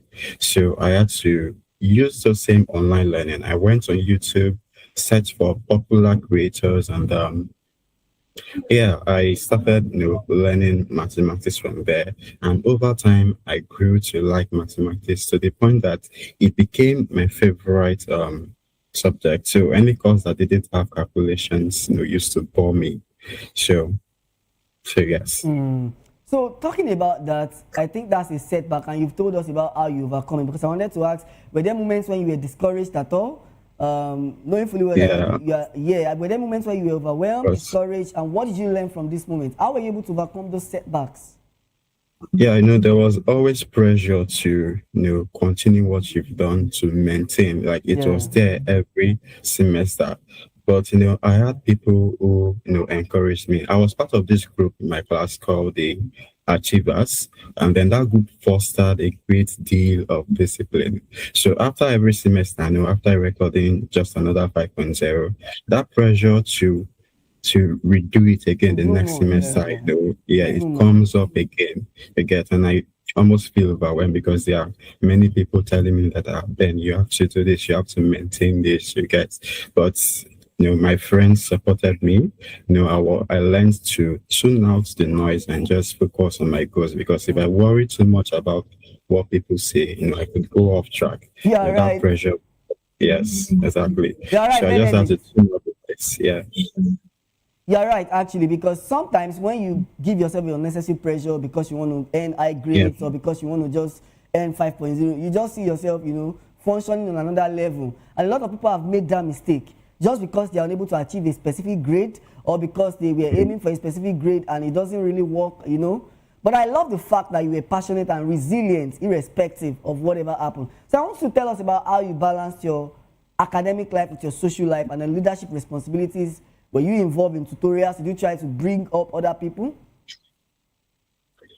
Okay, balancing, comes down to time management. So it doesn't mean you have to do everything equally, but knowing what you prioritize.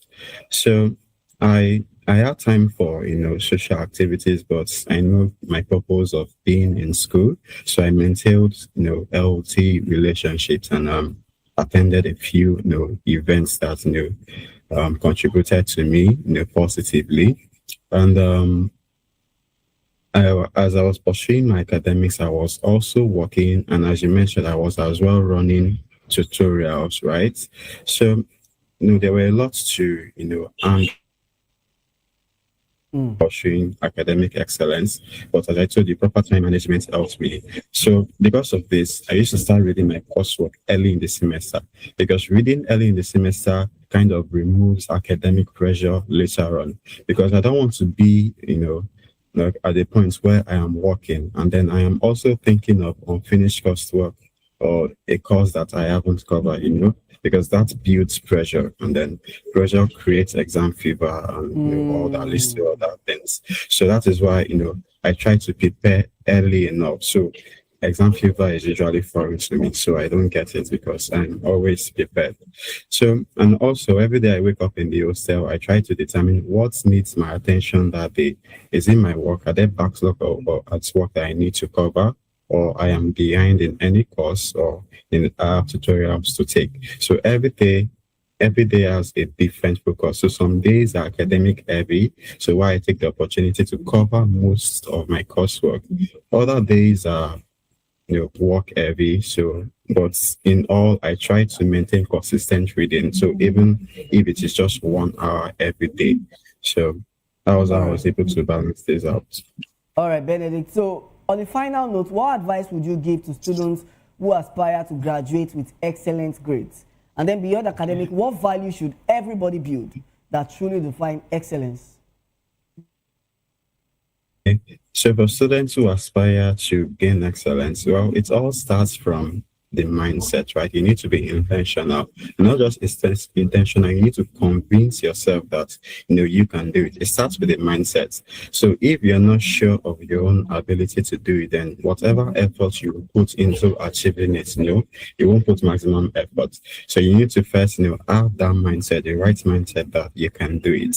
So having the right mindset then breeds discipline, right? So because you would want to be doing things that bring you closer to that goal rather than take you astray. And then with discipline comes consistency. So you start to do those things every day, like reading. As I said, I read at least 1 hour every day. So those consistency, it becomes habit over time, and then where you just becomes natural that you need to read or you need to do whatever gets you closer to excellence. And also not forget the power of community. So you need to surround yourself with like-minded people who are also pursuing this same goal, because over time you tend to motivate each other. You cannot always motivate yourself. Saying is doing the right thing, maybe reading can push you to also do the same. So the power of the mindset, discipline and consistency, and then community. So all those three, Power yes. of the mindset, discipline and consistency, Yes. community. Benedict Umeozo is the overall best graduating student of the University of Lagos, who earned the perfect CGPA of 5.0 in business administration. Thank you so much for talking to us on Edu Dialogue. All right, thank you very much. Good afternoon. Good afternoon, and we look forward to having you some other time. Thank you.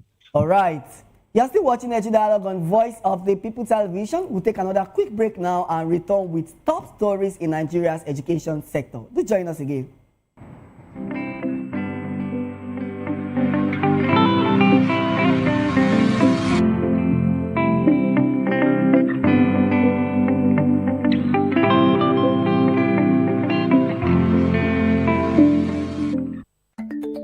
Africa is on the move, a continent of rising voices, untold stories, and powerful transformations. From the streets of Lagos to the heart of Nairobi, from the mines of Congo to the tech labs of Cape Town, the African story is being written every day. Bold, dynamic, unstoppable. This is African News on Voice of the People Television. We don't just bring you the news. We analyze and bring you Africa's heartbeat, the politics that shapes our nations, the economies that drives our future, the cultures that defines who we are, the voice that must be heard. Africa News, Africa's voice, Africa's future. Where Africa speaks, the world listens.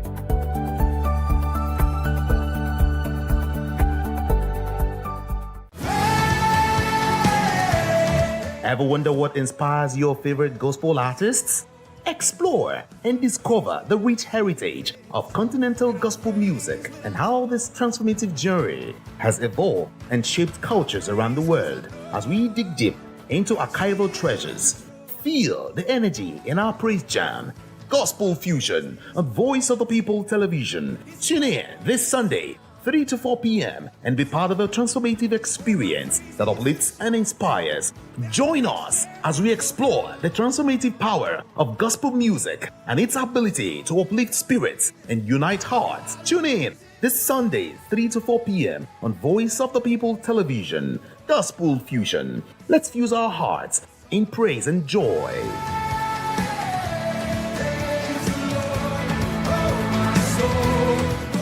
Hi, my name is Tosin Mohammed. I'm a gospel artist. Keep watching VOP TV. Almighty Father, you are the mighty Redeemer. We've come to worship at your feet, oh Lord. This is Ayotunde Adejimo, chilling with you on the Voice of the People TV. Don't touch that remote. You are where God wants you to be. Listening to the Voice of the People TV. The Bible says we should give thanks in all circumstances. And all circumstances include the good times and the bad, the high times and the low, the times when everything look as if they are going well, and those times when Enugbe, the ground is dry like the sand in the desert. Those times when you feel like giving up, you should give thanks still. My name is Jeff Melu, and I'm a gospel poet. And you should keep watching VOP TV. Don't touch that dial. Yes, sir. Kábíyèsí Olúọ̀run, we were born to give you twale, to give you a shame. People of God, you are watching Voice of the People TV, and my name is Flo Rocker. I encourage you to listen to things of the gospel. You know, we live in a very perilous times where there are some things you watch on television, you will lose faith, you will lose God. Keep your eyes on Voice of the People TV and remain blessed. Flo Rocker says so. Kuzoshi. My name is Tao Familoni, and here's to VOP TV. Keep watching, stay tuned, do not touch that dial. Arararara, my name is Made Kuti, and you're watching VOP TV. Keep watching. Welcome, my name is Zika Davis. Distinguished ladies and gentlemen, boys, viewers, everybody, boys and girls. This is VOP TV. Do you know what that means? Voice of the People TV. You don't have a voice, don't come here. You better make sure your voice is heard.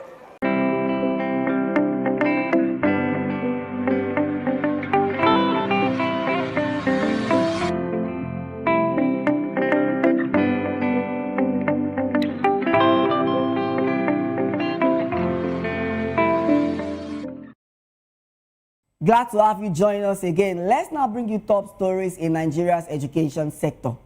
The federal government says it has begun implementing key welfare components of its agreement with the Academic Staff Union of Universities, ASU. Minister of Education, Dr. Tunji Alausa, announced that a 40% increase in the consolidated academic allowance for ASU members is now effective from January 1st, 2026, with some federal universities already reflecting the increase in salaries. Vice chancellors of federal universities have been directed to ensure full nationwide implementation, integrating the increment into their payroll systems. The minister said timely payment of the allowance will boost staff morale and improve teaching, research, and learning outcomes across Nigerian universities. Moving on, in a major boost for the humanities in Nigeria, a University of Lagos lecturer, Dr. Nwana Samuel Akman, has been ranked among the country's top academic authors. Scopus Elsevier Skival placed him 484th in his top 500 authors by scholarly outputs across all disciplines in Nigeria between 2022 to 2026. The ranking is significant as global academic listings often favor scholars in science, technology, engineering, and medicine. Dr. Samuel, a multidisciplinary media scholar with over 2 decades of broadcast experience, including work with the Federal Radio Corporation of Nigeria, has consistently published in high-impact journals, earning strong global citation. His recognition highlights the growing international visibility of communication and media studies research from Nigeria and sets a new benchmark for excellence in the humanities. The Media Career Development Network, MCDN, in collaboration with the United States Consulate General, as trained journalist at his journalism clinic, themed business and economic reporting. Speaking at the training, the executive director of MCDN, Lekan Utufodunrin, alongside other facilitators, emphasized the need for journalists to deepen their understanding of economic policies, data interpretation, and financial literacy to enhance accurate and impactful reporting. The idea is to ensure that there is a pass down of some of this knowledge and we can interact. So as much as possible, this is not a lecture. This is just some engagement, some reminders, some pointers, some things that can stimulate you to look at some of the things you are doing differently. This clinic has trained approximately 100 emerging journalists from print, online, radio, and television outlets across Nigeria. That growing network represents a deliberate investment in promoting free speech. Over the past 5 journalism clinics, we have covered critical topics from investigative journalism and media law and ethics to development journalism and multimedia storytelling. Today's session on business and economics reporting is especially timely. Just 2 weeks ago, we convened the U.S.-Nigeria Commercial and Investment Partnership Ministerial Meeting here in Lagos, reaffirming our 5-year Memorandum of Understanding to expand trade, investment, and private sector-led economic growth.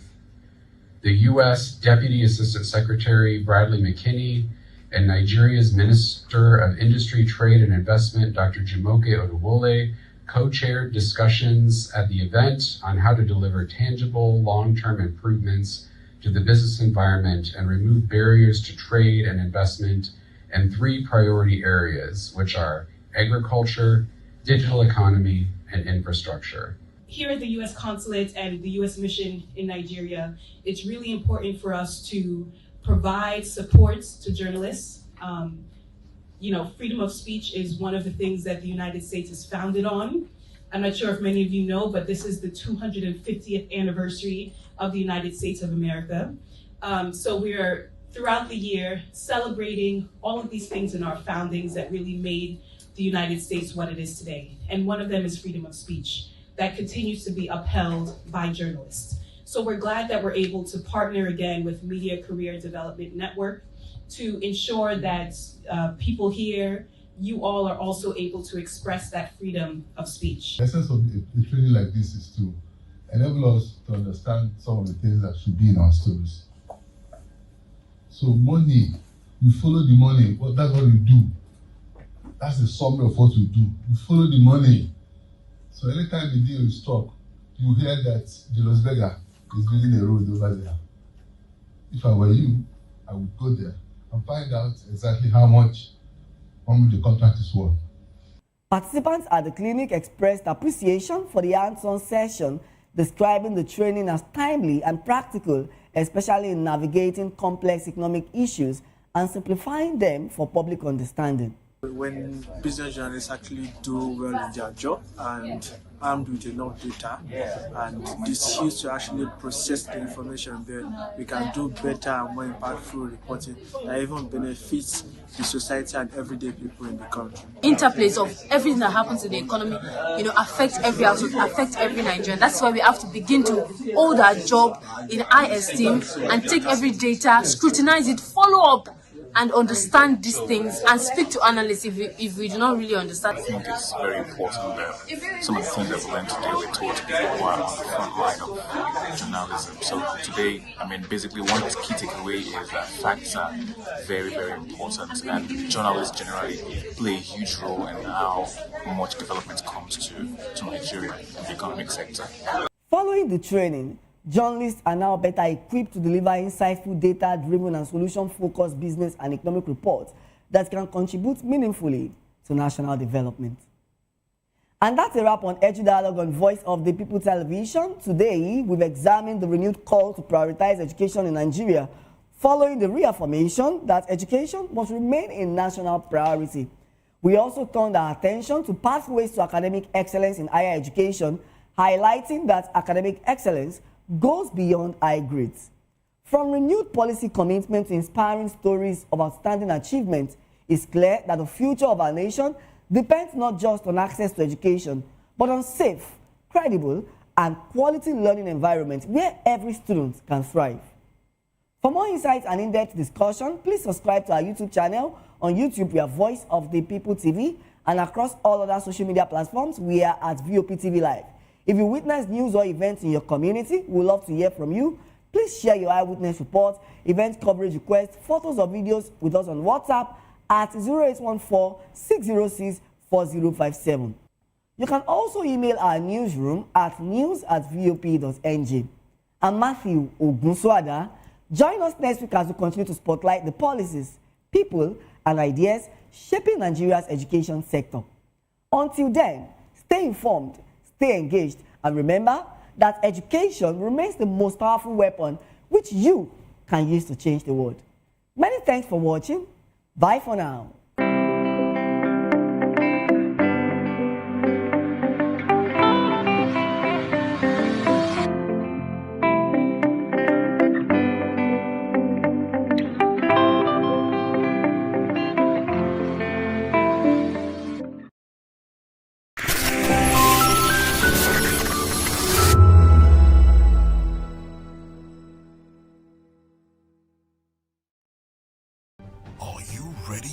Extraordinary. Something big is happening on your screen. Introducing VOP TV. Now streaming on SLTV channel 264. From breaking news to captivating conversations, news analysis, giving you all sides to the story. We break in-depth discussions on the issues that matter, from politics to sports, entertainment, and lifestyle. VOP TV on SLTV channel 264. Join us as we redefine what television means to you. Voice of the People Television, VOP TV. Now you have more than a voice.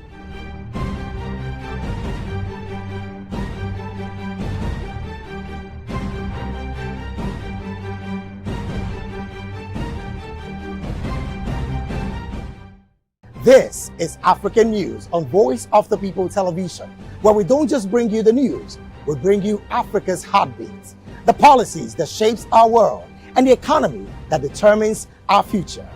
African News on Voice of the People Television. Stay with us. My name is Tao Familoni, and here is to VOP TV.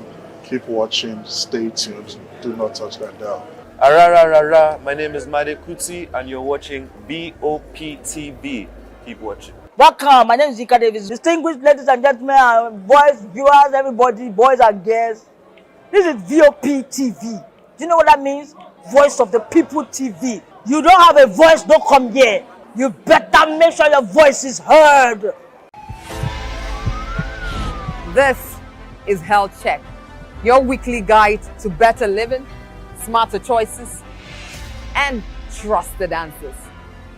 From everyday wellness to urgent health issues, we've got you covered. Health Check, only on Voice of the People Television, where your health has a voice.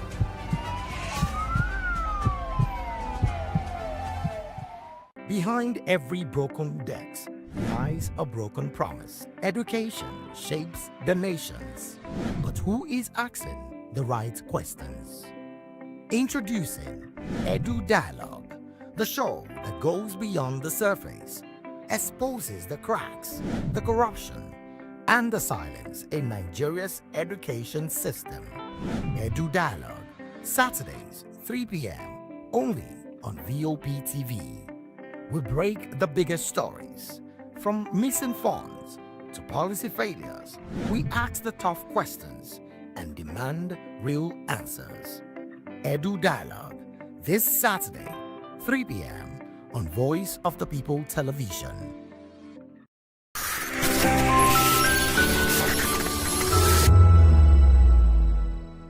Presently, as I'm talking to you, here I am at the place where it all started back in 2022, the Slum Art School, Ijora Badia.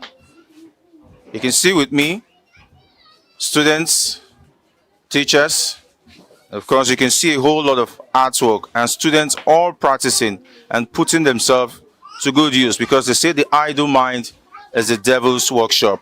But these students are not idle. They're doing something with their lives. And I'm going to be talking to one or two of them. And I have Sadiq, please. My experience being with slum art and the students is to make better future for the students and be able to make things on their own pertaining to artwork or pet photo in the future in order to make their future more brighter. This is a collage. They call it collage? Yes, we call it collage. Okay. What are all these papers? That's magazines. From where? Where did you get all these magazines? That's discarded magazines. In 30 minutes max, yeah. 30 minutes? Yes, take it. I know they pay anything.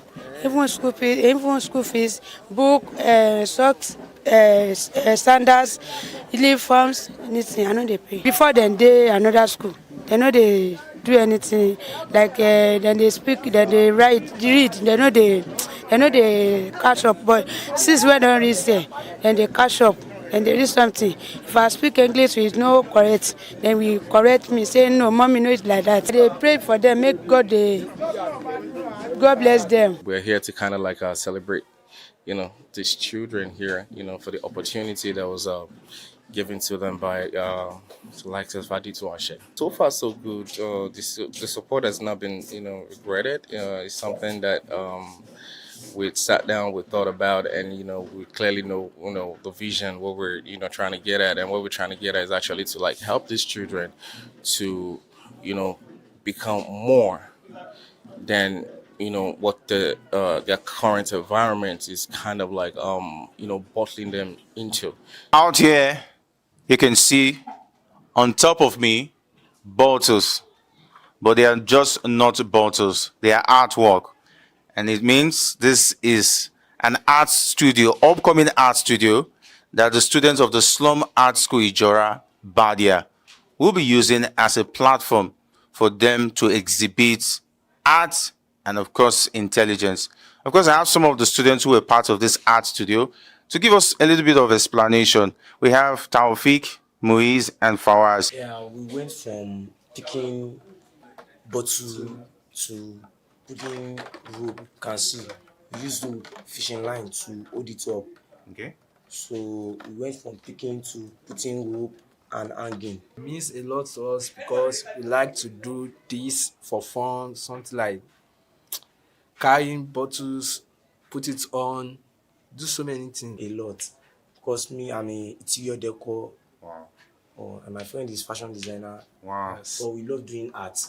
I learned collage and artwork when I entered the school. The teacher, they are teaching well. We use magazine and brush and glue. Slum started in 2018. Started with 10 different communities: Ijarabadia, Kyokyo Village, Magedun, Bariga, New Garage, Gidankwali, and that is the beginning of slum art. But we noticed that it's not just touch and go, just go into this community and you never return back. So we decided to engage more, implant ourselves into the community, build a school where kids can come in. So we take our kids from the street and those who just roam about the community. So we use art as one part. We do animations, we do photography. So depending on what the child wants to learn, we decide to just be a part of people's life in our own little way to help them shape in their future and help them come out of mentally come out of their environment.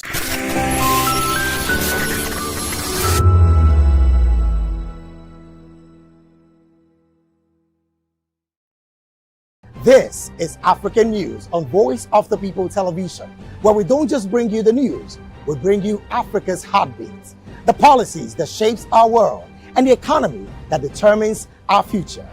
African News on Voice of the People Television. Stay with us. My name is Tao Familoni, and here is to view PTV. Keep watching, stay tuned, do not touch that dial. My name is Made Kuti, and you're watching BOPTV. Keep watching. Welcome, my name is Zika Davis. Distinguished ladies and gentlemen, boys, viewers, everybody, boys and girls. This is VOPTV. Do you know what that means? Voice of the People TV. You don't have a voice, don't come here. You better and make sure your voice is heard. This is Health Check, your weekly guide to better living, smarter choices, and trusted answers. From everyday wellness to urgent health issues, we've got you covered. Health Check, only on Voice of the People television, where your health has a voice.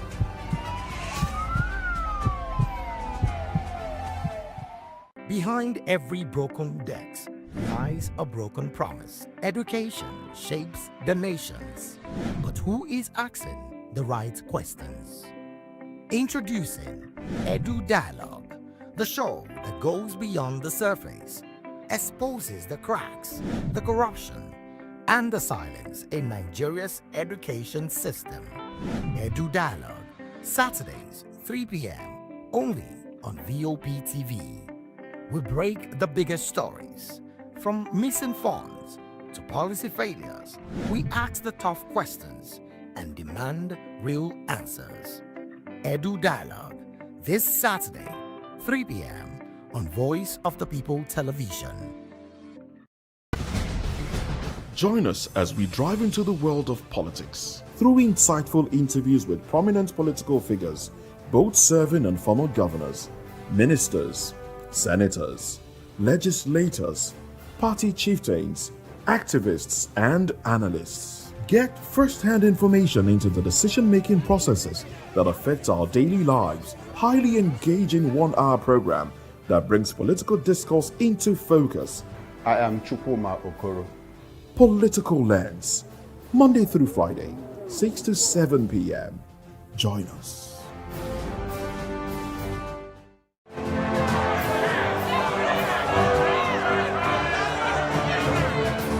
Do you want your voice to be heard?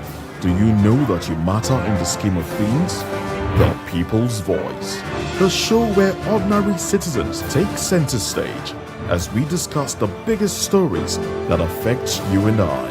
With you in mind, we facilitate lively discussions, debates, and interviews on the topics that matter most to you and I. From social justice to economic empowerment, education to healthcare, governance, and more. Tackling tough topics and amplifying your voice. Join the conversation and make your voice count. The People's Voice. Make your voice count. Are you ready for the extraordinary? Something big is happening on your screen. Introducing VOP TV. Now streaming on SLTV channel 264. From breaking news to captivating conversations, news analysis, giving you all sides to the story. We break in-depth discussions on the issues that matter, from politics to sports, entertainment, and lifestyle. VOP TV on SLTV channel 264. Join us as we redefine what television means to you. Voice of the People Television, VOP TV. Now you have more than a voice.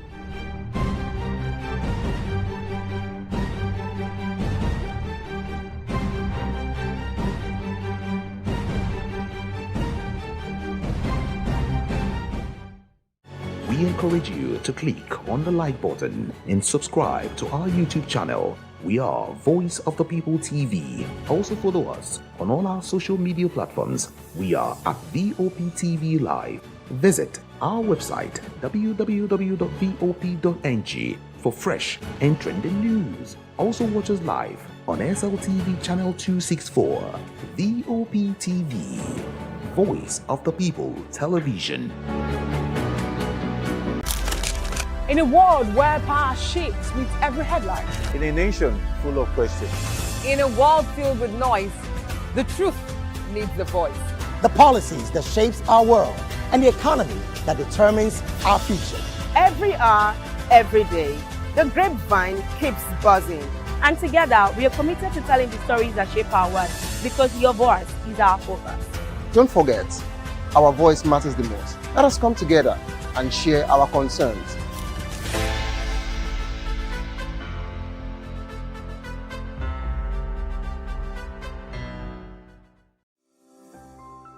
VOP TV, you have more than a voice.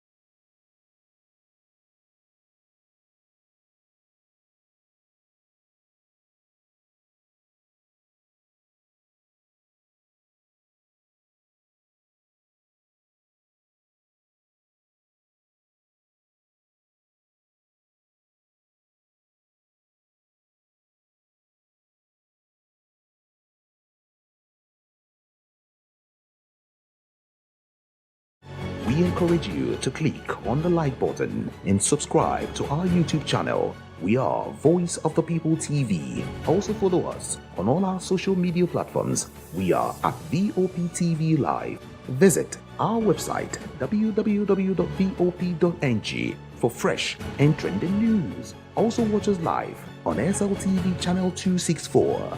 VOPTV, Voice of the People Television. Are you ready for the extraordinary? Something big is happening on your screen. Introducing VOPTV.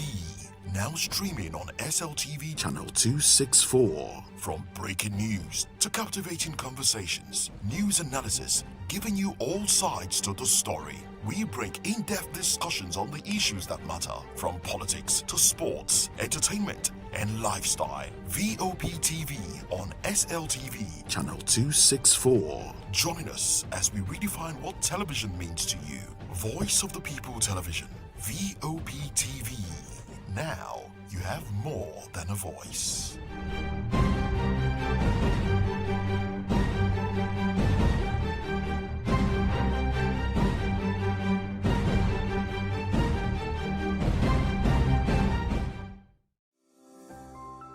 VOPTV. Now you have more than a voice.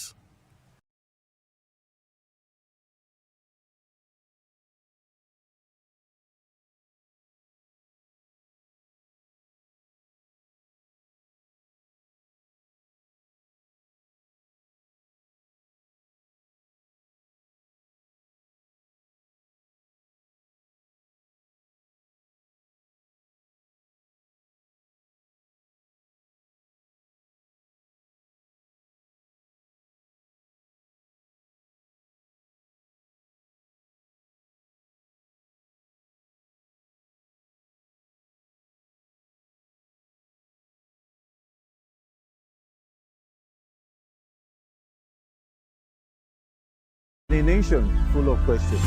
In a world filled with noise, the truth needs a voice. The policies that shapes our world and the economy that determines our future. Every hour, every day, the grapevine keeps buzzing. And together, we are committed to telling the stories that shape our world, because your voice is our focus. Don't forget, our voice matters the most. Let us come together and share our concerns.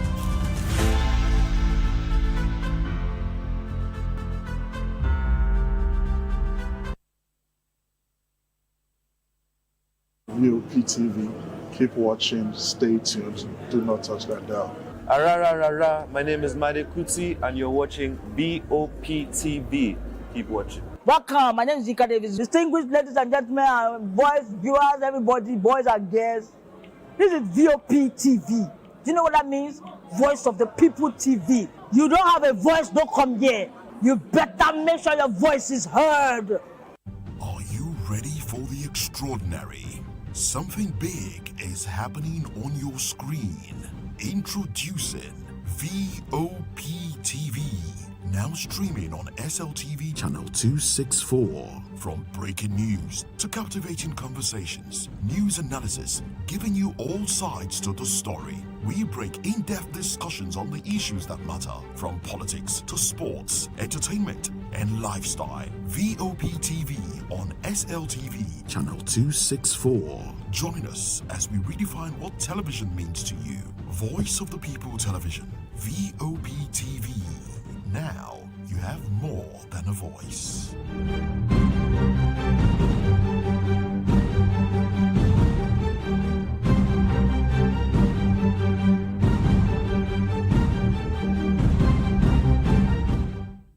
In a world where truth is the ultimate power and opinions scream the loudest, it's time to wade through the noise. Hunger no get tribe! Hunger no get religion! And scan the human interest and trending topics that matter.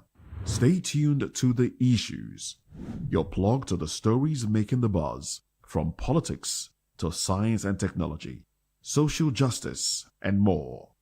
Let's tackle the tough questions and expose the truth. The Issues on Voice of the People Television. Don't just react, understand. Do you want your voice to be heard? Do you know that you matter in the scheme of things? The People's Voice, the show where ordinary citizens take center stage as we discuss the biggest stories that affect you and I. With you in mind, we facilitate lively discussions, debates, and interviews on the topics that matter most to you and I, from social justice to economic empowerment, education to healthcare, governance, and more, tackling tough topics and amplifying your voice.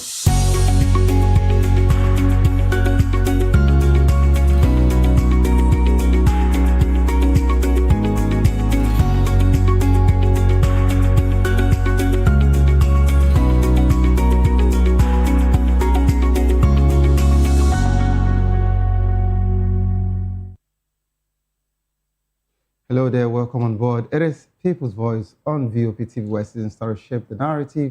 And of course, today we're dissecting a major story that is dominating the headline and sparking conversation across the nation.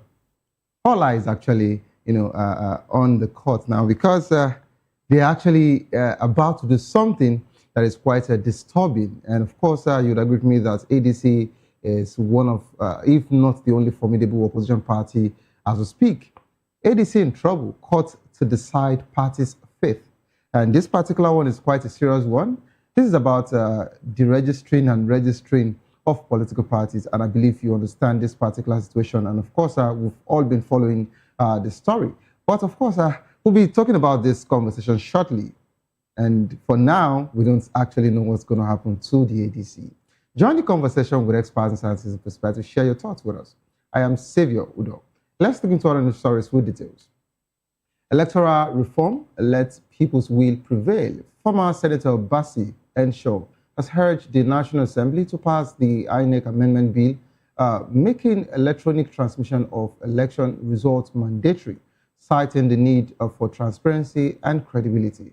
The bill's Section 60 has sparked controversy, with Senate President Godswill Akpabio expressing concern over network reliability and power supply. Enshaw argues that the Senate should prioritize the people's wishes, leaving implementation to INEC. He notes that India, with a much larger voting population, successfully uses technology for elections. The National Assembly should focus on passing laws, not taking on INEC's responsibilities, Enshaw advises. And away from that particular one, Umai giving Tinubu's false hope on Southeast support, says ADC. The African Democratic Congress of Enugu chapter, to be precise, has criticized Minister of Works Dave Umai for allegedly giving President Bola Ahmed Tinubu false hope of winning 90% support in the Southeast region in 2027. The party argues that Umai is misleading the president, citing Tinubu's poor performance in the region in 2023. ADC claims the Southeast is marginalized under Tinubu's administration, with no significant project or appointment. They point out the Igbo land lacks rail lines and has deactivated passport machines, forcing residents to rely on Abuja. I went from that particular one. Let's talk about Labour Party's situation. Now, Labour Party crisis deepens as National Working Committee seeks Abure arrest. The Labour Party leadership has actually escalated to a point where, of course, they held their press conference yesterday, with the committee demanding the arrest of former National Chairman Julius Abure over alleged evasion of party secretariat in Abuja. The National Working Committee, led by Nadi Usman, accuses Abure and his supporters of destroying property, stealing documents, and threatening officials. And of course, let's come to the South. Akwa Ibom's 76 oil wells intact, says Attorney General of Akwa Ibom State. Oko Udom insists the state's 76 oil wells are still intact, contrary to reports that they may be returned to Cross River State. Udom attributes the speculation to a draft report submitted to the Revenue Mobilization Allocation and Fiscal Commission, emphasizing that no decision has been made. He cites two Supreme Court judgments in favor of Akwa Ibom State, stating that Cross River's claim over the oil-rich territory has been dismissed. Udom warned that any attempts to alter the Supreme Court's judgment would be unconstitutional and null. And of course, in response to that, Cross River deserves fair treatment in oil well dispute, says Governor Otu. Governor Basi Otu of Cross River State has called for fair treatment in the ongoing process of relisting the state as an oil-producing state. Otu emphasized that Cross River has made significant sacrifices for Nigeria's unity and peace and deserve justice and recognition. All right, let's come to River State, where they are also having issues with all of the sagas that is going on. River State unemployment rate sparks concern. River State First Movement has expressed alarm over the rising unemployment rate in River State despite the state's significant revenue. According to the National Bureau of Statistics, River State accounts for 13.4% of Nigeria's total unemployment rate. RFM Director General Moboye Nangi Obi criticized the government's inability to address the issue, stating that the state's wealth has been catalyzed by a few individuals living resident in poverty. We also highlighted the poor state of public services, including schools, hospitals, and waste management, and blamed the political rivalry between Nyesom Wike and Siminalayi Fubara for neglecting the people's interests.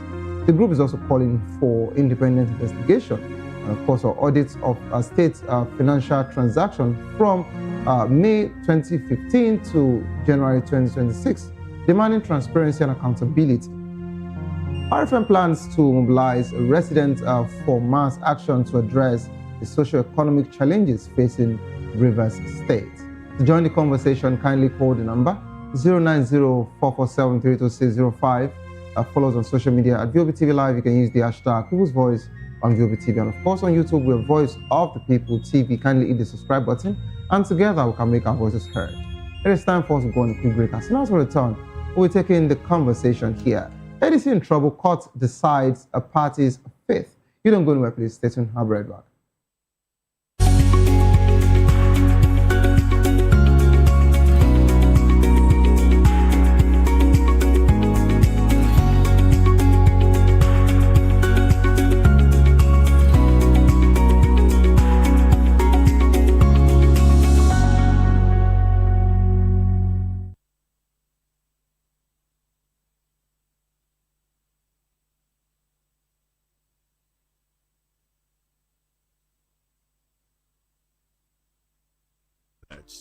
Awards, the razzmatazz, music, fashion, interviews, and more. Spotlight on Voice of the People Television. Let's feed you with all the juicy stories in the global entertainment space, bringing you the glitz and glamour as they hot. Stay tuned to Spotlight, 1 p.m. Monday to Friday. Spotlight on VOP TV. Entertainment like never before.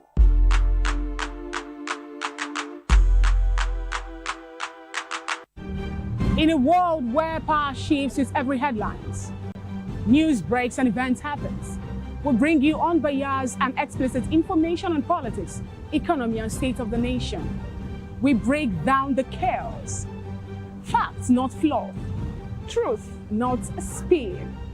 We discuss not just politics, but a glimpse into the future. Voice of the People Television. Now you have more than a voice.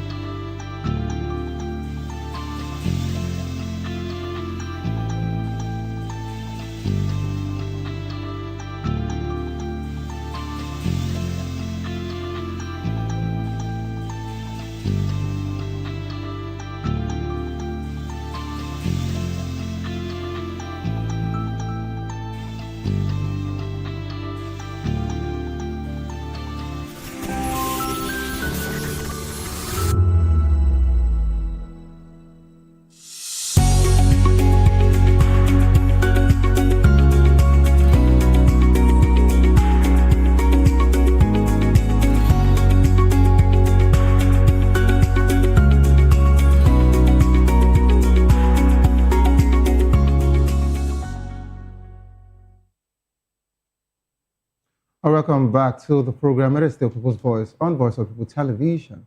The Federal High Court in Abuja has scheduled February 24, 2026 to hear a suit seeking the deregistering of African Democratic Congress and several other political parties over alleged constitutional violations. The case instituted by the Incorporated Trustees of the National Forum of Former Legislators claims the party failed to meet minimum electoral performance benchmark.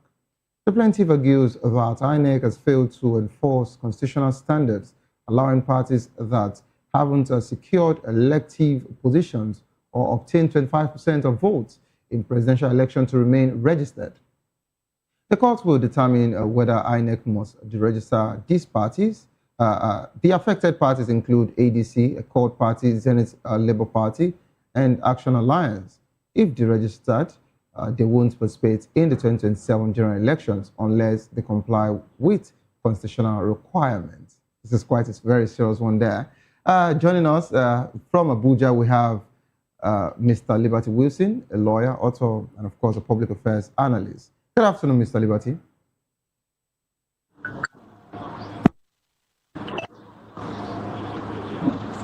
Mr. Liberty, are you there? Hello.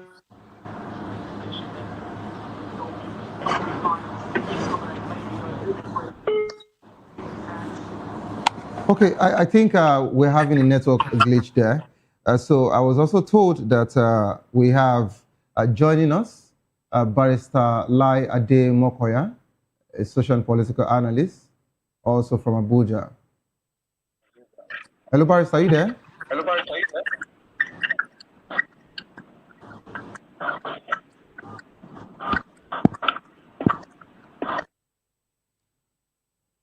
Okay, Mr. Liberty Wilson.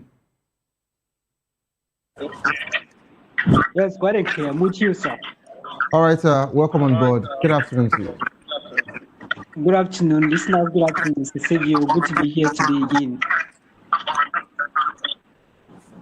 Okay, quickly, I'd like us to take it off from the INEC situation. You know, talking about parties registration, of course, the registration. Should INEC have deregistered the affected parties earlier, considering their poor electoral performance, or is INEC actually in line with, of course, knowing fully well that these parties are actually making, waves, and not only that, you'd agree with me that aside from every other party that has been listed, ADC happens to be one of the parties that has even tried, to an extent in some states, and of course, looking like a formidable opposition party. Do you think that INEC should have done this earlier, or INEC can still do, this particular session as regards to this registering the ADC? Thank you so much. I'm glad to be here, just as I mentioned earlier. Though from our topic today, a legal matter than it is a political matter. Meanwhile, it is Nigeria. So even if, I have somebody in my village who is suffering from infertility, it is common for Nigerians to look at the political undertone of every misfortune, political undertone of every assertion, and political undertone of every move, I will rely on this concept and this philosophy that we have adopted as Nigerians over time to lay a foundation for this discourse, knowing fully well that today's matter is purely legal in nature and in character. I will start by asserting that we all need to be in tune with the fact at this material point that the political underdog in ADC rather is becoming a very serious major force. For example, let's say it was a third force, we refer to it like that, but then it's becoming a very serious force. And then it is beginning to send the jitters to the shakers and movers of powers in Nigeria. And then I want to just lay a foundation for the fact that ADC has been a third force. And from the year 2025, though the party was in 2006, And then from that time, we barely hear about ADC. Like me as a person, I only get to know about ADC last year. Though somehow you scan through political parties, maybe in a ballot paper, or maybe when you want to have an engagement. But I've never really paid attention. But then from last year, we started hearing about ADC. And we cannot dispute the fact that major forces have adopted the party as their coalition base. Peter Obi joined. El-Rufai'S is in a talk with them, though he has not officially joined. Atiku Abubakar has been there. We see David Mark is there, former Senate president is there, and the former governor, Raf, is there. So we can't dispute the fact that ADC is becoming a very serious major force in the Nigerian political discourse. And why is it coming now? And why is it coming now? And why is it coming from an associate? It doesn't even have a local standing, which we'll discuss later. I'm glad a lawyer is here. So about knowledge, it's been led by the Chief of Staff to the President of the Republic of Nigeria. These are critical questions, and these questions are not legal. These are questions that are political in nature. And then for us to be able to approach this matter holistically, let me lay a foundation by the fact that we shouldn't forget that ADC is a third force and is becoming so powerful now for even the supposed the APC that have over 100 million registered voters. So it is very important to really pay attention to the political undertone of this discourse. All right, thank you so much, Mr. Wilson. You know, I was waiting for you to actually, talk about the situation of you saying you started hearing of ADC last year. ADC has been existing, maybe, I think it was from around 2005 and between 25 and 6, yes. So, but of course, I understand that some people are just, getting to know ADC now. But do you think that this particular move is politically motivated? Just like you asked, or just like, while you were making your assertions, you said that why now, when the heavyweights in the political space have actually adopted the party, as the only option for a formidable, opposition party. But now, it looks like some people are, awakened, to look at ADC to say, oh, we have to register this party. Knowing fully well the implication that comes with it. If ADC is deregistered, it means that the likes of Atiku Abubakar, the likes of Peter Obi, Amechi, for everyone who actually said, oh, they want to compete, or of course go head-to-head with the APC, in the 2027, they won't have any political party to stand on. PDP is actually going through a lot, which happens to be your party, and of course, Labour Party is also still, trying to get their feet, solid. So, do you think that this is politically motivated, or ADC actually, were wrong by not doing what is right as regards to following, the right way, and of course, trying to see how to build their party? The clause we have there is either they have a 25%, vote in any elections, to be precise, or presently, I think for presidential elections, okay, they were to have 25% vote. It is either they have 25% vote, or of course, they were meant to have a proper constitutional standards. And now, INEC didn't remove them, and INEC didn't also remove some other political parties. But if ADC has actually survived since 2005, 2006 till date, why now? Do you think that all of these situations are politically motivated? Thank you so much for this question, Mr. Savio. Though I've laid a foundation earlier, that I was going to approach this matter from a legal perspective. Which I want you to do. Which I want you to do. Yeah, yes. Okay, at the moment. Yeah, just respond to my question, then you can go legal now, please. All right. Thank you so much. Fundamentally, I want to draw your attention and attention of our listeners that this Nigerian or National Forum of Former Legislators convened or had a summit or a convention by January just this year. And in that same convention, they unanimously endorsed President Bola Ahmed Tinubu for the second time in 2027.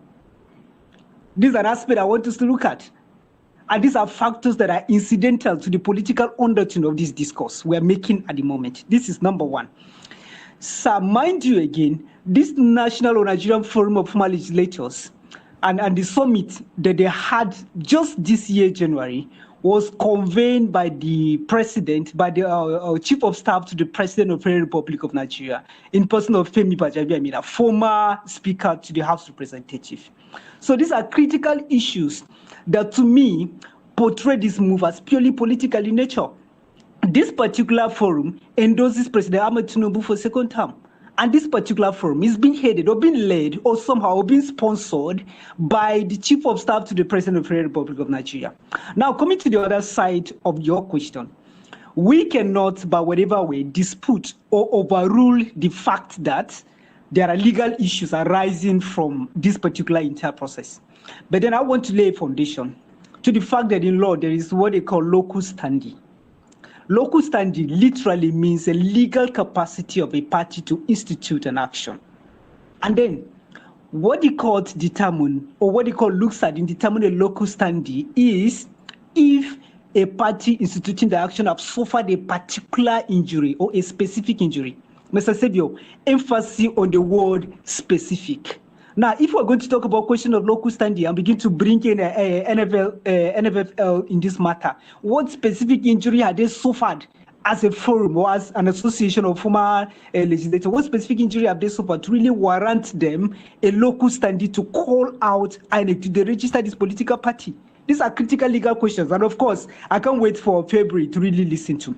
But then, this is not disputing the fact that the Constitution of the Federal Republic of Nigeria, the Constitution, I think the Fourth Alteration Act, I think Section 255A of the Fourth Alteration Act of the Constitution of the Federal Republic of Nigeria, provide for 3 instances why a political party can be deregistered.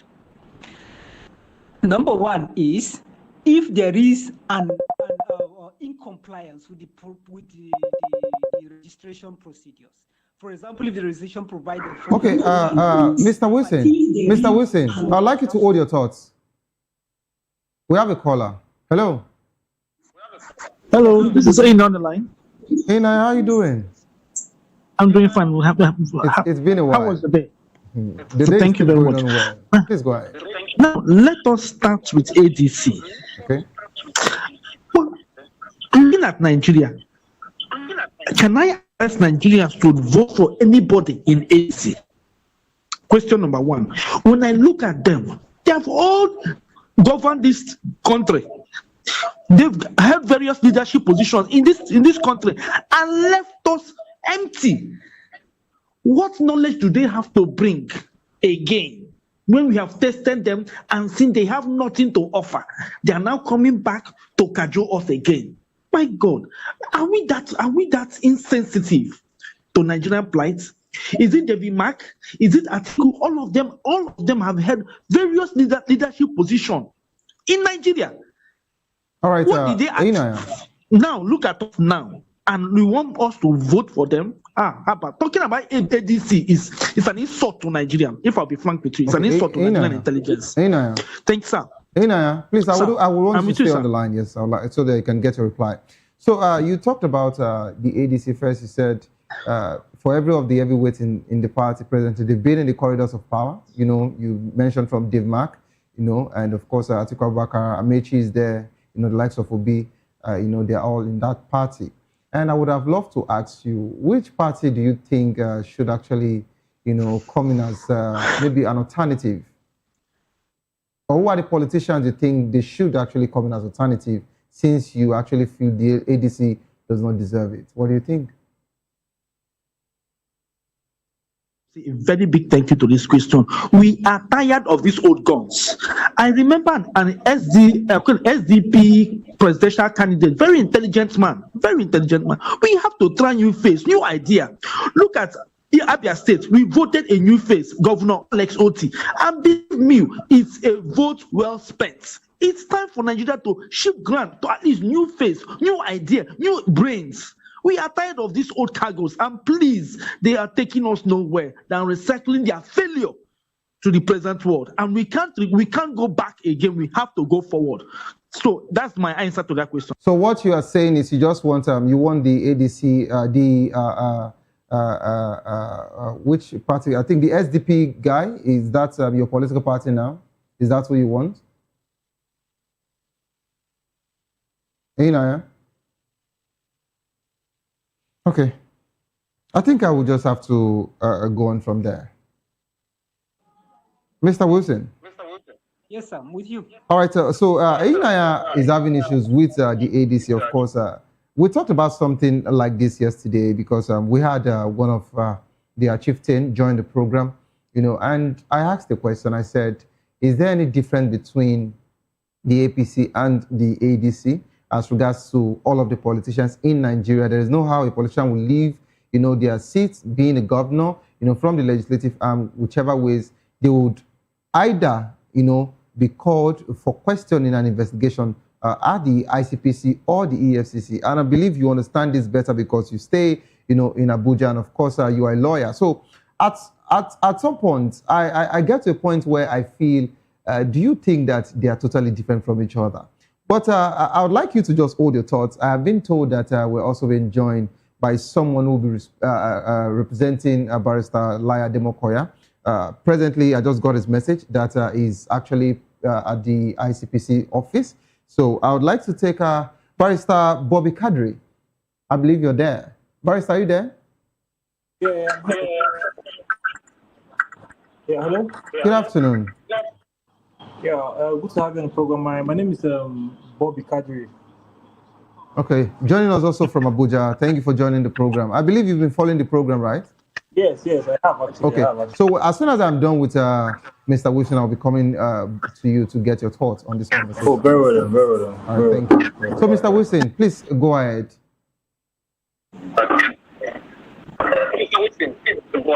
All right, thank you so much, Mr. Savio. I clearly understand the caller's perspective and his point of view. He's a Nigerian, that's his opinion, he's entitled to it. And I really love it that he was able to point out to a practical pointer. It's very important that if you're bringing an assertion or making an assertion or want something different, have something, point out something. Say that indeed this is an example. He made an example with Alice Oti, which of course is a technocrat. I've never heard his name. He has never been in a political scene. He just stepped in and then he's making a huge difference. And I think he have a very good point there. And then, I will not expressly rely or expressly say that he is correct. His opinion is entitled to it. But I feel like the beauty of democracy is participation. While I admire his submission, I say our democracy is going to be more beautiful if there is no limitation as to the scope of participation. Irrespective of who Atiku was, irrespective of who Peter Obi was, irrespective of who El-Rufai'S was, irrespective of who David Mark was and the rest of them, and irrespective of their contribution to the development of this nation, provided they are not legally incapacitated by our laws. The beauty of democracy is that they participate, and they are here. Thank God the caller, of course, is going to be part of the people that will decide their fate. Of course, if if our votes are going to count, his vote will count to the person that he wants to bring up. So this is actually my own response to his own submission. Okay. All right, thank you so much, Mr. Wilson. Let me come to Bobby Kadri here. Hello, Barrister, are you there? Yeah, I'm here. All right, so talking about the current electoral law, is the current electoral law clear enough on a party registration and deregistration? And of course, I'd like to take this simultaneously. Should parties be allowed to remain registered if they fail to meet minimum electoral performance benchmarks? I think looking at the provision of section 255A of the Constitution as amended, now it empowers INEC to deregister political parties that fail to win at least one seat in general election or 25% of the votes in the presidential or governorship or legislative election. Now, this is not a political statement. This is a constitutional compliance. I know INEC has been served as more like a watchdog, not a political watchdog, quote and unquote, but more like for purpose of constitutional compliance. So what is exactly the complaints of the plaintiff? Their complaints that INEC has been too lenient or has failed to enforce the constitution by allowing non-performing parties to remain registered. All right, so it's more like should they be there? And when we look at the parties in question, we have Accord Party, all right, we have Zenith Labour Party, and we have ADC. Now, a glossary look at these political parties will show you that these parties have been in power, have been registered for 6 to 15 years. Now, let's look at a party like Action Alliance. Now, Action Alliance was founded in 2010, all right? Then Zenith Labour Party was founded in 2018. Accord Party was founded in 2010. While a party like ADC was founded in 2005. That's 21 years ago. So these parties are fairly old parties, but have they been compliant with the position of the constitution? If you want to speak literally speaking, no, they have not been compliant. And the fact whether this statement whether whether they are being funded by or being pushed by whoever, a political person or whatever, the issue is that the question is that they have a local standard. All right. So we are lawyers here, and we do things without emotion. So we're speaking from law and facts. Right. So this particular party, this political party, plaintiffs in question have the locals go to INEC and say, okay, these parties have not complied. So why allow them to participate in the election? They should register and be registered again.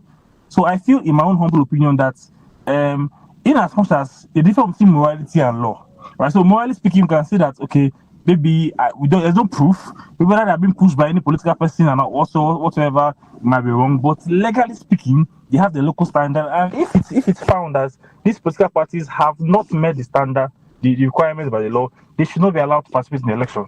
That's my humble thought on this actually. All right, Mr. Bobby, when you use the word, of course, I know, the two gentlemen I have here today are lawyers, and you people don't, you don't care about emotions. Not because you don't care, but of course, you rather talk about facts and figures instead of, talking through emotions. But when you use the word, they should be deregistered and let them register again. What's the process like? Do you think it's that easy? Will it be easy? Will they still meet up with the 2027 elections?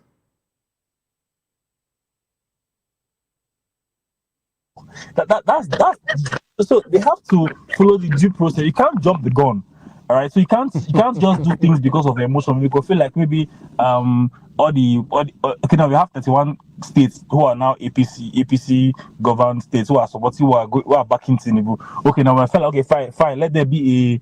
But the issue now is that democracy. Looking at democracy, it's not really a good thing as for democracy. If you're looking at the other aspects, right? So it's more like we're not talking to a one-party state. But I'm trying not to be morally, because Nigerians are being pushed morally and think not think as the law say we should see it. But the law is that they are not compliant, so they have to be compliant to make sure they suit in to the law. Because if you are talking about morality, then so many things will go on in society. But on the other way around there, I think we need to find a good opposition for our society. I don't think the APC party has a strong opposition, if you ask me. I think this other opposition are probably trying to, and they should have done their due diligence or their work. Not now in that means everybody should only help us scatter. So if you really want to be an opposition, you must know that this must you understand? So now coming to appeal to public sympathy or saying that one thing, it doesn't all go well. If it's a law court, now what the court now will determine is whether INEC has the discretion or whether it's a mandatory requirement of the law. Now, if INEC discovers that okay, fine, this is a mandatory requirement. So if the court determines that this is a mandatory requirement, it will throw out the other parties outside. But if the court determines that okay, now INEC has discretion. So that is where the court now comes in. Does INEC have discretion, or is it the issue of is it mandatory? So if the INEC has discretion, now the issue will not be that what should INEC discretion be like, and that will be left for INEC. But if the court now finds out that okay, fine, this is a mandatory requirement of the law, that means that the other political parties have to try again later, like MTN will say. Please don't give anybody advert on my show. All right, quickly, let me come to Mr. Wilson. I think Barrister Bobby is quite strict with the likes of ADC and Zenith, party, and if they're actually watching now, they'll be really, really pained with all of this. Okay, let me bring this particular conversation to the impact, on democracy and governance. And of course, I wanted to even talk about the situation of INEC. If INEC has been effective in enforcing electoral laws. But of course, we know at some point, and we're actually, also calling on INEC to do what is right as regards to political terrain.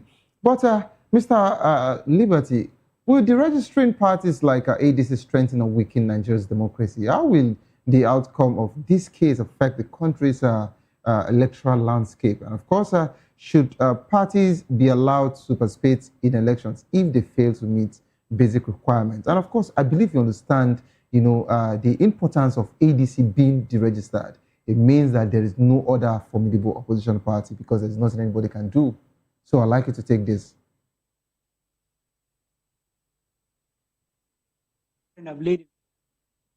It's important for me to acknowledge that a law is the law, and any non-compliance with the provision of the law, it's a ruthless violation that no democratic society should tolerate.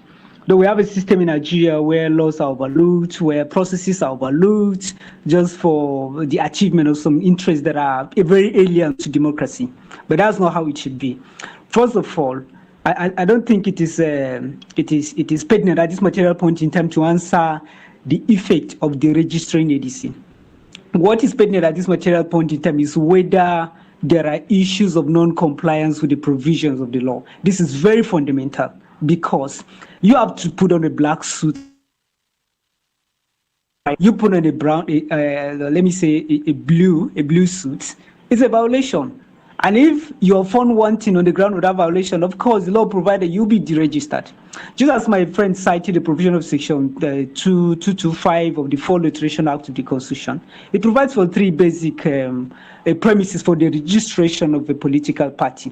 One is a breach of registration guideline. The second is, the failure to win elections, and the third is inability to have a required representation at the National Assembly. And now, a critical consideration of ADC. I think, I stand to be corrected though, though I wasn't able to check the facts before I come live. But I think there is a member from Kogi, currently in the National Assembly, I think in the House of Representatives, there is a member of the ADC. So now this call to question as to whether they have representation in the National Assembly, which of course, if my own thought and intuitions are right, they have a member already in the National Assembly. I think this requirement is already done with. And then the issue of winning election, 25% winning election, and the question is participation.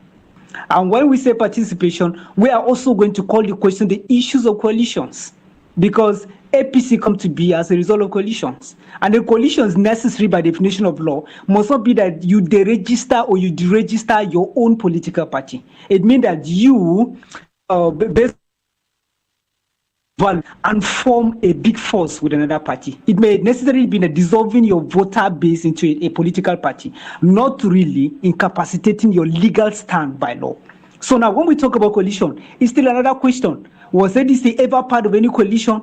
If the question is yes, so how do we separate whether they have 25% of votes or not? So these are questions that I'm very sure I will clearly wait for what lawyers are going to say in court. But if peradventure, or if by any chance, if I am to be one of them, I'm going to argue this is ADC was ever part of a coalition. Now let's go to question the issues of separating our votes from the political parties we have formed, and the political parties we have developed our structures within, and we have participated in elections. There are issues of coalitions, I think from PDP time, there were issues of coalition. We see parties like APC, SDP that will just decide one evening to say that we are withdrawing our presidential aspirant and now we are all going to support PDP. They maintain their legal status, but then they participated under an umbrella of coalition. And we have seen it by APC. So now how do we justify the fact that a party dissolves its structures into another political party and help it to become into power? And now you're telling me I don't have a 25%. So did you pay attention to this legal aspect before you talk about my incapacitation at this material point in time? That's a question. And these are critical questions that I honestly cannot wait for court to answer. Okay. But then the question, of course, finally, just some seconds, sir. Okay. My learned friend talk about the issue of locus standi. The issue of local standing is very fundamental. Though I think he was of an opinion that NFL have a local standing, but by what law? I think I'm privy to see their modus operandi. There is nothing that shows that they would, of course, sue and be sued for the registration of political party. Though they say they tend to promote national unity and democratic values, but there is nothing like that. There is no law that says that if you don't suffer specific injury, you should sue somebody. This particular thing, it would have been like they write to INEC and ask INEC to institute the action. But of course, them going to court, like that, to me, it's actually a legal blunder, honestly. All right, thank you so much, Mr. Liberty Wilson, for that particular, comments as regards to this whole situation. And of course, you and Barrister Bobby Kadri, people are learned. I am only lettered, so I can only write. But of course, the both of you knows the law better. Let me come to Barrister Bobby. Barrister, are you there? All right, I'd like to take your concluding thoughts as regards to the situation.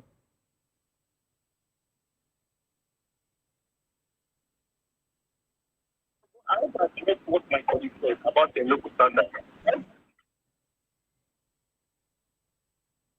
Hello, Barrister.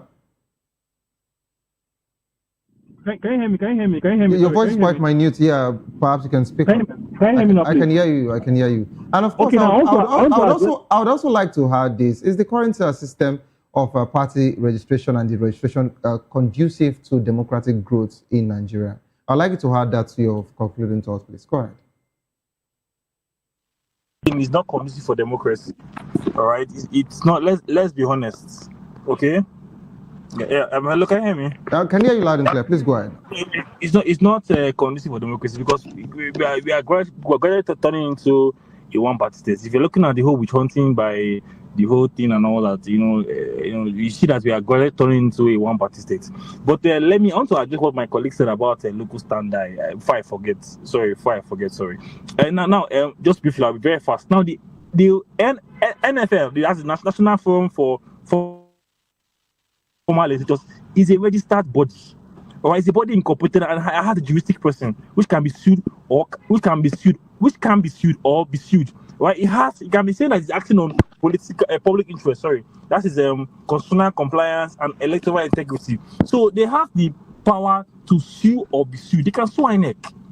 Right? So it's a fundamental principle that these people have a local standard to sue and be sued because it is a juristic body. Now, let me rush on to. I know we don't have time, so I want to rush off to what should these other parties, that the ADC, the Zen Labour Party, the Action Alliance, and the Accord Party, what should they do now? I feel they should put up a defense in court. Yeah, so they should defend themselves properly in court and enter an appearance, file their affidavits, and their show the percentage and compliance with INEC regulation before the Federal High Court. Because whatever it does not put before the court does not exist. That would normally show evidence. Evidence. Okay. Right? So and also if they lose, right, in the Supreme Court and seek for stay of execution to remain active pending appeal.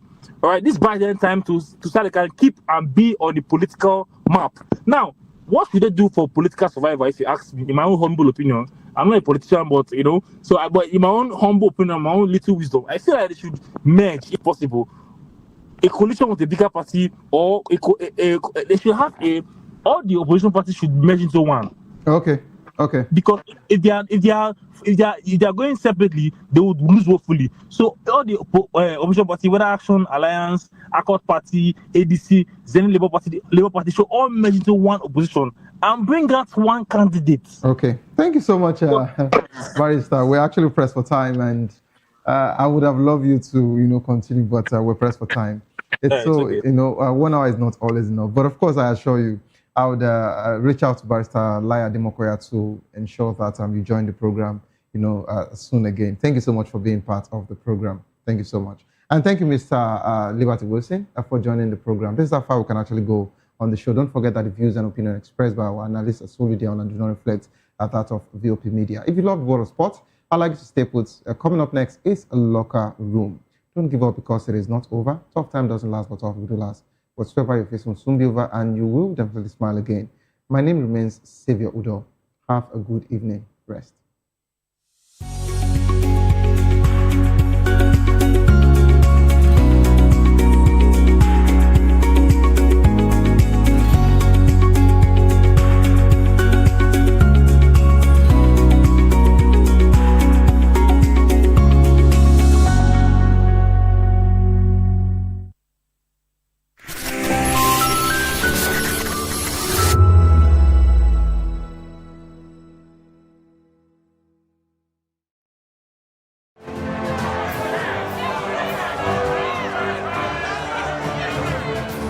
Do you want your voice to be heard?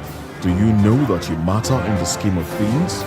The People's Voice, the show where ordinary citizens take center stage as we discuss the biggest stories that affect you and I. With you in mind, we facilitate lively discussions, debates, and interviews on the topics that matter most to you and I. From social justice to economic empowerment, education to healthcare, governance, and more. Tackling tough topics and amplifying your voice. Join the conversation and make your voice count. The People's Voice. Make your voice count. My name is Tao Familoni, and here is to VOP TV. Keep watching, stay tuned, do not touch that dial. Arararara, my name is Made Kuti and you're watching BOP TV. Keep watching. Welcome, my name is Zika Davis. Distinguished ladies and gentlemen, boys, viewers, everybody, boys and girls. This is VOP TV. Do you know what that means? Voice of the People TV. You don't have a voice, don't come here. You better make sure your voice is heard. Are you ready for the extraordinary? Something big is happening on your screen. Introducing VOP TV. Now streaming on SLTV channel 264. From breaking news to captivating conversations, news analysis, giving you all sides to the story. We bring in-depth discussions on the issues that matter, from politics to sports, entertainment, and lifestyle. VOP TV on SLTV channel 264. Join us as we redefine what television means to you. Voice of the People Television, VOP TV. Now you have more than a voice.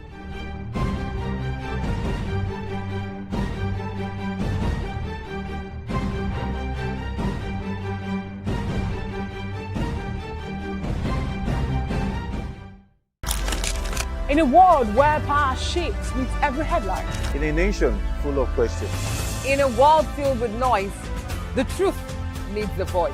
The policies that shapes our world and the economy that determines our future. Every hour, every day, the grapevine keeps buzzing. And together, we are committed to telling the stories that shape our world because your voice is our focus. Don't forget, our voice matters the most. Let us come together and share our concerns.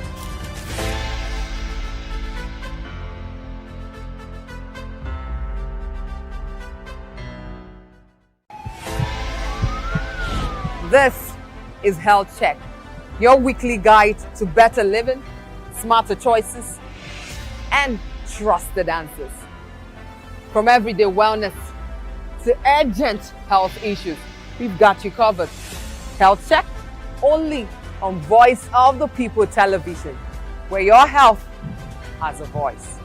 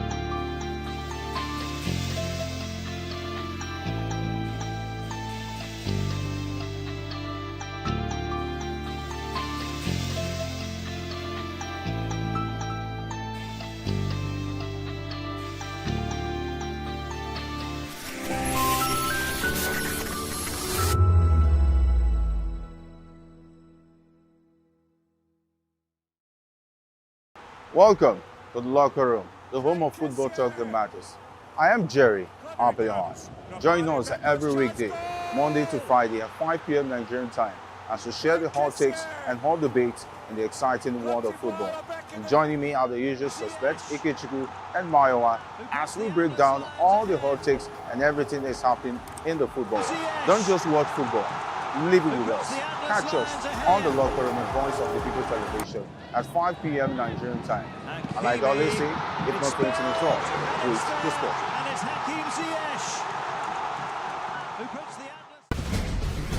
Join us as we drive into the world of politics through insightful interviews with prominent political figures, both serving and former governors, ministers, senators, legislators, party chieftains, activists, and analysts. Get first-hand information into the decision-making processes that affect our daily lives. Highly engaging one-hour program that brings political discourse into focus. I am Chukwuma Okoro. Political Lens, Monday through Friday, 6 to 7 p.m. Join us. Behind every broken desk lies a broken promise. Education shapes the nations. But who is asking the right questions? Introducing Edu Dialogue, the show that goes beyond the surface, exposes the cracks, the corruption, and the silence in Nigeria's education system. Edu Dialogue, Saturdays, 3 p.m., only on VOP TV. We break the biggest stories, from missing funds to policy failures. We ask the tough questions and demand real answers. Edu Dialogue, this Saturday, 3 p.m. on Voice of the People television. In a world where truth is the ultimate power and opinions scream the loudest, it's time to wade through the noise. Hunger no get tribe. Hunger no get religion. And scan the human interest and trending topics that matter. Stay tuned to The Issues, your plug to the stories making the buzz, from politics to science and technology, social justice, and more. Let's tackle the tough questions and expose the truth. The Issues, on Voice of the People television, Mondays to Fridays, 8 to 9 p.m. The Issues. Don't just react, understand. This is African News on Voice of the People television, where we don't just bring you the news, we bring you Africa's heartbeat, the policies that shapes our world, and the economy that determines our future. African News on Voice of the People television. Stay with us. Behind every broken desk lies a broken promise. Education shapes the nations.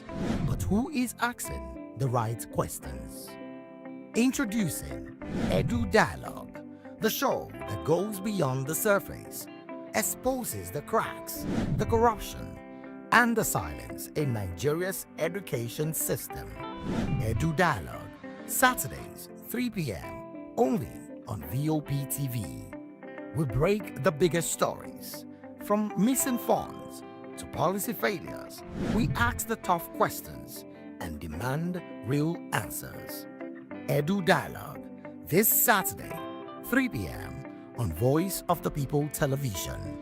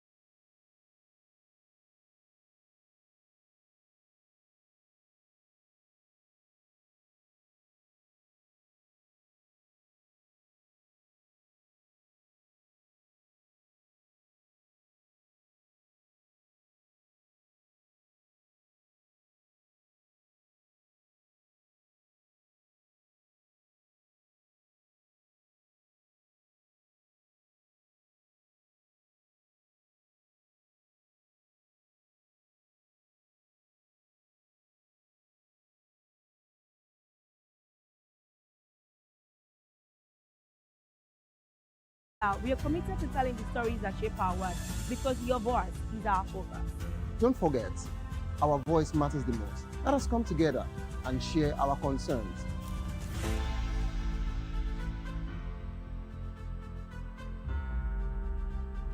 My name is Familoni, and here's to VOPTV. Keep watching, stay tuned, do not touch that dial. Arararara, my name is Made Kuti and you're watching BOPTV. Keep watching. Welcome, my name is Zika Davis. Distinguished ladies and gentlemen, boys, viewers, everybody, boys and girls. This is VOP TV. Do you know what that means? Voice of the People TV. You don't have a voice, don't come here. You better make sure your voice is heard. Are you ready for the extraordinary? Something big is happening on your screen. Introducing VOP TV. Now streaming on SLTV channel 264 from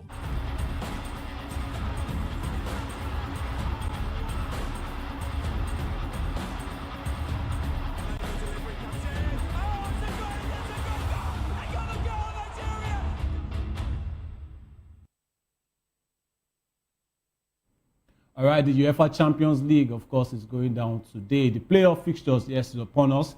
I mean, the teams that finished 9th place to 24th place in the league phase of the Champions League this season, they have it all to do to play in the playoffs so as they can qualify for the round of 16. And of course, headlining the fixtures today, or let me say the fixtures generally between today and tomorrow, will be Real Madrid against Benfica, where former Real Madrid manager Jose Mourinho, yes, who led his team miraculously to knock Real Madrid down from the top 8 into the playoff zone. Of course, through his goalkeeper Anatoly Trubin's heroics. Of course, they will be in contention. Jose Mourinho will be facing Real Madrid. And good evening and welcome to the locker room. And of course, on Voice of the People Television, I am Afiz Ogubanjo. And of course, you know how we do it right here. For the next 15 minutes thereabouts, we'll be discussing all things football on the pitch, off the pitch, in the locker room. Of course, as the name implies, we are going to be discussing every story. And we have juicy stories for you today. And of course, just before we go on, I won't be doing this alone. Of course, Amayawa Alao will be joining me. Of course, he is a football analyst himself. And of course, he will be joining me on the show today. And as well, Jerry Apeloi. Yes, we should be seeing him, of course, anytime soon. He also will be joining right here. And of course, we are going to be discussing all the stories we have for you today. And before we go on, like I said, please do well to follow us on all our social media handles. Like, subscribe, comment, and of course, subscribe to the channels, like I said, VOP TV, and of course, our VOP TV Plus.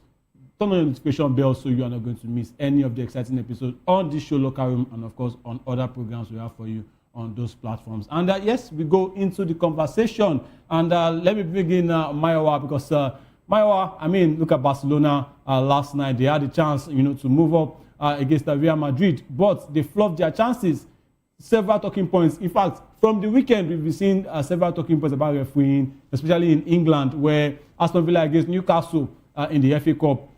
Newcastle, if they had lost that game, trust me, they would have filed a report against refereeing in England right there, because when I also saw the game myself, I'm like, it's just not being consistent refereeing right there. The VAR issues always happening since its inception. And of course, in La Liga, could Barcelona have won that game? Lamine Yamal lost the penalty and all of that. But then Real Madrid are now gaining ground in the La Liga race. Good evening and welcome to the show, Mayowa. Well, it's always amazing to be here. It's a well-relieved loss for, Arbeloa. Arbeloa has been under a lot of fire. Remember, Arbeloa used to play for Liverpool, and he was not that a fantastic player during his playing days. So obviously, this is an avenue for him to be able to prove himself.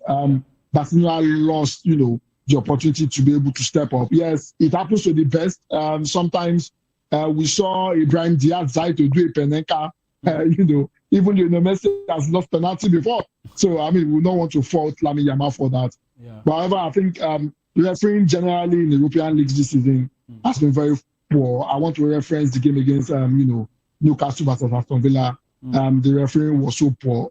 Obviously, at that particular round of the FA Cup, there is no VAR, and that makes it much more difficult. However, before the advent of VAR, we've had the referee game, and you'll be able to say this referee actually did well. In the last couple of weeks, I think the referee has been so down, and I don't understand the reason for it. I think Howard Webb, who is, one of the guys that manage the PTM well, I think probably maybe there's a need for the management board of the PTM to be changed, because we cannot be talking about refereeing decision affecting games critically all through the season. This has been happening week in, week out, and it seems there's no solution in sight. So, I mean, it's always amazing to be a lot of Champions League to talk about. Thank you for having me, Hafiz. Welcome, Maiwa. I mean, one of these days, maybe we are going to talk about our refereeing, is being done in the top 5 leagues, because even I remember the last AFCON where we were even saying the referees in England should be learning from the referees in the AFCON in Africa right here, even though the last one, we could see that, especially games concerning Morocco, refereeing has been somehow. Even the Ghanaian referee came out to say the Nigeria-Morocco game was the toughest he has ever done. It will be tough. You are like for the host, the way the game turned out, because there were several refereeing decisions that went against the Super Eagles, but that's just past now. We have to look into the future, and yes, we are sticking with the Super Eagles because there's this topic that's been raging on for the past months, of course, even since last year now onto this year, because Nigeria against DR Congo, for the World Cup qualification. They were, it's not new to us that they were ineligible players. I mean, I don't know if I should use the word allegedly, because they are ineligible players, of course, according to the, Congolese law and even the FIFA law. And it's still raging on that should these players, be actually allowed, to play for DR Congo, even at the World Cup, should they be banned? Should they be fined? That's talking about the DR Congo team. And it's looking like FIFA is trying to delay their decision, even though we know that FIFA themselves, they're not usually hurried into making decisions. But the way it's looking is like Nigeria's fate, Nigeria's hopes of going to the World Cup might be hanging in the balance, because FIFA they delayed their verdict on the petition filed by the Nigerian Football Federation (NFF) against DR Congo. The NFF alleges that DR Congo fielded ineligible players in last November's 2026 World Cup African playoffs, and is seeking to overturn the results. And the Super Eagles were defeated by DR Congo on penalties in the playoff, but the NFF is confident in this case and is waiting for FIFA's decision. We are still waiting to hear from FIFA, and we are hopeful, and that's what NFF President Ibrahim Gusso said. He said, by the grace of God, a positive result is going to come out. And the NFF protest is based on the alleged improper switch of nationality by some DR Congo players, and if successful, could see Nigeria take DR Congo's place in the Intercontinental Playoff Tournament in March. And a verdict from FIFA is expected soon, and Nigerians are anxiously waiting to see if their team will get a second chance at World Cup qualification. Maiwa, let me bring you in on this one. I want to go away from the NFF for a second. Let's talk about Cameroon. Don't you think that Cameroon has seen, faint expectations, like it might not happen? Because it is actually Cameroon that should be complaining here. Because the first game involving these players in the playoff was against Cameroon, and they considered a late goal. That goal actually pained the Cameroonians. So if anybody wanted to even push, push against the DR Congolese side, it should be the Cameroonians. But they've been quiet the whole time, even though it is their blueprint that the NFF now woke up. They are usually sleeping. They woke up from their slumber and they presented that same blueprint of the Cameroonians. They forwarded it, to FIFA, and they are yet to get a result, a decision. So don't you think the Cameroonians are saying that, look, this might not go anywhere, don't let us push it? And it seems like the NFF is pushing a lost cause. I think there's a lot of reason why the Cameroonians are not pushing it. Even the Cameroonians themselves, they have a whole lot of turmoil in their FA. And, there's this, remember the last Nations Cup, one of the reasons why we didn't see the likes of Onana in that particular Nations Cup, and even Vincent Abubakar, was because of, the NFA, the FA president of the Cameroonians, a whole lot of controversy going there. I think their house is not in order. That is why they cannot muster any, they cannot follow up with what they have started. For the NFF, it's more of a Arajaleniwa.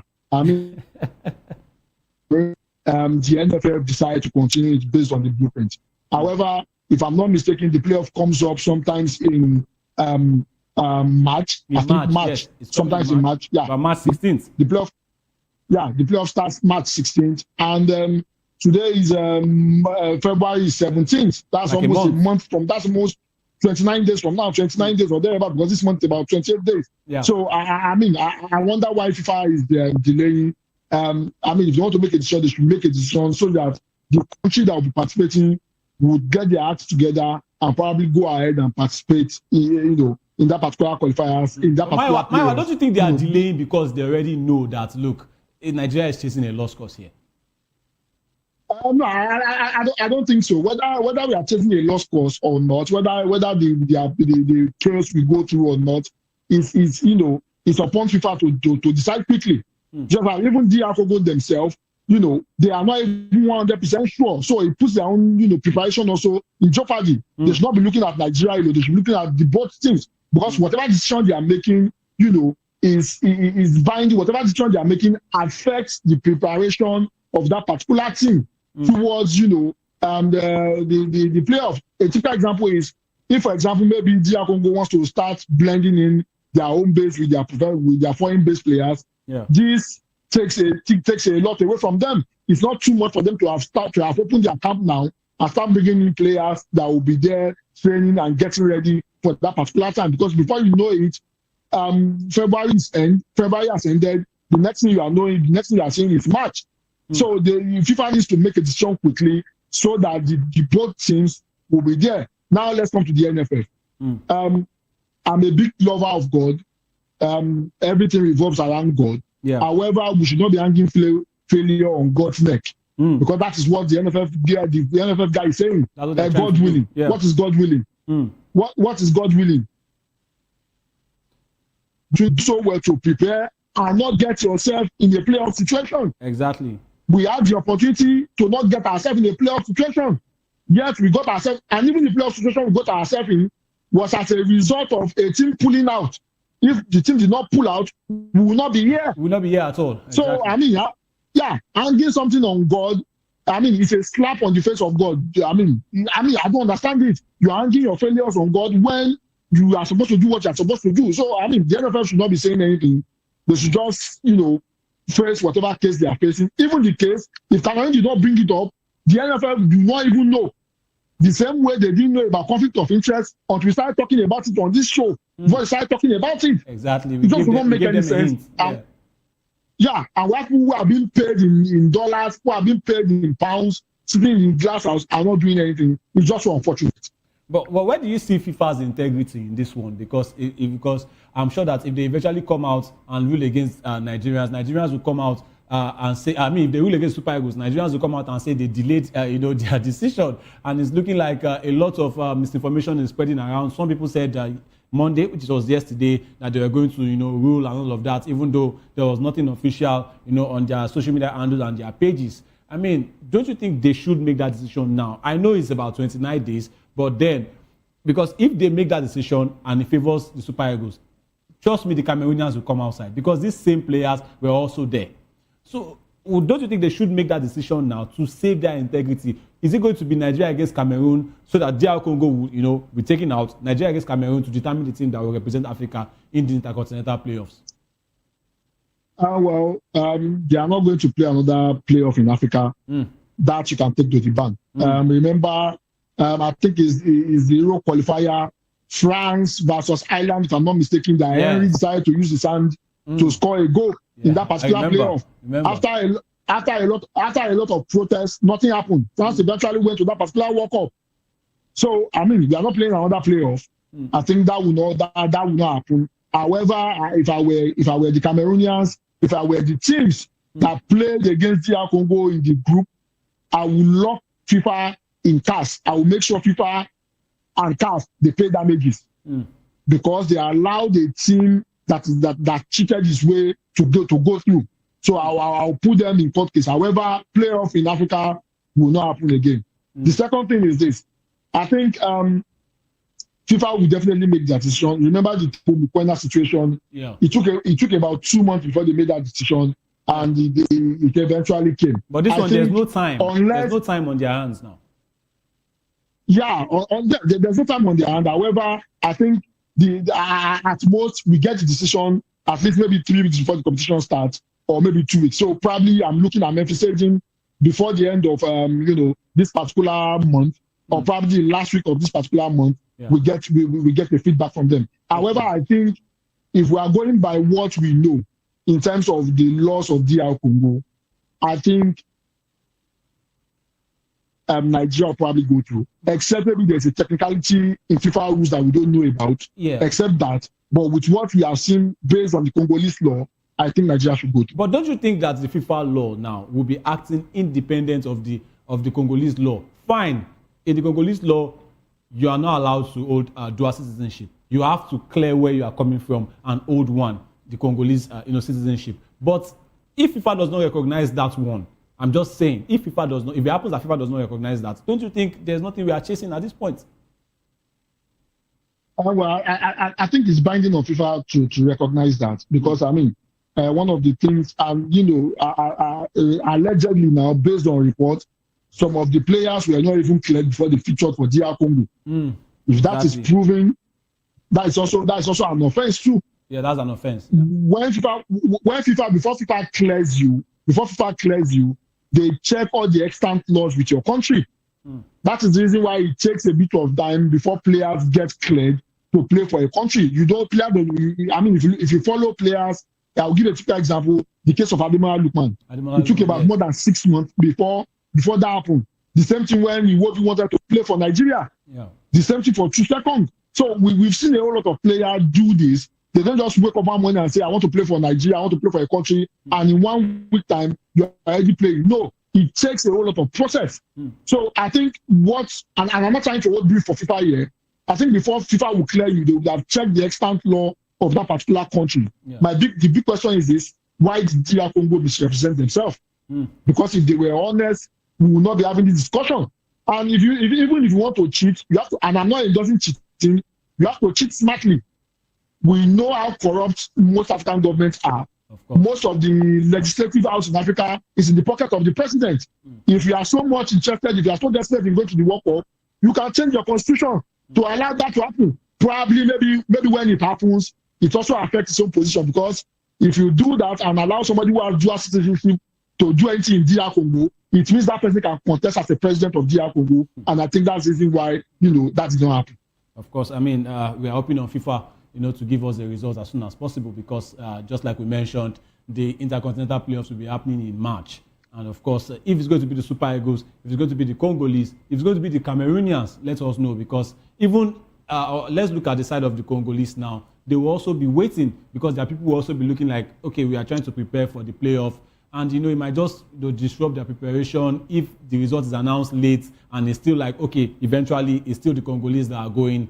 Don't you think that it's going to have something like, in their body language, it's going to make them not really prepared? Because I'm sure they want to go into their playoff, with clear minds that, look, we've qualified for this, we earned this, and we are going to the World Cup if we, pass through that stage. Well, I think if you look at when they want to release players for competition, it's always at least maybe 3 weeks before that particular competition. Yeah. So I'm envisaging, even if FIFA makes that decision now, majority of the players that will play, yes, they might put the preparation in jeopardy in terms of you are not even sure. You cannot be buying stuff down. You cannot be paying down when you are not sure. That, in terms of the organization, yes, you might put it in jeopardy. But in terms of the players that will play, I mean, we all know that most of the two countries that are involved in this particular round, or majority of their players, 90% of their players ply their trade in Europe. And most of the time, even when they make a decision, the players will not be released at the moment. A lot of them are in the thick of the action, and it takes a bit of time before they even release them. So I'm emphasizing that FIFA will probably follow the 3 weeks rule. If they're not making a decision this week, probably latest by the end of next week. But by the end of next week, it should have been 3 weeks to the playoff starting. I think by the end of this week, we should probably have a verdict, if not by the end of this week. All right, and for sure on this show we'll be keeping you posted with everything that is coming out between now and March, because of course Nigerians are waiting. They are waiting really, really, really, really hard, to see what's going to come out of that one. All right, let's move on from that and let's talk about still the Super Eagles. Now we are talking about a player, not even the NFF now, not even the team. A player of the Super Eagles, soon to be a Super Eagles legend, of course. Victor Osimhen, to many, he's already a Super Eagles legend. Victor Osimhen, we are talking about, and this time we are talking about his former club, Napoli, because he has opened up about his departure from the club revealing he was treated poorly and felt disrespected by the club. He mentioned that despite having a gentleman's agreement to leave, Napoli didn't honor their commitment and instead tried to send him off to various teams, treating him like a dog. And Osimhen expressed his disappointment, stating that no one from the club apologized publicly for their actions, and rumors were spread about his behavior, which he claims were false. He also mentioned being a victim of racist insults, which contributed to his decision to leave. And the Nigerian striker had a potential move to Juventus, but Napoli's president, Aurelio De Laurentiis, refused to sell him, and Osimhen revealed that Antonio Conte wanted to keep him, but the club's stance was different. He now plays for Galatasaray and will face Juventus in the UEFA Champions League. Of course, this is like saying that he will be playing against a club he will have potentially joined, back like 2 summers ago. For me, I still have my stand on the gentleman's agreements. In this century, it doesn't work.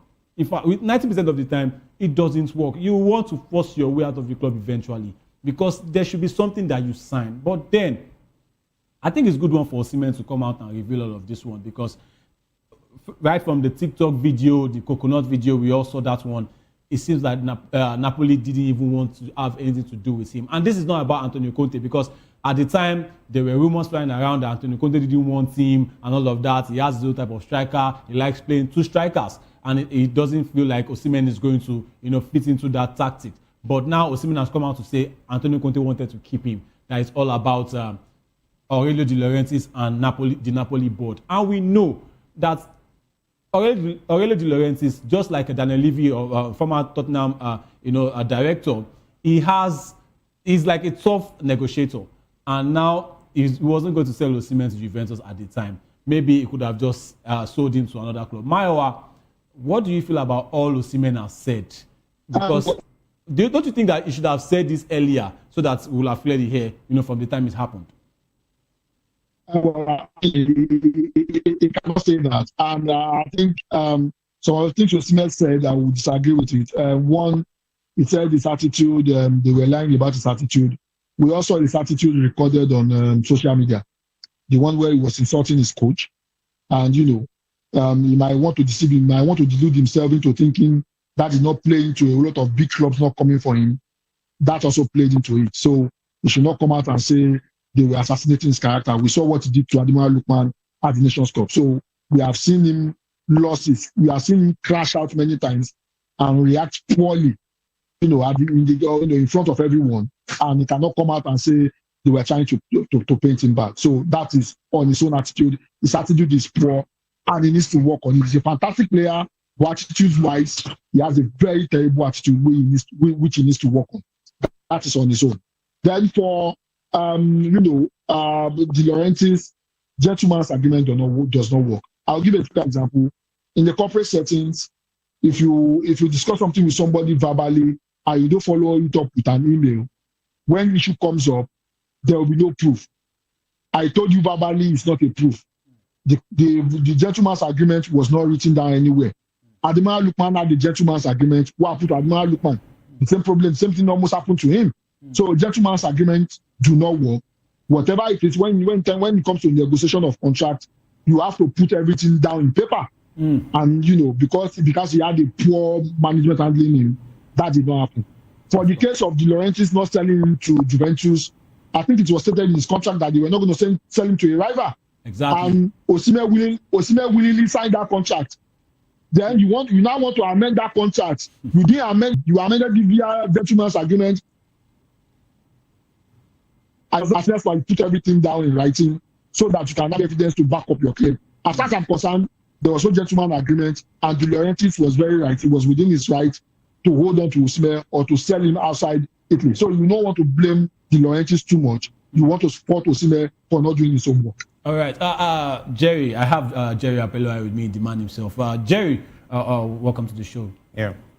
Talking about this Osimhen issue, even though there was no gentleman agreement, just like Amayawa has claimed, don't you think because, okay, fine, we didn't have any gentleman agreement, I'm not going to sell you to a rival, you signed the contract, does that warrant you to treat me anyhow as a player, even though there is no gentleman agreement? Because first thing you're supposed to do as even the owner or even the coach at the time, now I'm skipping the coach at the time now let's focus on the owner, Aurelio De Laurentiis. When the TikTok video came out, you should be the first person to come out and clear the air, because this is one of your most prized assets alongside Ivica Kvaratskhelia at the time. You should have cleared the air, but you did not. And Osimhen now is claiming that he was treated unfairly.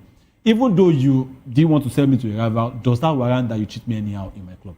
Yeah, Italian Serie A has proven that it's not a friendly ground for African players. Same with Ademola Lookman now. Yeah. This is the same gentleman's agreement. If he were to be an Italian, with what he achieved with Napoli, he would be treated next to a god. Yeah, that's it. The last time they won the title was during Maradona's time at Napoli. Yeah. And after before Osimhen. Yeah, before they won the league in 22-23. So now this guy has achieved so much. Even when the season ended, it was even absurd that they gave Kvaratskhelia the player of the season. Yeah. Showing a lot of nepotism, and it didn't really sit well with me. Then I knew that there was going to be issue for Victor Osimhen. And of course, the jealousy that he was getting all the attention. The fans, everybody were buzzing about Osimhen. Yeah. And somehow, club owners and so many other people became jealous of Victor Osimhen. Yeah, Osimhen has his hotel, definitely. No man will be happy with the way he was treated.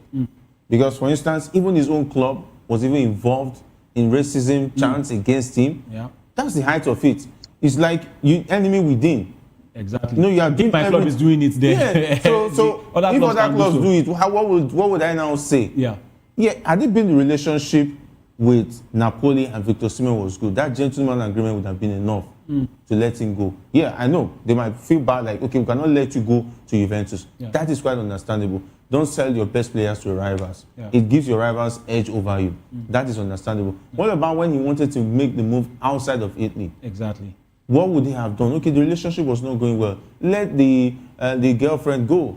It's not by force. Relationship is not by force. Exactly. Yeah, and you are done with me, let me go. We've seen cases where, of course, in Nigeria now, there's a law that says if you promise a girl marriage and you did not fulfill it, does it mean that when I was promising you marriage, we'll go to court and we'll find a lawyer to sign that I promise to marry you. Exactly. If I don't marry you, this is no. It's not. As far as there's word of mouth, you've agreed, and you guys have. Let me state this. Let me just state it. And it's on evidence that you guys cohabited. Exactly. During that period.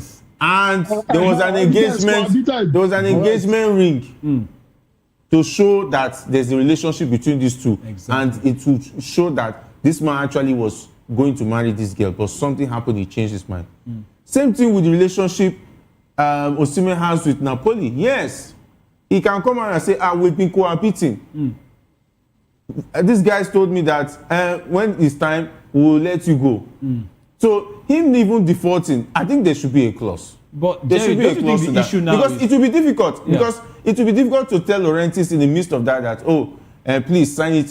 You just like your Oga promised you money. You now say, Oga, please sign it that you promised me money. He will look at you like, as this comes. But if your Oga comes out and says that, okay, I didn't promise you anything, you don't have anything to back it up. Yeah, you don't have anything to back up. But exactly. But, so you might still lose on the other side. But even though it might be tough to ask. That doesn't mean we should encourage people who their word is not their bond. Okay. We should not encourage people who make promises and don't fulfill. Yes, that's what I'm saying. Yes, it's right to say, yes, I did not sign anything, so you cannot hold me to it. Yeah. But what about your word is your bond? This is a player who has given so much to your club side. Yeah. He has won you the title. He has given his sweat, tears, and blood. And all the antecedents have shown that he has been mistreated. The best thing you can do to pay him back is to at least make him happy when he's leaving. All right, you want to say something? Jerry, the thing is this. See, when you are dealing with contracts here, emotions aside, let everything be documented. The guarantee, and this is something from the corporate world, the guarantee that you'll be paid X amount of money as salary as an employee is what is written down. If somebody gives you a verbal word that I will pay you this X amount of salary and it's not written down anywhere, the person can default. So this is contract talks. Yes, I understand what you are saying. He has done so well for them. He has done everything fantastic for them. He even won them, titles and the rest of that. However, the moment when Laurentiis he didn't want to sell him to Juventus, he included it in the contract. He said, I'm not selling it to any rival. I'm not seeing sign.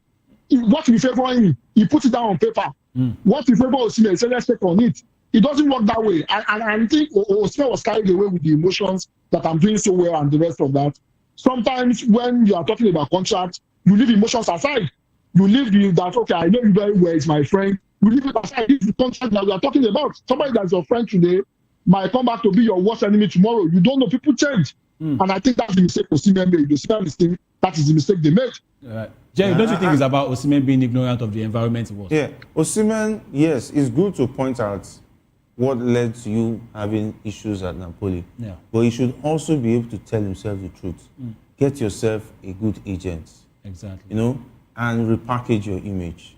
And maybe, I don't know, maybe you should go and see someone who can talk to him. I'm not saying, yeah, definitely everybody's going through mental stress or one way or the other. Yeah. You should see somebody who will look at those issues for him and, of course, try as much as possible to suppress that side of him. Everybody has 5 minutes of madness, but sometimes some madness go So up don't to you 10 think even minutes. since that time, from the Napoli drama, from the Finidi situation, and even to what happened at the last AFCON, don't you think he hasn't found anybody to even tell him that what you're doing is not right?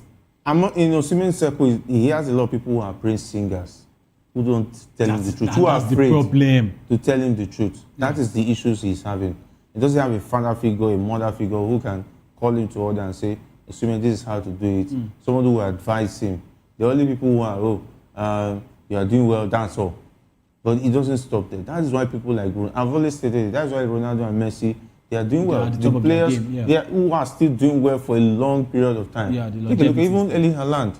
Yeah. He has his father figure who can put him through and let him know that these are the mistakes I made when I was a footballer. Don't make them. And you see Haaland, no controversy. He's just focused on his football.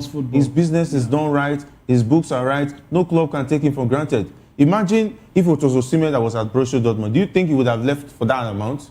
For 50 million? No. When he was on fire at Dortmund? Dortmund would have found a way to put him in a contract that will enslave him. And when he wants to go, they would have said they need 300 million pounds because he was on fire. He was the best striker in the world at the time. But the father knew that he was going to do well at Dortmund. So they included in his contract that anytime he wants to leave, this is the amount you should collect.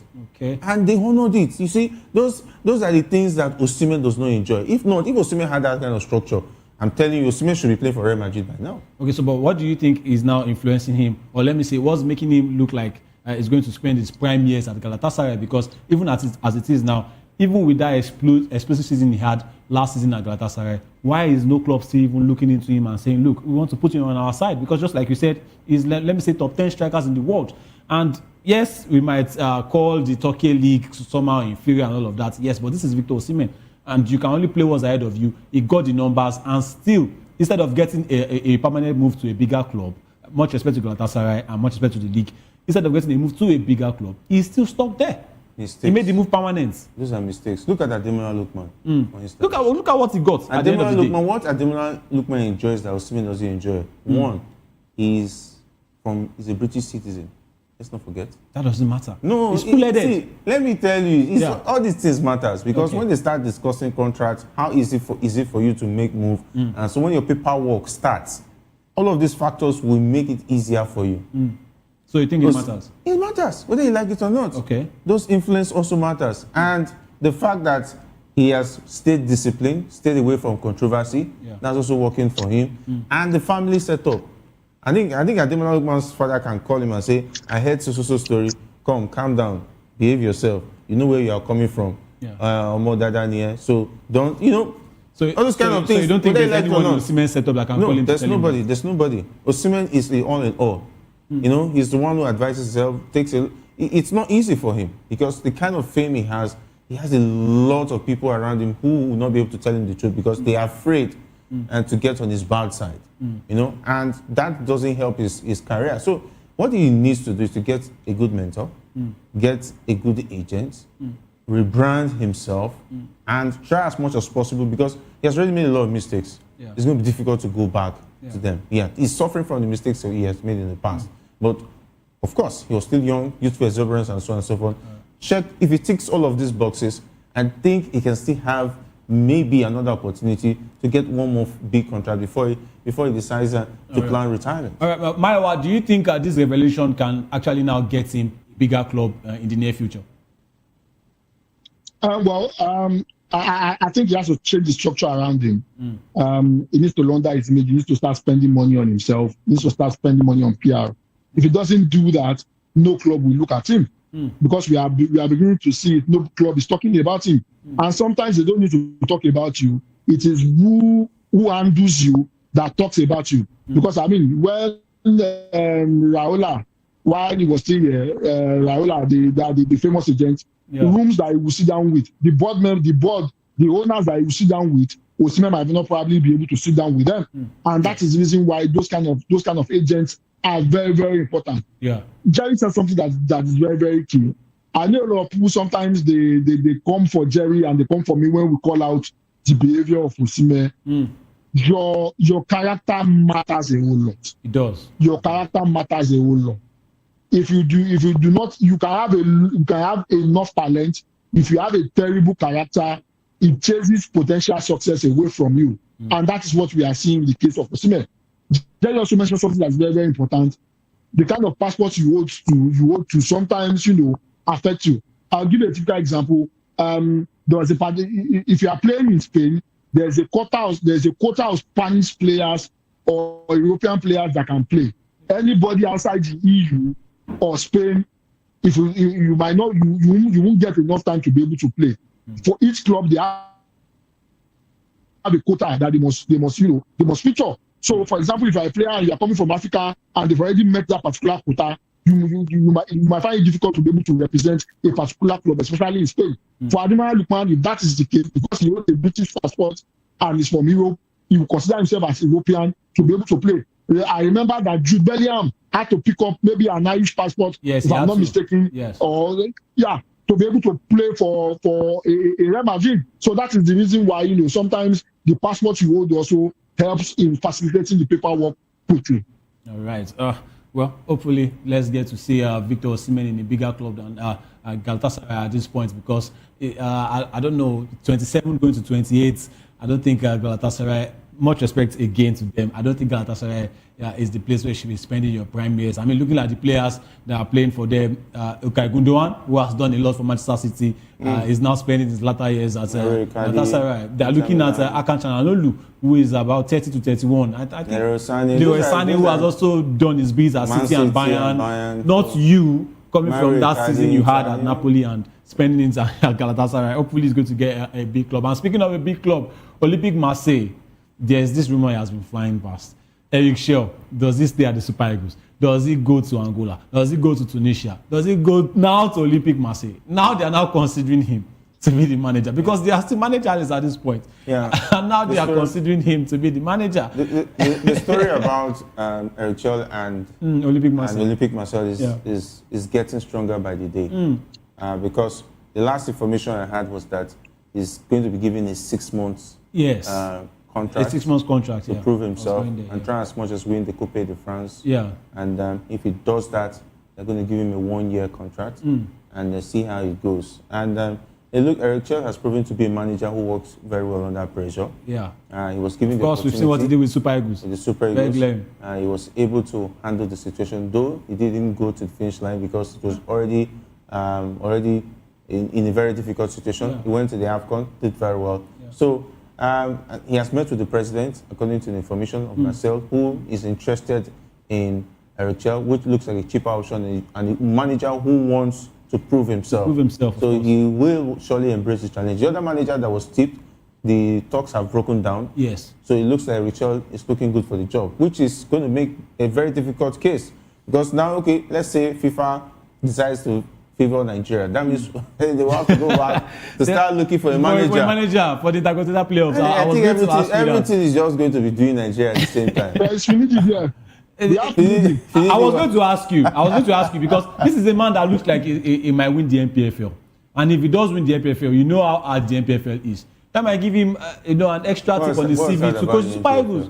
Any coach that just do their art right and win their own games can win the NPFL. Okay, how about Ogumodede? I can win the NPFL. How about Ogumodede? Ogumodede won the NPFL. Got him a job as the assistant coach of Eric Chell. If Chell leaves, he's in line. Give me Rivers United, I'll win you the NPFL. You are not going to win the NPFL. I'm telling you, give me Rivers United and the structure Rivers United has. NPFL is. I'm telling you, give me the structure Rivers United have, I'll win the NPFL. Bye, my God.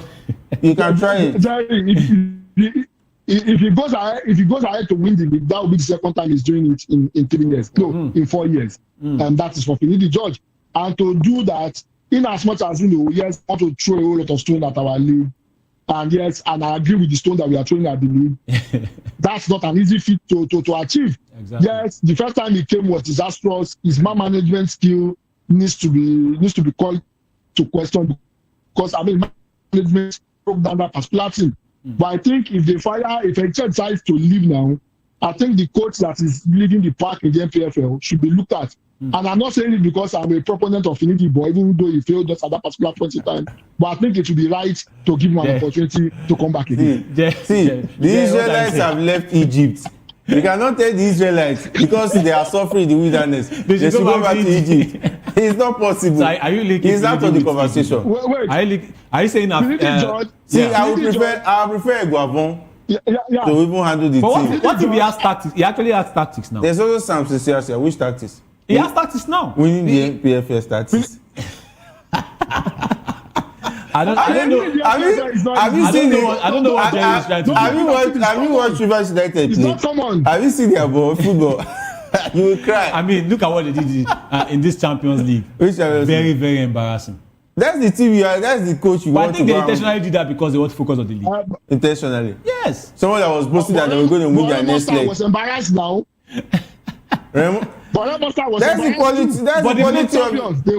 quality of the teams that win the league and represent you on the continent. I have my personal reservation for that fixture. I mean, the winner of the Nigerian league playing against the winner of the South African league for a playoff spot into the group stages. For me, I still have my personal reservation, so I will still excuse your masters for that. That's to show you how bad, how low we are falling when it comes to football in Africa. But Jerry, the thing is that but Jerry. Yeah, Maiwa. Yeah, but Jerry, I think they are correct now. By the basis of coefficient, our clubs have dropped down. When was the last time we did in CAF tournaments? Even in Europe, it happens there. If the performance drop, the slot will drop. So I mean, I will not blame CAF for doing that. Our performance so far at the CAF competition has not been good, and they are justified to do that. I think they should even ban Nigerian teams from going there. Why? Because, yes. Look at what they are churning out now. Why they should excuse, because they're embarrassing themselves every day and they're making it difficult for CAF to say. It's just like they're just filling slots. They're just giving them a spot for waste, because at the end of the day, they will end up in just making appearances. No, nothing to show. No achievement, just waste of transport fare. And how embarrassing it was. A club side was telling Remon's owner, don't worry, let's play home and away, I will foot the bill here. That's to show you, because he knows that you cannot achieve anything with this. Just don't waste your money. Let me just foot your bill. Let me give you the stadium. Just come and play. Just and you will make money off it. And I'll pay you to play. But that's how bad it is. Hats off to Shoname for not accepting that. Imagine that South African club will tell Zamalek that. Would they even try that? Of course, the league is okay. They have a standard stadium. No. Would they take that to a Moroccan league or Experience of Tunisia that come and play and don't worry, I'll pay your home and away and just show up so low, and just collect low from Nigeria. So low from the Nigerian league. That's how bad it is. So unless maybe the club side can make arrangements. Okay, we know we are not going to win.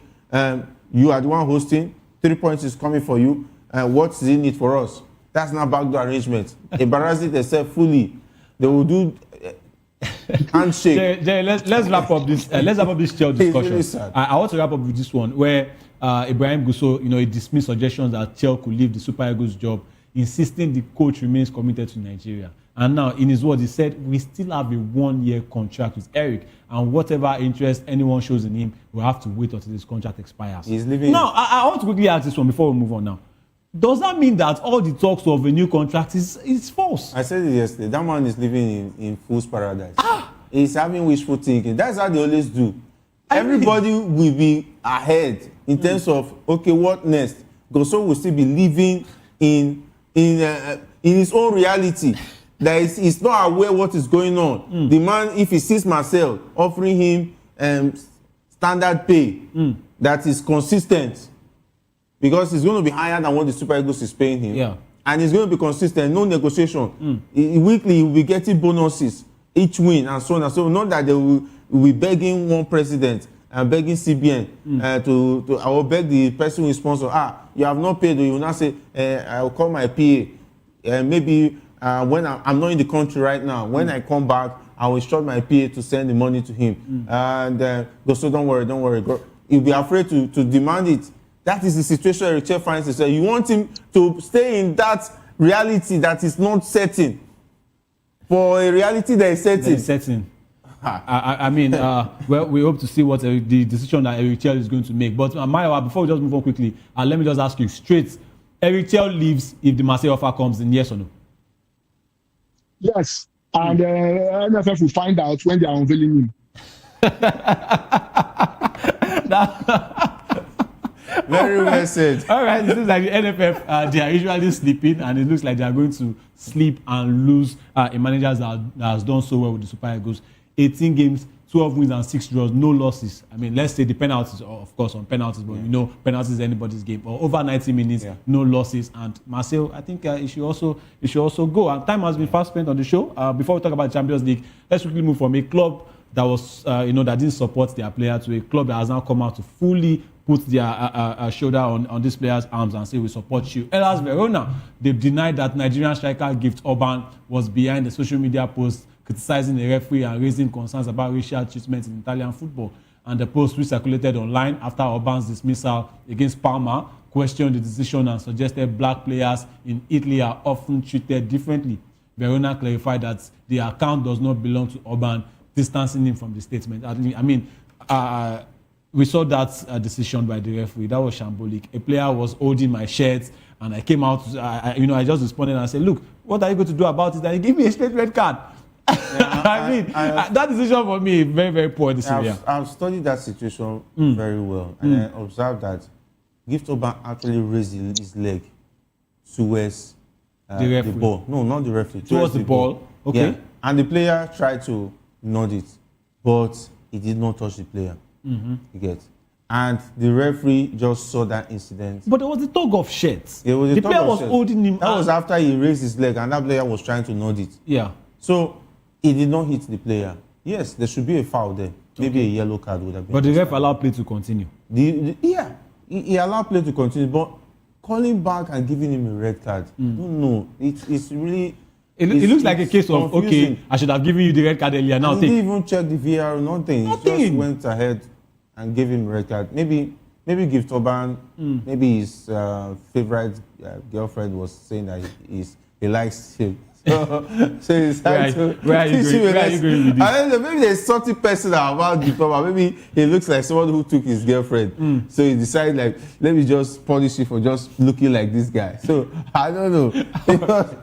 It's really confusing. Yeah, I mean, it's very, very confusing. All right, let's move on to the UEFA Champions League, as we close on the show. The knockout phase playoffs is upon us. I mean, it's featuring high-stake two-legged ties with top clubs competing for a spot in the round of 16. And we spoke about Victor Osimhen earlier. His club, Galatasaray, is taking on Juventus. I mean, that has been like a very, very mouth-watering fixture, even in the past. And when the likes of Wesley Sneijder was there, Didier Drogba and all the men there. And while Real Madrid faced Benfica in a rematch after their recent league phase clash. Galatasaray versus Juventus promises to be a thrilling encounter, with Osimhen being Galatasaray's key player in Europe this season, scoring a significant portion of their goals. And Juventus, also with their tactical discipline and strong defense, their coach is Luciano Spalletti, the legend himself. They will aim to keep things tight and hit on the break. While Real Madrid, 15-time champions, they are the record champions of the UEFA Champions League. They are clear favourites against Benfica, but they want redemption after their 4-2 loss at home.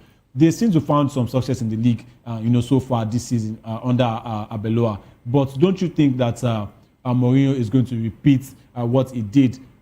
Very heroic tactics, bringing in the goalkeeper, saying, "Come on, we need one goal," and the goalkeeper, came out to deliver that one. Do you see more of the same? Because he has also come out to say, "Look, I love Real Madrid, but I want to eliminate them from the Champions League. They are the favourites, but I love Real Madrid." Don't you think that Mourinho is going to come out with different tactics and say, "We beat them once, we can do it again"? Madrid should start preparing to leave the Champions League. Mourinho has come. Their nightmare is here. And out there in Portugal, he's going to get a slim victory and go to Bernabeu and frustrate them. Mourinho has done it before. And that Benfica side, they have players with heart. We've seen the talent they have. I'm trying to remember that Greek striker. He's a player I really admire. At that age, he's still hustling. And even their goalkeeper is even involved.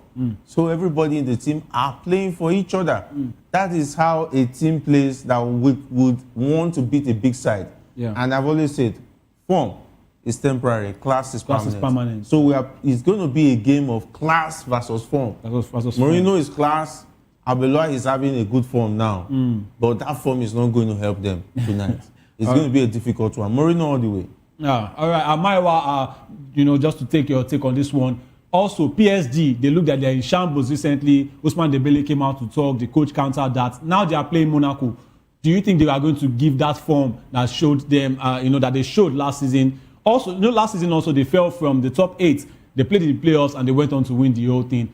They started by playing a French opponent in Stade Brestois. Now they are playing Monaco again. Do you think they can bring back the form of last season and, put what's happening in the Ligue 1 behind them and go on to win again this time around? Well, they can do it. Last season was a bit terrible for them until they started playing Bre, and they ended up winning that particular title. So they can do it again, but I think the disunity in their camp needs to be sorted. Dembele and the coach, I don't know what is wrong with the two of them. I hope they resolve whatever it is that's going on between them. However, I think they have enough quality to be able to dispatch an inconsistent Monaco side. All right, Maiwa, thank you very much for coming on the show today. Well, it's always amazing to be here. I'm looking forward to see Jose Mourinho dispatch Real Madrid. So investors, go for Benfica. Thank you, Pam. Of course, I think that Jerry is also going to agree with that one. Thank you also, Jerry, for coming on the show. And of course, thank you for the guys behind the scene for making this show a success. I am Afiz Ogubanjo. This has been Locker Room. Up next is Political Lens with Chukwuma Okoro. Stay tuned and bye for now.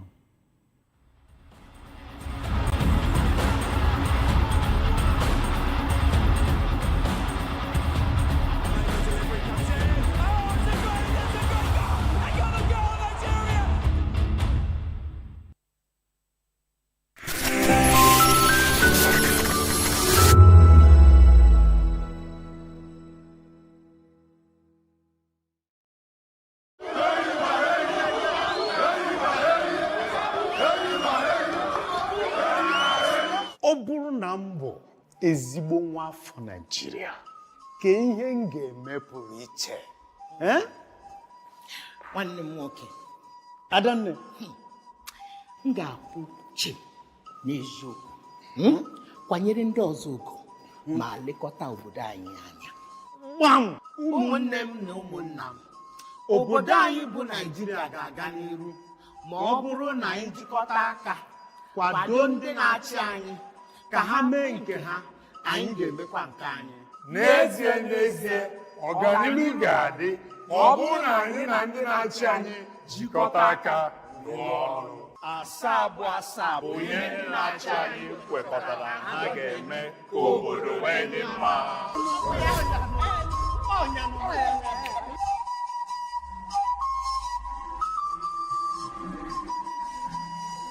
Igbo kwenu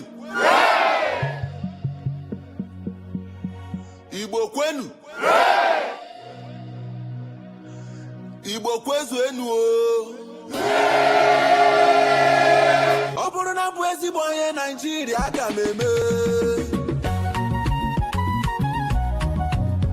na-edosa ụzọ anyị ụcha oge niile na-akwụtụsi n'ụzọ eziokwu na-emere ndị agbata obi anyị ebere ndị ọchịchị ga-arụ ụzọ ọma na-abịa wuo ụlọ ọgwụ ọma na Anambra mee nnukwu ka ọ dị nchebe ehihie n'abalị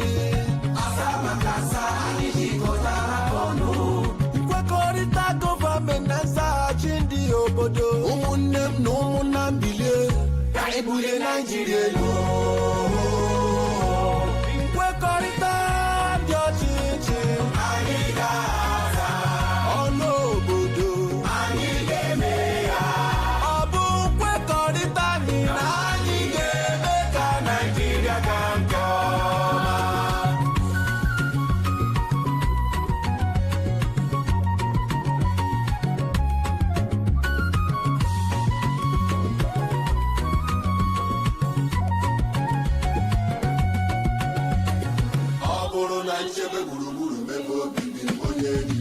ọchịchị ga-eweta ahụike ọ bụrụ na nrọ ọrụ ike mụta aka ọrụ ndị ọchịchị ga-emepe ụzọ ọrụ n'Ebonyi Imo ọ bụrụ na nkwanye ugwu nye agbụrụ niile n'otu ndọrọ ndọrọ ọchịchị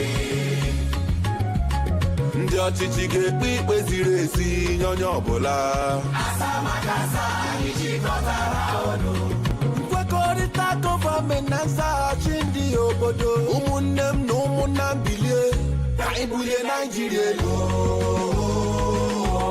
nkwekọrịta dị ọchịchị anyị ga-aza ọrụ obodo anyị ga-eme ya ọ bụ nkwekọrịta anyị na anyị ga-eme ka Naijiria gaa nke ọma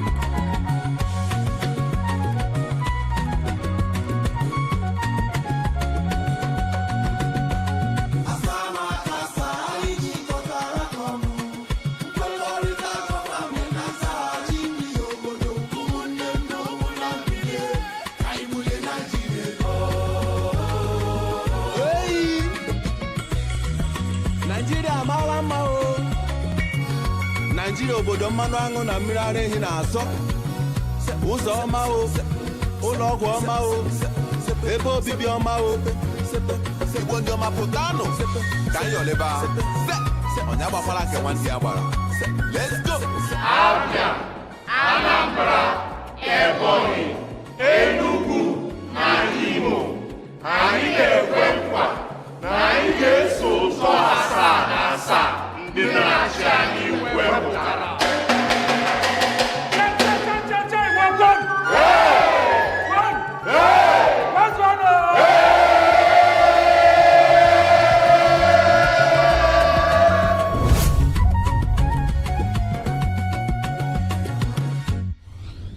Powered by National Orientation Agency. In a world where power shifts with every headline. In a nation full of questions. In a world filled with noise, the truth needs a voice. The policies that shapes our world and the economy that determines our future. Every hour, every day, the grapevine keeps buzzing. And together, we are committed to telling the stories that shape our world because your voice is our focus. Don't forget, our voice matters the most. Let us come together and share our concerns.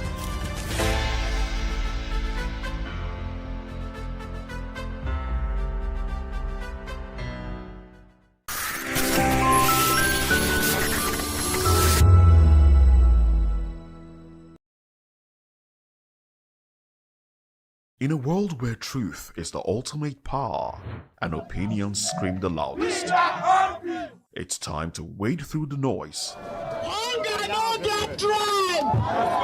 Hunger no get religion. And scan the human interest and trending topics that matter. Stay tuned to The Issues, your plug to the stories making the buzz, from politics to science and technology, social justice, and more. Let's tackle the tough questions and expose the truth. The Issues on Voice of the People Television, Mondays to Fridays, 8 to 9 p.m. The Issues. Don't just react. Understand.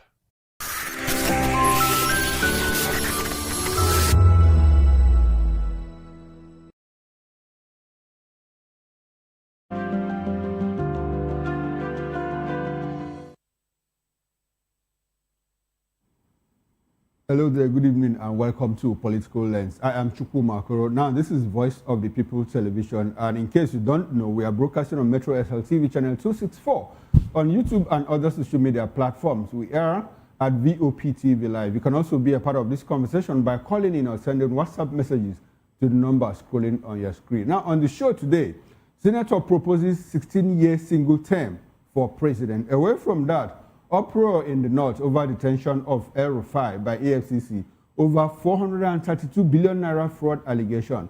Let's bring in our guests. We've been joined in the studio here by Ms. Dele Fanimo. Dele is a reporter and political affairs analyst. Good evening to you, Dele, and thanks for joining me. Good evening. My Lens. pleasure to be here. Good to have you here. It's been a while on this show. Good to have you, sir. I appreciate your presence. Thank you so much.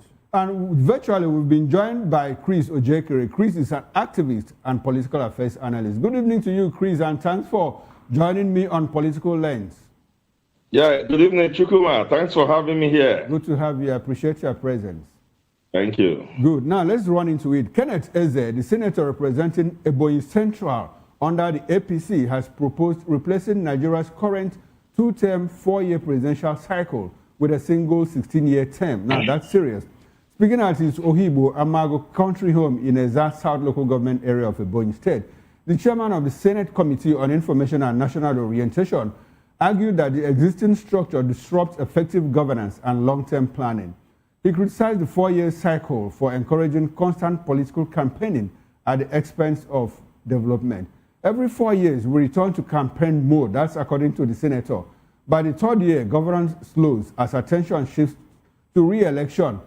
That is why projects are abandoned and policies are not allowed to mature, as they said, adding that a longer single tenure will give administrations time to fully implement their programs and stabilize the system. Well, as I acknowledged that his proposal sounds controversial, I'm happy that he acknowledged that, but maintained it should be seen as part of a broader governance discussion rather than an attack on democracy. He called for national dialogue on constitutional reform to examine whether an extended tenure could improve policy continuity while still preserving democratic checks and balances. Well, let me start with you.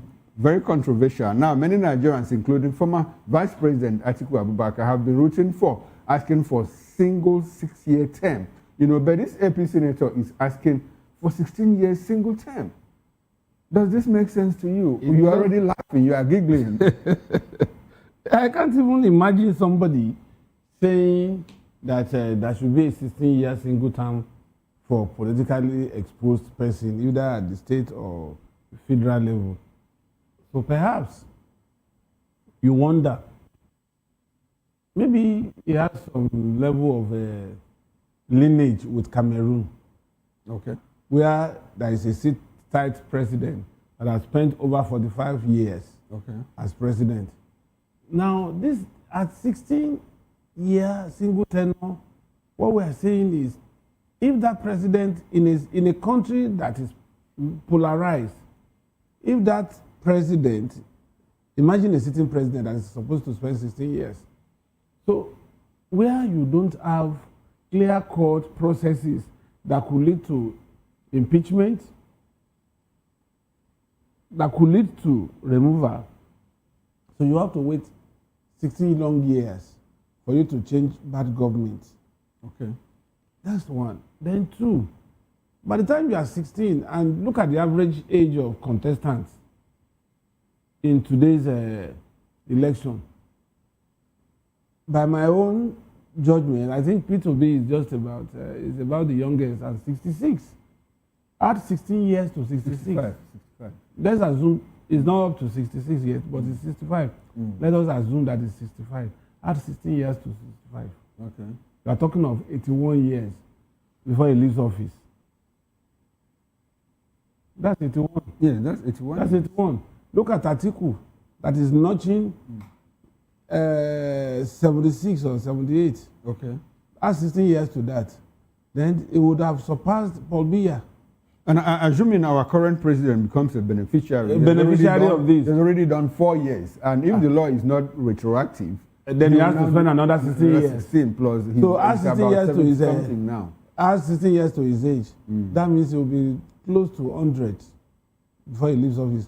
So it doesn't really make any sense. Whatever ramification. Is that a way, to cut out a set? Because last week, Jonathan was saying, we need to peg the age limit for African presidents at 50. Is that a way to bring it back to Nigeria or to make Nigeria a talk-off point? I mean, we don't know. This proposal, he's just made a proposal. We don't know the ingredients of that.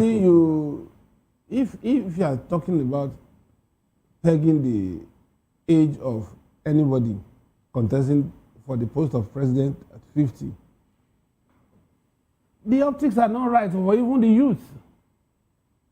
We have seen young people messing up with offices that you don't find any difference between the young and the old. Look at the likes of Yaya Bello. But Yaya Bello was barely in his early 40s when he became a governor of Kogi State. What did he do? Ojo was 39 when he became was 39, my state governor. You know, in 1999. I think Donald Duke was less than 40 yes, he was. when he became a governor. You know, a host of them like that. What difference have they made? And besides, at that age, you are likely to be exposed to some frivolities of life that could be a major distraction. That is not to say that some elderly ones are not also exposed to frivolities of life. So clearly you are against the 16-year single term. I personally detest it. Okay, you personally detest it. Yes. Now, we'll come back to it because there's a lot to talk about. So many talking points in this issue. Now, let's run to Chris Ojekere. Chris, I'd like to, I'm happy that you have followed this conversation. What's your reaction to the 16-year single term? Does it make sense to you, or how do you take it in? How did it hit you when you got this news, this piece of news? Suggested something. And, you know, I want to take his suggestion at face value. He said this calls for a broader governance discussion, you know, for our Nigerian state and system. So I'll take that first before I take what I think it's my own, you know, ideas and opinion with respect to that. Now, let us assume, without conceding that Senator Eze is sanguine in his political outlook. Now, he gave some reasons why he's suggesting 16 years single tenure. He said for policy stabilization and stabilization of the system and policy execution and so on and so forth. Now, if you take that at face value, it means that Senator Eze thinks that governance is invested in an individual and not on the institution. So he does not understand that the governor or the president, whoever is sitting there at the saddle, is executing policies that are supposed to be policies of the political party he belongs. And that when you have a system, it is the system that should be working, not an individual's longevity of life.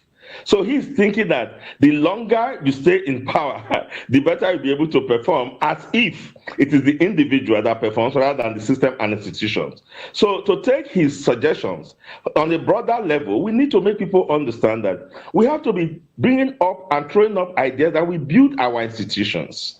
Donald Trump has been there for less than 1 year. And I don't want to begin to act here as his advocate, but he has, just to put it in one sentence, turned America around almost 360 degrees, if you know what America was just a year ago. So what we should be advocating is that systems should be put in place to strengthen our system and institutional and political system so that a governor or a president is executing policies of his political. And then that will be enough. 4 years, therefore, will be enough for him to have done what he should do. And then if he has done well, he's returned in another 4 years. So he has an 8-year, 2-term tenure. That is long enough for anybody to make an impact. If you can't make impact in 8 years, then we should look at the system and you as an individual. So that's on that part. Now, second, if you look at it politically, how are we sure that Eze is not advocating for Tinubu to remain perpetually in power, as he has been suspected by other political parties as planning to do? I mean, bringing such conversation at this time, he's not giving us report card of what his party has done in the past 3 years. Now, is he giving us an excuse for their failures and want Nigeria to reward their failures by extending the tenure so that President Tinubu can continue as a life president? Because as you have done your mathematics there, if you add 16 years to what Tinubu is now, he's likely to continue as a life president. You know, if he's going to, if it flies for him, it is an irrelevant discussion at a time when his party should be talking about what they have done for Nigeria and how they deserve another tenure.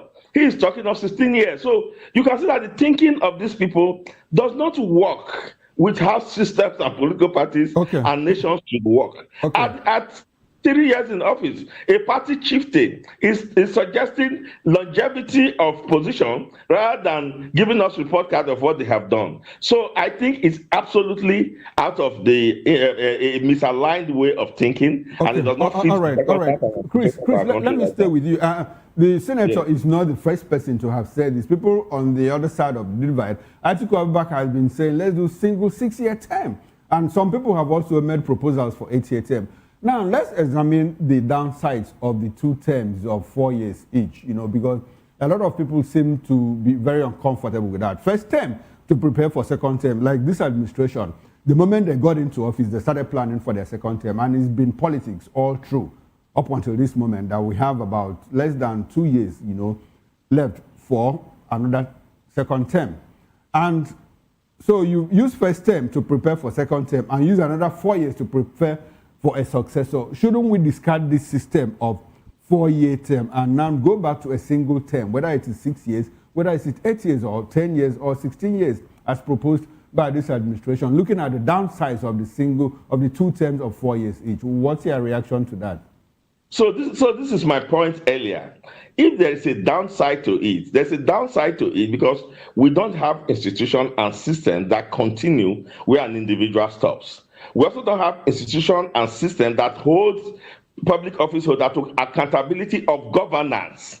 The argument from those people and from him is that we should legitimize this irresponsibility in government, where a government comes, flounders after 2 years, and then starts to prepare for election. Flounders in the first year, start to prepare for election in the second year. These are all defective systems that cannot be repaired by tenure allegation. But by addressing the issue, why a government cannot have 4 years to make enough mark. And now I'm forced to quickly go back to Donald Trump. Before Donald Trump came into power, groceries had hit the roof in America. Energy cost was unbearable. Immigration had fallen down. America was poor. Their tariff was down. They became consumers of manufactured goods from European nations, from China, and so on and so forth.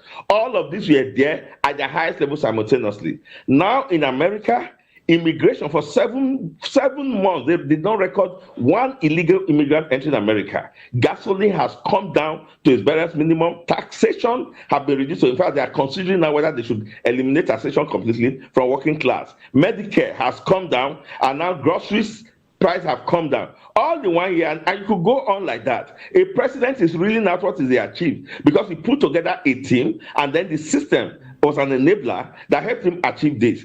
We should be thinking of things like that. How to all right, Chris. Why I don't want us to dwell on United States. In all of this that you have read out, are you aware that Trump's popularity is dipping in the United States of America?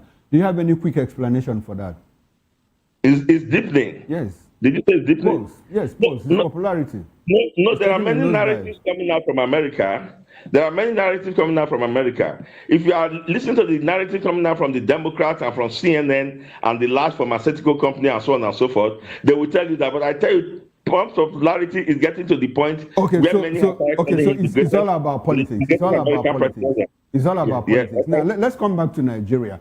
We have Rotimi Amechi said, I'm going to do a single term of 4 years. And P2B has echoed the same thing. Is it possible? How much can someone achieve in just 4 years? What they can achieve is that if you have the will, the political will, if you are committed and passionate, your presidential order and your presidential pronouncement is the greatest power on earth next to the Bible sermons of pastors. The president is the executive president and commander of the armed forces.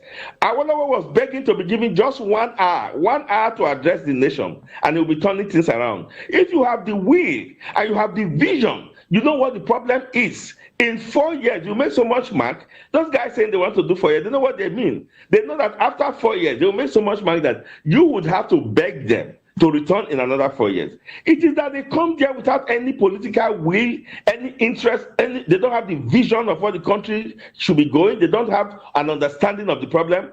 They are just there for 1 or 2 white elephant projects. They move into how to preserve themselves in power. And now we are saying that we should even increase the years of seeking for self-preservation and slandering. The truth of the matter is that any president within 1 year can set a tone. And we did that to Yar'Adua. How long did Yar'Adua live? We can still read out to you the reforms Yar'Adua made. Yar'Adua allowed for free and fair election. In fact, Yar'Adua set in process an electoral reform headed by Wales, which is still considered to be one of the best reports on electoral reforms that we are refusing to implement. Yar'Adua faced the civil service, decided to restructure the civil service. Yar'Adua brought amnesty to Niger Delta that was going to implode as a result of the activities of militants. The president brought amnesty to Niger Delta. So look at all the things Yar'Adua achieved.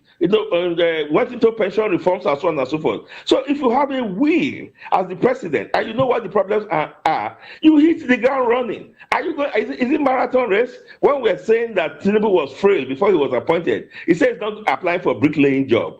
All he needs to do is to come up with sharp policies and then sanction those who will not implement. So the truth of the matter is that 4 years is enough to set the tone, and the people will beg you to do another 4 years. You would have left your mark, and your party can continue from there. How long did Fashola live? How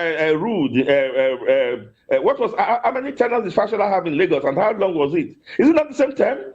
I know the revolution.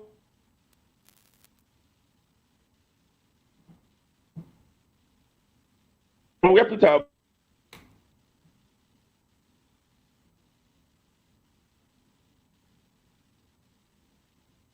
Okay, so we can't get his audio feed anymore, and I think there's a network glitch, and we are discussing internet connectivity, electronic transmission of results, real time, and all of that. Well, let's return to the studio where I have physically Dele Fanimo here with me.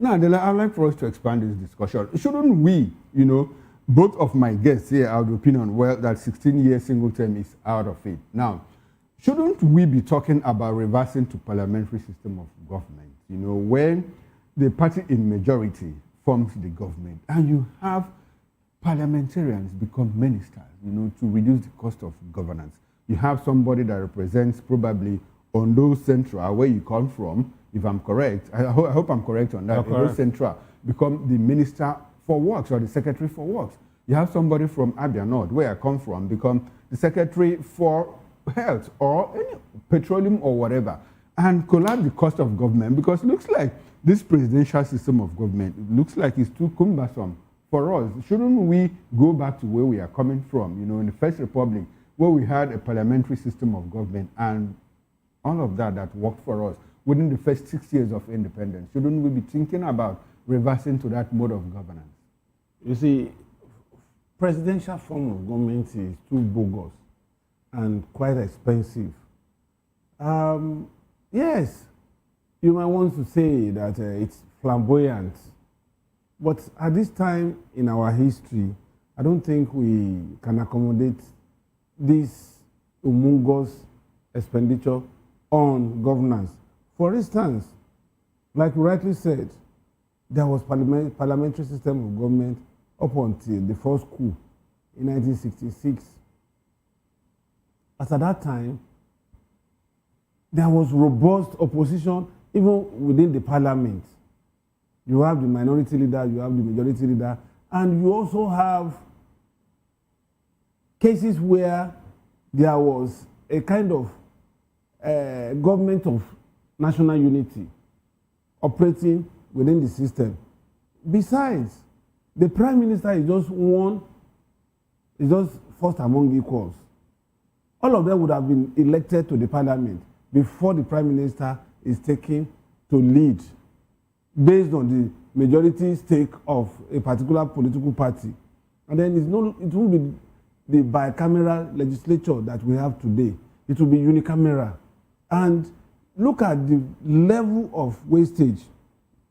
You have parliamentarians that most of the time they just go there to sleep. It is even nails and eyes that wake some of them up. And without even following the trend of discussion, they will just jump into the fray and begin to say nails. More like defensive listening. They already have something in mind. You understand? But in a situation whereby the man who is a parliamentarian is also saddled with the responsibility of overseeing a particular sector of the economy. Of course, he knows that he has come to that house, that legislative arm of government, to work. Because the legislative part of the responsibility is not as much as the auxiliary job of being an executive member, because he is a parliamentarian and is also working as Secretary of State for Foreign Affairs, is probably working Secretary of Police Affairs. So he has dual role to play. And you don't need more than maybe 3 per state. And that comes to Abuja, maybe 2. That comes to 101 legislators overall. And then you see that the funding will reduce drastically and there will be efficiency, because all eyes will be on you, that you must succeed, you must perform. But here, particularly the Senate has turned to rest house for past governors, and so what do they do there? They just go there, sit down. Okay, so basically you are for a reversal to parliamentary system of government. Now, if you reverse to parliamentary system of government and probably a government stays in office for like 12, 16 years, will you have a problem with that? I won't have a problem. Okay. Because that will be dependent on the performance of that political party that has majority in the House. Okay. Then... but elections will be conducted intermittently? Of course. The elections will be So will you still go for the 4-year elections every 4 years, or maybe midterm elections? There could be midterm election to do an appraisal of what the majority that forms the government in the House would have done in 2 years, and then if they are not measuring up, then they have to go. But here, then before you go into parliamentary system of government, you also have to get some of the clauses and provisions of the Constitution amended to support the new government. For instance, there are some items listed on the exclusive list. You have to collapse that and let them have concurrent backing, to the extent that states and regions would form clusters, and then you now have competitive roles to play, to the extent that if you are from South-South, you know that if the resources of South-South is with the South-South, nobody will come here, go there and say he wants to plunge the resources. You know that your success, your fortune depends on that particular resource domiciled in your constituency. If it is the Northwest, you know that the bauxite, the gold is domiciled in the Northwest and is for the good of the Northwesterner. Then you make the center maybe a little bit ceremonial. Okay. All right, we'll come back to you. Let's run back to Benin City, where we lost connectivity with Cries or J.K. because of network fluctuation, but we've been able to re-establish contact with him. Cries, thanks for having you. Thanks for rejoining the show. I'd like for you to quickly land on your thoughts so that I'll get into my second question. Dela and I, we are having a conversation here about reversing to parliamentary system of government, but I would like for you to land on your thought first before I come back to you. Yeah, so what I was saying, I didn't really know where I went to, but I was saying that if you have the political will and you have the vision, that 4 years is enough for you to set the tone for the generality of the voters to want you back for another 4 years.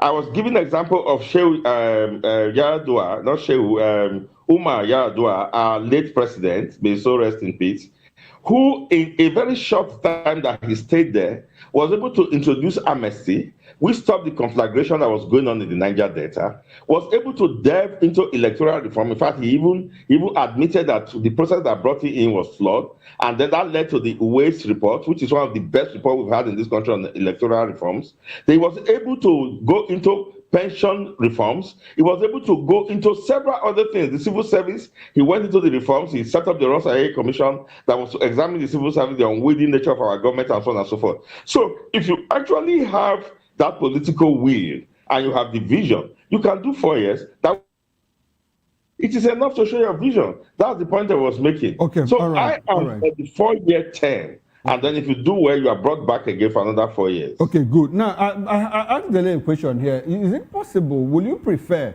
we reverse to parliamentary system of government, the system we operated in the First Republic? And we had a prime minister who was first among equals. He was elected to represent his constituency, but his party formed the majority, and being the leader of the party, he was chosen as the prime minister, appointed by the president or the governor general, as the case may be as at then.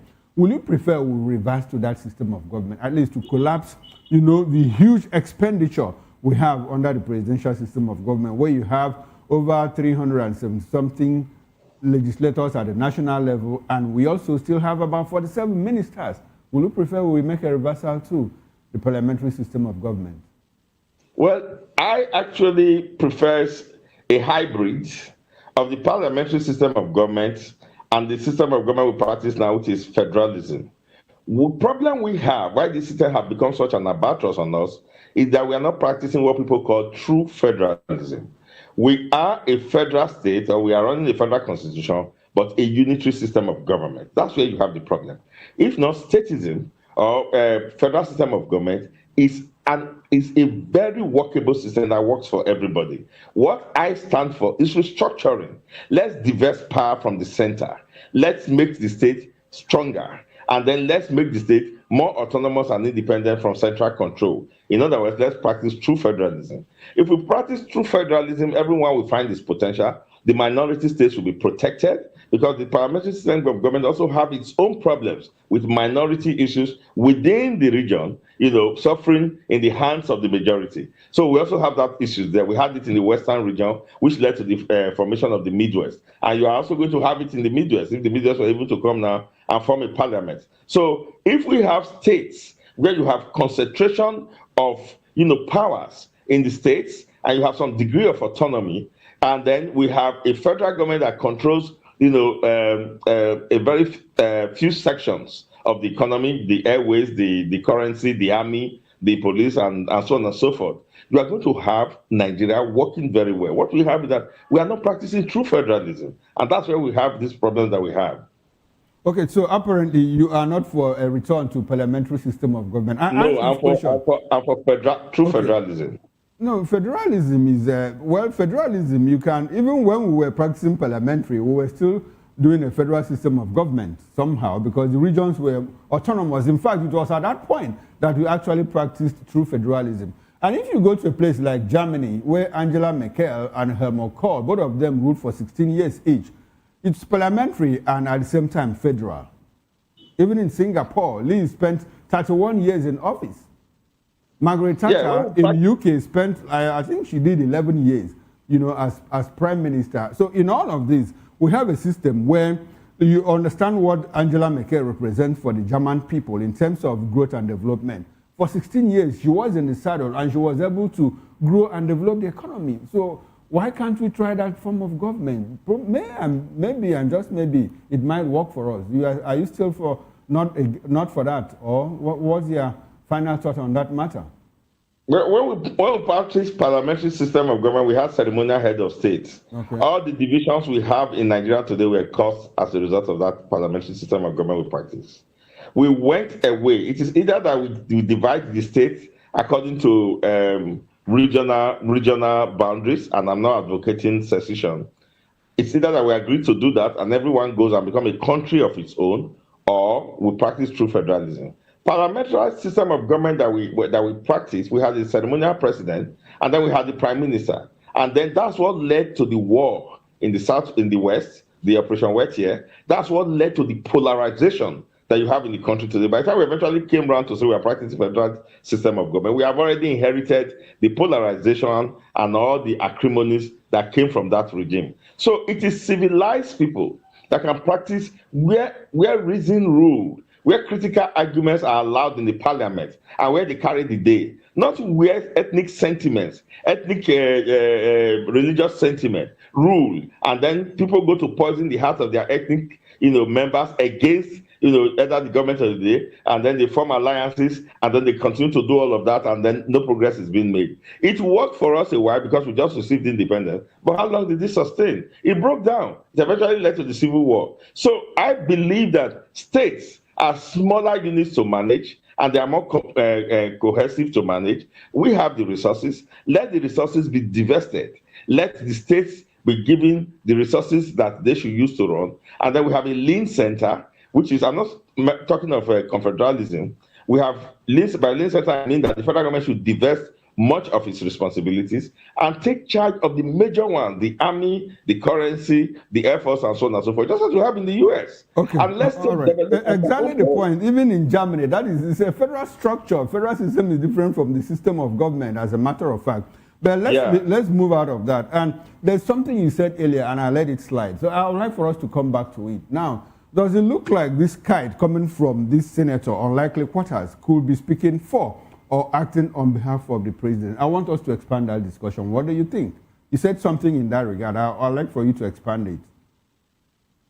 If I'm a politician in Nigeria, then I'll be foolish not to quickly smell a rat. There have been accusations in some quarters that the president wants to, and what about that? He wants a one-party state. And the reason why he wants a one-party state, many have suggested, is because he wants to translate into a life president. The way he rules over the man who is supposed to be presiding over the Senate and presiding over the National Assembly shows that that intention is not far-fetched. So what better thing do you expect that he could do than to get a senator from far away above him to begin to suggest an absurd suggestion, which and then he calls for a national dialogue on it, as if he has given us the distillation of all political wisdom of the ages. So I see this as a kite being flown, and then they try to coincide it with the 2027 election, and then coincide it before the 2027 election, and then if it flies with the rubber stamp National Assembly, Tinubu comes in and does 16 years. We must allow this kind of theories and this kind of thinking so that we will not be caught unawares with all the things that are catching us unawares today that we are getting from this present government. So political parties, I'm talking of the opposition, should be very alert to that statement. What system of reasoning and thought would make somebody to be suggesting that you need 16 years to be... We have to look at it very carefully. In any color one party state want to come, or like presidency want to come, Nigerians must have to resist it. All right, then. Thank you very much, Chris. I will come back to you when we get into our second topic of discussion. Now, let's come back to the studio. I would like Dele to make his reactions. One, on the fact that, well, Chris says it's because of the parliamentary system that we went to war in 1966.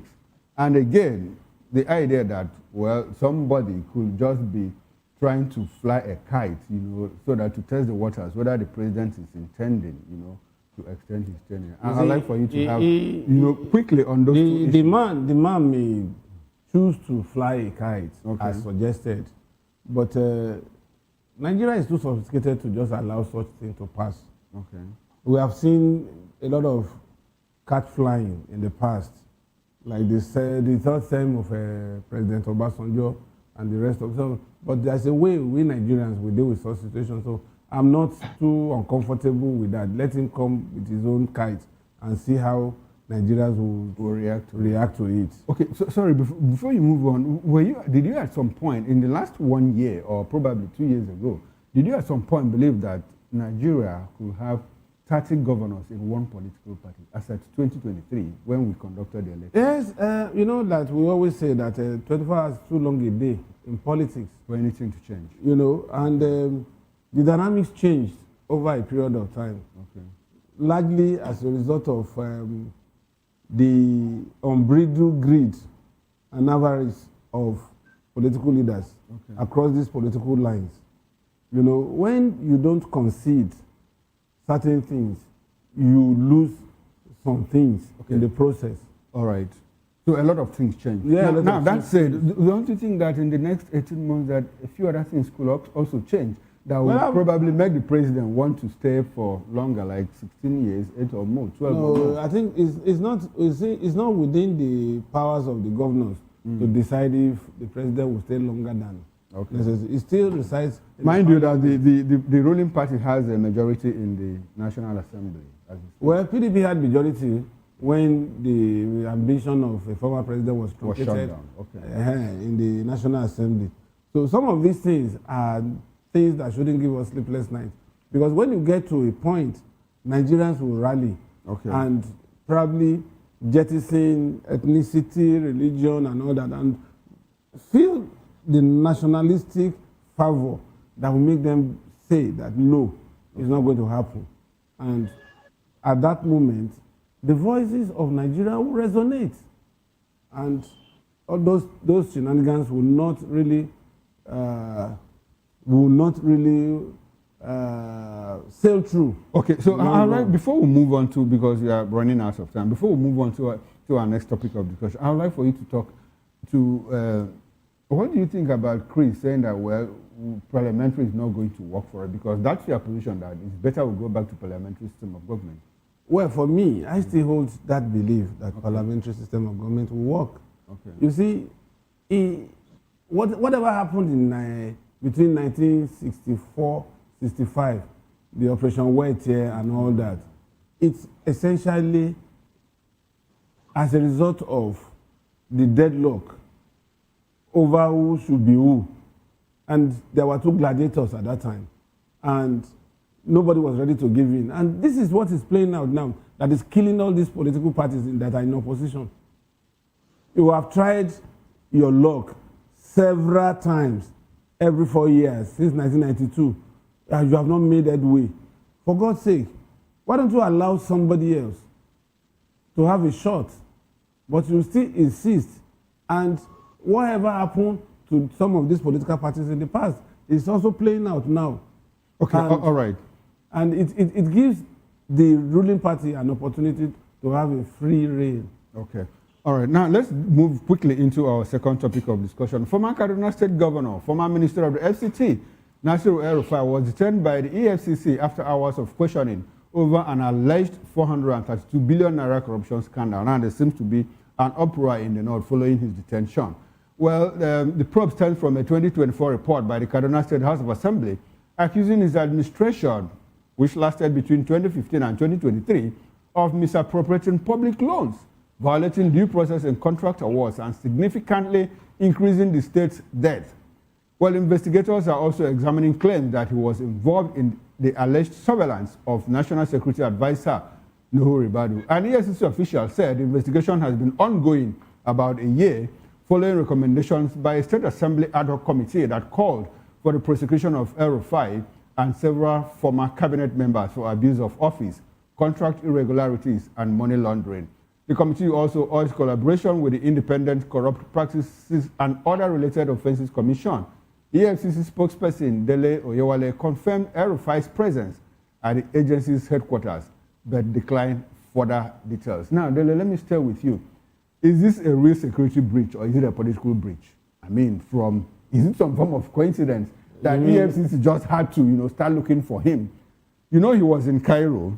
They went away and dropped an invitation for him. They went to his home and dropped an invitation. Then when he came back, DSS tried to arrest him. He defied arrest, but they took away his passport. And the following day, he went on a national TV station and said what he said, that is causing the problem now. And all of a sudden, EFCC is arraigning him, for 432. DSS is slamming cybersecurity, 3-count charge, cybersecurity, surveillance, and all of that. Is it some form of coincidence? Is it actually a security breach, or is it politically motivated? What do you think? You see, let me say this.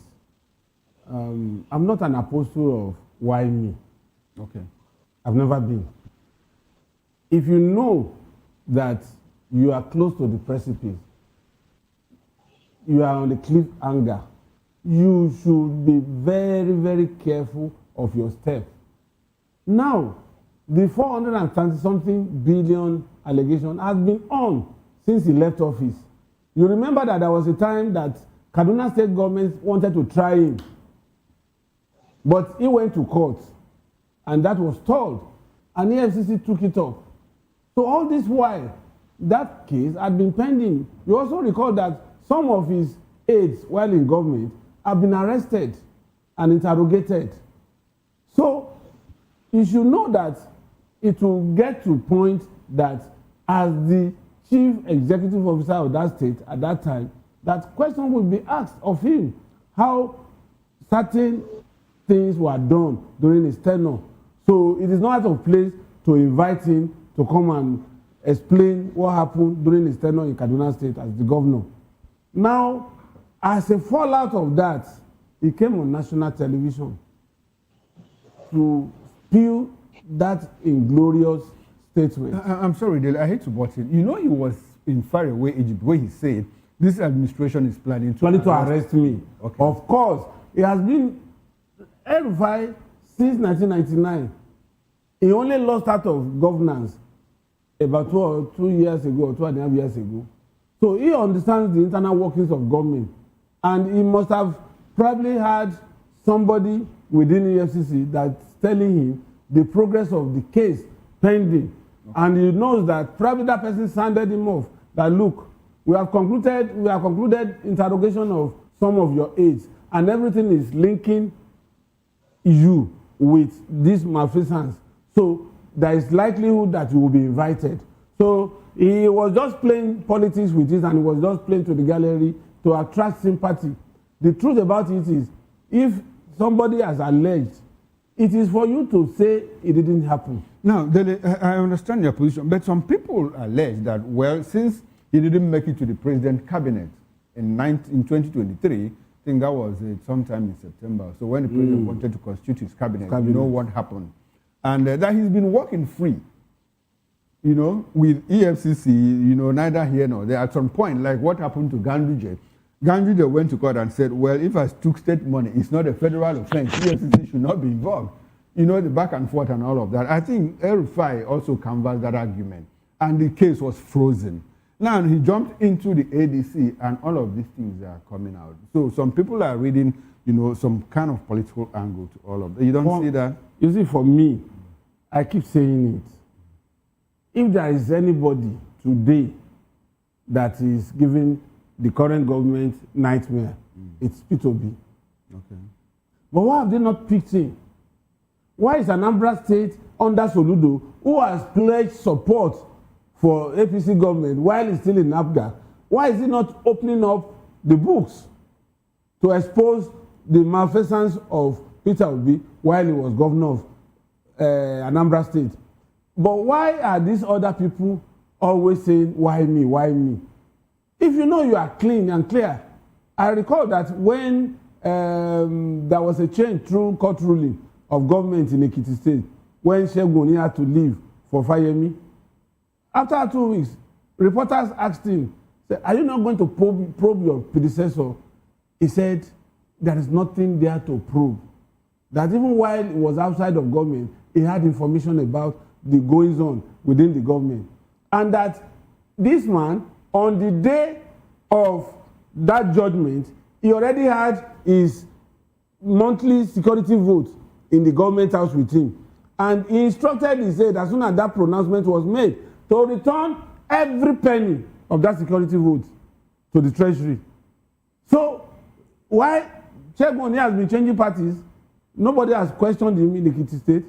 So what we are saying is, why no me? matter, Like you why said, why me is out of it. Okay. If he has allegations against him, let him go to EFCC and okay, sort it out. we are running out. Let's quickly run to Benin City, where we still have Cries Ojekri. Cries, what's your reaction to the travels of El-Rufai? You know, since he went into the APC, into the ADC, it's been one problem and the other. What's your reaction to that?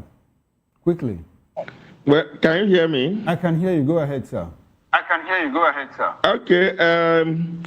If you steal money that belongs to the public, you steal taxpayers' money, you should pay for it. It doesn't matter which party you belong to. If we are going to solve this problem of Nigeria, we must hold accountable people who have held public office. But that, having said that, it's curious that you have people in APC who have also been accused of even worse things than El-Rufai is being accused. That's number one. Number two, as the discussant said there, the matter has been on for all this while. What is it now that the EFCC have decided to act? According to EFCC, they say they are acting now because they've been investigating. We all know that the truth of the matter is that El-Rufai has become a real pain in the neck of the present regime. And so they would use this to ensure that he's silenced or whatever else they want to do to him. The House of Assembly that came up with the investigation are not El-Rufai's bodies. They are not his friends and pals. The whole thing is still allegation. And the court needs to determine whether there is any merit to the things that he's been accused of. Because El-Rufai said it on that same public television, Arise TV, that he has conducted himself in public office with integrity, and that there is no transactions that he carried out that are not well documented, and so on and so forth. So if you want to hang a dog, you can always give the dog a bad name. So until the court proves El-Rufai as being guilty of the things that he's been accused of, the 400 and something billion, we must know that it is not his friends that are presenting those allegations. It is members of the party that consider El-Rufai a threat to their continuation in 2027. So they can't run away from the fact that there's political motivation in this, and that they would have to wait for the court to prove that, rather than giving El-Rufai a media trial of having been guilty. I would think that if El-Rufai has refuge in Egypt and things are heating up at home, and he has got hints from insiders that he was going to be arrested, El-Rufai could stay back at Egypt very comfortably. And go on exile and ask for asylum. Yes, you can ask for asylum. Okay, all right, Chris, let me ask you this question. I mean, I've not had a discussion with you on this since it happened.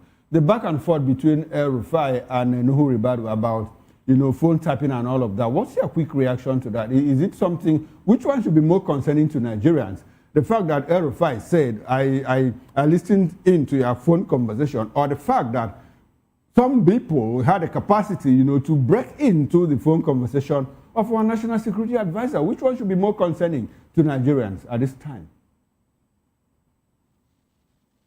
For me, the one that should be more concerning is that the people had access to the national security advisor's phone. That should be concerning.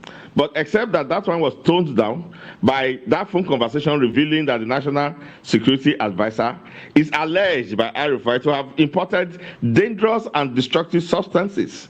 And so I'm sure if we go into the phone matter, it will also lead us into probing the dangerous substances, back and forth, as you have said it. So I think that should be opened up to Nigerians. Let us know whether El-Rufai actually have tapped in, and what exactly did he hear? Was it through the tapping in that he heard that dangerous substances that have the lethal potential of destroying lives was imported in? He even said it was imported from Poland. So these are very serious allegations. So for me, the national security advisor is the national security advisor, no pun meant. National security advisor. So if the national security advisor's phone is not safe, and then there are so many things that have been heard in it, and an individual is claiming that, we should bring to the public all of that issue. So that's a very serious matter for me. All right, then. Thank you very much, Chris. I'll take that as a concluding thought. I appreciate your presence on my show, Political Lens. Now, let's come back to the studio. Dele, I'd like for you 30 seconds, a concluding thought, so that we can run away from here. El-Rufai should go and explain himself and claim the 16-year single tenure is not tenable at this time. All right, then. Thank you very much. I must say a big thank you to you, gentlemen. Dele Fanimo, reporter and political affairs analyst, who joined me in the studio here, and Chris Ojekere, who joined me virtually. Chris is an activist, and he was in the show in the capacity of a public affairs analyst. Gentlemen, I must say a very big thank you to you, both of you, and I hope that we can do this some other time. Now, on behalf of the backroom staff, talking about the technical director, the bus manager, the sound engineer, and the ingest manager, I am Chukwuma Okoro. Up next is Issues with Nnena Ndim Duto. I'll see you again tomorrow, 8 o'clock in the morning on the morning show. Enjoy the rest of your evening, and bye for now.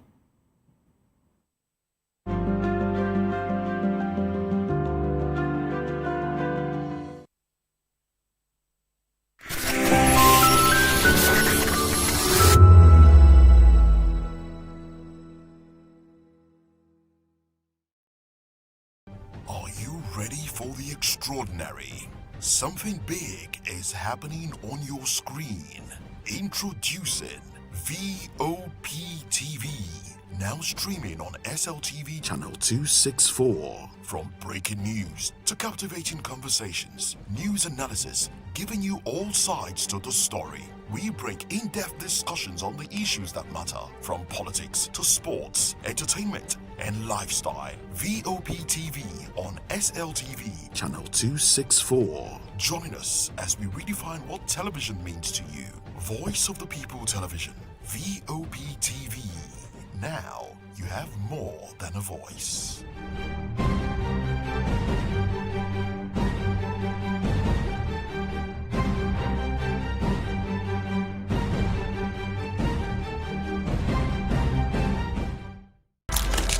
In a world where power shapes with every headline. In a nation full of questions. In a world filled with noise, the truth needs a voice.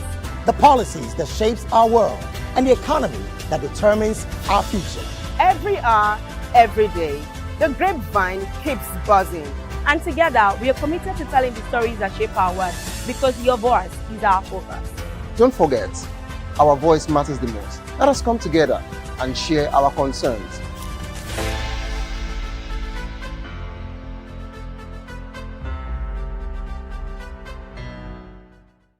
We encourage you to click on the like button and subscribe to our YouTube channel. We are Voice of the People TV. Also follow us on all our social media platforms. We are at VOPTV Live. Visit our website www.vop.ng for fresh and trending news. Also watch us live on SLTV channel 264.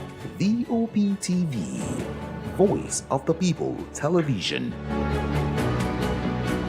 Welcome to the locker room, the home of football talk that matters. I am Jerry El-Rufai'S. Join us every weekday, Monday to Friday at 5 p.m. Nigerian time, as we share the hot takes and hot debates in the exciting world of football.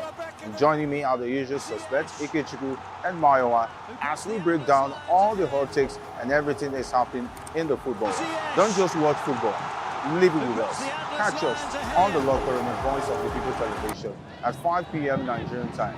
And like I always say, if not 20 minutes off, please discuss. And it's Hakim Ziyech who puts the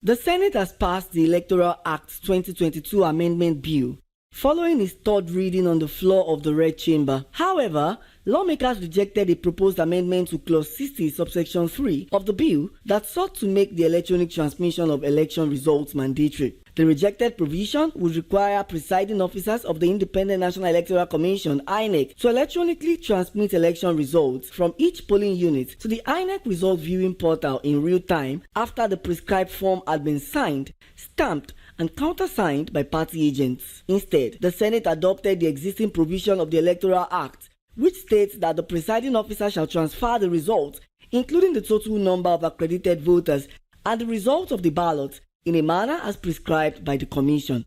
Reacting to the development, Senate President Godswill Akpabio denied claims that the Senate had rejected electronic transmission of election results, which is already provided for in the Electoral Act. As Voice of the People TV, we got the opinion of Nigerians towards this new development. Before people come out to vote, the INEC chairman, the people in the higher position, they have already made a plan of the person they want to be in that seat. This last election, you see that in many places people did not vote due to they were attacked by thugs. People's votes were thrown away. It was not counted. The same day, before 6 o'clock, INEC already declared their candidates. You see that whether we vote here or we vote there, the vote doesn't count. INEC have a lot of things to do. We have urban area, rural area. All those rural areas, they didn't know anything about electronic voting. Some, they didn't even put them through how to even thumbprint. So for Nigeria, it's not going to work like that. I think basically what the people are looking at is credibility, and they want to be sure that their votes would count. They want to be sure that every vote casted reflects their desire to put a certain aspirant in office. So it stems from a place of credibility. They want to make sure that their candidates get into the positions they wish them to get into. So I don't see anything wrong in them clamoring for that. I think it's just a form of reassurance for them. As we've heard from citizens, opinions remain divided regarding the Senate decision on the Electoral Act amendments. While some trust INEC's discretion, others feel that mandatory electronic transmission remains key to transparent elections across the country. However, one thing remains clear: the call for credible, free and fair election remains consistent across the country. Matthew Ogunswada, reporting for Voice of the People Television. VOP TV. Now you have more than a voice. Behind every broken desk lies a broken promise. Education shapes the nations. But who is asking the right questions? Introducing Edu Dialogue, the show that goes beyond the surface, exposes the cracks, the corruption, and the silence in Nigeria's education system. Edu Dialogue, Saturdays, 3 p.m., only on VOP TV. We break the biggest stories, from missing funds to policy failures. We ask the tough questions and demand real answers. Edu Dialogue, this Saturday, 3 p.m. on Voice of the People Television. In a world where truth is the ultimate power and opinions scream the loudest, it's time to wade through the noise. Hunger no get tribe. Hunger no get religion. And scan the human interest and trending topics that matter. Stay tuned to The Issues, your plug to the stories making the buzz, from politics to science and technology, social justice, and more. Let's tackle the tough questions and expose the truth. The Issues on Voice of the People Television, Mondays to Fridays, 8 to 9 p.m. The Issues. Don't just react, understand. This is African News on Voice of the People Television, where we don't just bring you the news, we bring you Africa's heartbeat, the policies that shapes our world, and the economy that determines our future. African News on Voice of the People Television. Stay with us. Behind every broken desk lies a broken promise. Education shapes the nations. But who is asking the right questions? Introducing Edu Dialogue, the show that goes beyond the surface, exposes the cracks, the corruption, and the silence in Nigeria's education system. Edu Dialogue, Saturdays, 3 p.m., only on VOP TV. We break the biggest stories, from missing funds to policy failures. We ask the tough questions and demand real answers. Edu Dialogue, this Saturday, 3 p.m. on Voice of the People Television.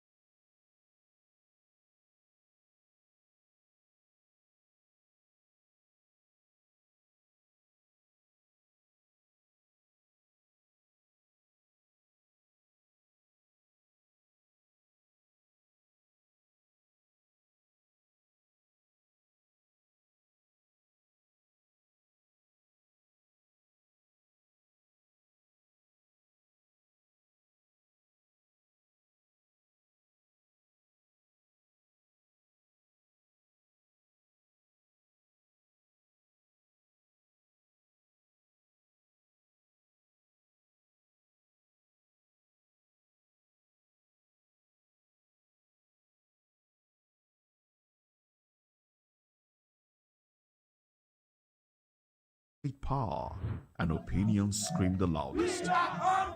It's time to wade through the noise. Hunger no get tribe. Hunger no get religion. And scan the human interest and trending topics that matter. Stay tuned to The Issues, your plug to the stories making the buzz, from politics to science and technology, social justice, and more. Let's tackle the tough questions and expose the truth. The Issues on Voice of the People Television. Don't just read.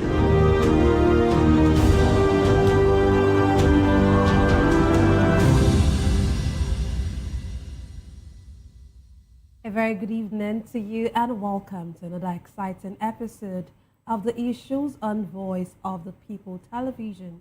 I will bring you the most important and pressing issues shaping our nation today.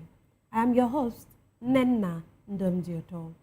Today on The Issues, we're examining the complexities of Nigeria's politics and governance.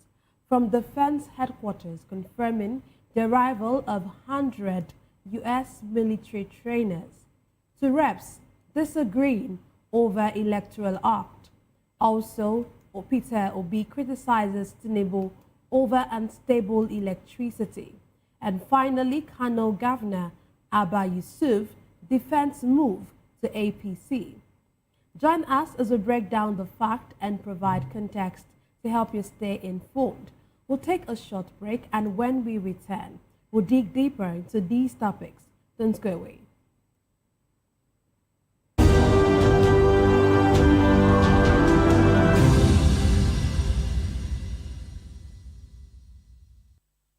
Glad to have you back. Let's dive straight into today's discussion. The Defense Headquarters has confirmed the arrival of 100 United States military trainers and equipment in Nigeria to support ongoing counter-insurgency effort. Defense spokesman Samaila Uba said the deployment is part of a bilateral security cooperation arrangement between Nigeria and the United States. He disclosed that the collaboration will focus on tactical support, intelligence coordination, and capacity building for Nigerian armed forces. He emphasized that the operation remains Nigerian-led, with foreign personnel providing only training and technical assistance, not direct combat engagement. Today, I'm delighted to be joined by two distinguished guests. Here in the studio, we have Dr. Peter Anosike. Dr. Anosike is a philosopher, development economist, and best-selling author. He's also an erudite commentator on economy, finance, politics, and power. He's also the author of the most talked about book titled Abuse of Power, How Democracy Turned into Tyranny of the Few. Glad to have you join us, sir. Yeah, thank you for having me. Yes, sir. And joining us virtually, we have Kinane Sam. He is an instrumentation and control engineer, and he was the deputy governorship candidate of the Labour Party, Rivers State, in the 2023 governorship election. Glad to have you join us, Kinane. Good evening, and good evening, Dr. Peters. Glad to join you too. Yeah, you're welcome. Okay, let me start with you. What I know that this has been on the news. You know, I think sometime 2 weeks ago we heard that there was like a small group of contingent. US officials, and then later again we heard there were more than what we thought, and now we know that there are 100 US military trainers. What do you make of this deployment? Let me even hear from you first. What do you make of the deployment of these trainers? What do you make of the deployment of US military trainers in Nigeria? Yeah, to start with, then I would say that the Nigerian military is beginning to move towards the right direction. But the fact that in the past, all the activities of the US has always been in denial are more like a rumor than reality until the Christmas Day gift by President Trump to the people of Lakurawa group. So from that moment, we are beginning to see more collaborations, and what I mean by more collaborations, acceptable collaborations between the Nigerian military and the U.S. Army for the fact that, yes, they have accepted that the level of insecurity in the country is already becoming beyond their level of management. That means they can no longer manage it again. So they are now seeking for help from collaborators like the U.S. Army. Yes, that is right. Initially, they were also denying that there were nothing like Christian victimization in the country, that means killing of Christians, but everything is becoming more real now. That the U.S. has exposed them and made us understand that, yeah, the deniers and cover-up are no longer tenable in the eyes of the world. So they are now beginning to come out to talk to Nigerians, to tell Nigerians the presence of the U.S. in the country. Away from that, yes, we have discussed this before, and we have said how important Nigeria is to the United States of America in terms of economy, in terms of military collaboration, and in terms of control of the zone. Apart from Ghana, I think the next point of the U.S. is Nigeria by virtue of the language we speak here, which is English. Other neighboring countries are being colonized, are still under the control of France. And so Nigeria is important to the U.S. in that regard. And so they will want to do everything possible to the Nigerian relationship with them. Also, we are looking at the possibility of the Christian population in Nigeria compared to the Muslim population in the north. And Nigeria also plays a key role in this aspect. So for them sending their troops into Nigeria, yes, basically they are here, as we are told, to give the requisite trainings to the Nigerian army, or it goes beyond the requisite trainings to the point of establishing themselves strongly in Nigeria. For the fact that, yes, they have brought in some equipment. Those equipment, after now, may not be taken back to the U.S. Gradually, they will be building their base here in Nigeria to establish the U.S. Army as a command base in Nigeria. Also, if they have a command base in Nigeria, that means that the whole of the West African region is already under their control. We are also looking at possibilities of economic purpose or reasons, because we know Trump is a strong businessman and will not want to send his armies or risk his armies and the American money into Nigeria just for the sake of defending Christians in Nigeria, but it's also for economic reasons. We are aware of certain minerals that are of high demand in the world that's available here in Nigeria, particularly in the northern states of Nigeria. So those are their concerns. The presence of the military is to study the Nigerian situation beyond intelligence sharing up to the point of establishing themselves in the hearts of Nigeria. So we are expecting more, like we said before. If it requires boot on ground, I assure you that America will do that, but they have to do it step by step. They have to do it gradually so that it wouldn't look as if they are coming to invade Nigeria. They will have to do it within the tenets of the integrity of Nigeria. Thank God that there is a collaboration between Nigeria and the U.S. that has been established by the army or the military, which we are told. So gradually, I think things are beginning to take shape. Secondly, or lastly, on this matter, we can see that the killing has not abated ever since then. And so they need to be more available to ensure that the statement of President Trump is actually adhered to ensure the killings are stopped as Americans want it, as Nigeria wants it, as humanity wants it, because they cannot keep killing us for no good reason. Okay, thank you very much. But before I let you go, before I get to talk to Dr. Anosike in the studio, you know, you made mention of the U.S. military base. Some persons have raised concerns about that military base being in Nigeria. What do you make of that military base? I know you spoke a bit about it, but I wanted to speak more extensively. Do you think it would be an advantage for us to have a U.S. military base in Nigeria? I will take you surprisingly this way, Linda. If we have a bandit base and we have an American base, a military base, which one will be more economical to us? The bandit had already taken over a base in Nigeria, if not for the presence of the American. So for me, it's preferable we have an American military base instead of having a bandit base where people will be killed at will, where Nigeria is no longer being established as a sovereign state, but more like an Islamic state, where Christians are being attacked without control.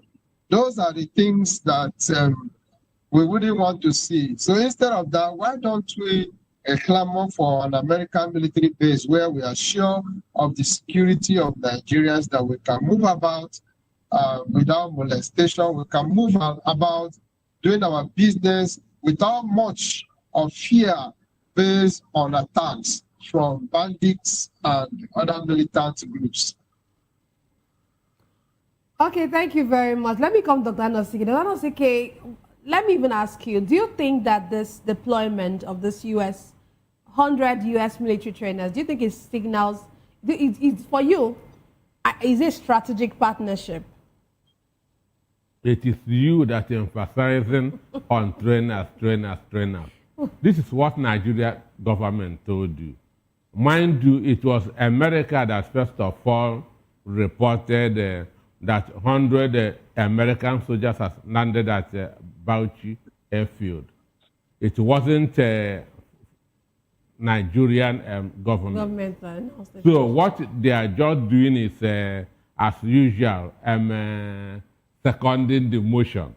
Understand? The same way they seconded the motion on 25th of December. Understand?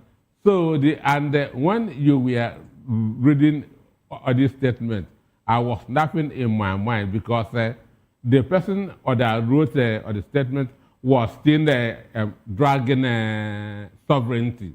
Understand? That Nigeria will need their own just that to provide their support. Exactly. Well, America is not dragging anything with you. Understand?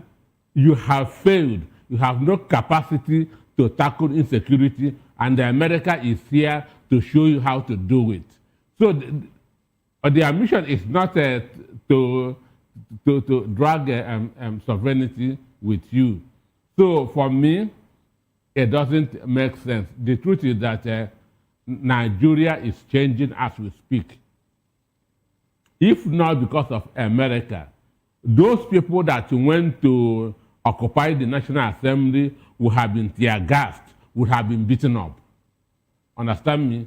If not because of American presence, those people that went to occupy National Assembly would have been tear-gassed, would have been beaten up. Dr. Anosike, but we have a different story today, because today No, I'm telling you what America is doing. But today actually they were tear-gassed. We are going to go to that later on in the show. But they were actually tear-gassed. So, but I know that you said before now that they were not, but I don't know, it happened today that the police actually dispersed them with tear gas. Yeah, so the issue is America has come, and people were talking about a political will, that Nigeria government don't have political will that to fight insecurity, that the Nigerian soldiers don't have political will to tackle insecurity. I told them, this is not the issue of political will. It is the issue of capacity. Okay. Understand? Capacity comes before political will. Understand me? So we don't have the capacity. We don't have the capacity, and when you don't have all the capacity, there's nothing on earth that political will would do, because you cannot give what you don't have. We don't have it. So America has come down to show them how things will be done. And they are not going back in a hurry. They are not going back in a hurry. They are here to ensure that the right thing is done. It's not going to be like putting on a switch. It's not going to be automatic, because they always study their environment and now use the best approach. And mind you, they're not going to take order from Nigerian government. Understand me? They are not going to take order from Nigeria government. But how are you certain of that? How are you certain of this particular statement? So Nigeria American government or U.S. Army taking order. It just like a Barcelona coach taking orders from the coach of Ikorodu United. Wow. Understand? So they're not going to take order from Nigeria government. One, they have been betrayed before in 2014. So they know that there's no integrity within the Nigeria government and Nigeria army. Understand me? So there's no way an American soldier will fold his hand and watch a Nigerian soldier telling him what to do. It will not happen. It will not happen. And as I said before, Nigeria government will keep on seconding the motion. They will keep on seconding because America will always lead. America will always lead. But let me ask, you talked about capacity building, and you said that, of course, and that's one of the things that even the DHQ said, that they've come to build capacity building and all of that. Fine, and you said what we are lacking, or what the Nigerian army lacks we don't more have the is capacity. So do you actually see this, you see the U.S. military army actually helping to build this? Can you see it producing fruit? And how effective do you think this collaboration will be? One is going to, as I said, it's not going to be automatic. It's a gradual process, but it's going to yield fruit. It is going to yield fruit. Understand me? But it will not be what will happen in a week or in a month. They are here. They are here. Okay, and they being here is also helping to checkmate both China and Russia, who, as we speak, want to share Africa. Okay, let me come to you, Kinane. What specific gaps, in your own opinion, do you think we are lacking in our security architecture, which would require foreign training support?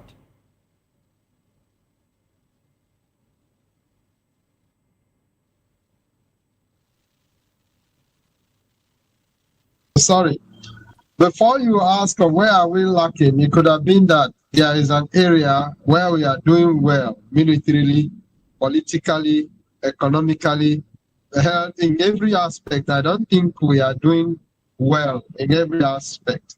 So we need them to be on ground. Like Dr. Peters has said, we are beginning to see a little bit of their presence yielding results.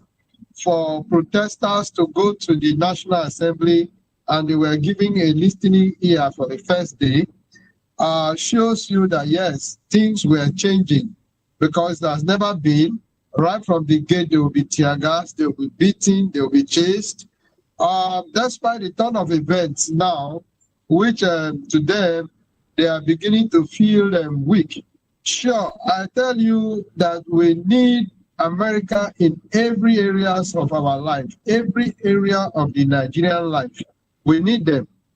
We need them in the military. We need them in the security. We need them in our economy. We need them in every aspect of our life.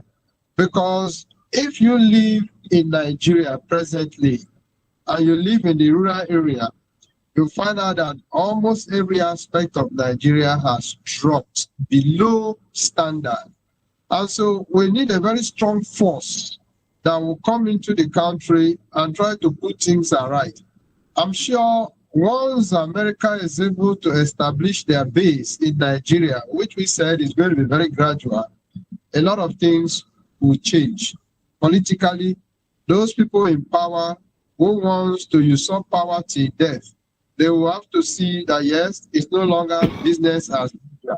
So for me, we need them in every area of our life.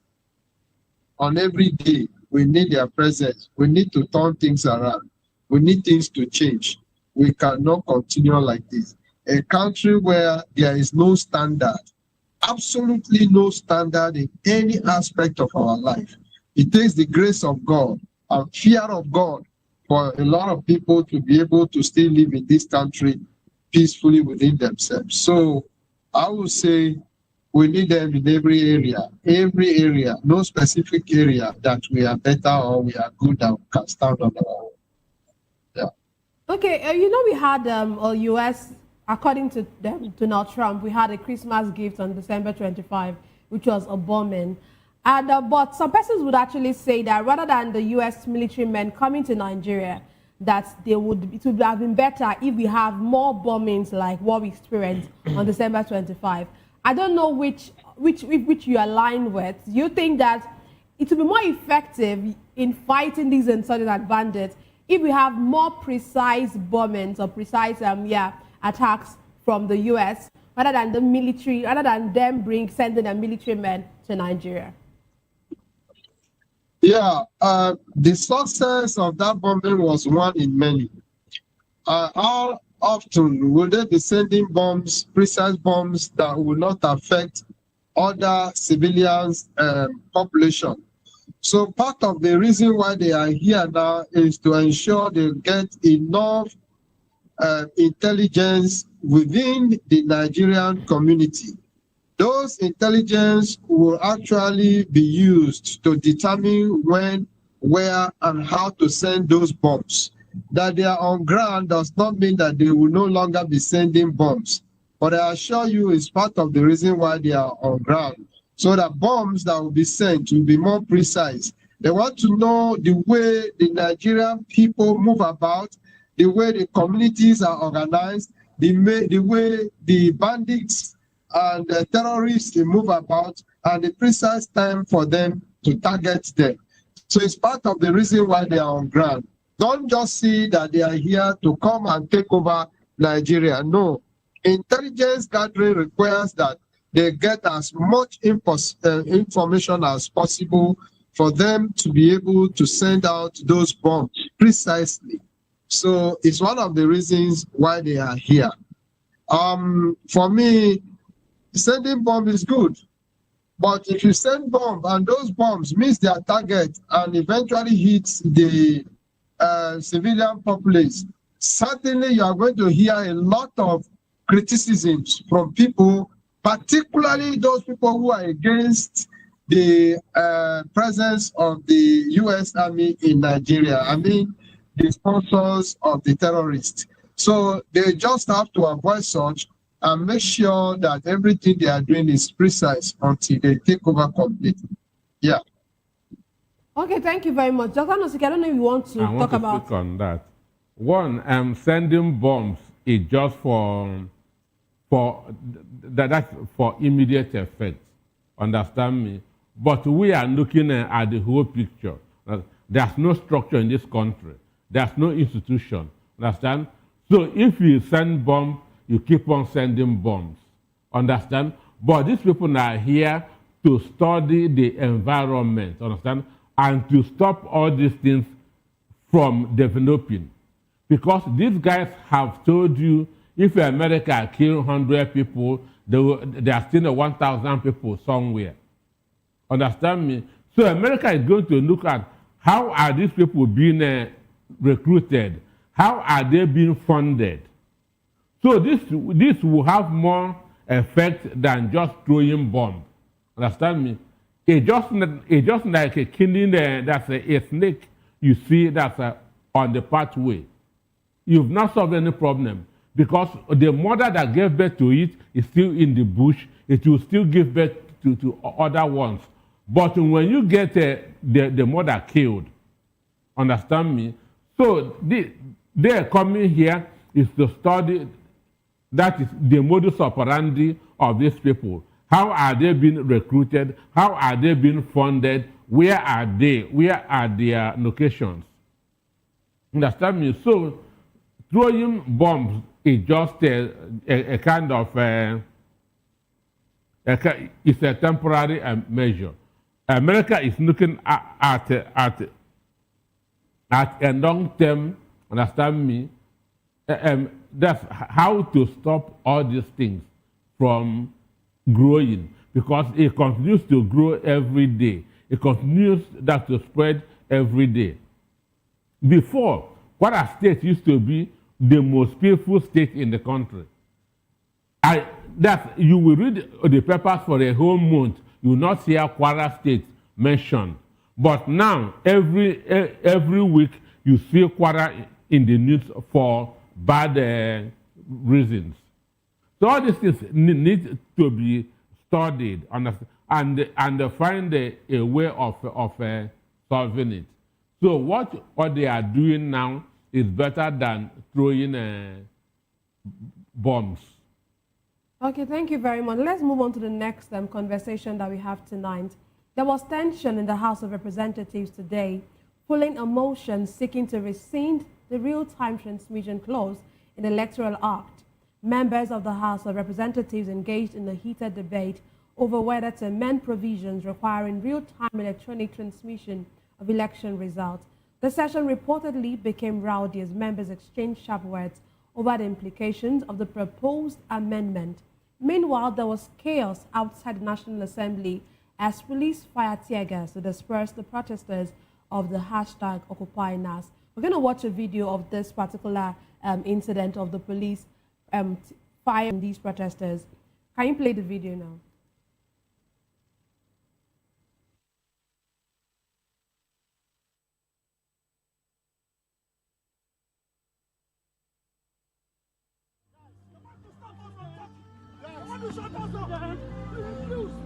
You refuse to back down. You see that? Nigerian police.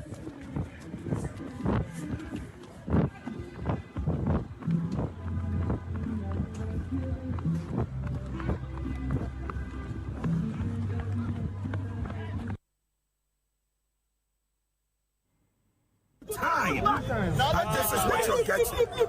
We are not detached. There is no going back. We are not better than the 100 persons killed in Kwara. We are not better than persons killed in Bokos and Manguin. We are not better than people in Yelwata and Benue State. For how long will Nigerian leaders continue to kill their citizens rather than to do the right thing? Instead of going to take the decision that favors the people, they are trying to twist us. They are trying to suppress us. They want to steal the votes of the people. It will not work. Tear gas will not matter. We continue to insist our vote must count. We want mandatory real-time electronic transmission of results. No going back. And this is the if you don't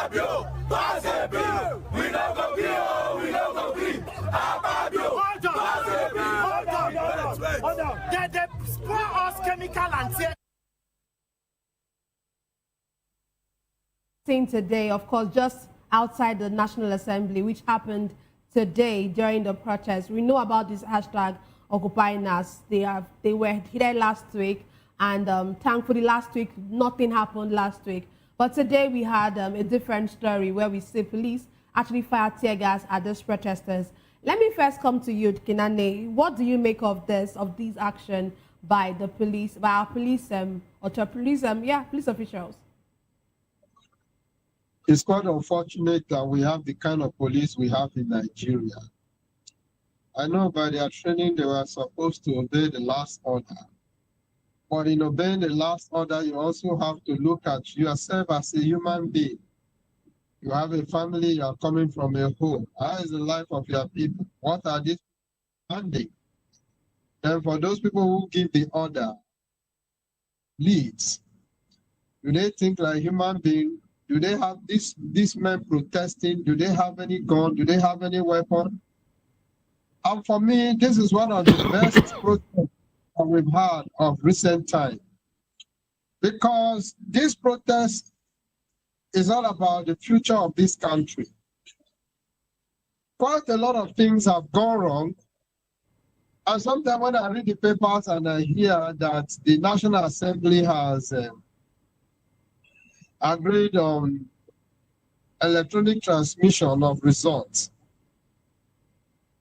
it makes me feel that sometimes they are working on, or rather undermining the sensibility of Nigerians.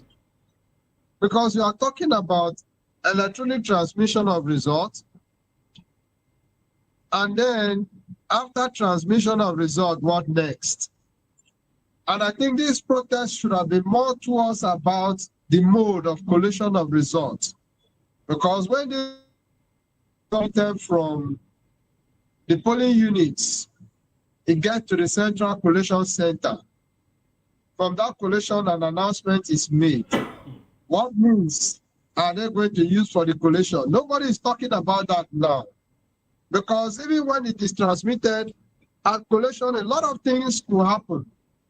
And based on the kind of court we have today, once announcement is being made, the rest assured, who has the highest money will always purchase judgment in their own favor. So what I mean is that this protest should go beyond asking for transmission, asking for passing the bill for transmission. It should go further to ask for means of collation. Are we also collecting electronically? That is the question Nigerians should be asking ourselves. That means that once it is transmitted, it is collected immediately. You'll find out that during election, once result has been announced, they will come back to tell you that yes, we transmitted electronically, but we did not collate electronically because electronic collation was not part of the bill that was signed. And so for me, what they are doing, I mean, the members of the National Assembly is distracting people from thinking right. All this, you see, tear gas upon them, is just for them to come back so that over the period, instead of them demanding beyond electronic transmission into electronic collation, they will be delaying and delaying and delaying. So Nigerians need to wake up. And this is one strike I feel that every Nigerian should be involved because it has to do with the future of this country. So for them, they are on the right track. For the police, they should think twice because like the popular saying, hunger has no religion. Hunger has no occupation. Either you're a policeman, you're an army man, you're an ordinary man on the street. The hunger in the land is biting you. So use your sense in doing a task that has been given to you.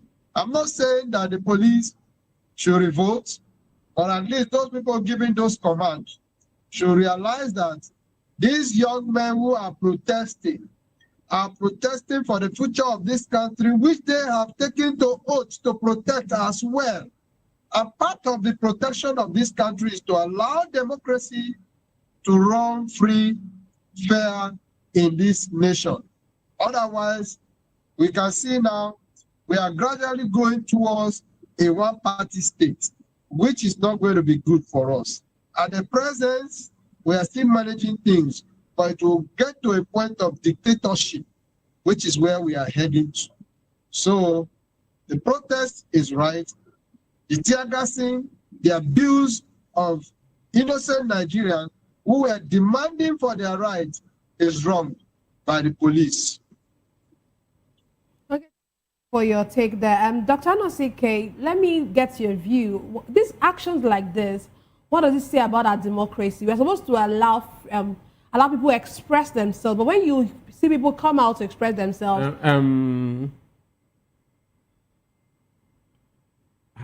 have you asked yourself the success rate of Nigeria police children? Have you ever sat down and asked yourself, what is the success rate of Nigerian police children? It is minus 0%.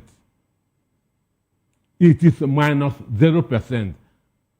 Out of every 100 children of policemen, not up to 2 is doing well. Because what they are doing is turning back to them and their children. Understand me? What they are doing is turning back to them and their children. Go to police barracks and see even where madmen stay are more comfortable than police barracks. Because when people are fighting for what they will even benefit, they will still be fighting against it. Understand me? And it is what you sow that you reap.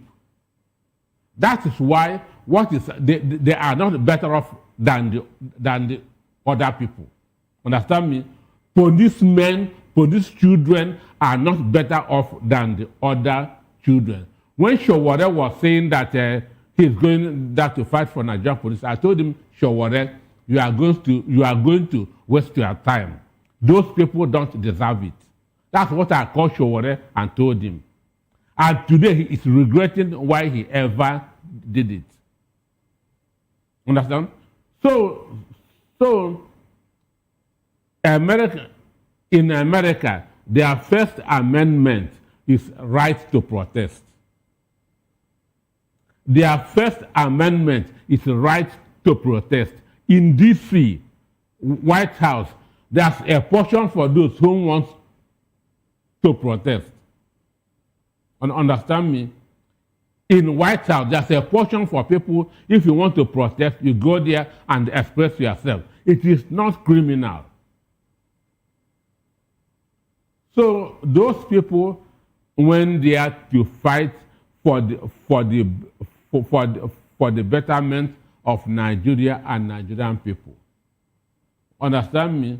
And police who are already suffering from Stockholm syndrome, understand? When they are to chase them away. So the issue is APC senators who are 85 in National Assembly are afraid of free, fair, credible election. That's why we are dragging this. They know that if an election is free and fair today, over 90% of them will not return.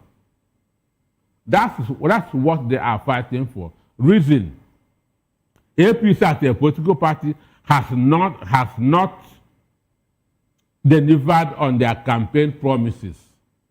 I was reading something on the social media in the afternoon.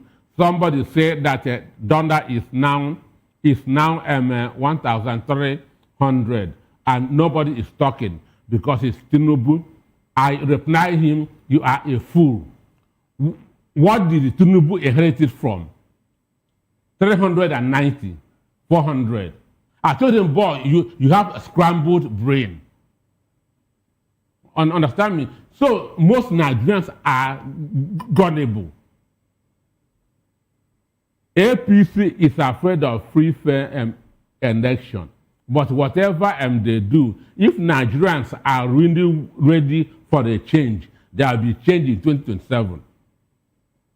If Nigerians are really ready for a change, there will be change in 2027. But if they are not ready, then build their finances.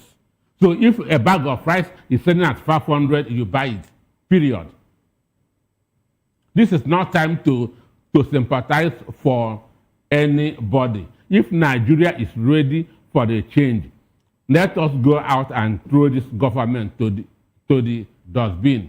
If they are not ready, build their finances. Even if a bag of rice goes for 500,000 naira, you can afford it. That is my position. Okay, you mentioned about, according to you, said some senators are afraid of of this APC real-time senators transmission are afraid of free fair because elections. they feel like they will not be able to come back, or they will not come back if because they if have not the elections delivered are free and on their fair. promises. But you know, we had that. We before the Senate came up with this, before all of this debate over e-transmission and all of that, the reps had actually passed this real-time transmission of results. But today, they were trying to rescind on what they had previously passed. And there were different positions. Because pressure has come. Because pressure has come. Understand me? That's not where it should go. That's not where it should go. And most of these guys have been promised automatic tickets in 2027. So they are afraid of losing their ticket. That's why they behave like cowards. People who have already made an laudable decision, understand? Passing that's electronic transfer of results in real time. They are coming here, begin to do like a car with a weak battery. So if Nigeria is good, it's good for one of us. If it's not good, we must survive. Survival is in our DNA.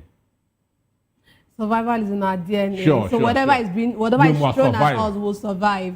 We must survive. Let me come to you, Kinane. Your own opinion, this real-time electronic transmission clause, why has it become so contentious? Why is it that, I know Dr. Anosike has shared his own opinion, but for you, why do you think, is it, you know, some senators have said that we are not ready, Nigerians infrastructurally, we still have a lot to do when it comes to infrastructure, when it comes to technology. But why is this for you? Why is this real-time electronic transmission clause so contentious and as I have garnered these opinions that we've seen it garnered over the past few weeks?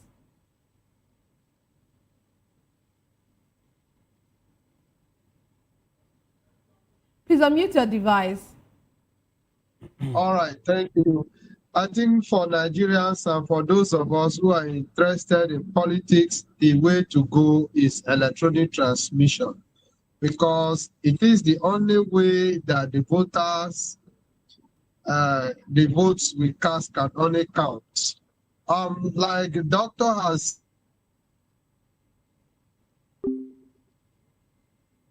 We seem to have network issues with him, Dr. Anosike. I'm sure that you spoke a bit about what he was about to talk about. That's why is it contentious. You already spoke a bit about it. But let me ask you, do you really think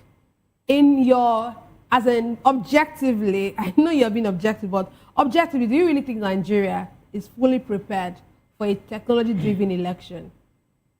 There's nowhere in this country, there's nowhere in this country that people are not sending messages. Understand me? There's nowhere in this country, excuse me, that people are not sending messages. MTN has told you that they are in the nooks and crannies of this country. Understand? What does it take to transmit a result from one polling booth? Understand me? What does it take? So even Akpabio mentioned the way Akpabio talks that national grid might fail. National grid might fail. Understand? What he mentioned 9 states where there are no network, but he never. That he said there are 9 states where there are no network. I was waiting for him to mention those 9 states. Let me know if there are no banks in those states, if there are no MTN presence, Airtel presence in those states. Understand me? So the only reason they are afraid of free, fair election because they have not delivered on their campaign promises. In every election, 2 things determines the winner: economy, security. Economy, security. The 2024 presidential election in the United States, what determined it? Immigration, economy. And that immigration is security.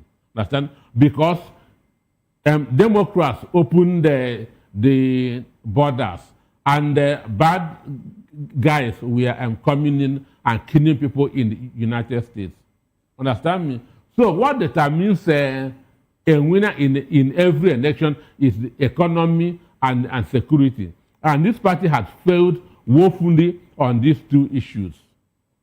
So that's why you see that transmitting results has become that's a big issue, because they know what will happen if we have free, fair, credible election. Okay, thank you very much, Dr. Anosike. That's where we have to draw the curtains for today's. But before I let you go, your concluding thoughts, just in 1 minute. Well, if the National Assembly loves Nigeria, they should make sure that they do what the people need, because power belongs to the people. Okay, power belongs to the people. That's according to Dr. Anosike. Thank you very much, Dr. Anosike, for being a part of the issues. And thank you, Sam Kinane, for joining us all the way from Port Harcourt. That's all we have for today's episode of The Issues. We explore the challenges facing Nigeria's politics and governance. Thank you for being a part of it. Don't forget to tune in next time for more in-depth analysis and discussion. Follow us on social media to stay up to date on the latest news and insight. Until next time, stay informed. Remember that the views and opinions expressed by our analysts are solely their own and do not reflect that of VOP Media. The station shall not be held liable for any statements, opinions, and conclusions expressed during all our programs. I am Nnenna Ndamdioto. This has been The Issues on Voice of the People Television, where the future faces forward. Please don't forget to stay tuned for Hashtag with Vivian by 8 p.m. Don't go away.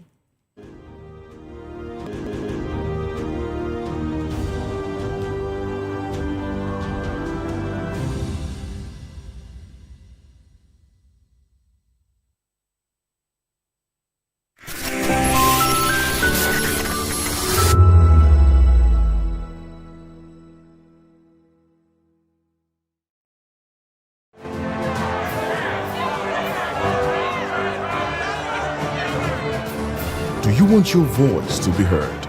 Do you know that you matter in the scheme of things? The People's Voice, the show where ordinary citizens take center stage as we discuss the biggest stories that affect you and I. With you in mind, we facilitate lively discussions, debates, and interviews on the topics that matter most to you and I. From social justice to economic empowerment, education to healthcare, governance, and more. Tackling tough topics and amplifying your voice. Join the conversation and make your voice count. The People's Voice. Make your voice count. Are you ready for the extraordinary? Something big is happening on your screen. Introducing VOP TV. Now streaming on SLTV channel 264. From breaking news to captivating conversations, news analysis, giving you all sides to the story. We break in-depth discussions on the issues that matter, from politics to sports, entertainment, and lifestyle. VOP TV on SLTV channel 264. Join us as we redefine what television means to you. Voice of the People Television, VOP TV. Now you have more than a voice.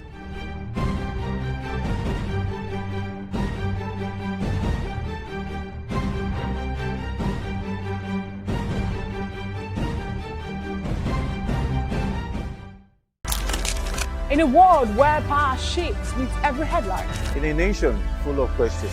In a world filled with noise, the truth needs a voice. The policies that shapes our world and the economy that determines our future.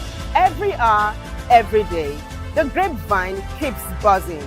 And together, we are committed to telling the stories that shape our world, because your voice is our focus. Don't forget, our voice matters the most. Let us come together and share our concerns.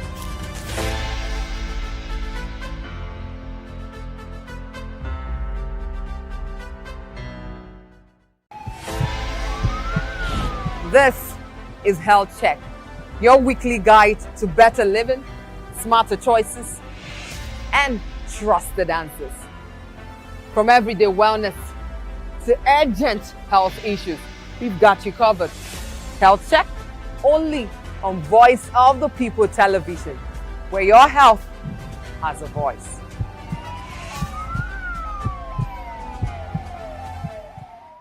We encourage you to click on the like button and subscribe to our YouTube channel. We are Voice of the People TV. Also follow us on all our social media platforms. We are at VOPTV Live. Visit our website www.vop.ng for fresh and trending news. Also watch us live on SLTV channel 264.